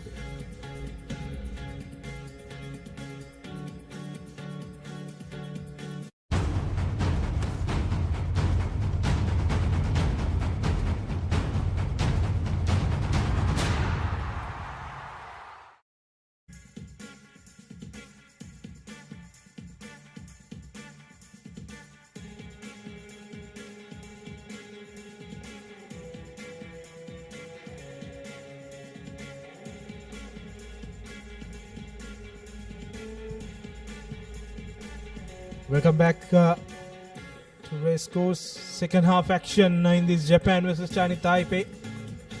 One-sided affair in the first 7 minutes. Japan scoring 5 tries in the process. They opened up with this try from Ochi. And then 2 tries apiece for Ogita and Suoko. Ogita's first try. And continue to play, score 3 men. Coming up next, the host Sri Lanka taking on Singapore.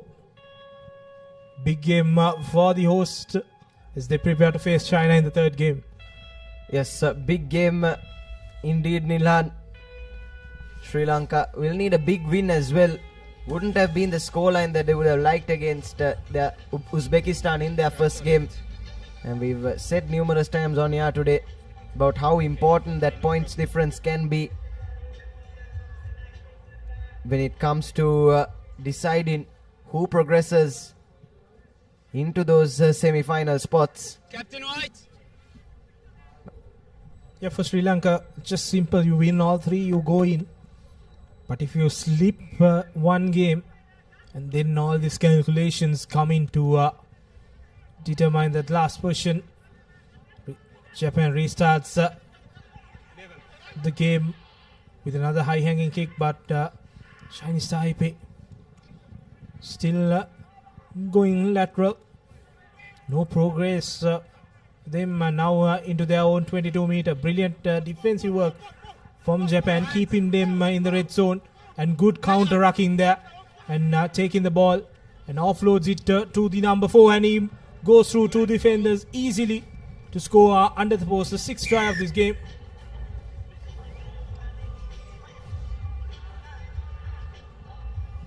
That's brilliant stuff from Japan. This time it's Haruhiko Uemura. That's his first try for today. And the 6th try for his side. Once again orchestrating things in midfield for Japan. It's Jone Nabatalevu. Try goes converted as well.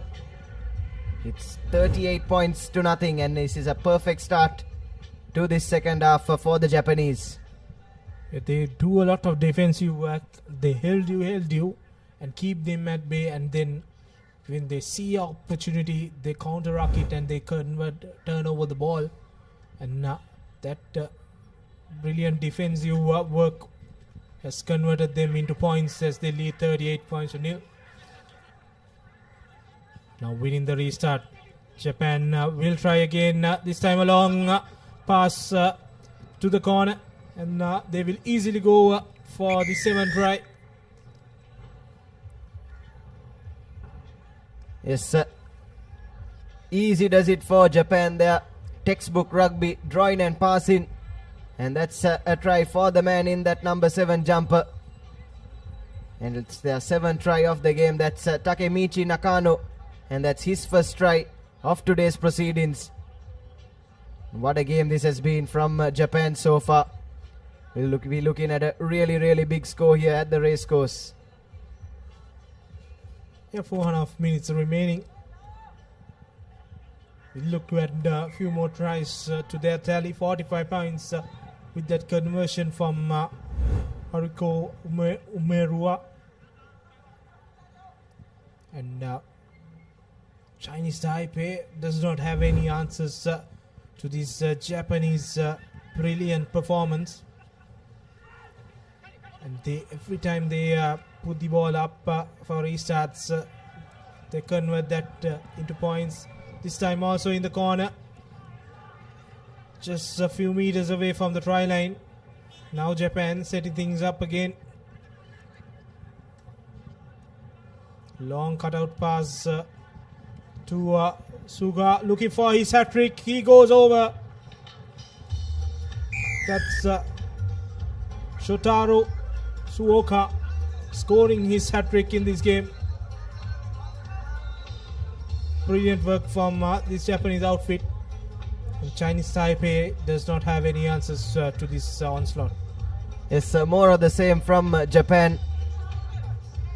Suoka going over for his hat-trick, as you said, but just drawing and passing, tiring out the defense of Chinese Taipei, getting them out of position, opening up those gaps, and dotting down in the corner with ease. And that brings up the half century as well for Japan. They now lead 54 points to nothing as that conversion goes over. Still 3 minutes left in this game. Spotted the gap, and that was a lovely step from Suoka, beating the last couple of men and went over comfortably for his hat-trick. Tries have kept coming in the second half. Now the restart, another high-hanging one, and this time through Japan collects it. Now will spread it wide to find some space in this Taipei defense. And just like that, he goes through that gap and goes over for another try for Japan. Easy peasy stuff for the Japanese. Yoshiyuki Koga with an absolute beauty on that occasion. Had numbers on his outside and his inside, but went straight through the defense. Lovely show and go from Yoshiyuki Koga. That's his second try of the day and his first try in this game. And Japan with a real statement victory here. They've been doing this basics brilliantly throughout this game. Just putting that restart up 12-15 meters, high-hanging ones, and then they secure the ball and then just spread it wide. And somehow they find some space in this Taipei defense. That's a brilliant conversion from the corner. That's another 2 points for Japan. You see, no one touching him there. Just an easy path to the try line. It's Yoshiyuki Koga. And now Taipei have just palmed the ball back straight into the hands of the Japanese from that last kickoff. And still with a minute and a half or so left to play. Spots the gap, does Toma Shivachi. Goes straight through the middle. Easy as you like for Japan. And that's yet another try for them. Absolutely no fight in defense put up by Chinese Taipei on that occasion. Shivachi scanned his options for a moment but didn't need any of them. There's plenty of space right through the middle and went over for probably one of the easiest tries he would have scored in his career so far.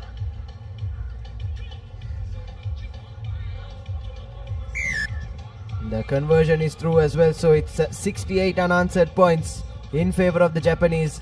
Still just under 30 seconds left to play. So take a look at that replay there. Sold it beautifully.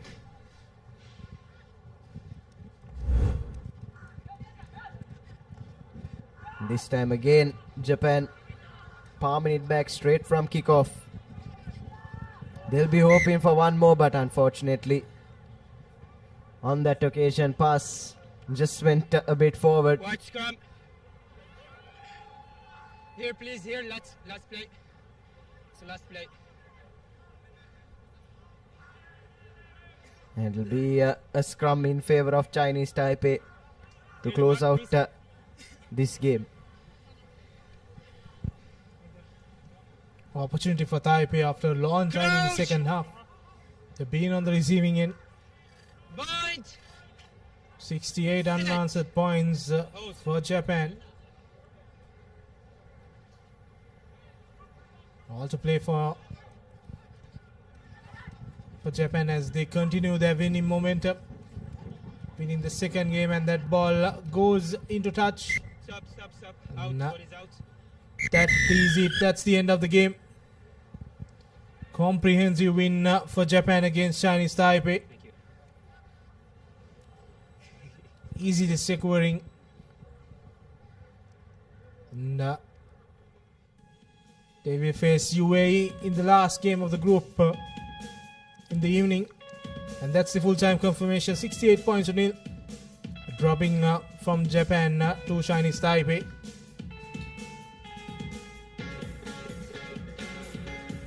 This was a comprehensive performance from Japan. So we take a look at some of those highlights from the second half. This was right from the kickoff. Went straight under the post. And from then on it was the Japanese three quarters running absolute riot over Chinese Taipei. Had no answers on most occasions, and Suoka managing to dot down for his hat-trick as well in the process. Top of what was a 5-star performance from the Japanese as they secure their second win in this group and look like firm favourites to win the group and make their way into the semi-final.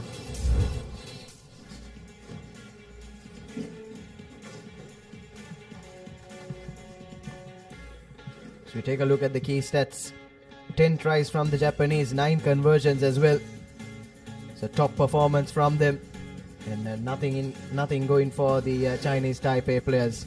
And to take you through our next game between the host Sri Lanka and Singapore, we'll have a change in voices up in the comm box. Here we go. Kickoff from Singapore, and Singapore straight away winning the ball from the kickoff. Can Singapore put some pressure on the host straight away here?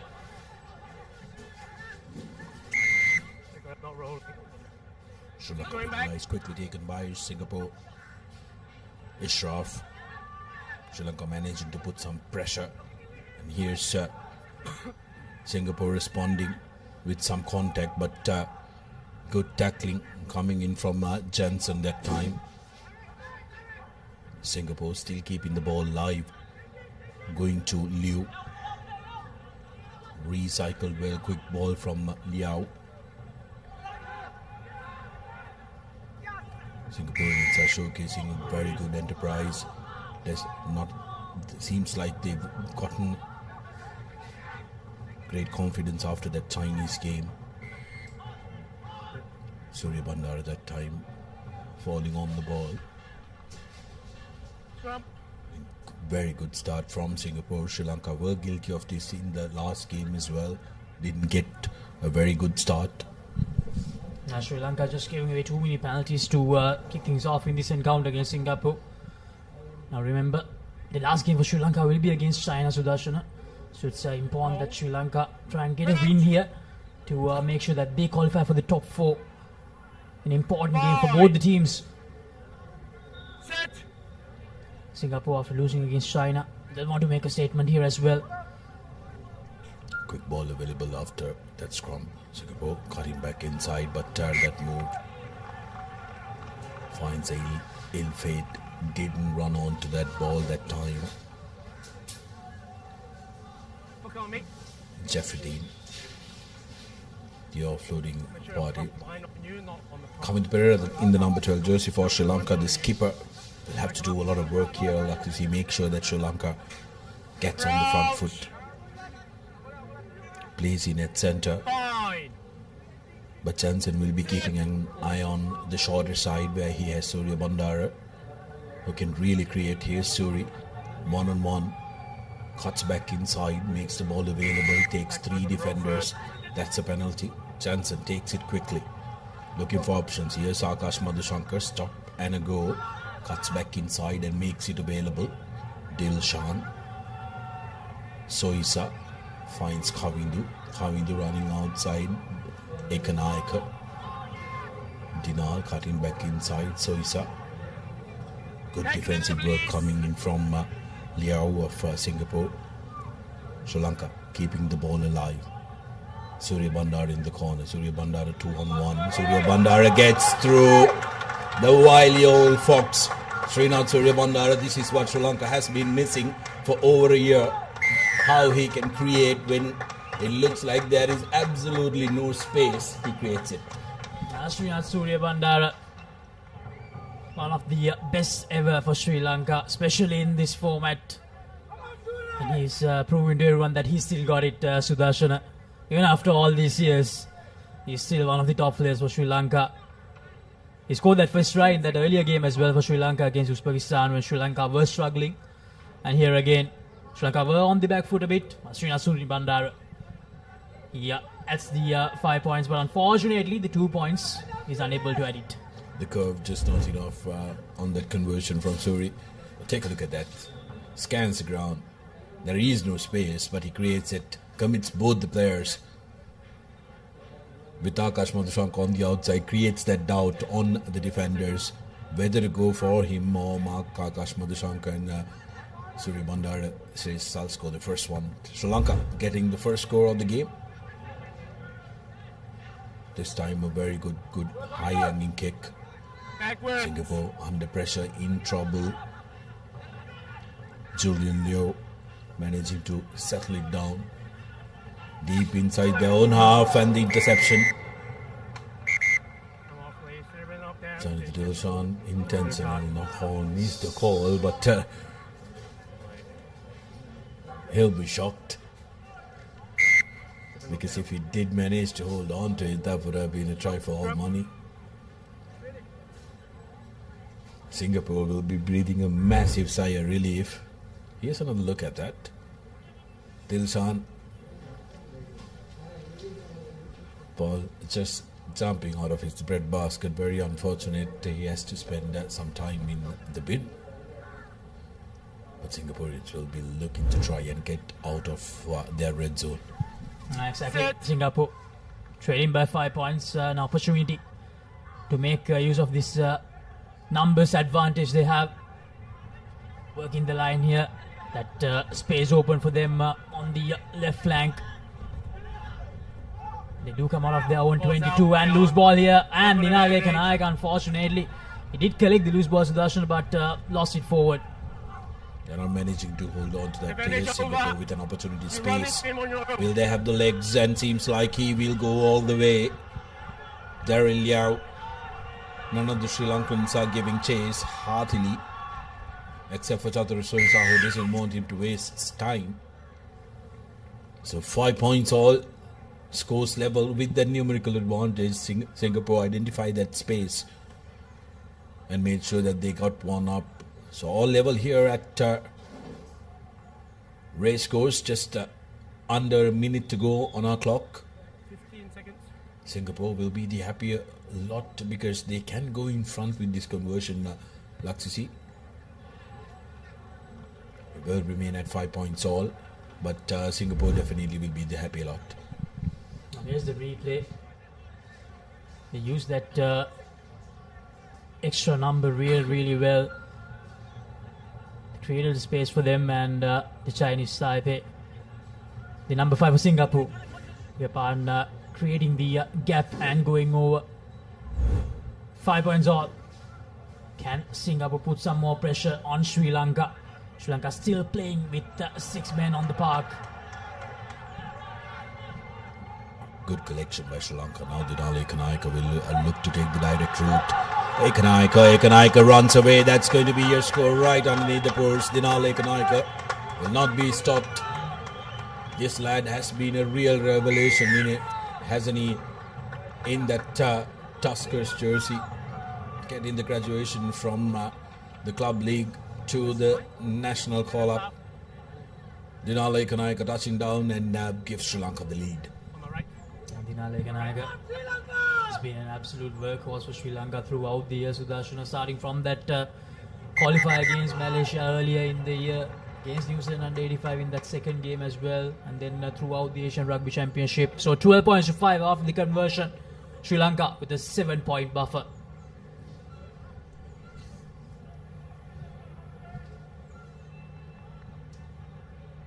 As the half-time score confirmation, Sri Lanka 12, Singapore 5, everything to play for in the second half. Right now we will head to a commercial break and we will be right back.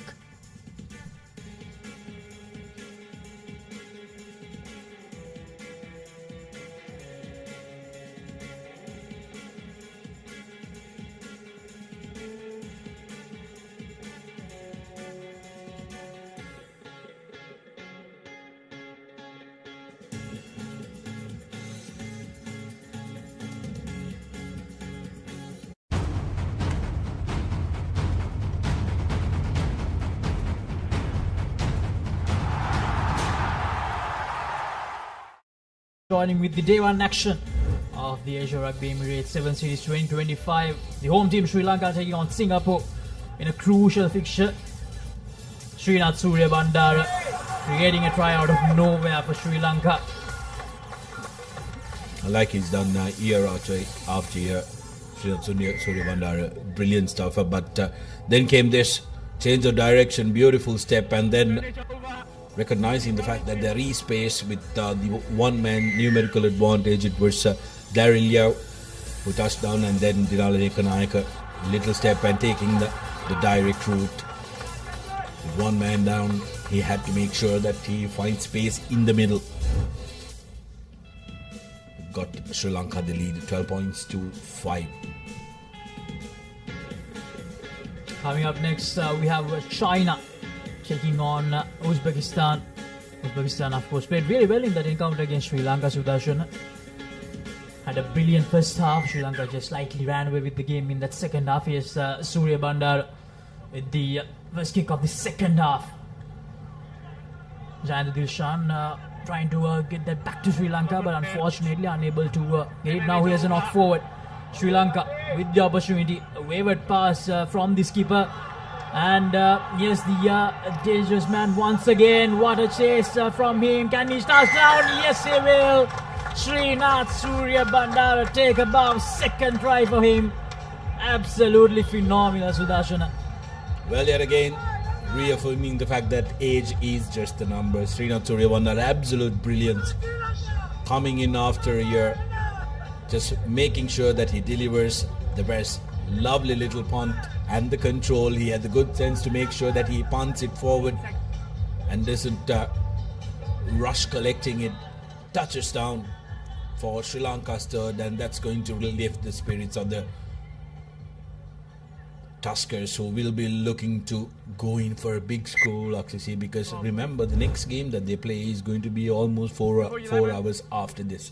You need to make sure that you put out a good performance, have a good hit out, and then rest up for the next game.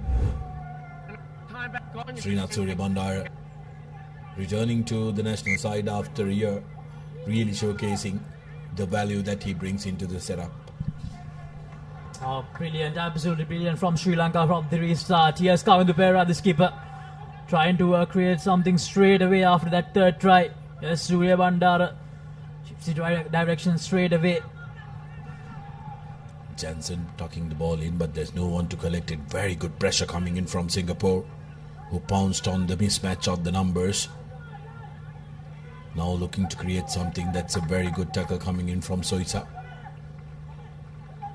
putting Singapore under pressure. A good piece of work from Mchathra Soisa. So once again in this second half, Sri Lanka looking a lot more threatening than that first half. Sudarshana started off brilliantly thanks to Srinath Suryabandara, and off the restarts as well. They've been doing really well. Especially when it comes to this shorter format of the game, your rhythm is very crucial, isn't it? When you score off the bat like that, it really lifts up the spirits, as Surangathanakone has been Can I go on, please? Sent in, fresh legs coming in for Sri Lanka. Dilshan, front peel, then the cone. Now swinging it out wide to Gayan Pereira, who's come onto the field as well. Ekanayaka back to Jansen. Jansen serving his options. Jansen, space. Here's Dange, Dilushkar. This is effectively the next generation of Sri Lankan sevens being featured here at Racecourse. Then the cone had a hand to it. He was half sure going down that the whistle will be blown, but Soisa. Now to Jansen. Jansen will go all the way for the try, which might just finish off and seal the deal for Sri Lanka.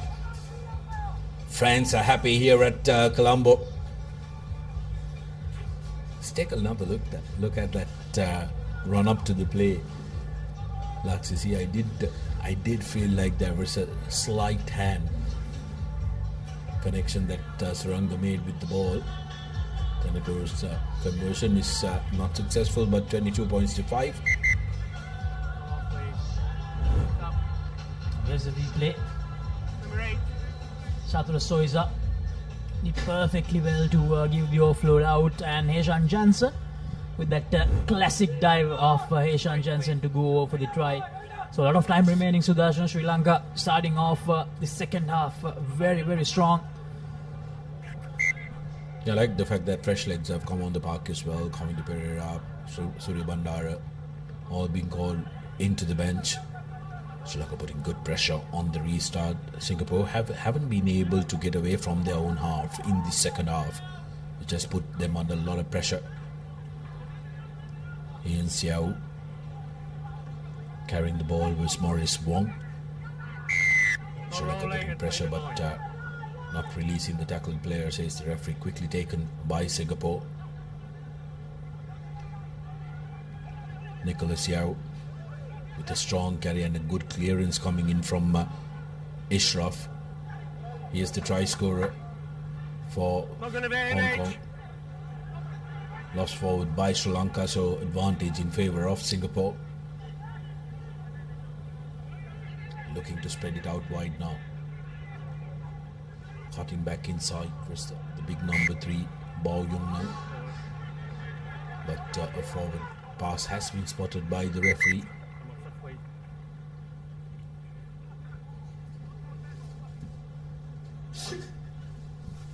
Fair to say, Sri Lanka have done enough in this game, Laksisi, but what they'll want to do is, with the new legs coming in, they will want to make sure that they finish with a bigger score as well, get them running, get them a couple of scores, get that hunger going, because the next game is going to be the most important game of the group for them.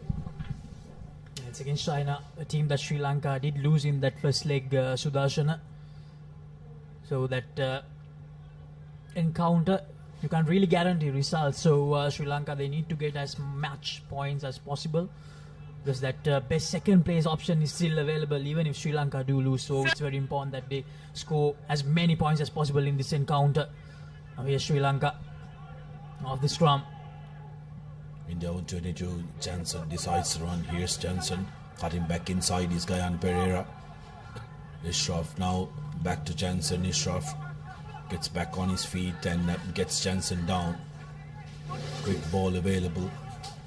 Pulat Singalage to Dilshan. Zanidu cuts back inside and takes 3 men to clear him. Entry. You're going to come from the gate.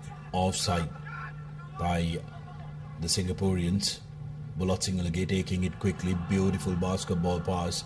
Dilshan swings it, steps.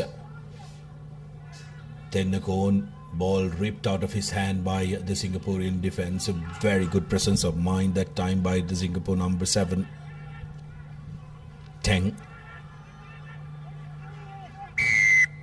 That's going to be a penalty, not supporting his body weight was Dinali Kanaika, trying to rip that ball. 1.5 minutes to go on our clock. Both teams feeling it. The more you get into contact, Laksisi, the more difficult it is turning out to be.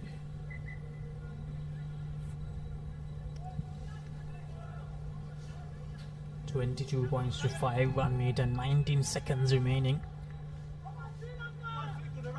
After this encounter, it will be China against Uzbekistan. Another important clash. Here's Darshana Davare, out there as well. A speedster for Sri Lanka. An emerging talent.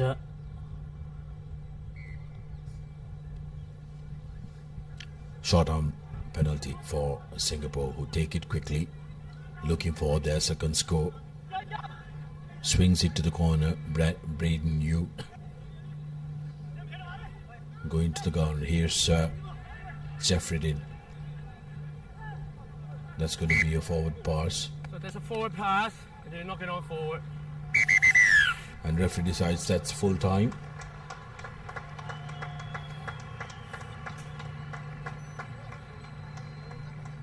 So 22 points to 5. Sri Lanka, they reached their second W of the tournament. They managed to create a separation of 17 points in this game. And that's the full-time score confirmation. Sri Lanka 22, Singapore 5. Only that salty try in the first half. I'll be able to see the highlights from the second half. Here's that try from Srinath Surya Bandara. It's a loose pass, but Surya Bandara went for the right option, decided to have a little kick and chase, played some football, and went all the way to score his second try. And then some good continuity by Sri Lanka to get that second try of the second half. Ishan Jansen going over. And coming up next, China taking on Uzbekistan. China force finished taking the third place in that first leg. They should place in China as well as the home team. Now Uzbekistan, who finished 9th, gave a good fight to Sri Lanka in that first game, and they'll definitely want to continue that in this game as well.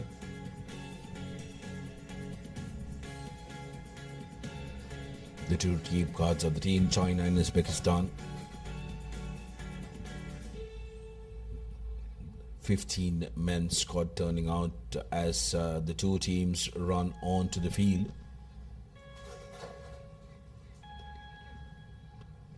With 13 players can be named in the playing squad and 2 players as standby. Chinese players are definitely the taller ones out of the lot, like you see. So it'll be very interesting to see what their strategy is when it comes to the kickoff, and also referee asking the player which side he'll be kicking. We've already seen a couple of times the players deciding to fox the referee momentarily as well. Kickoff from China. Uzbekistan managing to collect this. They played with fierce energy against the Sri Lankans. So will they be able to put China under pressure, not try to go into contact, and that time managing to take 2 defenders. Uzbekistan now showing some urgency. Good run up by Sokolov.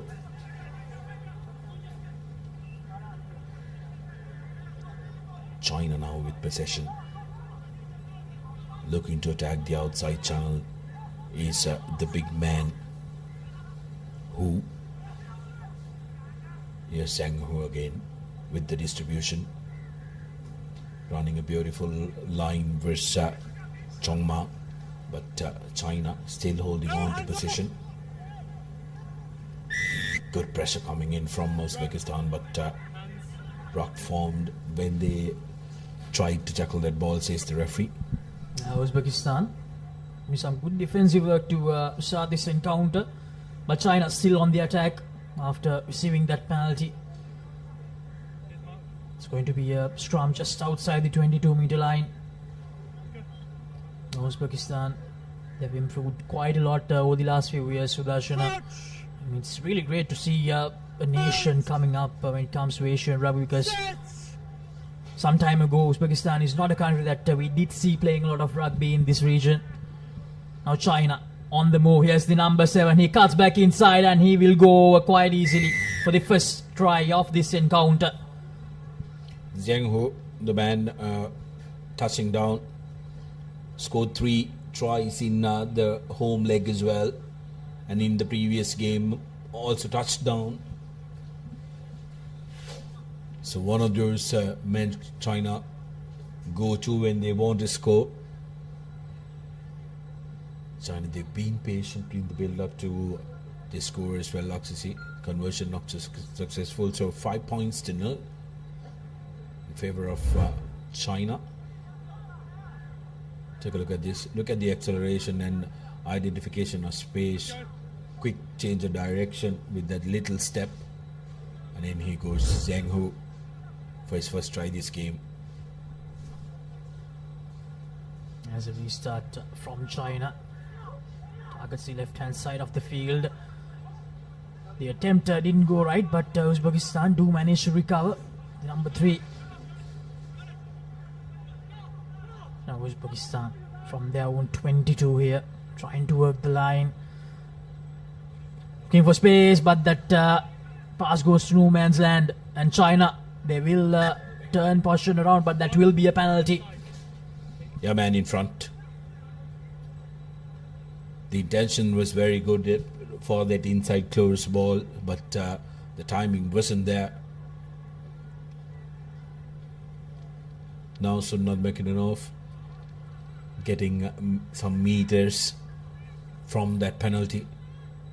Uzbekistan will be looking to try and keep the game close, go into contact as much as they can, despite Chinese players being large inside. Uzbekistan is looking to try and match that up, and if they can slow this one down, they might have a game on their hand. Now here's Uzbekistan once again on the attack. Very good line out from them. Goes for that inside pass, but unfortunately a little slip up there. But still, they do have position. Need to calm down a little bit. Goes for that little kick. Not quite sure that that was the right option. China, they get the ball back, and the space opens up for the Chinese number 12, and he will go over quite easily. Uzbekistan, they'll be really disappointed about that, Sudarshana. Chong Ma, the try scorer, one of the dangerous men in this Chinese outfit. 3 tries for him the previous leg as well, and finds his way to the touchline. Again, a very dangerous man for China, and the kick falls right into his breadbasket. Like you mentioned, was that the correct decision? If you were going to go for a kick, why go cross? Go forward behind the Chinese defensive line where they have to turn their backs and chase the ball. Whereas here, Chong Ma, ball falling right into his basket, accelerates and gets China's second 12 points to 0 rather, with the conversion. And China currently bossing this game. Yeah, that wrong decision will be a good learning for Uzbekistan, to be honest, Sudarshana, but unfortunately here's another error. They have done well for themselves, Uzbekistan, but unfortunately they have made some costly errors in this encounter. Advantage in favor of China. What Uzbekistan has is they do have a very good urgency, but then channeling it in the correct areas is something that they need to do. China, on the other hand, will be looking to make sure that they keep their players fresh and rotate their players. They will be having an eye out on Sri Lanka, who they met in their 4th place playoff game back at home. They were the victors, but they will know Sri Lanka has that home advantage here at the racecourse. Change in direction. Here's Chong Ma. That pass though not finding the man. A tap keeps it alive inside the field. Uzbekistan looking to put pressure, but enters from the side. Chong Ma. Now China spreading it out wide. In the corner is Zheng Han. China using the width of the field with great rush defensive run that time, but running away, running around is the big number 10, Yang Fang for China, who touches down for China's third, 17 points to 0. Now the tries are coming in easy for the men in red. Now Uzbekistan probably tried to do too many things in this first half, Sudarshana. They tried to show some creativity, but unfortunately the execution aspect was not there. It's very important that just being creative is not enough if you don't have that execution factor with you. And that's exactly what happened to Uzbekistan in this encounter against China. The conversion goes over. 2 more points added, so that will be half-time. China with a solid 19-point advantage, a 19-point buffer going into half-time against Uzbekistan.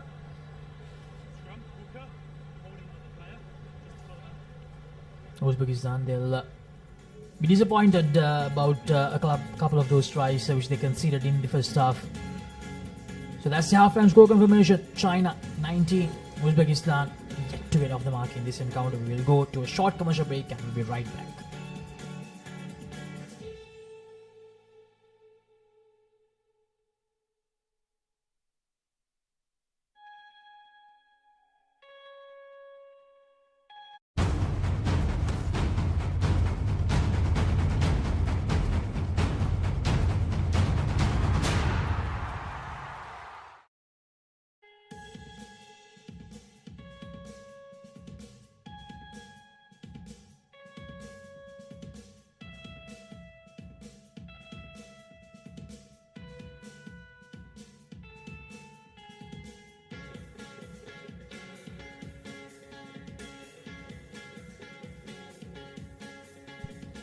Welcome back to the Racecourse Stadium.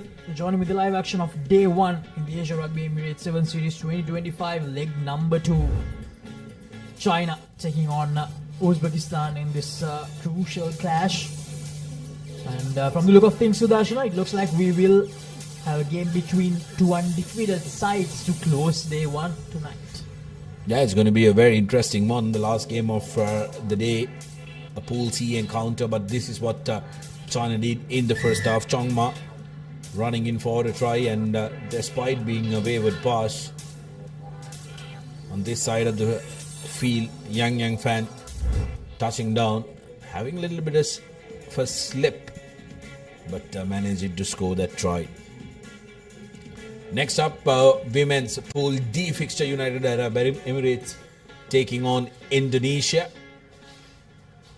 As Uzbekistan lines up the restart. Good high kick.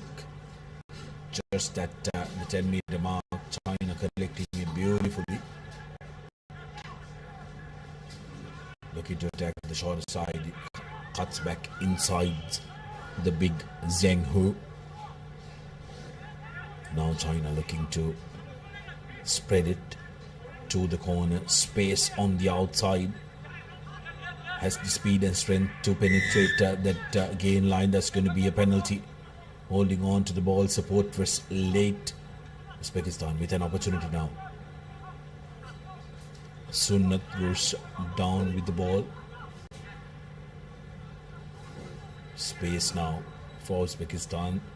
They haven't had the pace to match up to. Kick and chase. The bounce is to no man, but Uzbekistan will be happy at the fact that they've managed to get into the opposition half. Uzbekistan went for that kick and chase option. It's going to be a line out for China, right at their own 22. 19 points to nil, that's the score line. 4 points so far in the second half. China, you come closer. So they have to retake it. Definitely not happy with how that line out was taken. Fabulous to have Asia Rugby return to the island, isn't it? After 8 long years. Feels like yesterday we witnessed so many teams plying their trade here at the racecourse as China looks to run from their own half. Space and pace. Looked like a runaway train, but very good work in cover defense by Mahmoud. He puts pressure. And China, though, still managing to hold on to possession. Look at how deep that line is, and the passing accuracy has been on point for China.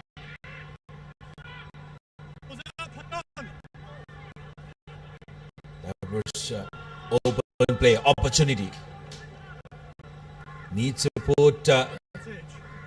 Uzbekistan, that was a high shot, a swinging arm, but seems like the referee will be calling in for a replacement. Has spotted a loss forward. As I was saying, it's brilliant to have Asia Rugby coming back, and of course the Papare as the official production and broadcasting partner of Asia Rugby Emirates 7 Series 2025 Colombo, and for us to be able to have that opportunity to be part of this production as well. China off the scrum, changes direction. It's going to be lost forward in favor of Uzbekistan. Chinese sevens have come leaps and bounds in the past 4 to 5 years. We're looking to be a competitive nation, especially when it comes to the multi-sport events. They will be having their eye up on the Asian Games, which are going to happen in Japan. It's going to be where their planning is going to head at. Then the Olympic Games and that qualification.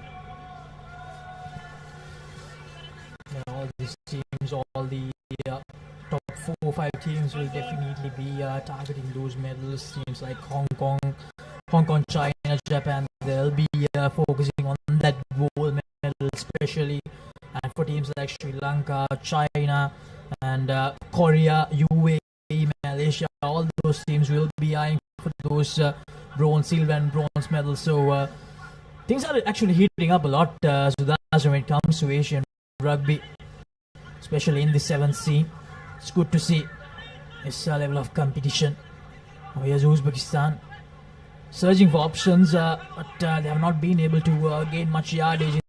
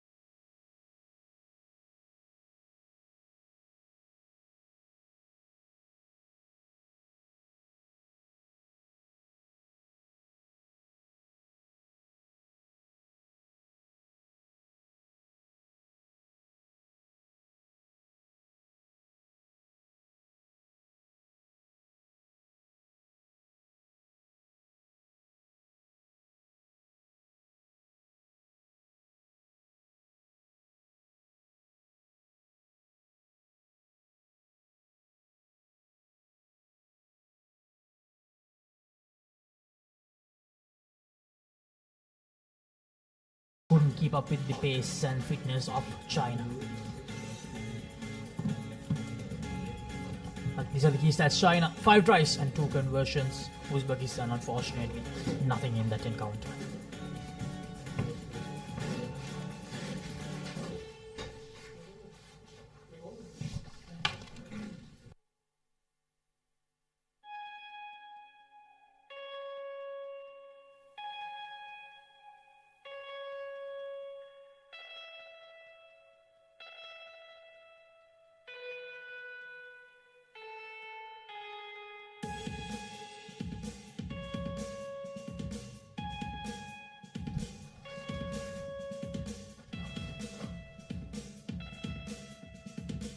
We have UAE taking on Indonesia.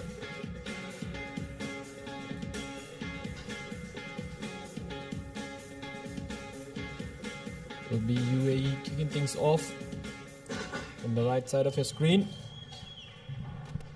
Good game. Will be Shankar Bekuntu, the man out there in the middle.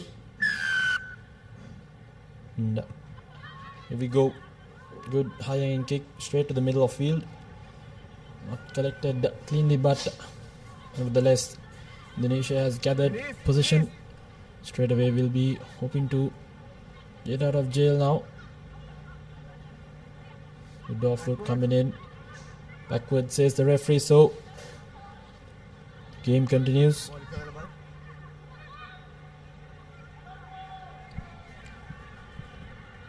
Now trying to burn him on the outside. She does get past the first tackle, but coming in sweeping. Very well done. Trying to use the short side, but not able to beat the defense. Good pressure. Ruck time wins UAE the penalty. Taken quickly. Now with prime position. Just shifting the ball across the field. And to sway past, and does so it is. So it's UAE to open the scoring in this game. Sit ever so easily and untouched under the post try. Tanvir. Definitely a wonderful display of attacking from the UAE. Going from that corner, optimizing from that space in the far side. The number 8 of UAE right under the post. An easy conversion should have been taken, but unfortunately is missed. So the score will be 5-0 for Indonesia. 1.5 minutes gone on the clock. It will be UAE's turn to kick things off once again. And this was the try that we just witnessed. Incredible support play that was. The basics hands. And again, once again, high hanging kick. No one there to receive it. The first defender misses the tackle. Indonesia still with ball in hand. Goes an offload to a corner. Back inside. Hits the UAE player on the head, unfortunately. She has been brought to the ground, so the referee will stop the time just to have a little check on what exactly went wrong. Just went a bit too high in that attack, in the tackle.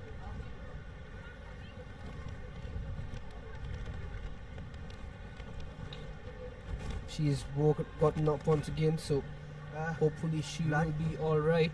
She's on her knees currently. Hopefully it's nothing severe.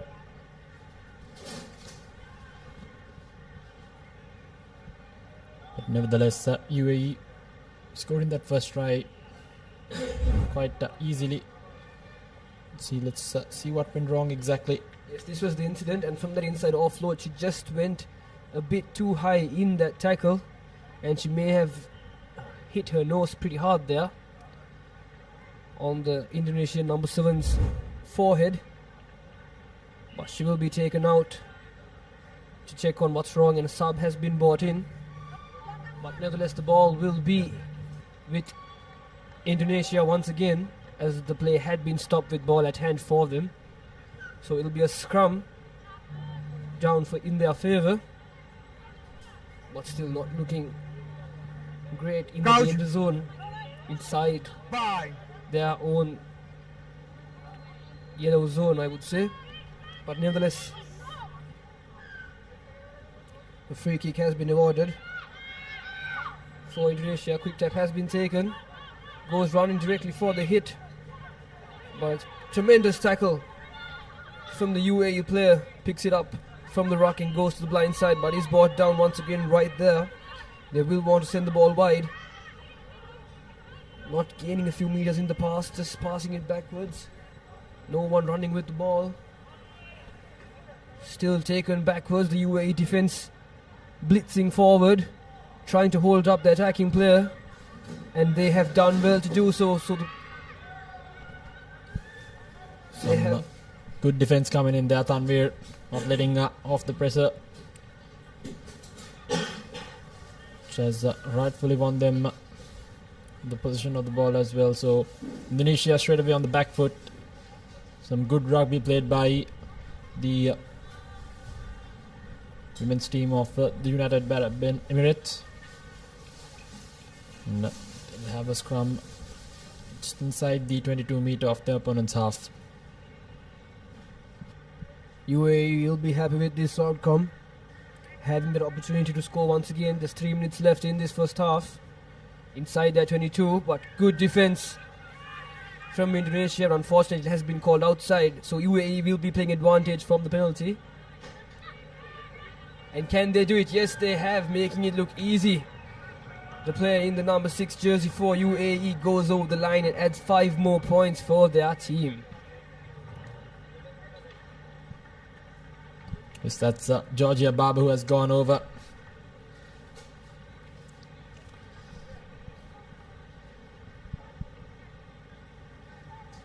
UAE not wasting any time. I think it's their urgency and the conversion unsuccessful, but nevertheless 10 points to nothing against their opponents. They've shown a bit of urgency, which has actually not let the Indonesian defense settle. So you can see that going straight through without any problems whatsoever. So it's important that Indonesia collects this kickoff. They were to put some sort of pressure and threat, and very well gathered in that instance, trying to make that first ruck and settle their nerves. It's the ball alive, but a wayward offload. Nevertheless, still having the position, but good defense yet again.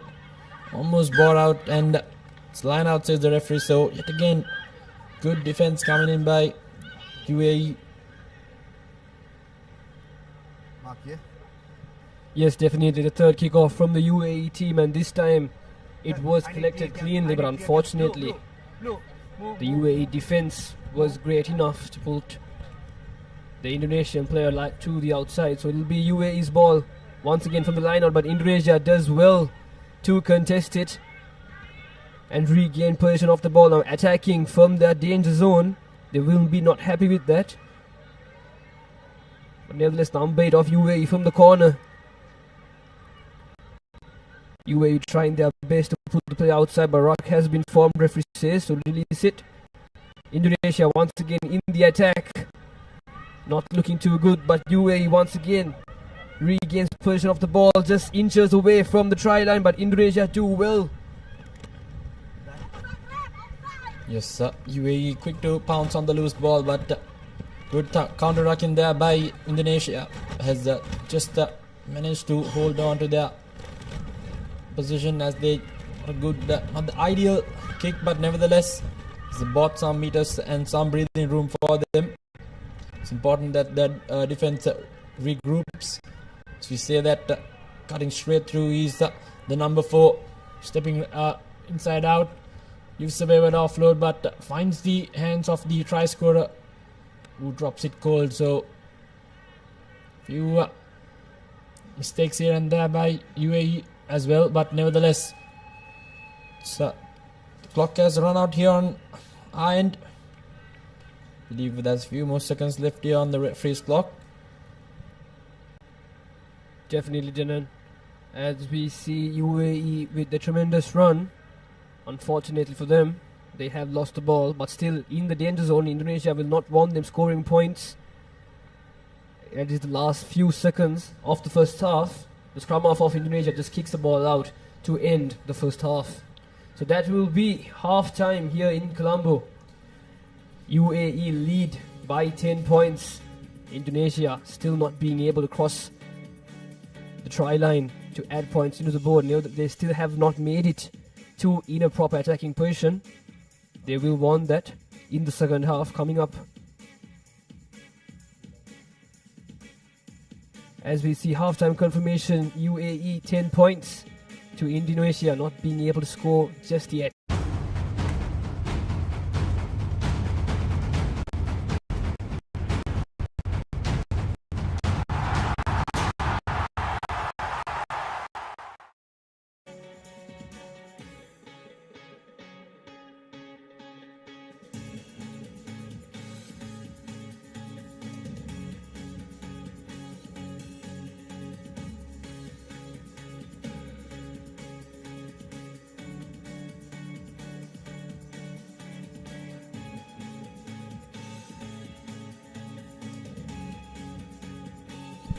So now, welcome back.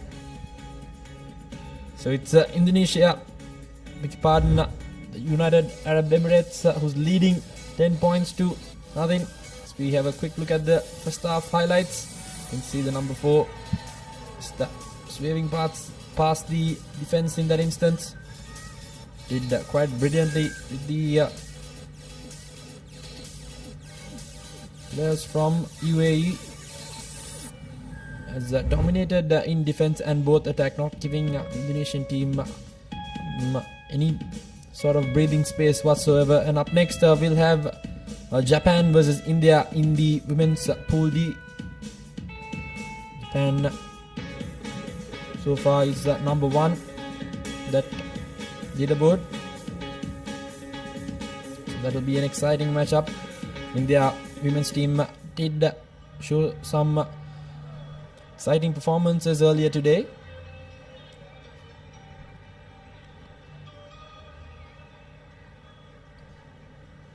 If I'm not mistaken, they are unbeaten so far in the tournament today. So that will be quite the challenge for Japan as well. They are riding loads of momentum as Indonesia. So we started proceedings here. UAE this time collecting from the kickoff and sending it out wide, looking promising in this fixture. Tries to pass the ball to the corner but is brought down right before making that final pass. Now they're just sending it side to side, but it seems as it is working. UAE now breaking through from the middle, looking for support for that offload, having space and numbers on the outside. 3-on-1 and it's just one man to beat, and she does it. The number 10 of UAE gives it to the corner to her number 2. And will she make it right under the post? Yes, she does. The number 2 of UAE. Amanda. Incredible work from close right next to their own try line. Makes it all the way. They seem to be playing some basic sevens rugby there. Hatanvir. Small loop in the corner, just opened up the spaces and seem to be playing a basic pattern, but nevertheless showing to be working and quite effective for them. So important restart for Indonesia. They were to get some points on the board. Definitely, gentlemen, UAE doing well with those principles of attack, using each perfectly, which is why they are leading in the current game. Another high-hanging kick, a contestable kick. Once again, no one to collect the ball at the first try, so UAE managed to pick it up once again, and they will be in the attacking position. Sends the ball, but referee says referee has penalized UAE. Not exactly what for, but Indonesia this time will take the quick tap, running straight into the defense of the UAE. Trying their best to play the ball, going for that pick and go option once again from the corner. Not relevantly what 7th play is about, but this time now sending it wide, running across, having that space on the outside, giving it through the wing 3 in the corner. Indonesia just fighting. Tackle release. The UAE players and a well contested ruck by the UAE will win them a penalty. Tremendous effort and work from this UAE team again with the quick tap. Sends it to the middle, having those gaps open and just runs through it. The number 1 of UAE. Wonderful work, and all the hard work is paid off. Just steps off his her left foot there, making no mistake whatsoever. The easiest try she must have scored in her career so far, but nevertheless it's Abigail Ridout who has scored the try.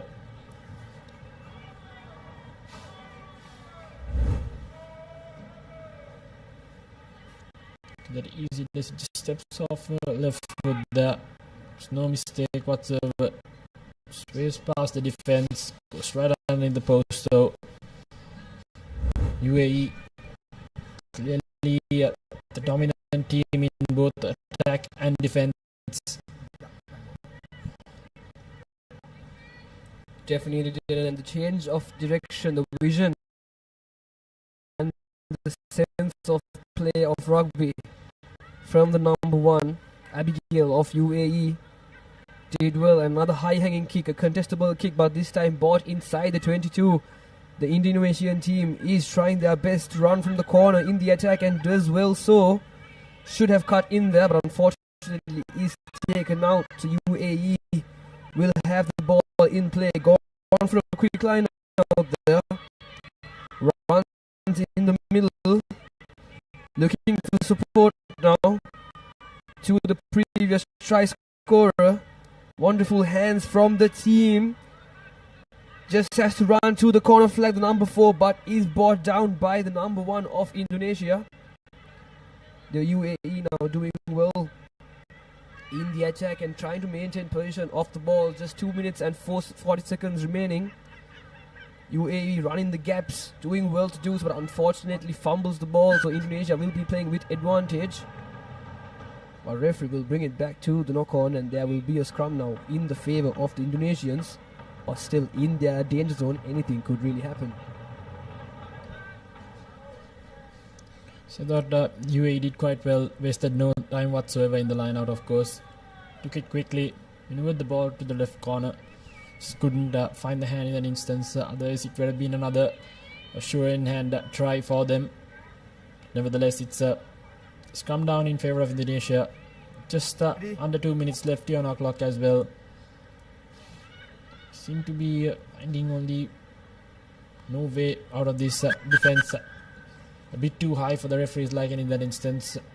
And penalty. So Indonesia trying to an opportunity to get some headway in this game. Takes a tap. Decides to move it. But again, very well defended by UAE. So another penalty. Not releasing, says the referee.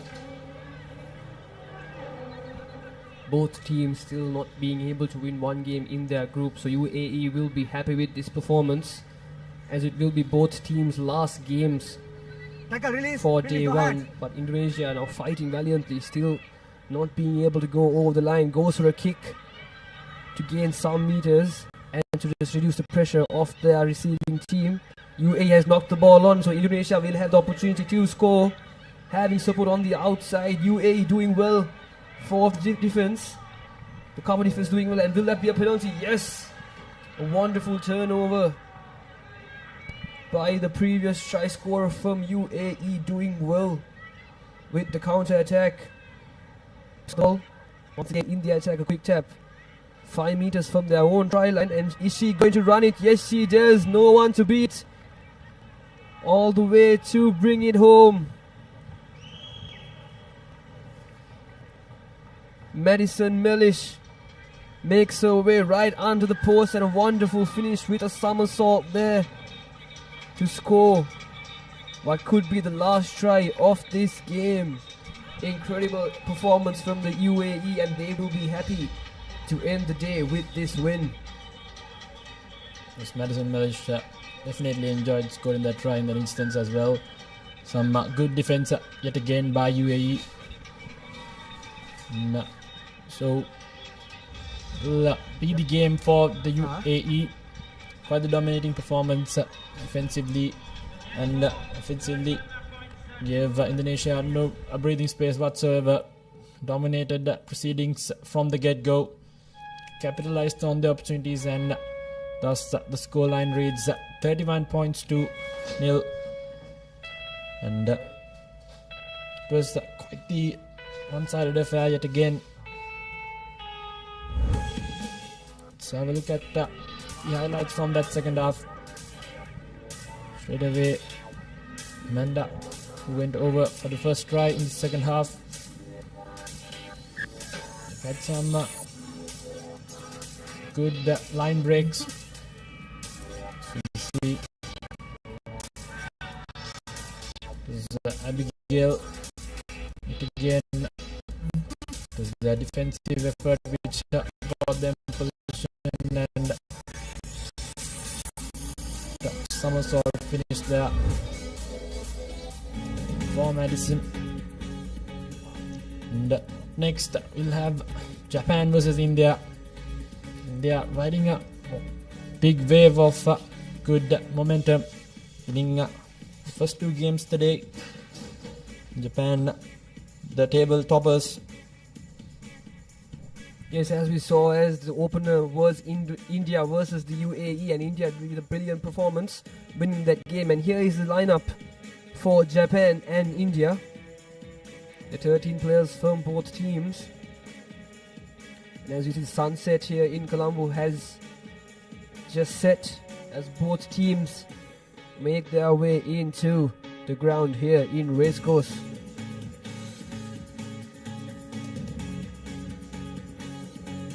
A very important match, both teams being unbeaten here in Colombo. With smiles on their faces, they will enter the field. It's definitely Tanvir. Team has done quite well today. We definitely have some positive energy coming into this game, and definitely some sort of doubt and nerves in Japan's mind as well. So, Shengang, who's the referee.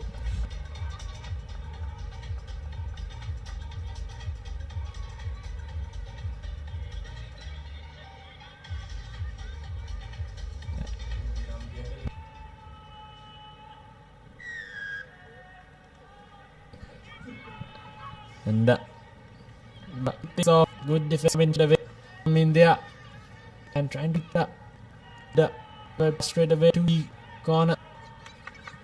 Defense yet again by not touching Japan. Breakthrough. Here's some number outside.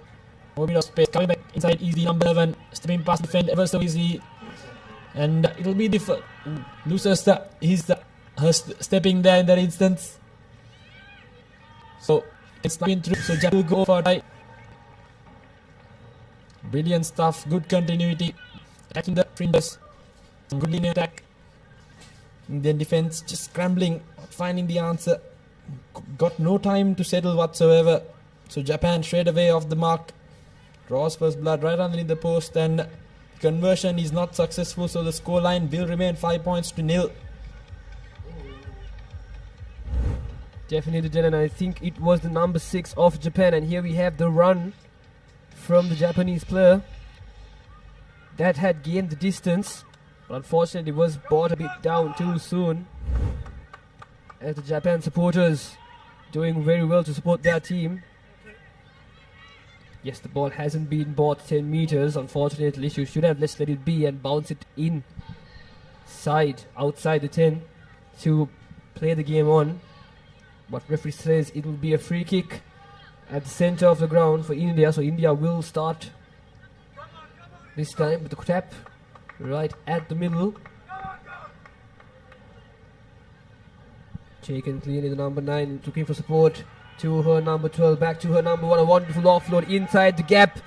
Does she have the pace? Unfortunately is brought down by the defender of the Japanese, and it had been turned over as well. So penalty advantage now for the Japan team. Cutting in 2 times and offloading it to her inside player. It's not the best of passes, Tanvir, but nevertheless, Japan now with some prime position.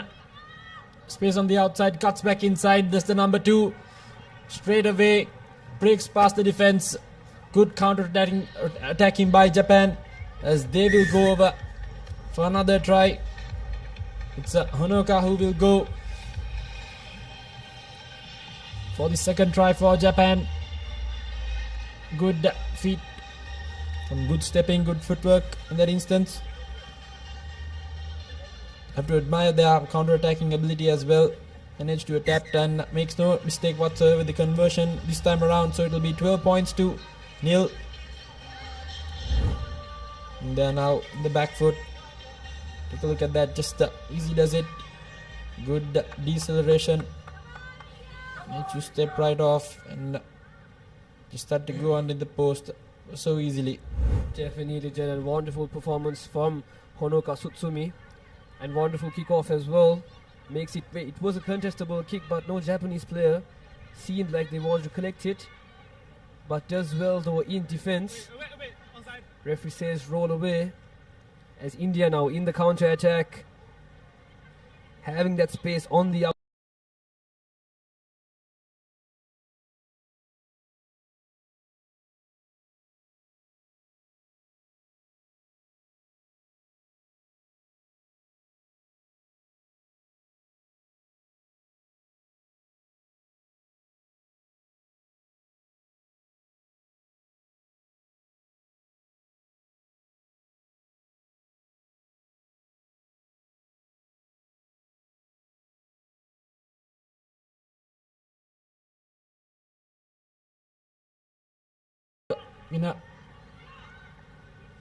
Cutting back inside, trying to build some faces are the Indians.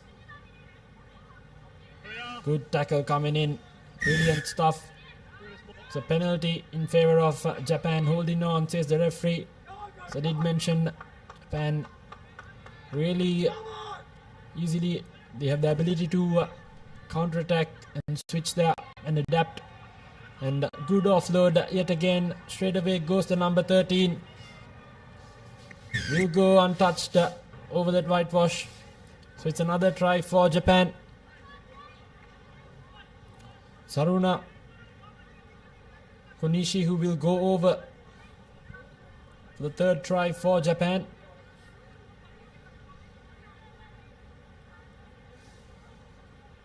She will attempt the conversion as well. Makes no mistake, so it will be 19 points to nil. Just less than 90 seconds left on our clock. As we take a look at that replay, Japan switching roles ever so easily. Staying strong in that tackle, offloading it, having the presence of mind, and good finish by the try scorer. So good overall performance, and yet again a good contest. Unfortunately loses it forward, so advantage with the team in there. They boot the ball forward and nothing kick, but nevertheless now Japan with an opportunity right inside their opponent's 10 meter.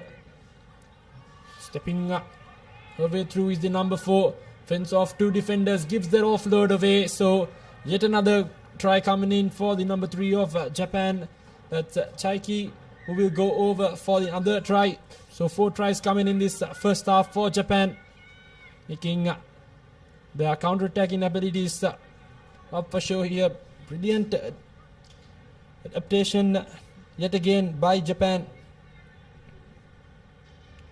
Very easy to switch the roles and find the gaps in the Indian defense, and the conversion is successful as well. So it's 26 points to nil. So you can see that good offload, good continuity, playing a good brand of rugby. The women's team of Japan. Definitely, Janan, and the referee has stopped the time for a little bit, looking for a ball to play. But as you said, Janan, Japan with a brilliant performance of rugby here in Colombo. It's mostly their defense that is outstanding, that manages them to regain the ball, and a wonderful kickoff. Once again, a contestable kick. India not collecting it cleanly. and they have knocked it forward. But will that be half-time confirmation? Yes, it will be half-time. Japan with a thumping lead of 26 points to India still not being able to score. Is Japan not giving in the other room whatsoever? I think India might have had possession for just over a minute or two in that first half. So it's 26 points to nil as the first half is concluded.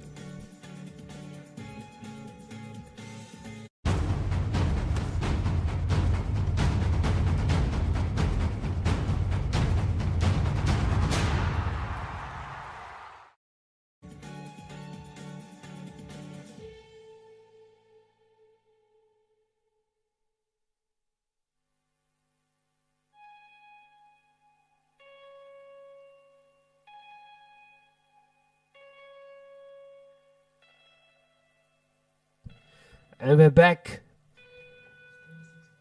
It's 26 points to nil here in Colombo as Japan lead the two unbeaten teams here in Colombo. And here we have the highlights of the first half, the first try from Japan in the courtesy of the team there. And this was the counter-attack that let them score the second try.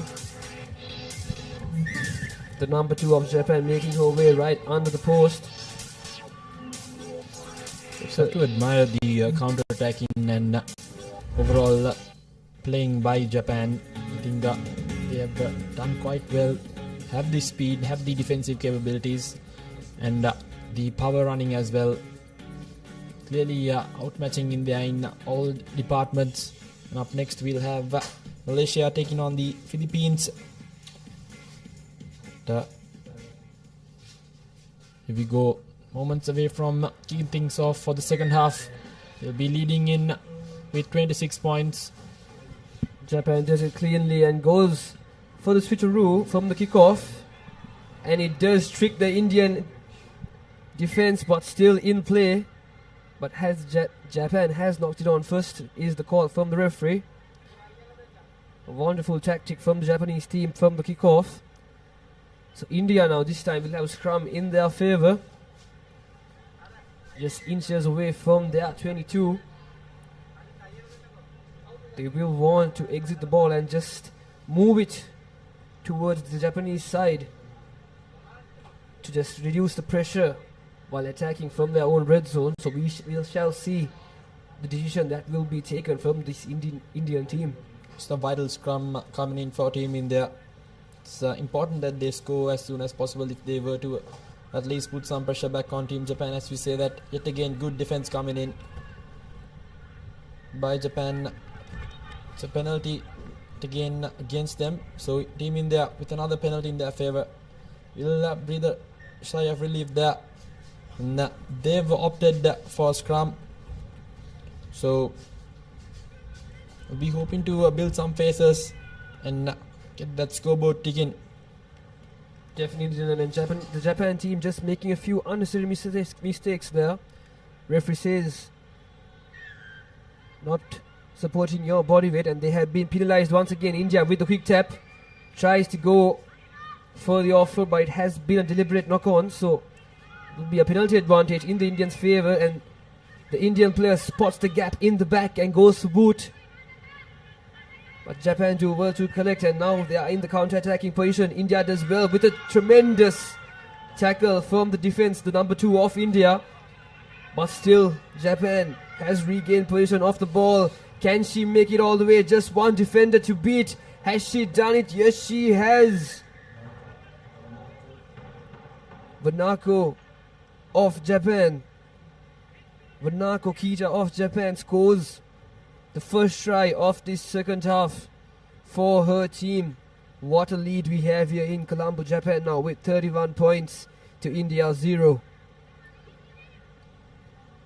I think what separates Team Japan from India is their ability to switch from defense into attack and vice versa. Again, you saw good tackle coming in, but they kept their cool and composure.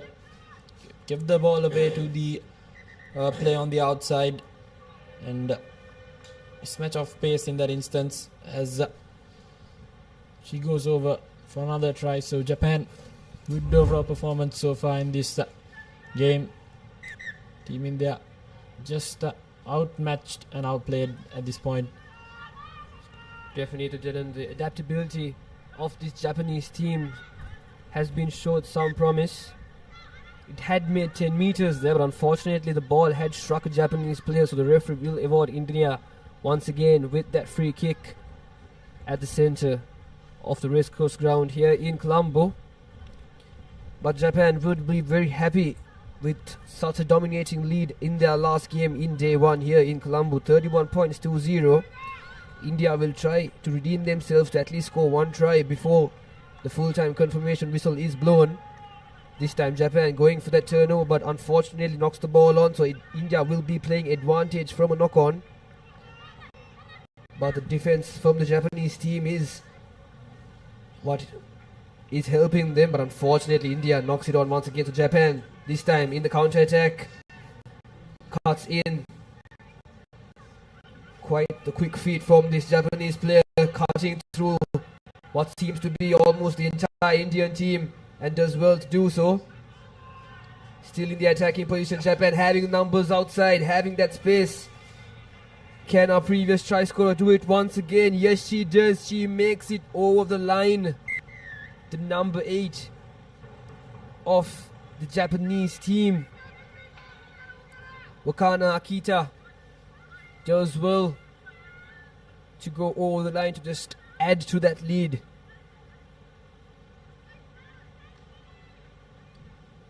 $36 points to 0 here in Colombo. Goes that conversion but misses it. But nevertheless the lead is still a thumping one. Just brilliant stuff yet again by Team Japan, forcing that knock on, capitalizing on the opportunities. Good phase in that instance, getting drawing all the defense straight away.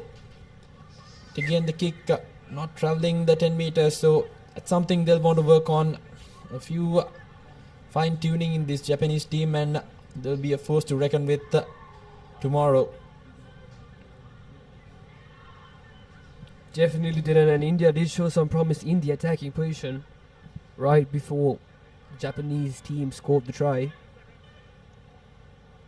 But unfortunately it still wasn't enough to add points into the board. They will still try once again with the free kick. The quick tap from the center of the ground, courtesy of not making it 10 from the kickoff of the Japanese team. India still in the attack, looking a bit shaky. The line speed defense from the Japanese team, just too much for this Indian team. But still ball in play, loose play. India picks it up. Japan team doing well, trying to counter and regain possession of the ball. The number 4 of India spots the gap, attacks through it. They should work to the corners. That didn't. Something that India has lacked in this game so far is moving the ball from side to side, which should be compulsory in my opinion in a sevens tournament. But Japan once again taken the quick tap from the penalty, and the number 7 scores right under the post. What a lead from this Japanese team. India coming into this game unbeaten in the group stages. Miyotani scores, and this time the conversion clears it cleanly. So Japan will lead this game 43 points to 0. And as we see, that is where the quick tap was taken. A 20-meter sprint for the try scorer of the Japanese team. Yet again, making no mistake whatsoever. Good presence of mind to take the quick tap, and definitely made the opponents pay, as yet again this time around very well gathered there. Good presence of mind by the Japanese player. This time just loses the ball forward. So that's a full time. Japan winning this game quite comprehensively. Outplayed India in all departments of the sport. 43 points to 0. Good overall performance. Good counter-attacking, defensive and offensive efforts. Definitely, and this Japanese team will be very happy with this win. The unbeaten in this group as well. In day one, India, of course, in second place in their group, but still will not be very happy with this loss. But they have the opportunity to redeem themselves tomorrow, and that is full-time confirmation here in the Racecourse grounds in Colombo. Japan beat the Indian women's team with 43 points to nil. And as we see the highlights, India doing well in defense, but unfortunately the counter-attack from the Japanese team just was too much for them. As we can see, the first try of the second half. Well displayed effort from the Japanese. What a lead as well. Both teams coming into this game unbeaten. But Japan smashing in this game 43 points to 0, and as we saw, both teams paying their respects to end today's day. So the key stats, Japan 7 tries, 4 conversions, did quite brilliantly, showing why they are on top of the leaderboard, number one on the points table. And the next game we'll have a change in voices. It'll be Nathan and Rishwan.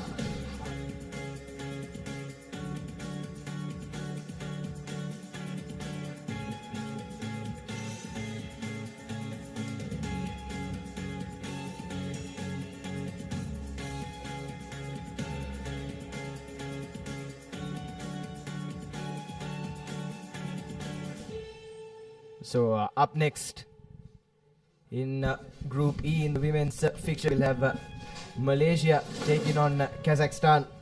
So I welcome Abdullah Yusuf into the commentary box. A very good evening. Yes, good evening, Nathan. It's Malaysia up against the Philippines. Can be a close encounter. Both these teams just making their way up the ladder in Asian rugby. Probably have to say Malaysian slight favorites in this game. Just waiting players to take the field. Picturesque Racecourse grounds here. The weather has been kind to us, isn't it, Nathan, thus far? Last couple of days in the night we've had some strong thunder showers, but today, so far, things are looking good as both teams take their place in the field. Yes, certainly, Abdullah. We've been blessed with the good weather today, like you said. Past few days in Colombo, it's been some strong showers come around this time of the day. But thankfully, barring a few slight drizzles here and there, the weather gods have been kind to us. Malaysia, like you said, probably the favorite coming into this game. They lost out narrowly in both of their games.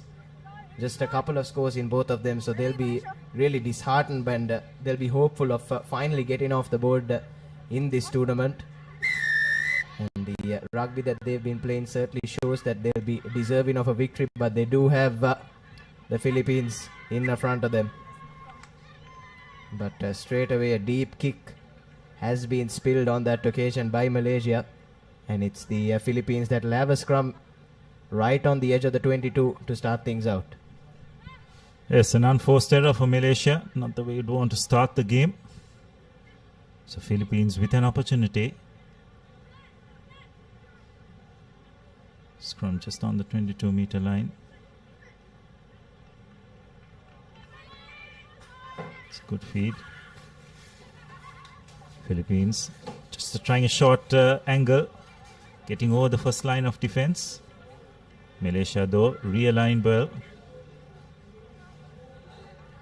It's now big number one of Philippines. Ball squirted out. Unfortunately, the Malaysian player played the ball from an offside line.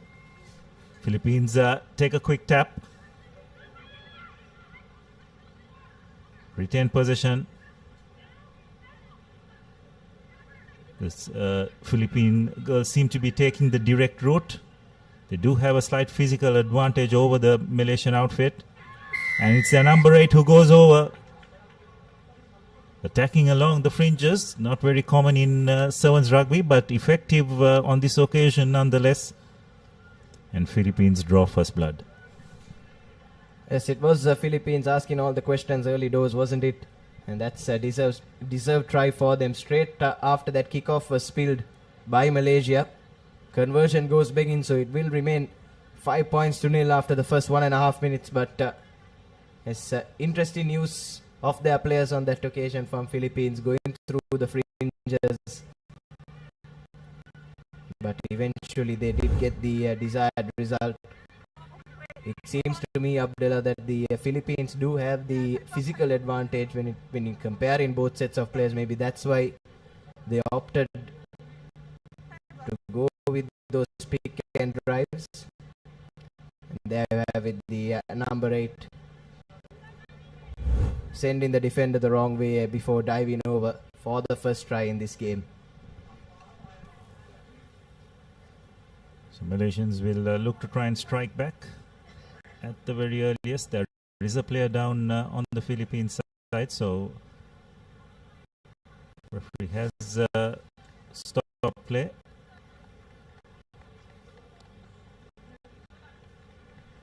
Both these teams will probably find themselves in the plate segment, isn't it, Nathan, if I'm not mistaken? Yes, all to play for on day 2 as well, even for the sides that probably didn't get the results that they hoped for on the opening day. Keep in mind, we're still on day 1 of this second leg of the Asia Rugby Emirates 7 series for 2025, making a comeback to Colombo after 8 long years here at the Racecourse.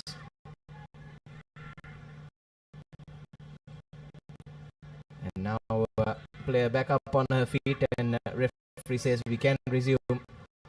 This time again, good work to collect that kickoff from the Philippines, and straight away looking to run at the defense of Malaysia. Unfortunately though, that last pass really needed to go to hand, and the ball has been turned over. And the first bit of possession for Malaysia in this game.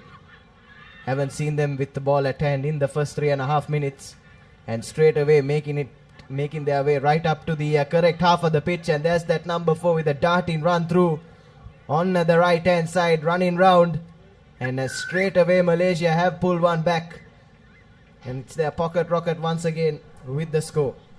Yes, well, that's the way Malaysia will want to play this game, with a bit of width.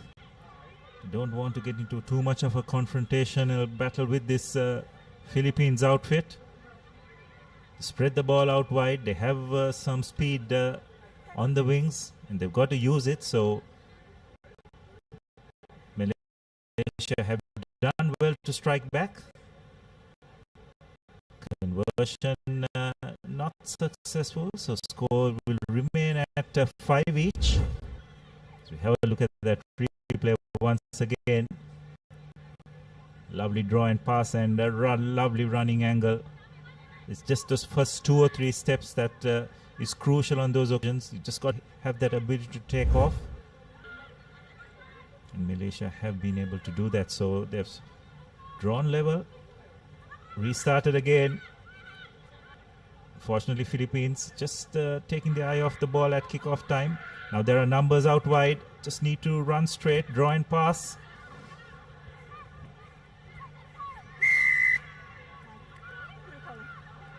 Call a tackle, dangerous tackle. So Malaysia get a penalty.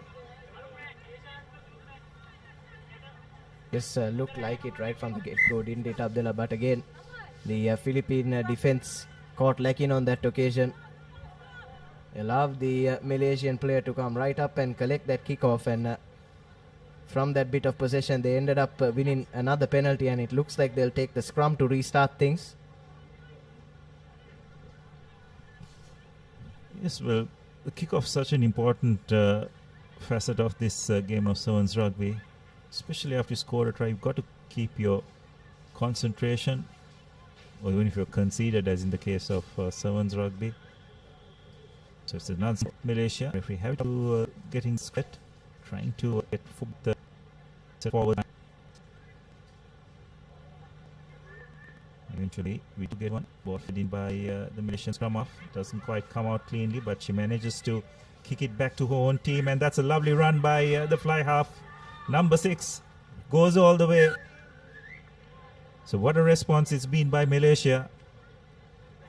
2 consecutive tries, sees them take the lead. And it has said that was a poor defense by the Philippines. The try scorer, Nur Iza Azizan, ran right across the Philippine defense. Just a bit of 2 minds, not going for the ball carrier, but just standing away, and eventually have a bit of pace to go right round the Philippines defense. Yes, a moment of individual brilliance there. As you said, up the defense was line, but taking nothing away from Nur. But coming back that point on the defense, started off laterally, pushed out it, but unfortunately for that lack of communication, no one knew who was making the tackle, and eventually managed to let her run uncontested right under the 6 for Malaysia to take the lead for the first time in this clash. And now here come the Philippines as time runs out on our clocks for this first half. They'll be hoping that they can try and find an equalizer before heading into the break. Getting up towards halfway, winning the penalty as well. Both these sides so far, Abdullah, have been pretty good with ball in hand, but it's in defense where I feel that they've faltered in this first 7 minutes. Yes, well, Malaysia managing to win an important penalty just on the stroke of half time. They decided to take the short tap. Need to stay in play, right to the edge, but they've done well. And this is their speedster. Will she be able to go around the defense? Eventually, Philippines just coming across. Malaysia, though, have done well to retain possession. Will they be able to put the finishing touches? A kick ahead. Unfortunately, just going into touch. So that will be half time.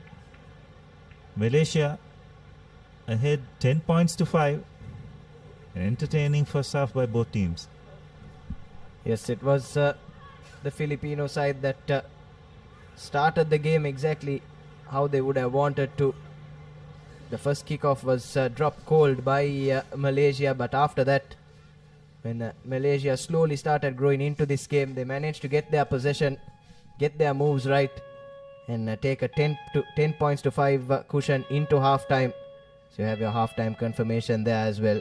It's 10 points to 5 in favor of Malaysia.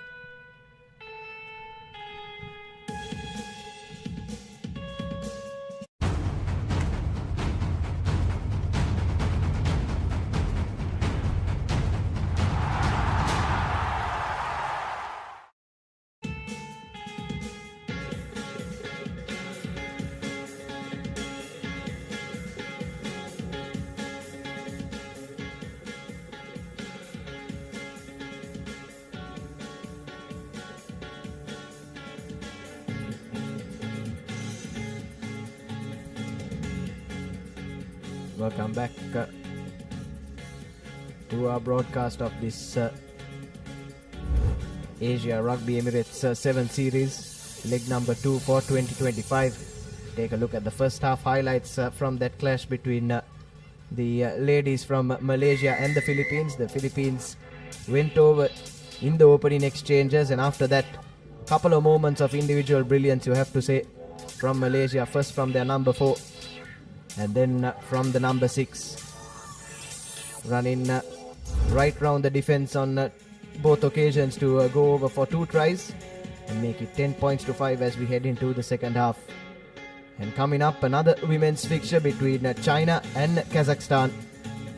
That too promises to be a closely contested clash here at the racecourse. But it's Malaysia now to kick things off in this second half.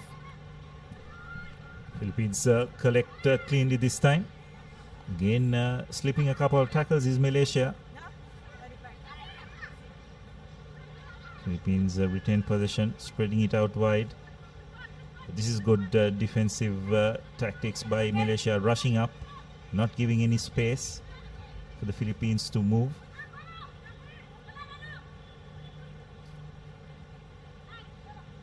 Good clearance by the number 1. No look pass, doesn't find the mark. Malaysia rush up, but again Philippines showing good strength. Retain possession.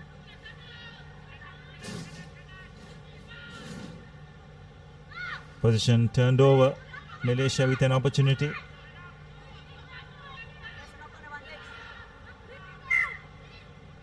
No advantage, so we'll come back for the knock on.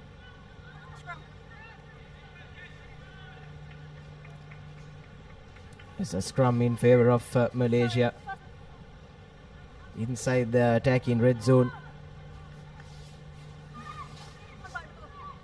And in a game that's been run as close as this, Abdullah, who scores in that who scores first in that second half rather, is of utmost importance in deciding who carries the momentum and the advantage throughout the rest of the game. Well, more so for the Philippines because they are trailing. You don't want to be 2 scores down with just a few minutes to go. So Malaysia trying to launch an attack from their own 22. A chip ahead, a good bounce. Philippines have done well to retrieve possession. Need to try and get the ball out wide. That's a nice wraparound pass. Will they have the pace to go all the way? But again, Malaysia's cover defense coming across, but illegally. And looks like the referee will go to the pocket, so that's a big advantage for Philippines. Malaysia will be down a player for the next couple of minutes, and Philippines will definitely want to make it count. Yes, this is exactly what the Philippines would have wanted. We'll play the next 2 minutes with an extra player on the park, and it's a perfect opportunity for them to try and find that equalizer and possibly try and gain back their advantage as well.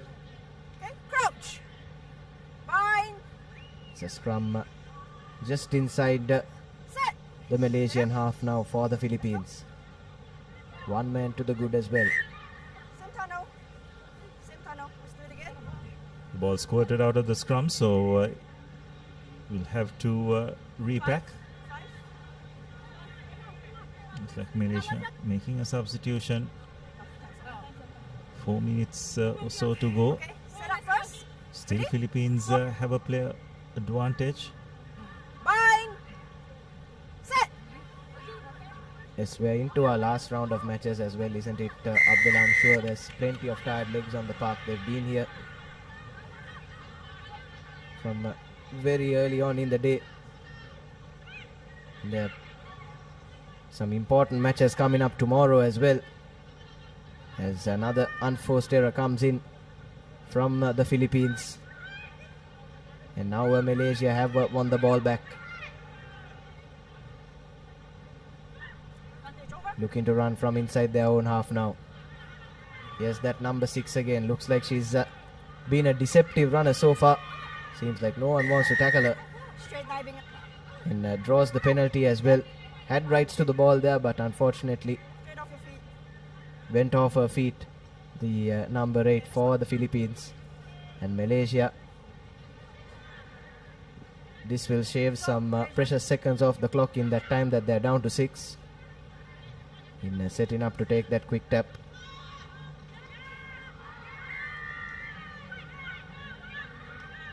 This time though, the Jacqueline work is good from the Philippines, and they won the ball back, and here's the ball popped up for the number 1. Working it now from right to left, and spots the gap, does the number 13, but chased down well there by the retreating Malaysian player. But it's the Philippines now playing inside the 22. Needs support to arrive. Takes a bit too long for her liking, but here's the Philippines now looking to level things. And the number 11 dives over, and that will be the equalizer for the Philippines. So eventually, after missing out on a couple of opportunities, they do capitalize on that numbers advantage, and they make it 10 apiece with the conversion to come. Yes, well, Philippines deciding once again to take the direct route. Not playing with too much of width, showing a lot of patience, running straight, getting over the gain line. Patricia Mandan with the score. So Philippines playing to their strength and managing to equalize. And we have a look at that once again. Some good desperate cover defense. Doing well to stay on their feet, offloading. Ruck after ruck. Ball coming out again along the fringes. Fortunately, Malaysia just not covering the areas. It's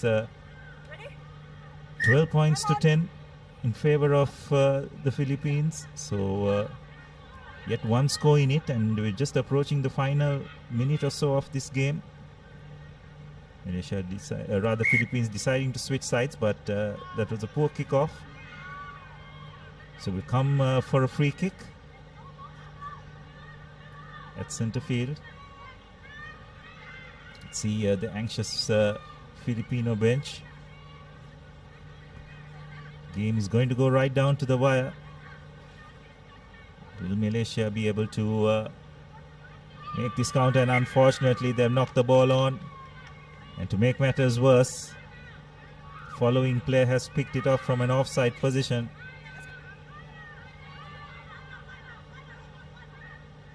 And Philippines have opted for a scrum. I think it's a bit of confusion in the Philippine ranks. They already asked for a scrum, but the players seem to want to go to touch, but referee very correctly said the call has already been made. Yes, but the scrum is the right option, isn't it, Abdul? Especially this late into the game, and in a game that's as close as this, help shave precious seconds off the clock and puts it into touch. Does the Filipino player, and referee blows for full time. So the Philippines have managed to nick this one right at the death, win it by just the solitary conversion. 12 points to 10 it finishes, and they get on the board for the first time in this tournament. But it's been a hard fought game and probably one of the close-up games that we've seen so far today. Commiserations though to Malaysia. They played well, ran all three of their opponents mighty close, but unfortunately came up just a bit short in all three of them. Your full-time confirmation then, 12 points to 10 in favor of the Philippines.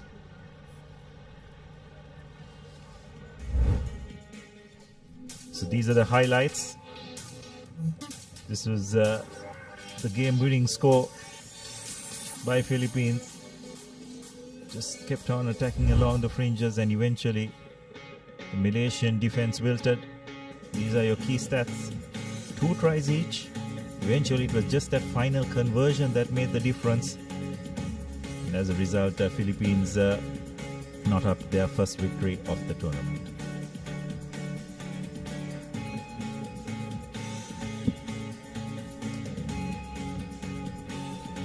So coming up next is another crucial encounter, probably to decide who will top this group between China and Kazakhstan.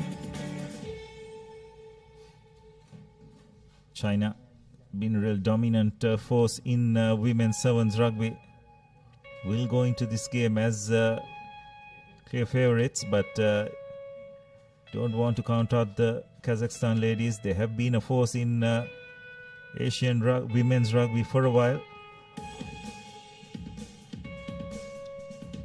Yes, there you have your team cards on the screen. China take on Kazakhstan, and yes, China trying to make themselves one of the forces to be reckoned with in the Asian rugby circuit. They did well up on their home turf. The ladies and the gents both finishing amongst the top 4 sides, but I'm sure both sets of players will be hoping to try and go one better here, potentially try and make the finals or even go all the way and win it for the Chinese. But I'm sure this Kazakhstan outfit will have something to say about that. Certainly a very physical outfit.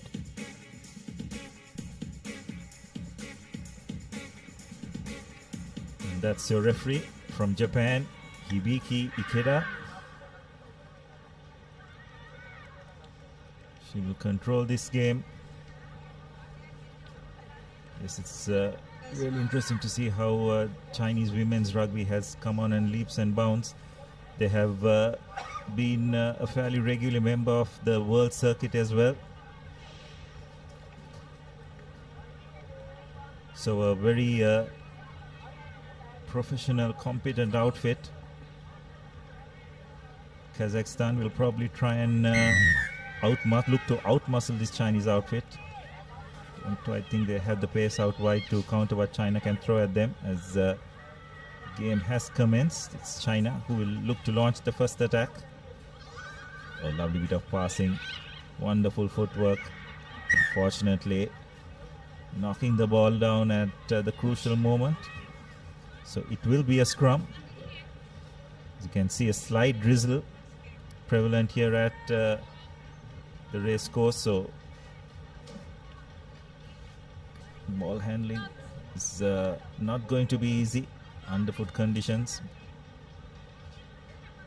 It's going to be tough. So players' skill and resolve will be tested. Kazakhstan with the feed. It's the number 7 taking the ball up. Stays on his feet. Stays on her feet until the support arrives. Again, Kazakhstan just looking to take the direct route, running straight in. Unfortunately, knocking the ball on. So position has been turned over. Interesting to see what China will do. Will they try to go and play with a bit of width? Yes, that does seem to be the tactic. But Kazakhstan's defense is holding strong. It's China switching sides. Wonderful bit of footwork. It's a number 76, interestingly. Kazakhstan penalized very clearly, not staying on your feet. Interesting numbers on these Chinese girls' jerseys, isn't it? 55, 31, 66. It's not what we're typically used to, isn't it, Abdallah? Perhaps a bit of superstition as well. Players tend to opt for their lucky numbers. But would be interesting to know the reasoning behind all those numbers on their jerseys. So China with the feed. Changing directions. Running a bit laterally. China trying to outflank, but some good defense by Kazakhstan. Really running lateral. Nothing on there. Expect a bit better from this Chinese outfit. Needed to straighten out.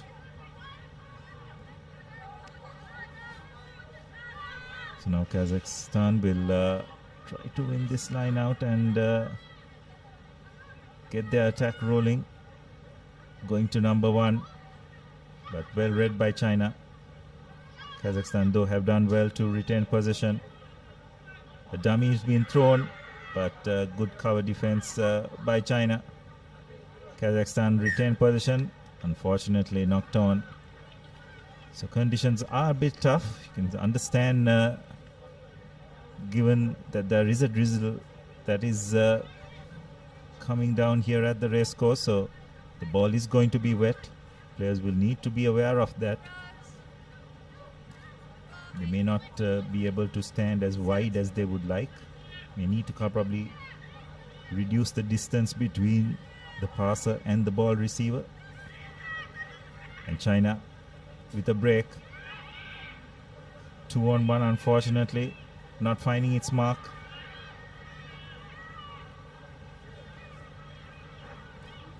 The China have managed to retain possession.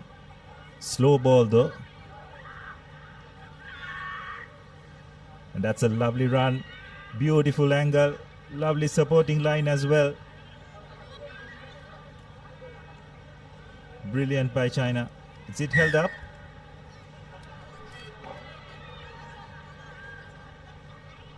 Yes, it looks like it is Abdullah. So good defensive play from Kazakhstan, but I thought that those were some lovely supporting lines run by the Chinese.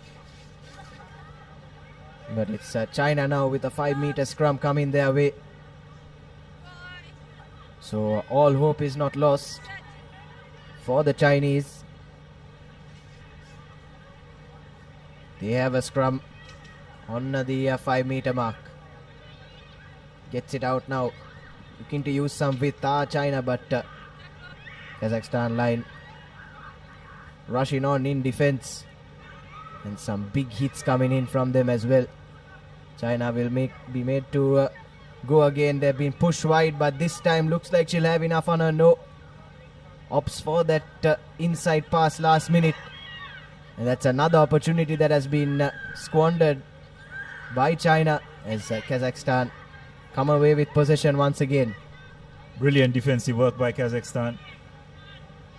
Seemed that China by all means was going to go over for their first try, but some desperate defense forcing China to make some rash passes, and as a result Kazakhstan have done well to turn position, and they've cleared their lines. So this is a really plucky effort by the Kazakhstan Lassers. 0-0 yet. No easy feat against this very strong Chinese outfit. Approaching the final few seconds of this first half. Yes, we mentioned briefly before kickoff as well, didn't we, Abdullah, that this Kazakhstan outfit will bring the physicality, and that's exactly what they've done, and the conditions you feel would have favored them a bit as well. The wet and underfoot conditions always tend to favor the more physical sides. This time ball has been knocked on, and it will be another scrum in favor of China. Just 30 seconds left on the clock. 0-0. We haven't seen a scoreless game so far in this 7th series on day one. Or even a scoreless half for that matter, Nathan. So very well could be the case, as probably we are looking at the final play of this first half. China with the feed.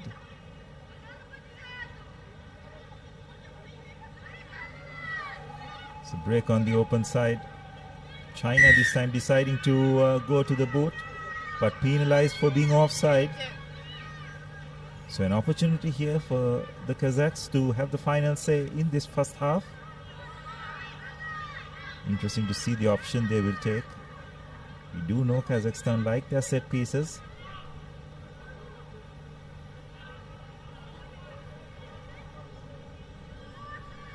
Looks like they're going to go for the short tap. They've taken the short tap, and they've hacked it down the field. That's a good retrieve by China's number 69. Wonderful draw and pass, and have China found the space, just a sweeper to beat. A wonderful bit of footwork by number 76. Inside out, completely foxing the Kazakhstan number 2 to go over for China's as well as this game's first try, right on the stroke of halftime. China have got their first try. Yes, I don't think that kick into space was the best option from Kazakhstan. These Chinese ladies love the open spaces that they can run into, and Zihan Liu gets her third score of the day in what has been a tight game so far. An all-important first score in this one. Conversion goes begging, but it's China with their noses in front. It's 5 points to nothing at Lemons.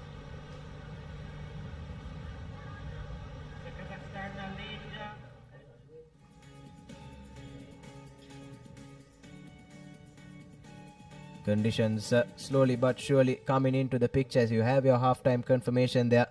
China with that solitary score in the first half.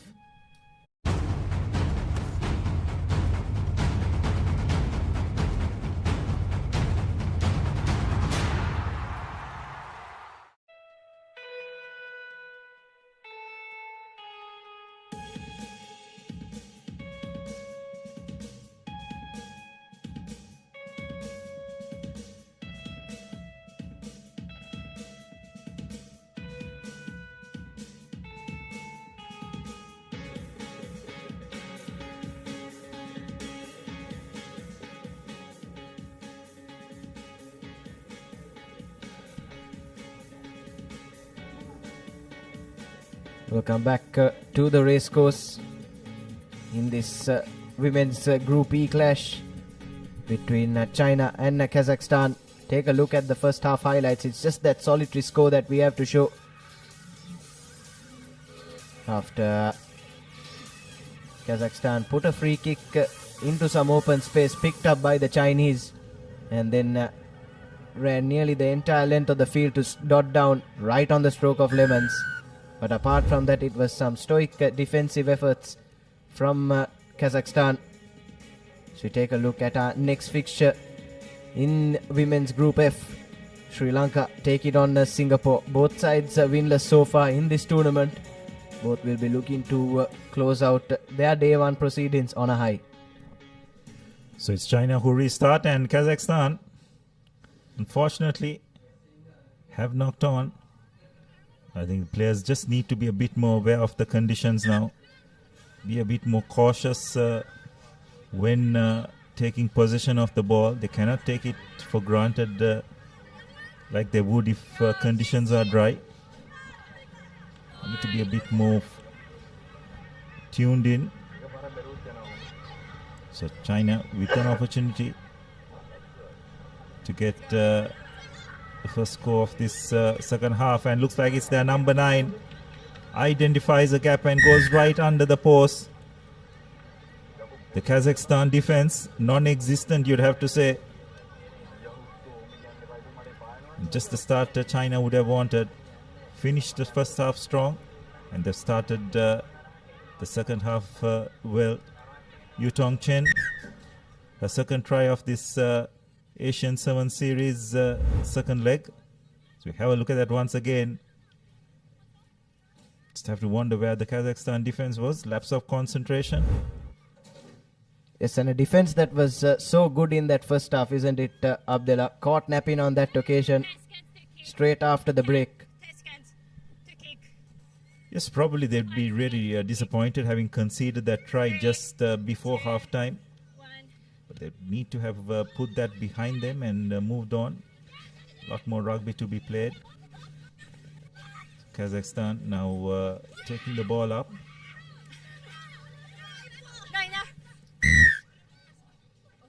Going off the feet is the call, so penalty in favor of Kazakhstan. Quick tap taken. Lovely dummy by the scrum half. Getting the ball out to the wing 3/4, but the Chinese defense has moved across. Well, Kazakhstan do really well to hold on to possession. Again, Kazakhstan deciding to take the direct route. It's probably where they feel comfortable, not having much pace out wide.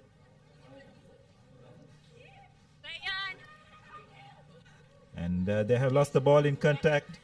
China's 55 picking it up and is making a dart. And now China will try and spread the ball out wide, but unfortunately number 69 knocking the ball on.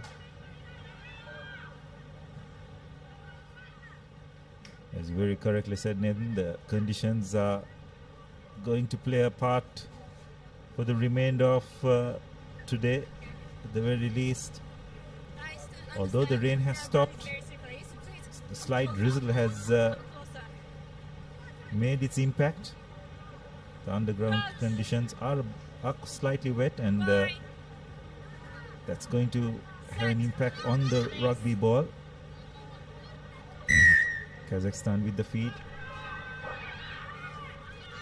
but China penalized. So again, Kazakhstan running that direct line, but so far China have done well to maintain their shape. Going on the short side. It just seems Nathan, Kazakhstan just don't have speed out wide, and China do have the ability to match them for physicality, and on this occasion they've turned position over. Number 55 again, getting the ball out to the wing 3/4. Lovely fend. Nice offload. This is really good by China, keeping the ball alive. in these wet conditions, and it's their number 55, or rather 65, who runs a wonderful supporting angle to go over for China's third try. Wonderful patience and composure shown by China. Zhenji Wang with the try. Just shows that against good quality teams, Nathan, you can take the direct route only up to a certain extent. Eventually you need a bit of speed out wide to put the finishing touches. Yes, certainly, Abdullah, and it also shows that against good attacks like this Chinese one, you can only hold the door shut for so long before they come and hurt you like this. Some lovely offload in there from the Chinese. It was the number 65, ran the supporting angle, not read by the Kazakhs, and dots down for the third try, and you have to say that all but seals this game. Yes, unfortunately you'd have to say so. Thought Kazakhstan's defensive effort was really good in that first half. But unfortunately, when it comes to attack, again, they just seem to be having the only option of taking the direct route. That's a bit dangerous. China will be lucky if they do not get a yellow card. It's just a penalty only. Kazakhstan have taken the quick tap. That's their number 9, or rather their number 2, who plays a scrum half in Kazakhstan. Just trying to keep the ball alive.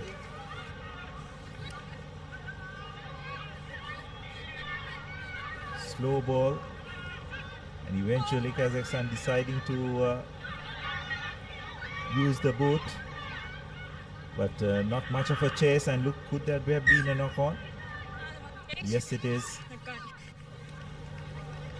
So an unforced error by the Chinese sweeper. An opportunity for Kazakhstan to probably have the final say of this game, Nathan. Just approaching the final few seconds. Yes, will be important as well, isn't it, Abdullah? Every try counts, especially considering the way that they choose the teams that progress into the next round. It's the 3 top-seeded teams from each group, and the second best team from the second placed teams on all 3 groups. So when it comes to calculating that, the points difference and the amount of tries that you've scored becomes quite important, especially in a group like this where both China and Kazakhstan came into this game unbeaten, and where they are vying it out for first place in women's Group E. So once again Kazakhstan taking the direct route. Will they be able to find a bit of space out wide? But some really good defensive work by the Chinese. Kazakhstan eventually just managed to hold on to position. Referee has her hands out for an advantage. No advantage. They'll come back for the penalty. No, you got to take the tap from the correct place.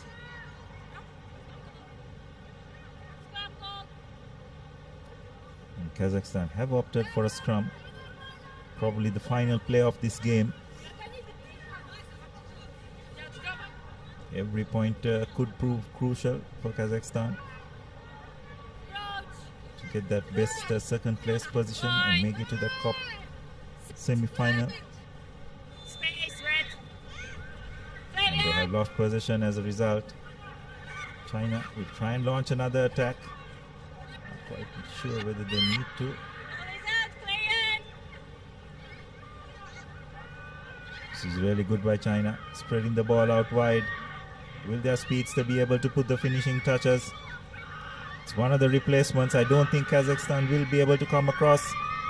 Yes, it's number 52 who will go over for China's 4th try. Kazakhstan will be absolutely gutted.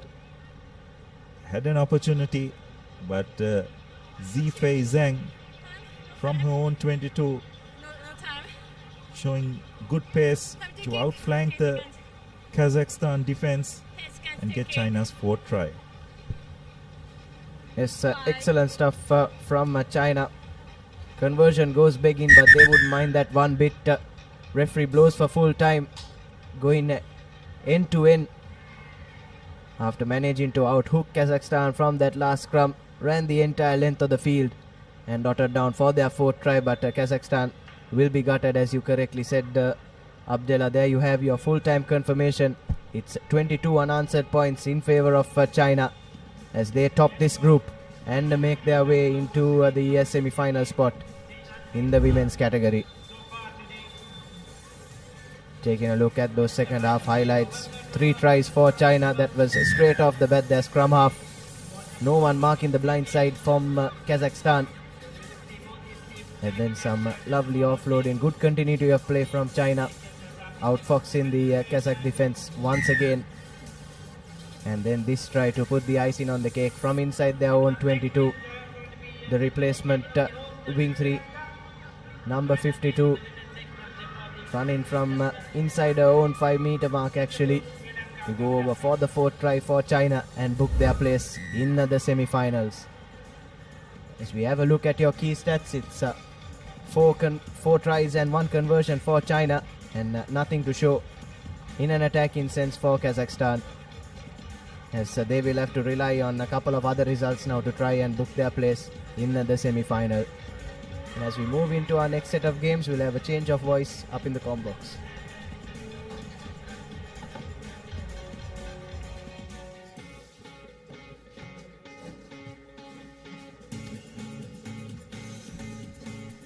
And as we see, Sri Lanka will be taking on Singapore in the next game. And the team cards of both teams. It will be the final games of both these teams here in Colombo. Sri Lanka losing 2 of their games previously. This will be the last game for redemption. Playing at their home turf as well. They will be disappointed not winning a single game so far, so they will come for these games. But Singapore showing promise in today's day 1 segment in the Pool C. Both teams lined up in the tunnel, and here we go as both teams make their way towards the center of the field. With a change of the color of their jersey as well. Taking on a strong Singaporean team as well.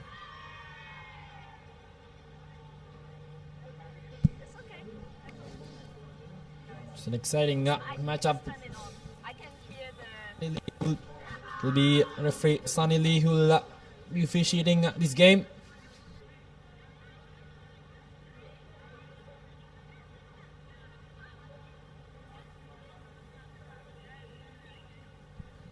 Both teams still not being able to have a victory at hand here at the day 1.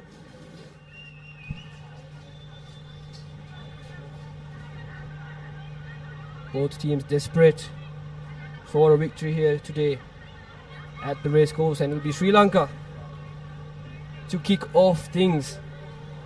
Yes, Charan Linage will kick things off.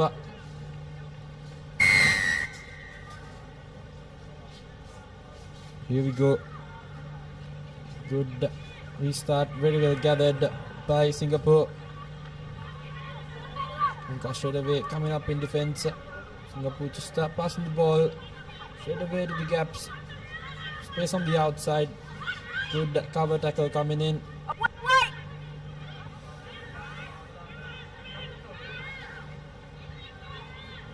Some space there yet again on the outside.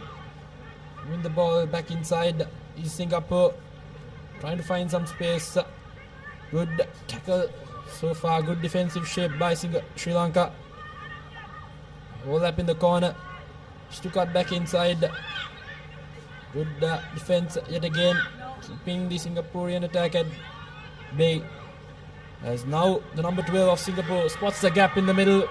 Breaks past the first line of defense. Charlie Linige won't catch her as Singapore will draw first blood in this encounter.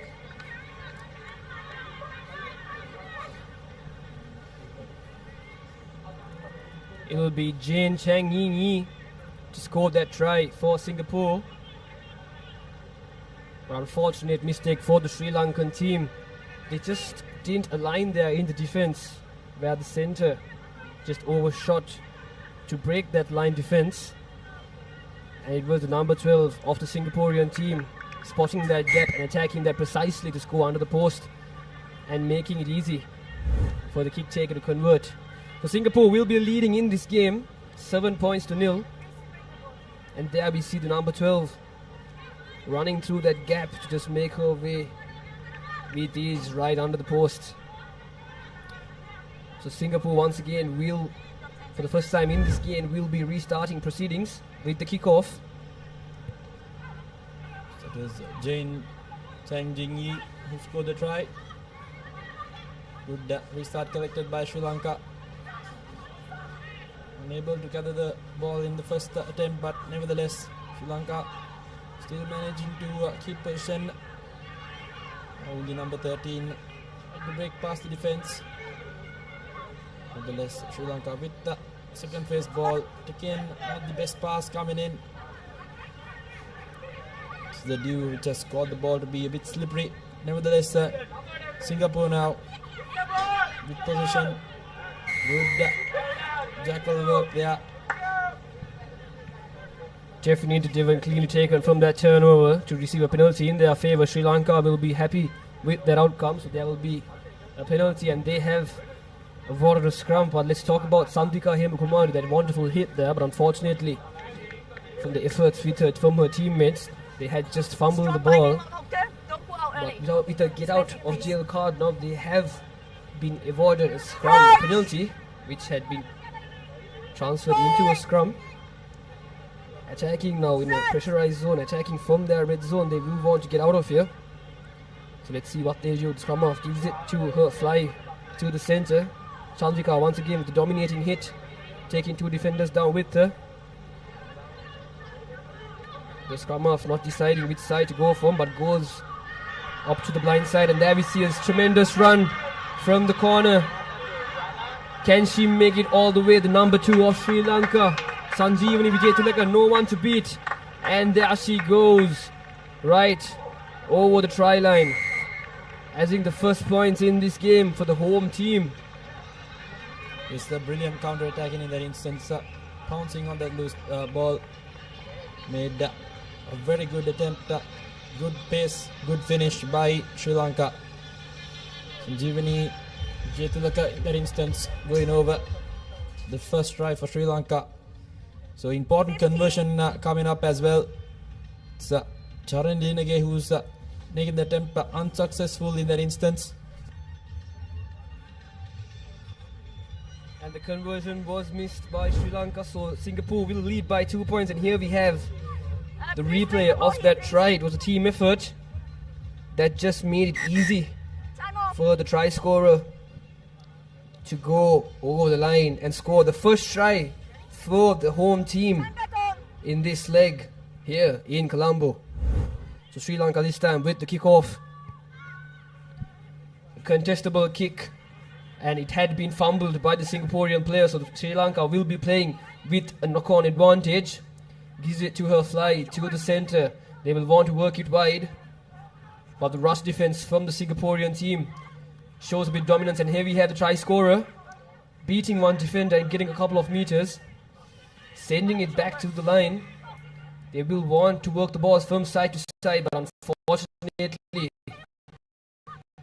a well tackle from the Singaporean defender makes a Sri Lankan player fumble the ball. So Singapore now playing advantage with a knock-on in favour for them. Sending it to the corner to the number 6 with 2 defenders to beat. She tries to keep the ball in play, and she does so. Singapore spotting that space in the outside. They will want to work it to the corner. It's a good continuity by Singapore in that instance. Good face build up so far. They've definitely tried to get some points as she loses it forward. So Sri Lanka has gotten the ball back. It's important that they just keep it, and Offside penalty against Singapore. Sri Lanka now the penalty. They've managed this first half quite well, even though they're down by 2 points. Now they've opted for the scrum as well. This will be the second penalty Sri Lanka has gotten in their favour, and the first one as well, they had opted for a scrum as well as the second one. And again, the score margin here is just 2 points and just 30 seconds remaining in the first half. Both teams still not being able to win the game here in Colombo. But there is Sri Lanka 8% off the ball. Number 7. Lianagi puts the ball in for the scrum. And we see the attack line. Sri Lanka is managed close by as with the rain conditions. So wet ball did well to that, and number 8 of Sri Lanka runs through the corner, but is finally taken down by the Singapore defense, and this time setting up wide. But the Singapore number 7 reads that attack cleanly and rushes through the defense line. Will it be a penalty? Yes, it will be. Holding on is the call. So Singapore now will be playing with a penalty. Taking the quick tap. Will try her best to run across. Can she do it all by herself? No, she cannot. The Sri Lanka defense has picked it up once again. Yes! Just setting up the defense line. They should attack at a straight line and not open gaps in the defense. Singapore now still in the attacking position, showing some promise. Can they add a little bit more points before the halftime whistle is blown? The number 10 of Singapore, can she do it? Yes, she does. She makes her way over the line and scores the second try for her team. Ong Peng Yi. Just a beautiful draw and pass. Penny just had to dive over for the try, so Singapore played good overall rugby in that first half, managed the game quite well. So that'll be 12 points to 5 heading into Lemons. Singapore not in the best form as well. Ball being a bit slippery, made a few handling errors, but nevertheless have played well for that 12 points and the 7-point buffer they have between them and their opponent. Just a little short there in the conversion as well, then. Unfortunately for the Singaporean team, wanted to add just 2 more points into the score. But nevertheless, Singapore will lead this game with 12 points to Sri Lanka's 5 points. And that is the halftime confirmation.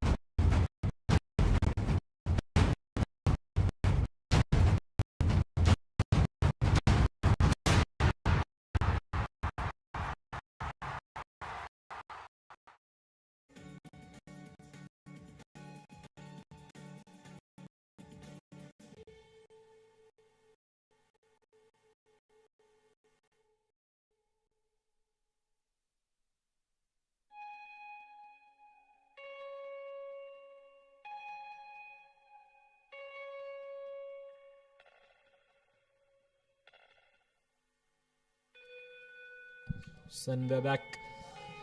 So it's Singapore leading this encounter against Sri Lanka. As we take a look at the highlights from that first half, there's the 12 of Singapore going over. Some good pace in her ranks. Again, so Sri Lanka going over. Beautiful continuity of play. Attempt that try.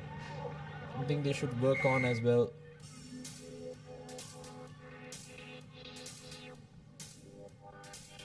Singapore lead 2 points. Will then face Hong Kong Highland in its game, and it will be the final game for both teams as well here in Colombo of day 1. And yet for shot team restarting in the second half, going for a deep kick this time. Sri Lanka collecting it cleanly. The number 13, the heavy hitter of Sri Lanka, does well to counter that ruck, but Sri Lanka still in position of the ball, but the defense from Singapore team again dominating in defense. As you see, all 6 players just line speeding the game and pushing the Sri Lanka attack back.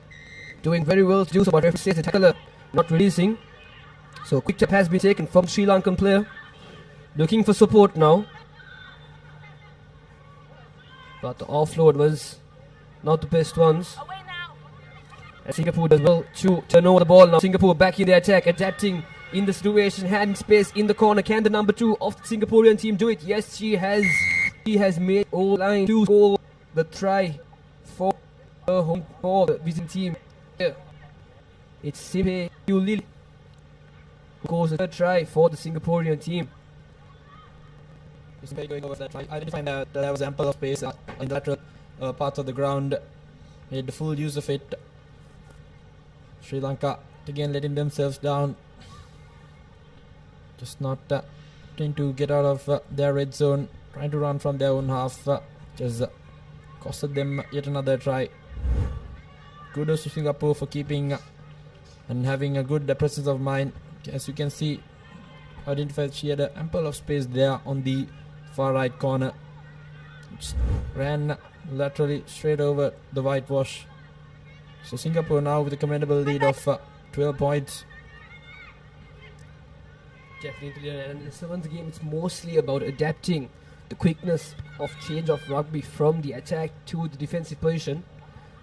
And this time Sri Lanka, the number 30, not collecting the ball cleanly from the kickoff. So the referee will bring it back to the knock-on. So it will be a scrum down in the favour of the Singaporean team. And as we can see in this entire game so far, the Singaporean team seems to be the more dominating team in this game, capitalizing from the mistakes made by the Sri Lankan team. Unfortunately, quite a few fumbles from this home team here. They will be a bit disappointed of the outcome. Losing the previous 2 games as well. This will be the last game for each team in this segment in day 1. Both teams losing both games. So Singapore will be happy if they could be the victorious team here so far. And having space in the outside, Singapore works it out from the scrum. Fumbles it but still keeps the ball in position and in the game. From one corner to the other. Referee says the ruck has been made and tells Chandika to release it, but Singapore this time taken the quick tap, trying to make something from it. Referee says release the ball once again. Singapore still in the attack, making their way inside the 22 of the Sri Lankans, but good tackle from the Sri Lankan forward. Referee says it will be a small high tackle, so penalty advantage in the Singaporeans' favour, but nevertheless they have made it over the line once again.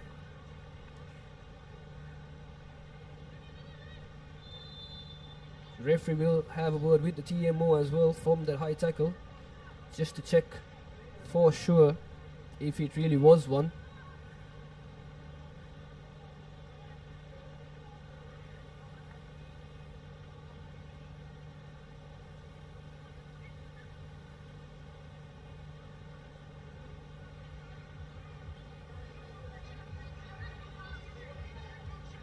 Serious foul play back in track.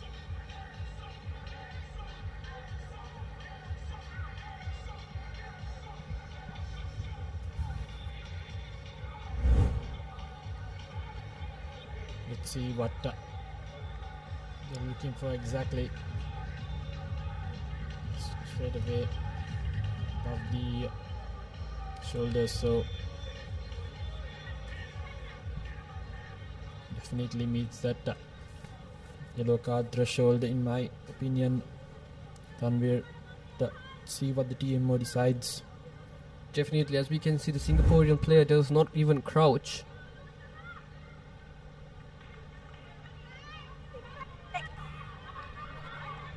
No. It's a try, and that one is not a yellow card, so we play with the restart. Yeah. Yes, and as we heard the confirmation from the referee, it will be confirmed as a try, and that tackle will not be yellow card worthy. But she was playing penalty advantage, so she was penalized, but it will not be a yellow card. But nevertheless, Singapore now leading in this game, 22 points, and Sri Lanka still just scoring 1 try for the day and for this game as well. So the conversion attempt not successful, but nevertheless 22 points to 5. Just a little under 3 minutes left on the clock as well. Let's have a look at the replay again. That was the tackle. That was just checked by the referee. And Singapore once again with the kickoff. This time kicking to the opposite direction. Chandika this time running through the Singaporean defense, and tremendous effort from her, beating 3 defenders. She has support from the outside, but can she make it all the way? Yes, she does. Her teammate just telling her to make it her way over the post to make it easy to add those 2 points as well. But nevertheless, Sri Lanka now 10 points to 22. So Sandika Hemakumar will go over the second try for Sri Lanka. Good acceleration and finish there by her. Did brilliantly this time around with the collection of the kickoff as well. But again, conversion not successful, so scoreline will remain 22 points to 10. As you can see from her, straight away gathered the ball from the kickoff, fence off, good power run and good fend off, good put the afterburners on and went over for the try. Brilliant stuff by her in that instance. Definitely, Denman, and the way she broke through the defense line from the Singaporean team. Tremendous run from her, and we have the kickoff from the Sri Lankans, and they have fumbled it, unfortunately, the Singaporean team. So it will be a knock-on in favour of the Sri Lankans. As we can see, time is short in their favour. So they will want to move proceedings as fast as they can. Singapore leading by 12 points. Less than a minute remaining. And as we can see, Singapore making a few substitutions in their forwards. The number 2 and the number 3 will be making their way out, and the end of the day 1 segment here in Colombo. Time not in the favour of Sri Lanka if they were to chase this game down. But they've played better rugby in this game comparatively to how the games have proceeded in the past. But nevertheless, Singapore good. They played well. They've outplayed Sri Lanka in every department so far. Just a matter of finishing this game and seeing it through. Sri Lanka now with the final opportunity, the 9 moments of this game. Moves the ball straight away to the left corner. Tries to be the defender, but good tackle brings her down. A wonderful set piece move by the Sri Lankans. The referee will had told the player to release the ball, but unfortunately she does not, so Sri Lankans will be penalised. Singapore once again in the attack. Just a few seconds more remaining in this game. Can they go one more time to score more points into the board? Sri Lanka will be penalised once again. Not supporting the body weight is the call. Diving in the ruck. So Singapore again a quick tap in the midway of this ground, but fumbles the ball a couple of times, not being able to complete their passes. But still the game has already been won by the Singaporeans. Still wanting to add more points onto the board before the final whistle is blown. Running from the corner on the Singaporean team. Sending it wide to the next corner now, but still manages to run by herself. The big Singaporean player does well to do so. A high tackle this time. So the 3rd consecutive penalty from the Sri Lankans. Offside advantage. Singapore still in it in the attacking position, but a well contested ruck by the Sri Lankans, but referee says the player had come from the side. And has she knocked the ball on from the tap? Yes, she has. So that will be the full-time whistle. The Singapore team winning their first game here at the day 1 segment. And unfortunately for the home team, it's 3-4-3. Not being able to at least concede 1 victory. They will be not happy with this outcome, but the Singaporean team, hats off to them, winning this game and the first game in the day 1 segment as well. Yes, Singapore did quite brilliantly in that match. Good game management overall. 22 points to 10 is the final score confirmation. Played brilliantly. In the end, Sri Lanka showed glimpse of hope, but nevertheless, time was not in their favour. With too many mistakes from their end has costed them this game. As you can see, let's have a quick look at the highlights from that second half. Singapore identifying the spaces in the corners, manoeuvring the ball very well, keeping the game alive. As you can see yet again, good continuity of play has won this game for them. Some individual brilliance for Sri Lanka as well. Up next, we'll have Hong Kong, China versus Thailand. It'll be definitely a contest to watch out for.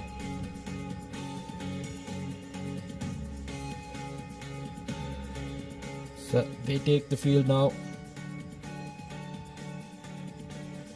Can expect a tight encounter, fair contest, and definitely some brilliant rugby will be played. So it will be Tetsuya who will be the match official for today in this game.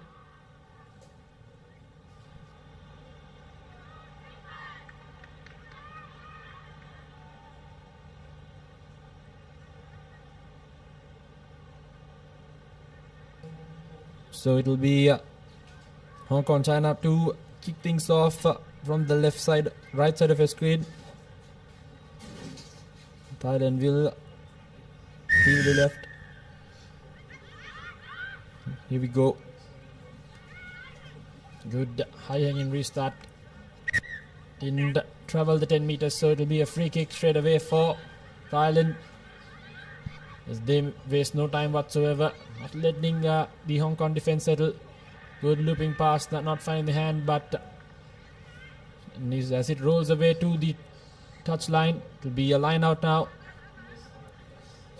Seems that definitely, but as we have seen the previous games here at day one as well, most teams unable going for that contestable high hanging kick right next to the 10 meter. But unfortunately, not making that 10 meters is what has cost them for the opposition team to receive a free kick in their favour from the centre of the ground. Now, Hong Kong, China showing some promise in the attack, making their way to the corner, and the big number 4 from the Hong Kong, China team makes her way through and offloads it to her respective number 3. Does well in the count, in the rucking as well. Sends it to the centre of the ground, the number 11 from Hong Kong, China. Goes for that pass. It seems like a deliberate knock-on, but referee says otherwise. Still in the attack, Hong Kong, China showing promise. Going from the corner. Offloads it back in. Playing from corner to corner. Hong Kong, China dominating in the attacking position. Spotting that gap in the middle. Can she run through it? Unfortunately, she has knocked it on. Tremendous defense from the Thailand team. Playing advantage from the knock-on. A high tackle this time from the Hong Kong China team. So the Thailand team has to decide what to do from here. Will it be a quick tap in their favour, or will they call for a scrum or kick to touch? Seems like there's a few injury concerns, but good defensive efforts by Thailand. I thought Hong Kong, China did quite brilliantly to build so many faces and find the gaps in the far corners, but nevertheless some good desperate defense coming in by Thailand has kept this game alive for them. So time spin turned back on. They'll be opting for a scrum down, as Thailand will now feed in for the first crime of the game. Bye. Thailand showing promise in the first few stages of this game. Hong Kong, China will be the favourites in this game as well, but Thailand doing their utmost best to reciprocate it. This time Thailand picked it up from the ruck, gains a few meters, and passes the ball out, and having space on the outside, shouldn't have cut it on in. Having an extra number on the outside as well, the big number 4 of Hong Kong China, going for that turnover, and she does well to do so. Gaining a penalty on for her team. Still now Hong Kong China in the attack. Just one defender to beat a wonderful offload in support play for Hong Kong China. The number 4 to the number 5. Spotting that gap right next to the fringe of the ruck. The number 2 picks it up. But can Thailand turn the ball over? No, they cannot. No body weight is supported. So Hong Kong China, can they make their way over the line? No, they cannot. Well held up work from the Thailand team. So referee will want to check on it if there was grounding from the TMO. Just brilliant defensive work by Thailand. Hong Kong China came so close yet couldn't finish it off.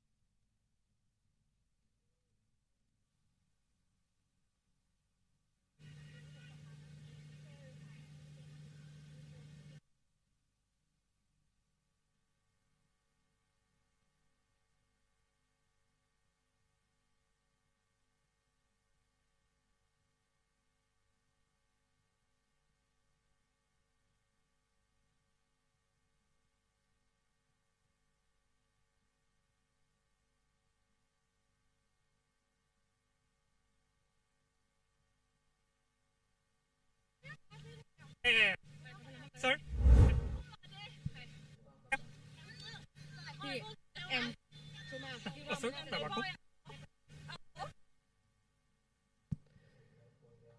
So it will have, it's not, there was no clear grounding, so the try has not been awarded, but they still were playing with penalty advantage as the Thailand team was offside, and they've opted for a scrum. Scrum off, taking it cleanly to her number 4 once again, beating one defender, and a tremendous offload to her teammate, but a well tackle, dominating, thundering tackle from the number 6 of the Thailand team. Yodha does well to make the Hong Kong China team player drop the ball, and it is rainy conditions here in Colombo, and as you can see from your screen, the weather gods not being great to us here in Colombo, but nevertheless a scrum in the favor of the Thailand team, playing in their red zone, going for that kick, a cross kick, gaining a few meters, making its way right to the middle of the field.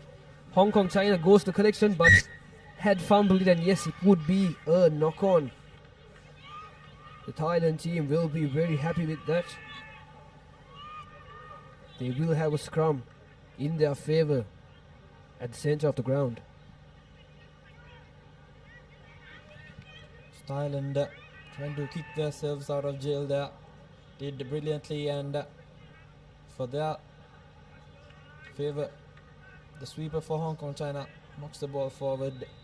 So you did mention, Tanvir, having a bit of slippery conditions here as we've had a bit of rain, but nevertheless the number 8 of Thailand has slipped through the defense, gives a beautiful offload, and it will be the first try coming in for Thailand. It's the number 1 who will go over the first try. They've been patient. Thailand held their nerve, had the composure to capitalize on the mistakes by Hong Kong China. As soon as they found the gap, slipped through the defense and straight away got the points on the board. And this time around, conversion unsuccessful, but nevertheless Thailand 5 points to nil against a much more favoured Hong Kong China team. As you can see, good continuity, brilliant finish. Just over a minute left on the clock as well. Thailand stayed patiently, waited for the opportunity to pounce on. As soon as Hong Kong China made a mistake, they capitalized on it. Good deep kick coming in, very well gathered in that instance by a player, but Nevertheless, just less than a minute left here on the clock as well. They'll be hoping to even things out here. Yet again, a bundle into touch. So good defense coming in by Thailand. You can see the grit and passion there by the defender for Thailand. He seems to be pumped up as he should be. 5 points up on the board. Will be a line out.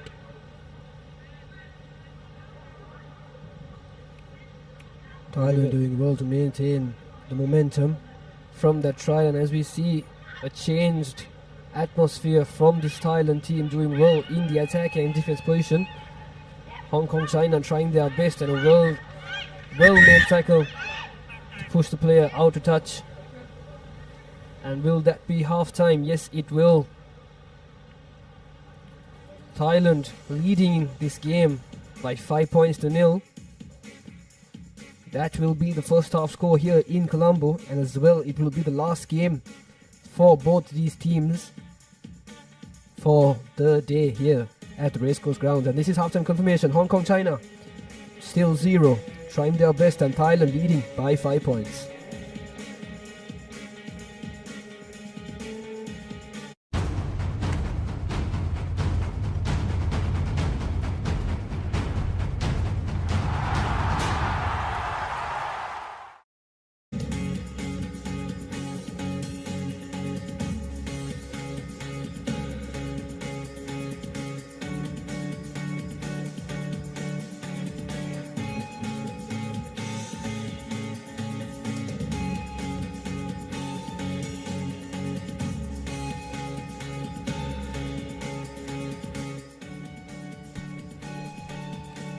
Back as Thailand leads this game 5 points to 0. So you take a look at the first half highlights. You can see not much to show other than that brilliant try there by the center and wind recorder for Thailand. Good combination. And next we'll have South Korea taking on Philippines in the men's pool A fixture. So an important second half coming up next. Thailand slender lead of 5 points in these underfoot conditions here at Colombo. Deep kick coming in there by Thailand. Lets the ball bounce. Takes it all the way inside the 5 meter. To the big number 4 who slips past the first defender, fence off. The final defender then will be the straight sprint. As you can see, taking big strides. That number 4, brilliant run there. Good power shown in that instance. Will be Julia who will go over for that try. Brilliant individual performance.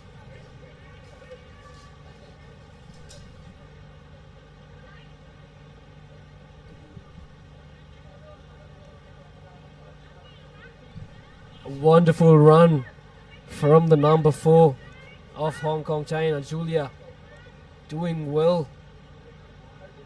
She has had a tremendous game so far against Thailand.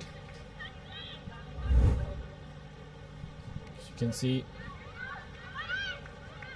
fends off the first one, fends off the second, puts on the afterburners, and straight she goes over the whitewash. Taking big strides in. Long tired legs. Nevertheless, she saw it all the way through. So Hong Kong China, they're back at it. It's even Steven as Thailand gathers that kickoff.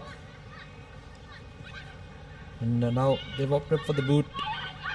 The best of kicks will trickle over just inside the opponent's half for a line out in favor of Thailand now.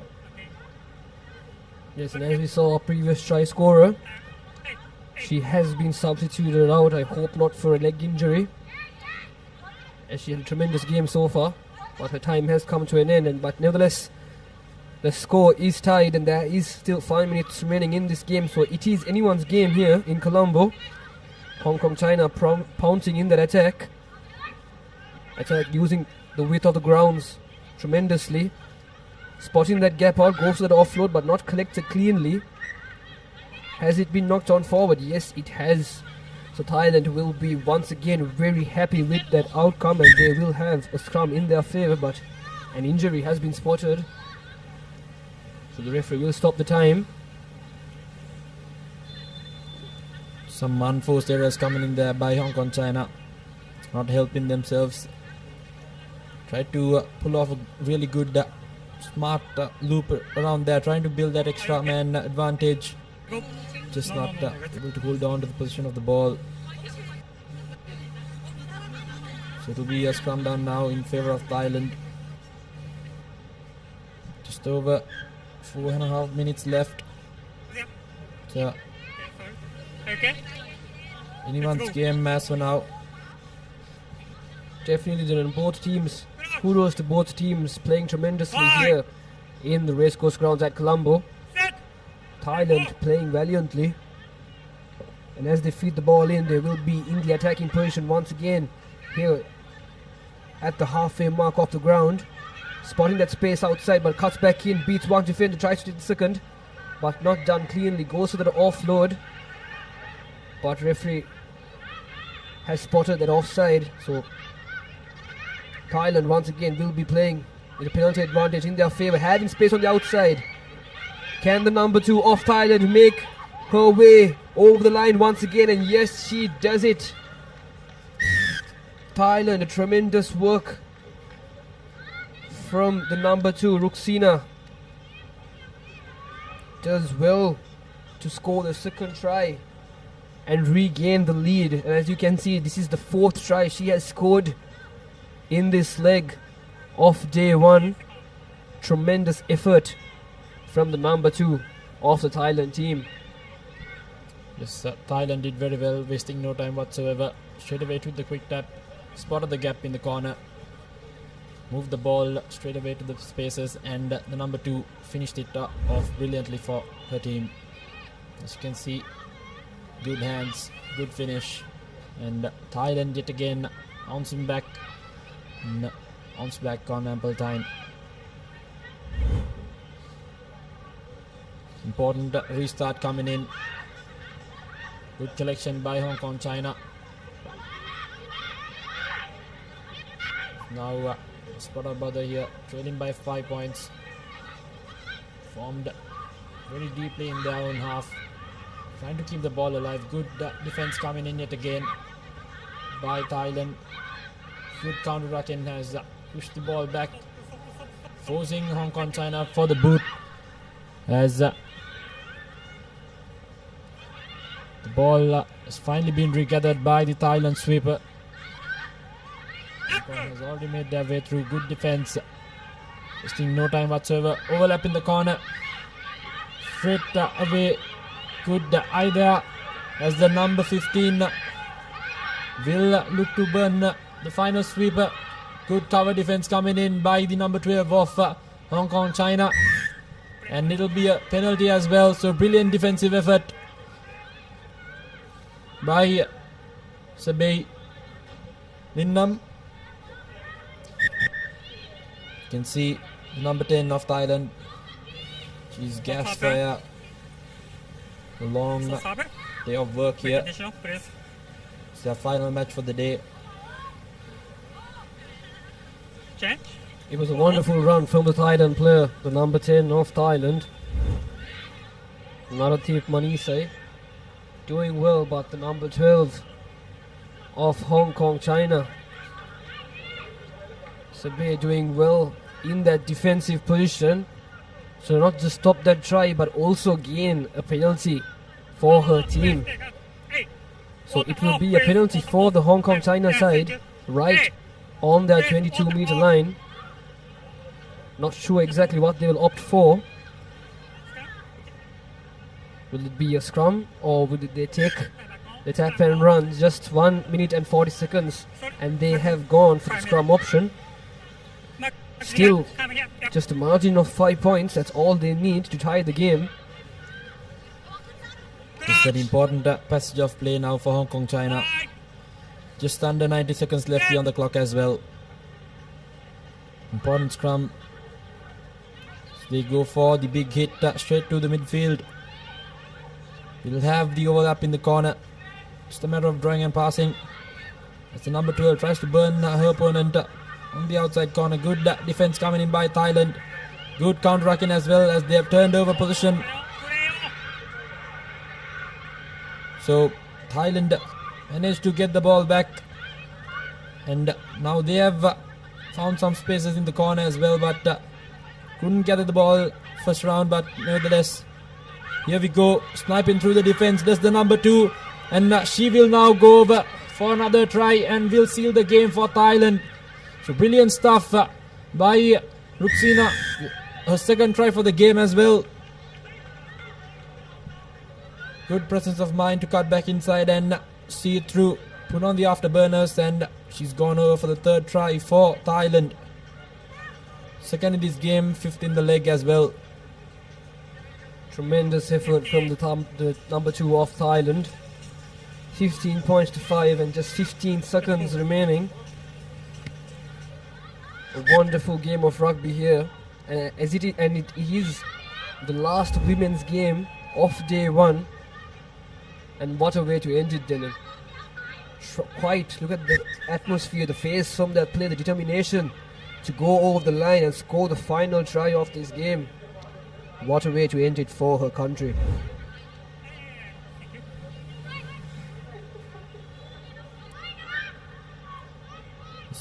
The grit on her face showed it all.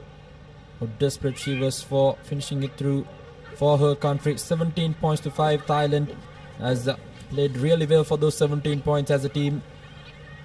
They've not showed any sign of selfishness. Have won this game together as a team, and Hong Kong China now trying to find some consolation points. Takes it quickly. Another wayward pass. The best of options, but nevertheless still has the position. Now trying to maneuver the ball to the spaces. Good tackle coming in that instance by the number 5 of Thailand. These dying moments of the game. Again, good offload. Stayed on her feet, beats the first tackler, but makes no mistake in that instance. It's another penalty against Thailand. Taken quickly. Space on the outside, but not gathering the ball in the first try. So Thailand has now yet again turned over position.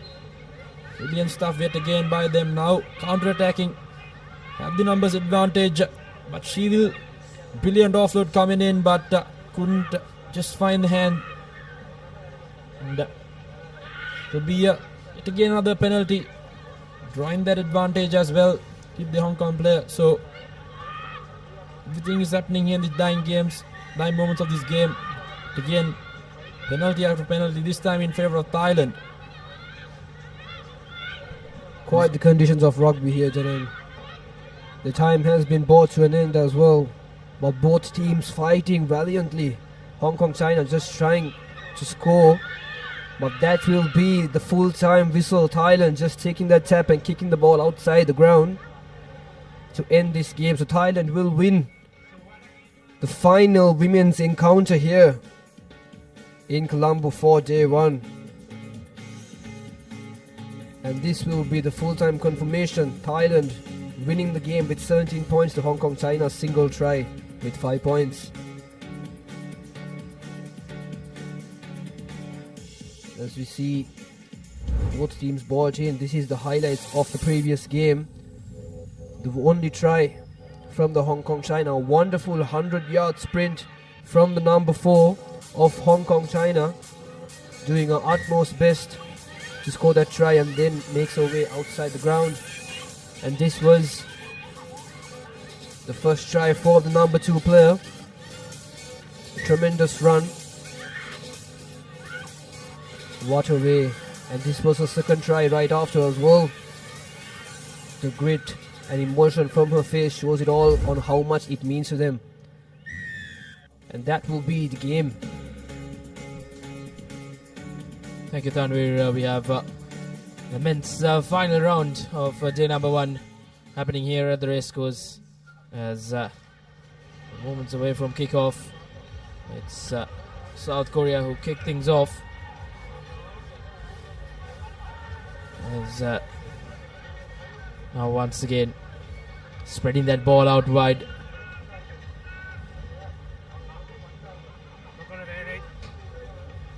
South Korea really look to try and upset the Philippines, who did beat Malaysia quite comprehensively earlier in the evening.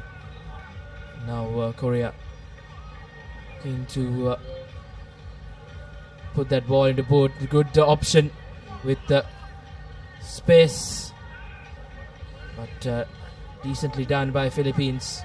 With an option to get out of jail inside their own half in the red zone. The Philippines, not the best of passes, and that will be an interesting call from the referee, and he will go up to the TMO. South Korea really up the ante here.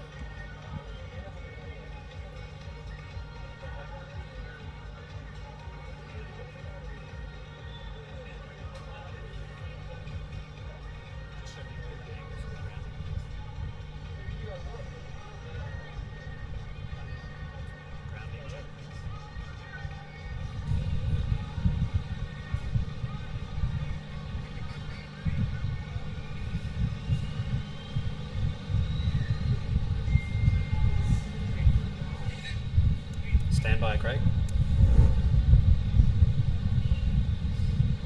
Here's a replay of that. It's TMO referral. And Desma dropping that ball back.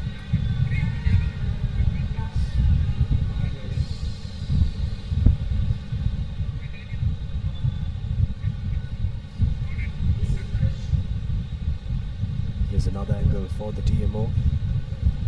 Running onto that ball there was Jun Wook Kim.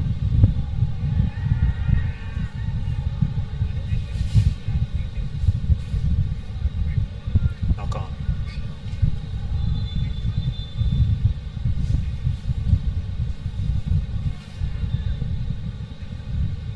Yeah, thank you guys. Craig, I have a decision. No try, the ball is knocked on by white, so restart with a 5-metre scrum. TMO has made his decision. The ball has been knocked on in goal by Jung Wook Kim, so it will be a 5-metre scrum for the Philippines. Clear the hook. Okay.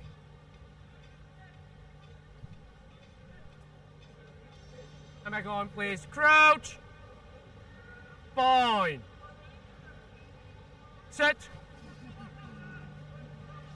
Stay. Here's the Philippines. Need to exit well, but oh, what a piece of defense there.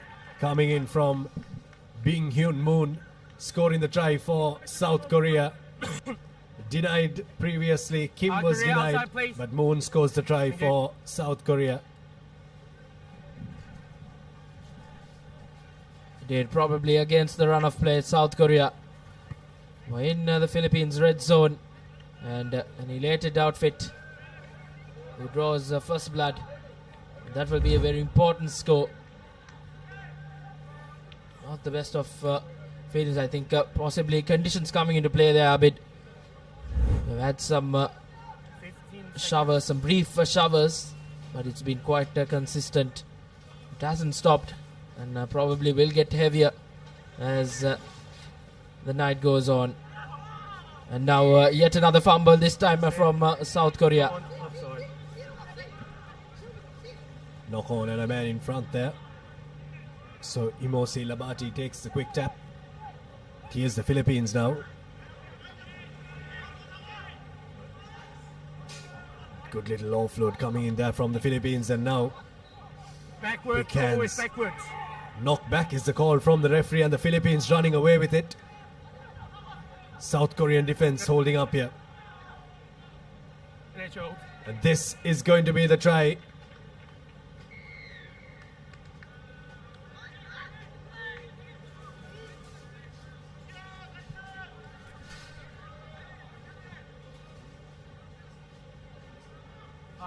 Philippine. Yep, he wants it, that's fine. 5-all here. South Korea score a try there. It's their number 8 who scores that try. Ji Kol Kim.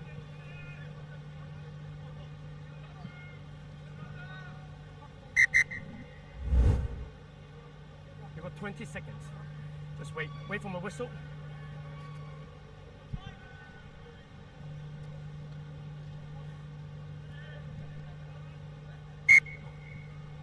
Small mistake on our part previously, but the scores will remain the same, 5-all. Mistook the Philippines, who scored that first try. It was South Korea who just scored the try. Apologies from our end. South Korea were in the white strip previously, so we apologize for that as Jae-wook Park takes it for South Korea. Holding on is the call. Here's the ball with the Philippines. It's Kai Christian Ledesma now. Now attacking the line. Good pace shown by the Philippines. Ryan Mitchell takes it forward, and now a little bit of an overlap on the outside. Here's an offload coming in to the hands of Edlin, and that's going to be another score. Kai Christian Ledesma for the Philippines, scoring a try. The Philippines have not struck once, but have struck twice. With 2 minutes to go till half-time, the Philippines are well and truly in this game. Kai Christian Ledesma scores his first try in this leg. Indeed, they really needed that score after South Korea coming from behind and equalizing things. But this time around, Philippines have done themselves a big favor and gets the add-ons as well as the rain just picks up here in Colombo. It's 12 points to 5 in favor of the Philippines. A good offload gives that big man his first try in the game right under the post. He goes and converts the try himself as well. As the rain just gets heavy out here in Colombo. The next few games will surely be quite tricky for both teams. Taekyun Kim there had to release the ball. Good work at the breakdown from Michael Moses, who takes it quickly, gives it to the try scorer Ledesma. Here's the ball now with Henry, but the defense comes up for the South Koreans a bit too eagerly. So they have to drop back the 10 meters. South Korea really haven't looked like the South Korea we know them to be. They've already really established themselves in this Asia Rugby Emirates 7 series. They were the runners-up in 2021 and 2022. But teams like Hong Kong and Japan have really come to the fore, Reshwan. Of course, Sri Lanka have really made a name for themselves in the Asia Rugby Emirates 7 circuit, dropping down powerhouses like South Korea. Indeed, Sri Lanka did play quite well in that China leg as well. And as we speak, it's Philippines who go over Kautai for yet another try for them, as they are really putting this South Korean outfit into a big test. His second try for the day, and that will be a very important try, as we're moments away from that halftime break. It's 17 points to 5 and a 12-point cushion with the conversion to follow for the Philippines. Makes no mistake with the add-ons. Make it 19 points to 5, as South Korea will have to come from behind with 2 converted tries to get back into this game and level terms with the Philippines. It's 19 points to 5 at the halftime break in favor of the Philippines.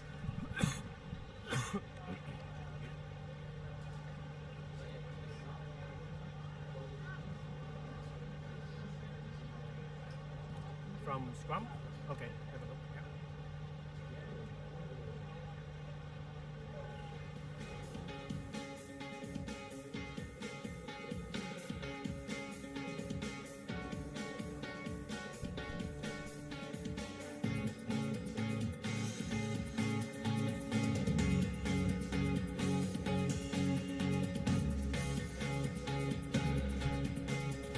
Philippines had a really good first half. South Korea were only able to get the one solitary try. This was the try that came in from the number 10 from Philippines. Henry, we got his name wrong on the live. We apologize for that, but South Korea came back with a score through Ji Kwol Kim. But then after that, it was all the Philippines. They were very slick with ball in hand. This is a very important game for the Philippines as well. They need to bridge a points difference gap if they are to get into the cup segment and play in the top 4. Important game for them. We'll want to try and get as many points as possible, but the next game coming your way is a Pool A fixture. Hong Kong, China taking on Malaysia, and that should be an interesting one. With the conditions, Reshwan, anything could happen in that game. Indeed, we did discuss that early on in the day. That as the day progresses, when the rains come down, you could probably see one of those upsets coming. Hong Kong, China, who finished first in that China leg, will play Malaysia, who really haven't been at their best, but still have an opportunity to try and make amends against a much favoured Hong Kong outfit. Philippines, they really do know what the drill has to be. They need to get as many points as possible here. We keep on repeating this because it's just the 3 pools and the 3 groups that we have in the men's segment and the women's segment. So the top teams of each group will go through into the top division, where there is 1 space for a team that places second, and points difference is what will come into play. Here's South Korea. Yoon Tak Hwang gives it to Tai Kyun Him and looked a bit high on first viewing, but coming through the sides is a call, so it'll be the penalty for the Philippines. Happy spectator for the Philippines, very anxious as well there. 19 points to 5, Reshwan. Indeed, a healthy lead for the Philippines, a 14-point cushion with around 5.5 minutes left on the clock. Philippines just shuffling the pack around, bringing on 2 changes.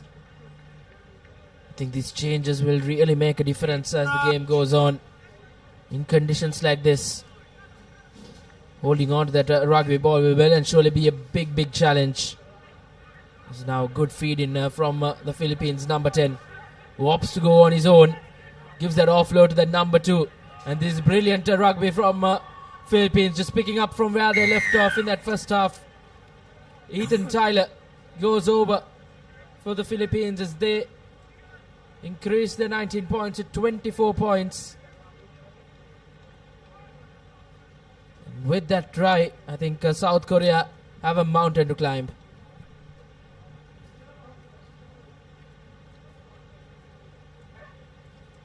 Important conversion in the context of this second leg. Doesn't go through, so it will remain 24 points to 5.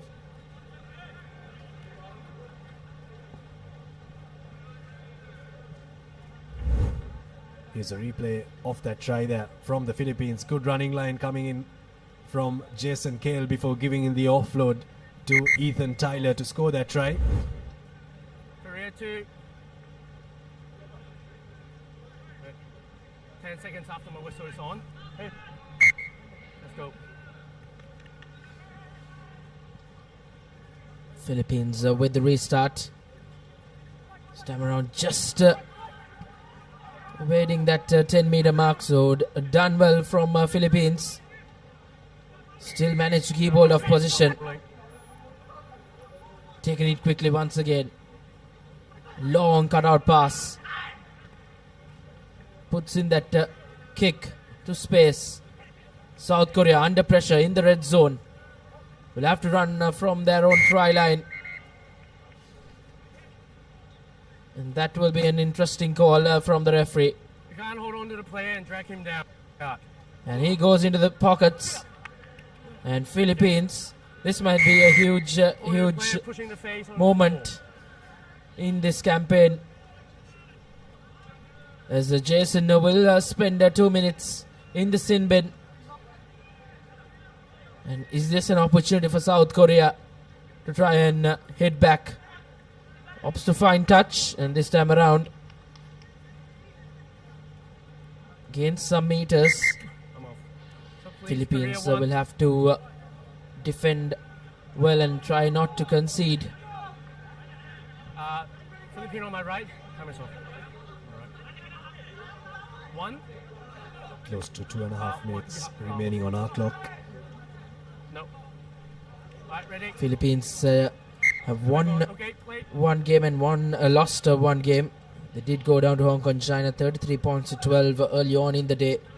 They did beat Malaysia quite convincingly, 26 points to 14. So as Abid mentioned, that second spot, the best second place, will find themselves in that cup segment semi-finals. So this passage of play will be quite important for the Philippines if they are to be front runners, to be the best second. Can South Korea just spoil the party for the Philippines?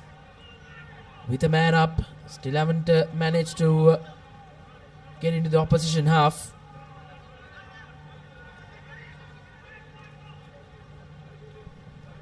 Good line speed coming in there from the Philippines. Really put the doubt in the minds of the South Koreans. But a little chip ahead from Jin Yong Lee. And he will score the try for South Korea. Little scrappy from them. But they'll take the try nonetheless. Little jab ahead. I thought the defense from the Philippines. It's always a risk when you leave your position in defense and shoot up. It could work, it could not work. But for the Philippines, it worked momentarily, but Jin Yong Lee had a little too much class. Put the ball into space there. And a try that will save the blushers for the South Koreans, just to bridge that gap a little bit better. A little bit closer, rather. It looks a bit better. 24 points to 12. 1 minute remaining on our clock. Indeed, game well and surely out of reach for South Korea. Will suffer that third defeat in the campaign. But can they just end this game on a high and just probably spoil the party for the Philippines, who have really shown some grit throughout this day number 1 of the Asia Rugby Emirates 7 Series second leg.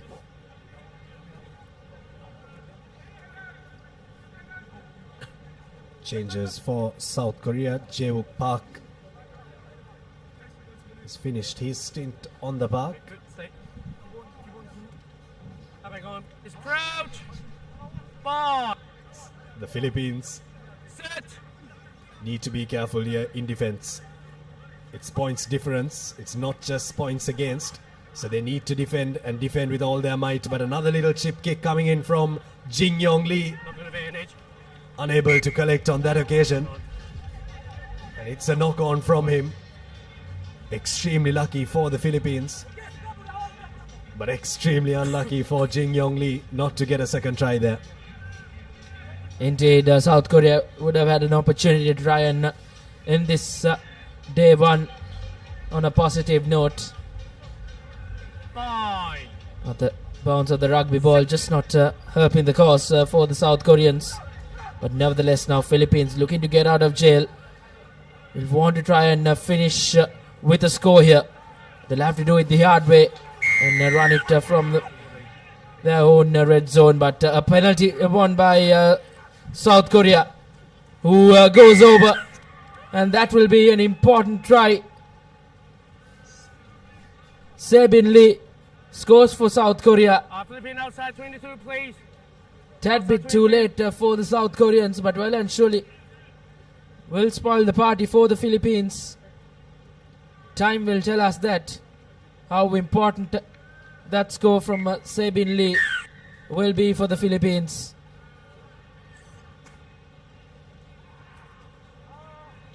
Game done and dusted.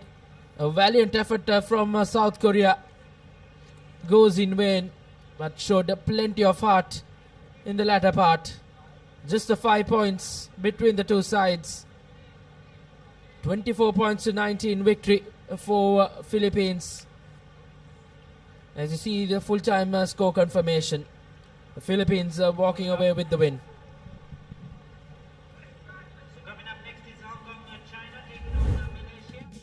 The highlights of the second half there. That was the first score coming in from the Philippines through Ethan Tyler. Good offload from Jason Kale, but then this try from Jing Yong Park really came to the party.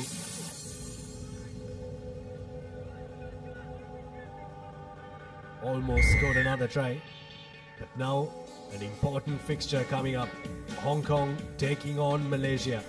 That's going to be an interesting one, Reshwan. Final game for these two teams for this day. It's been a long day for all of us, for the players, and of course us, the broadcasters, the referees in the middle, and all the match officials, everyone involved. We've been able to bring you the live telecast on the Papare. Extremely privileged that we can bring it to an international audience with just a couple of more games to go today and then going down to the business end tomorrow. Extremely privileged to bring you the pictures. Here's Hong Kong China through Matthew Richard.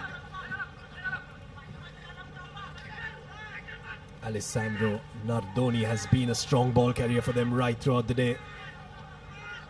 Keeps the ball alive for Hong Kong China, and what a pass, very well floated. Johnny Esono has a man to beat. What a tackle coming in there as well from Ammar. Has been a good defender but hasn't defended that well enough. The Malaysians have given a try to James Christie.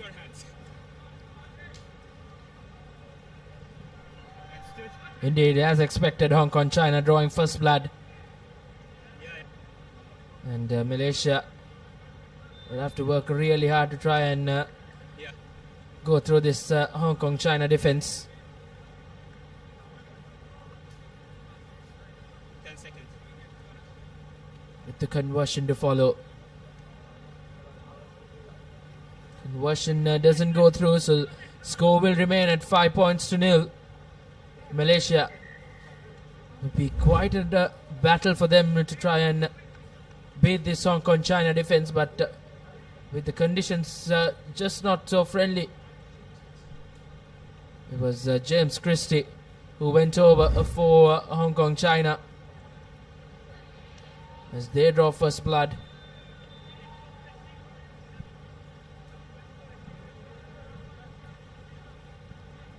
Injury concerned player out there for Hong Kong China as well, who had a run in the far end.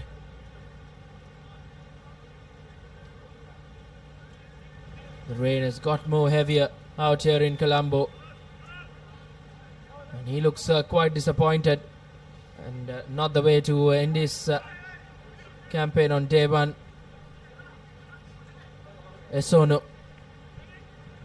will be quite disappointed, but now Hong Kong China once again. Richard gives it out to Christie.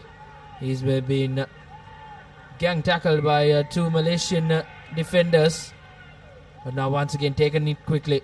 Hong Kong.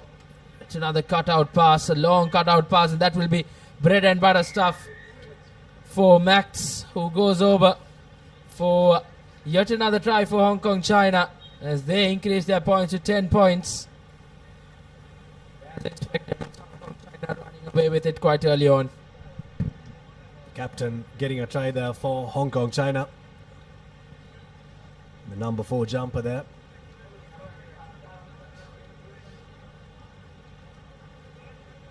Jack Combs doesn't make good connection there, so it'll remain 10 points to 0.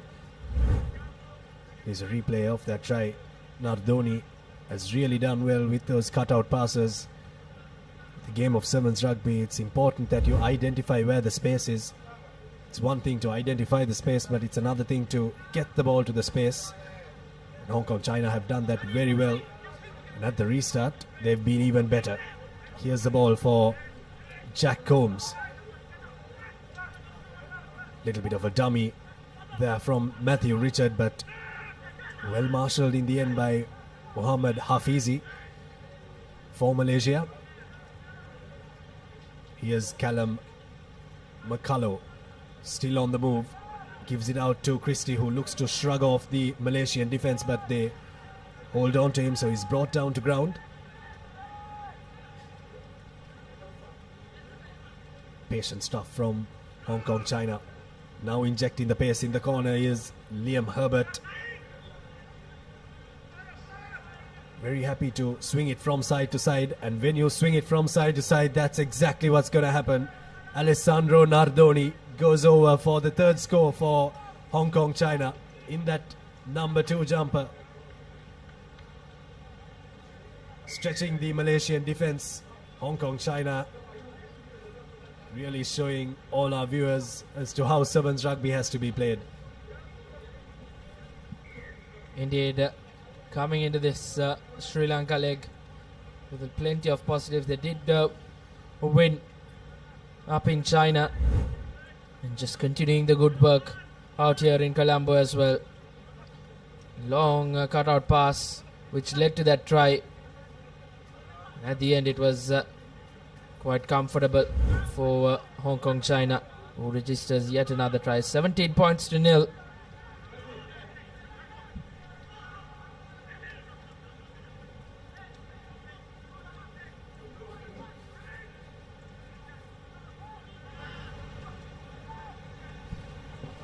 You are Brenby for Malaysia.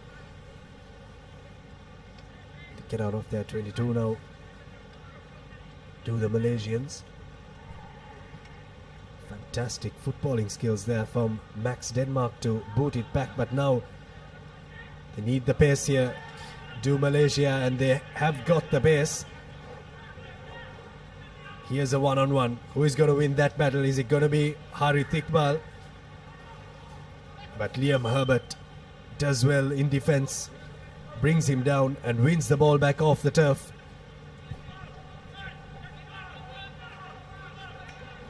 Now running across the field of play. Fatigue setting in for Hong Kong, China. And watch him inject pace into this game. Good defense once again coming in from Malaysia. Nardoni takes the ball to ground. Now Liam Herbert, after that defensive performance, with ball in hand now in attack, looking to spin Ammar from side to side, and gives the ball to Matthew Richard, who will stroll over to score the try. Well, for that score, Eshwan, you really have to take your hat off to that man in the number 13 jersey, Liam Herbert, for Hong Kong, China, in defense and in attack. He's really showed his class here. Another try for Hong Kong, China.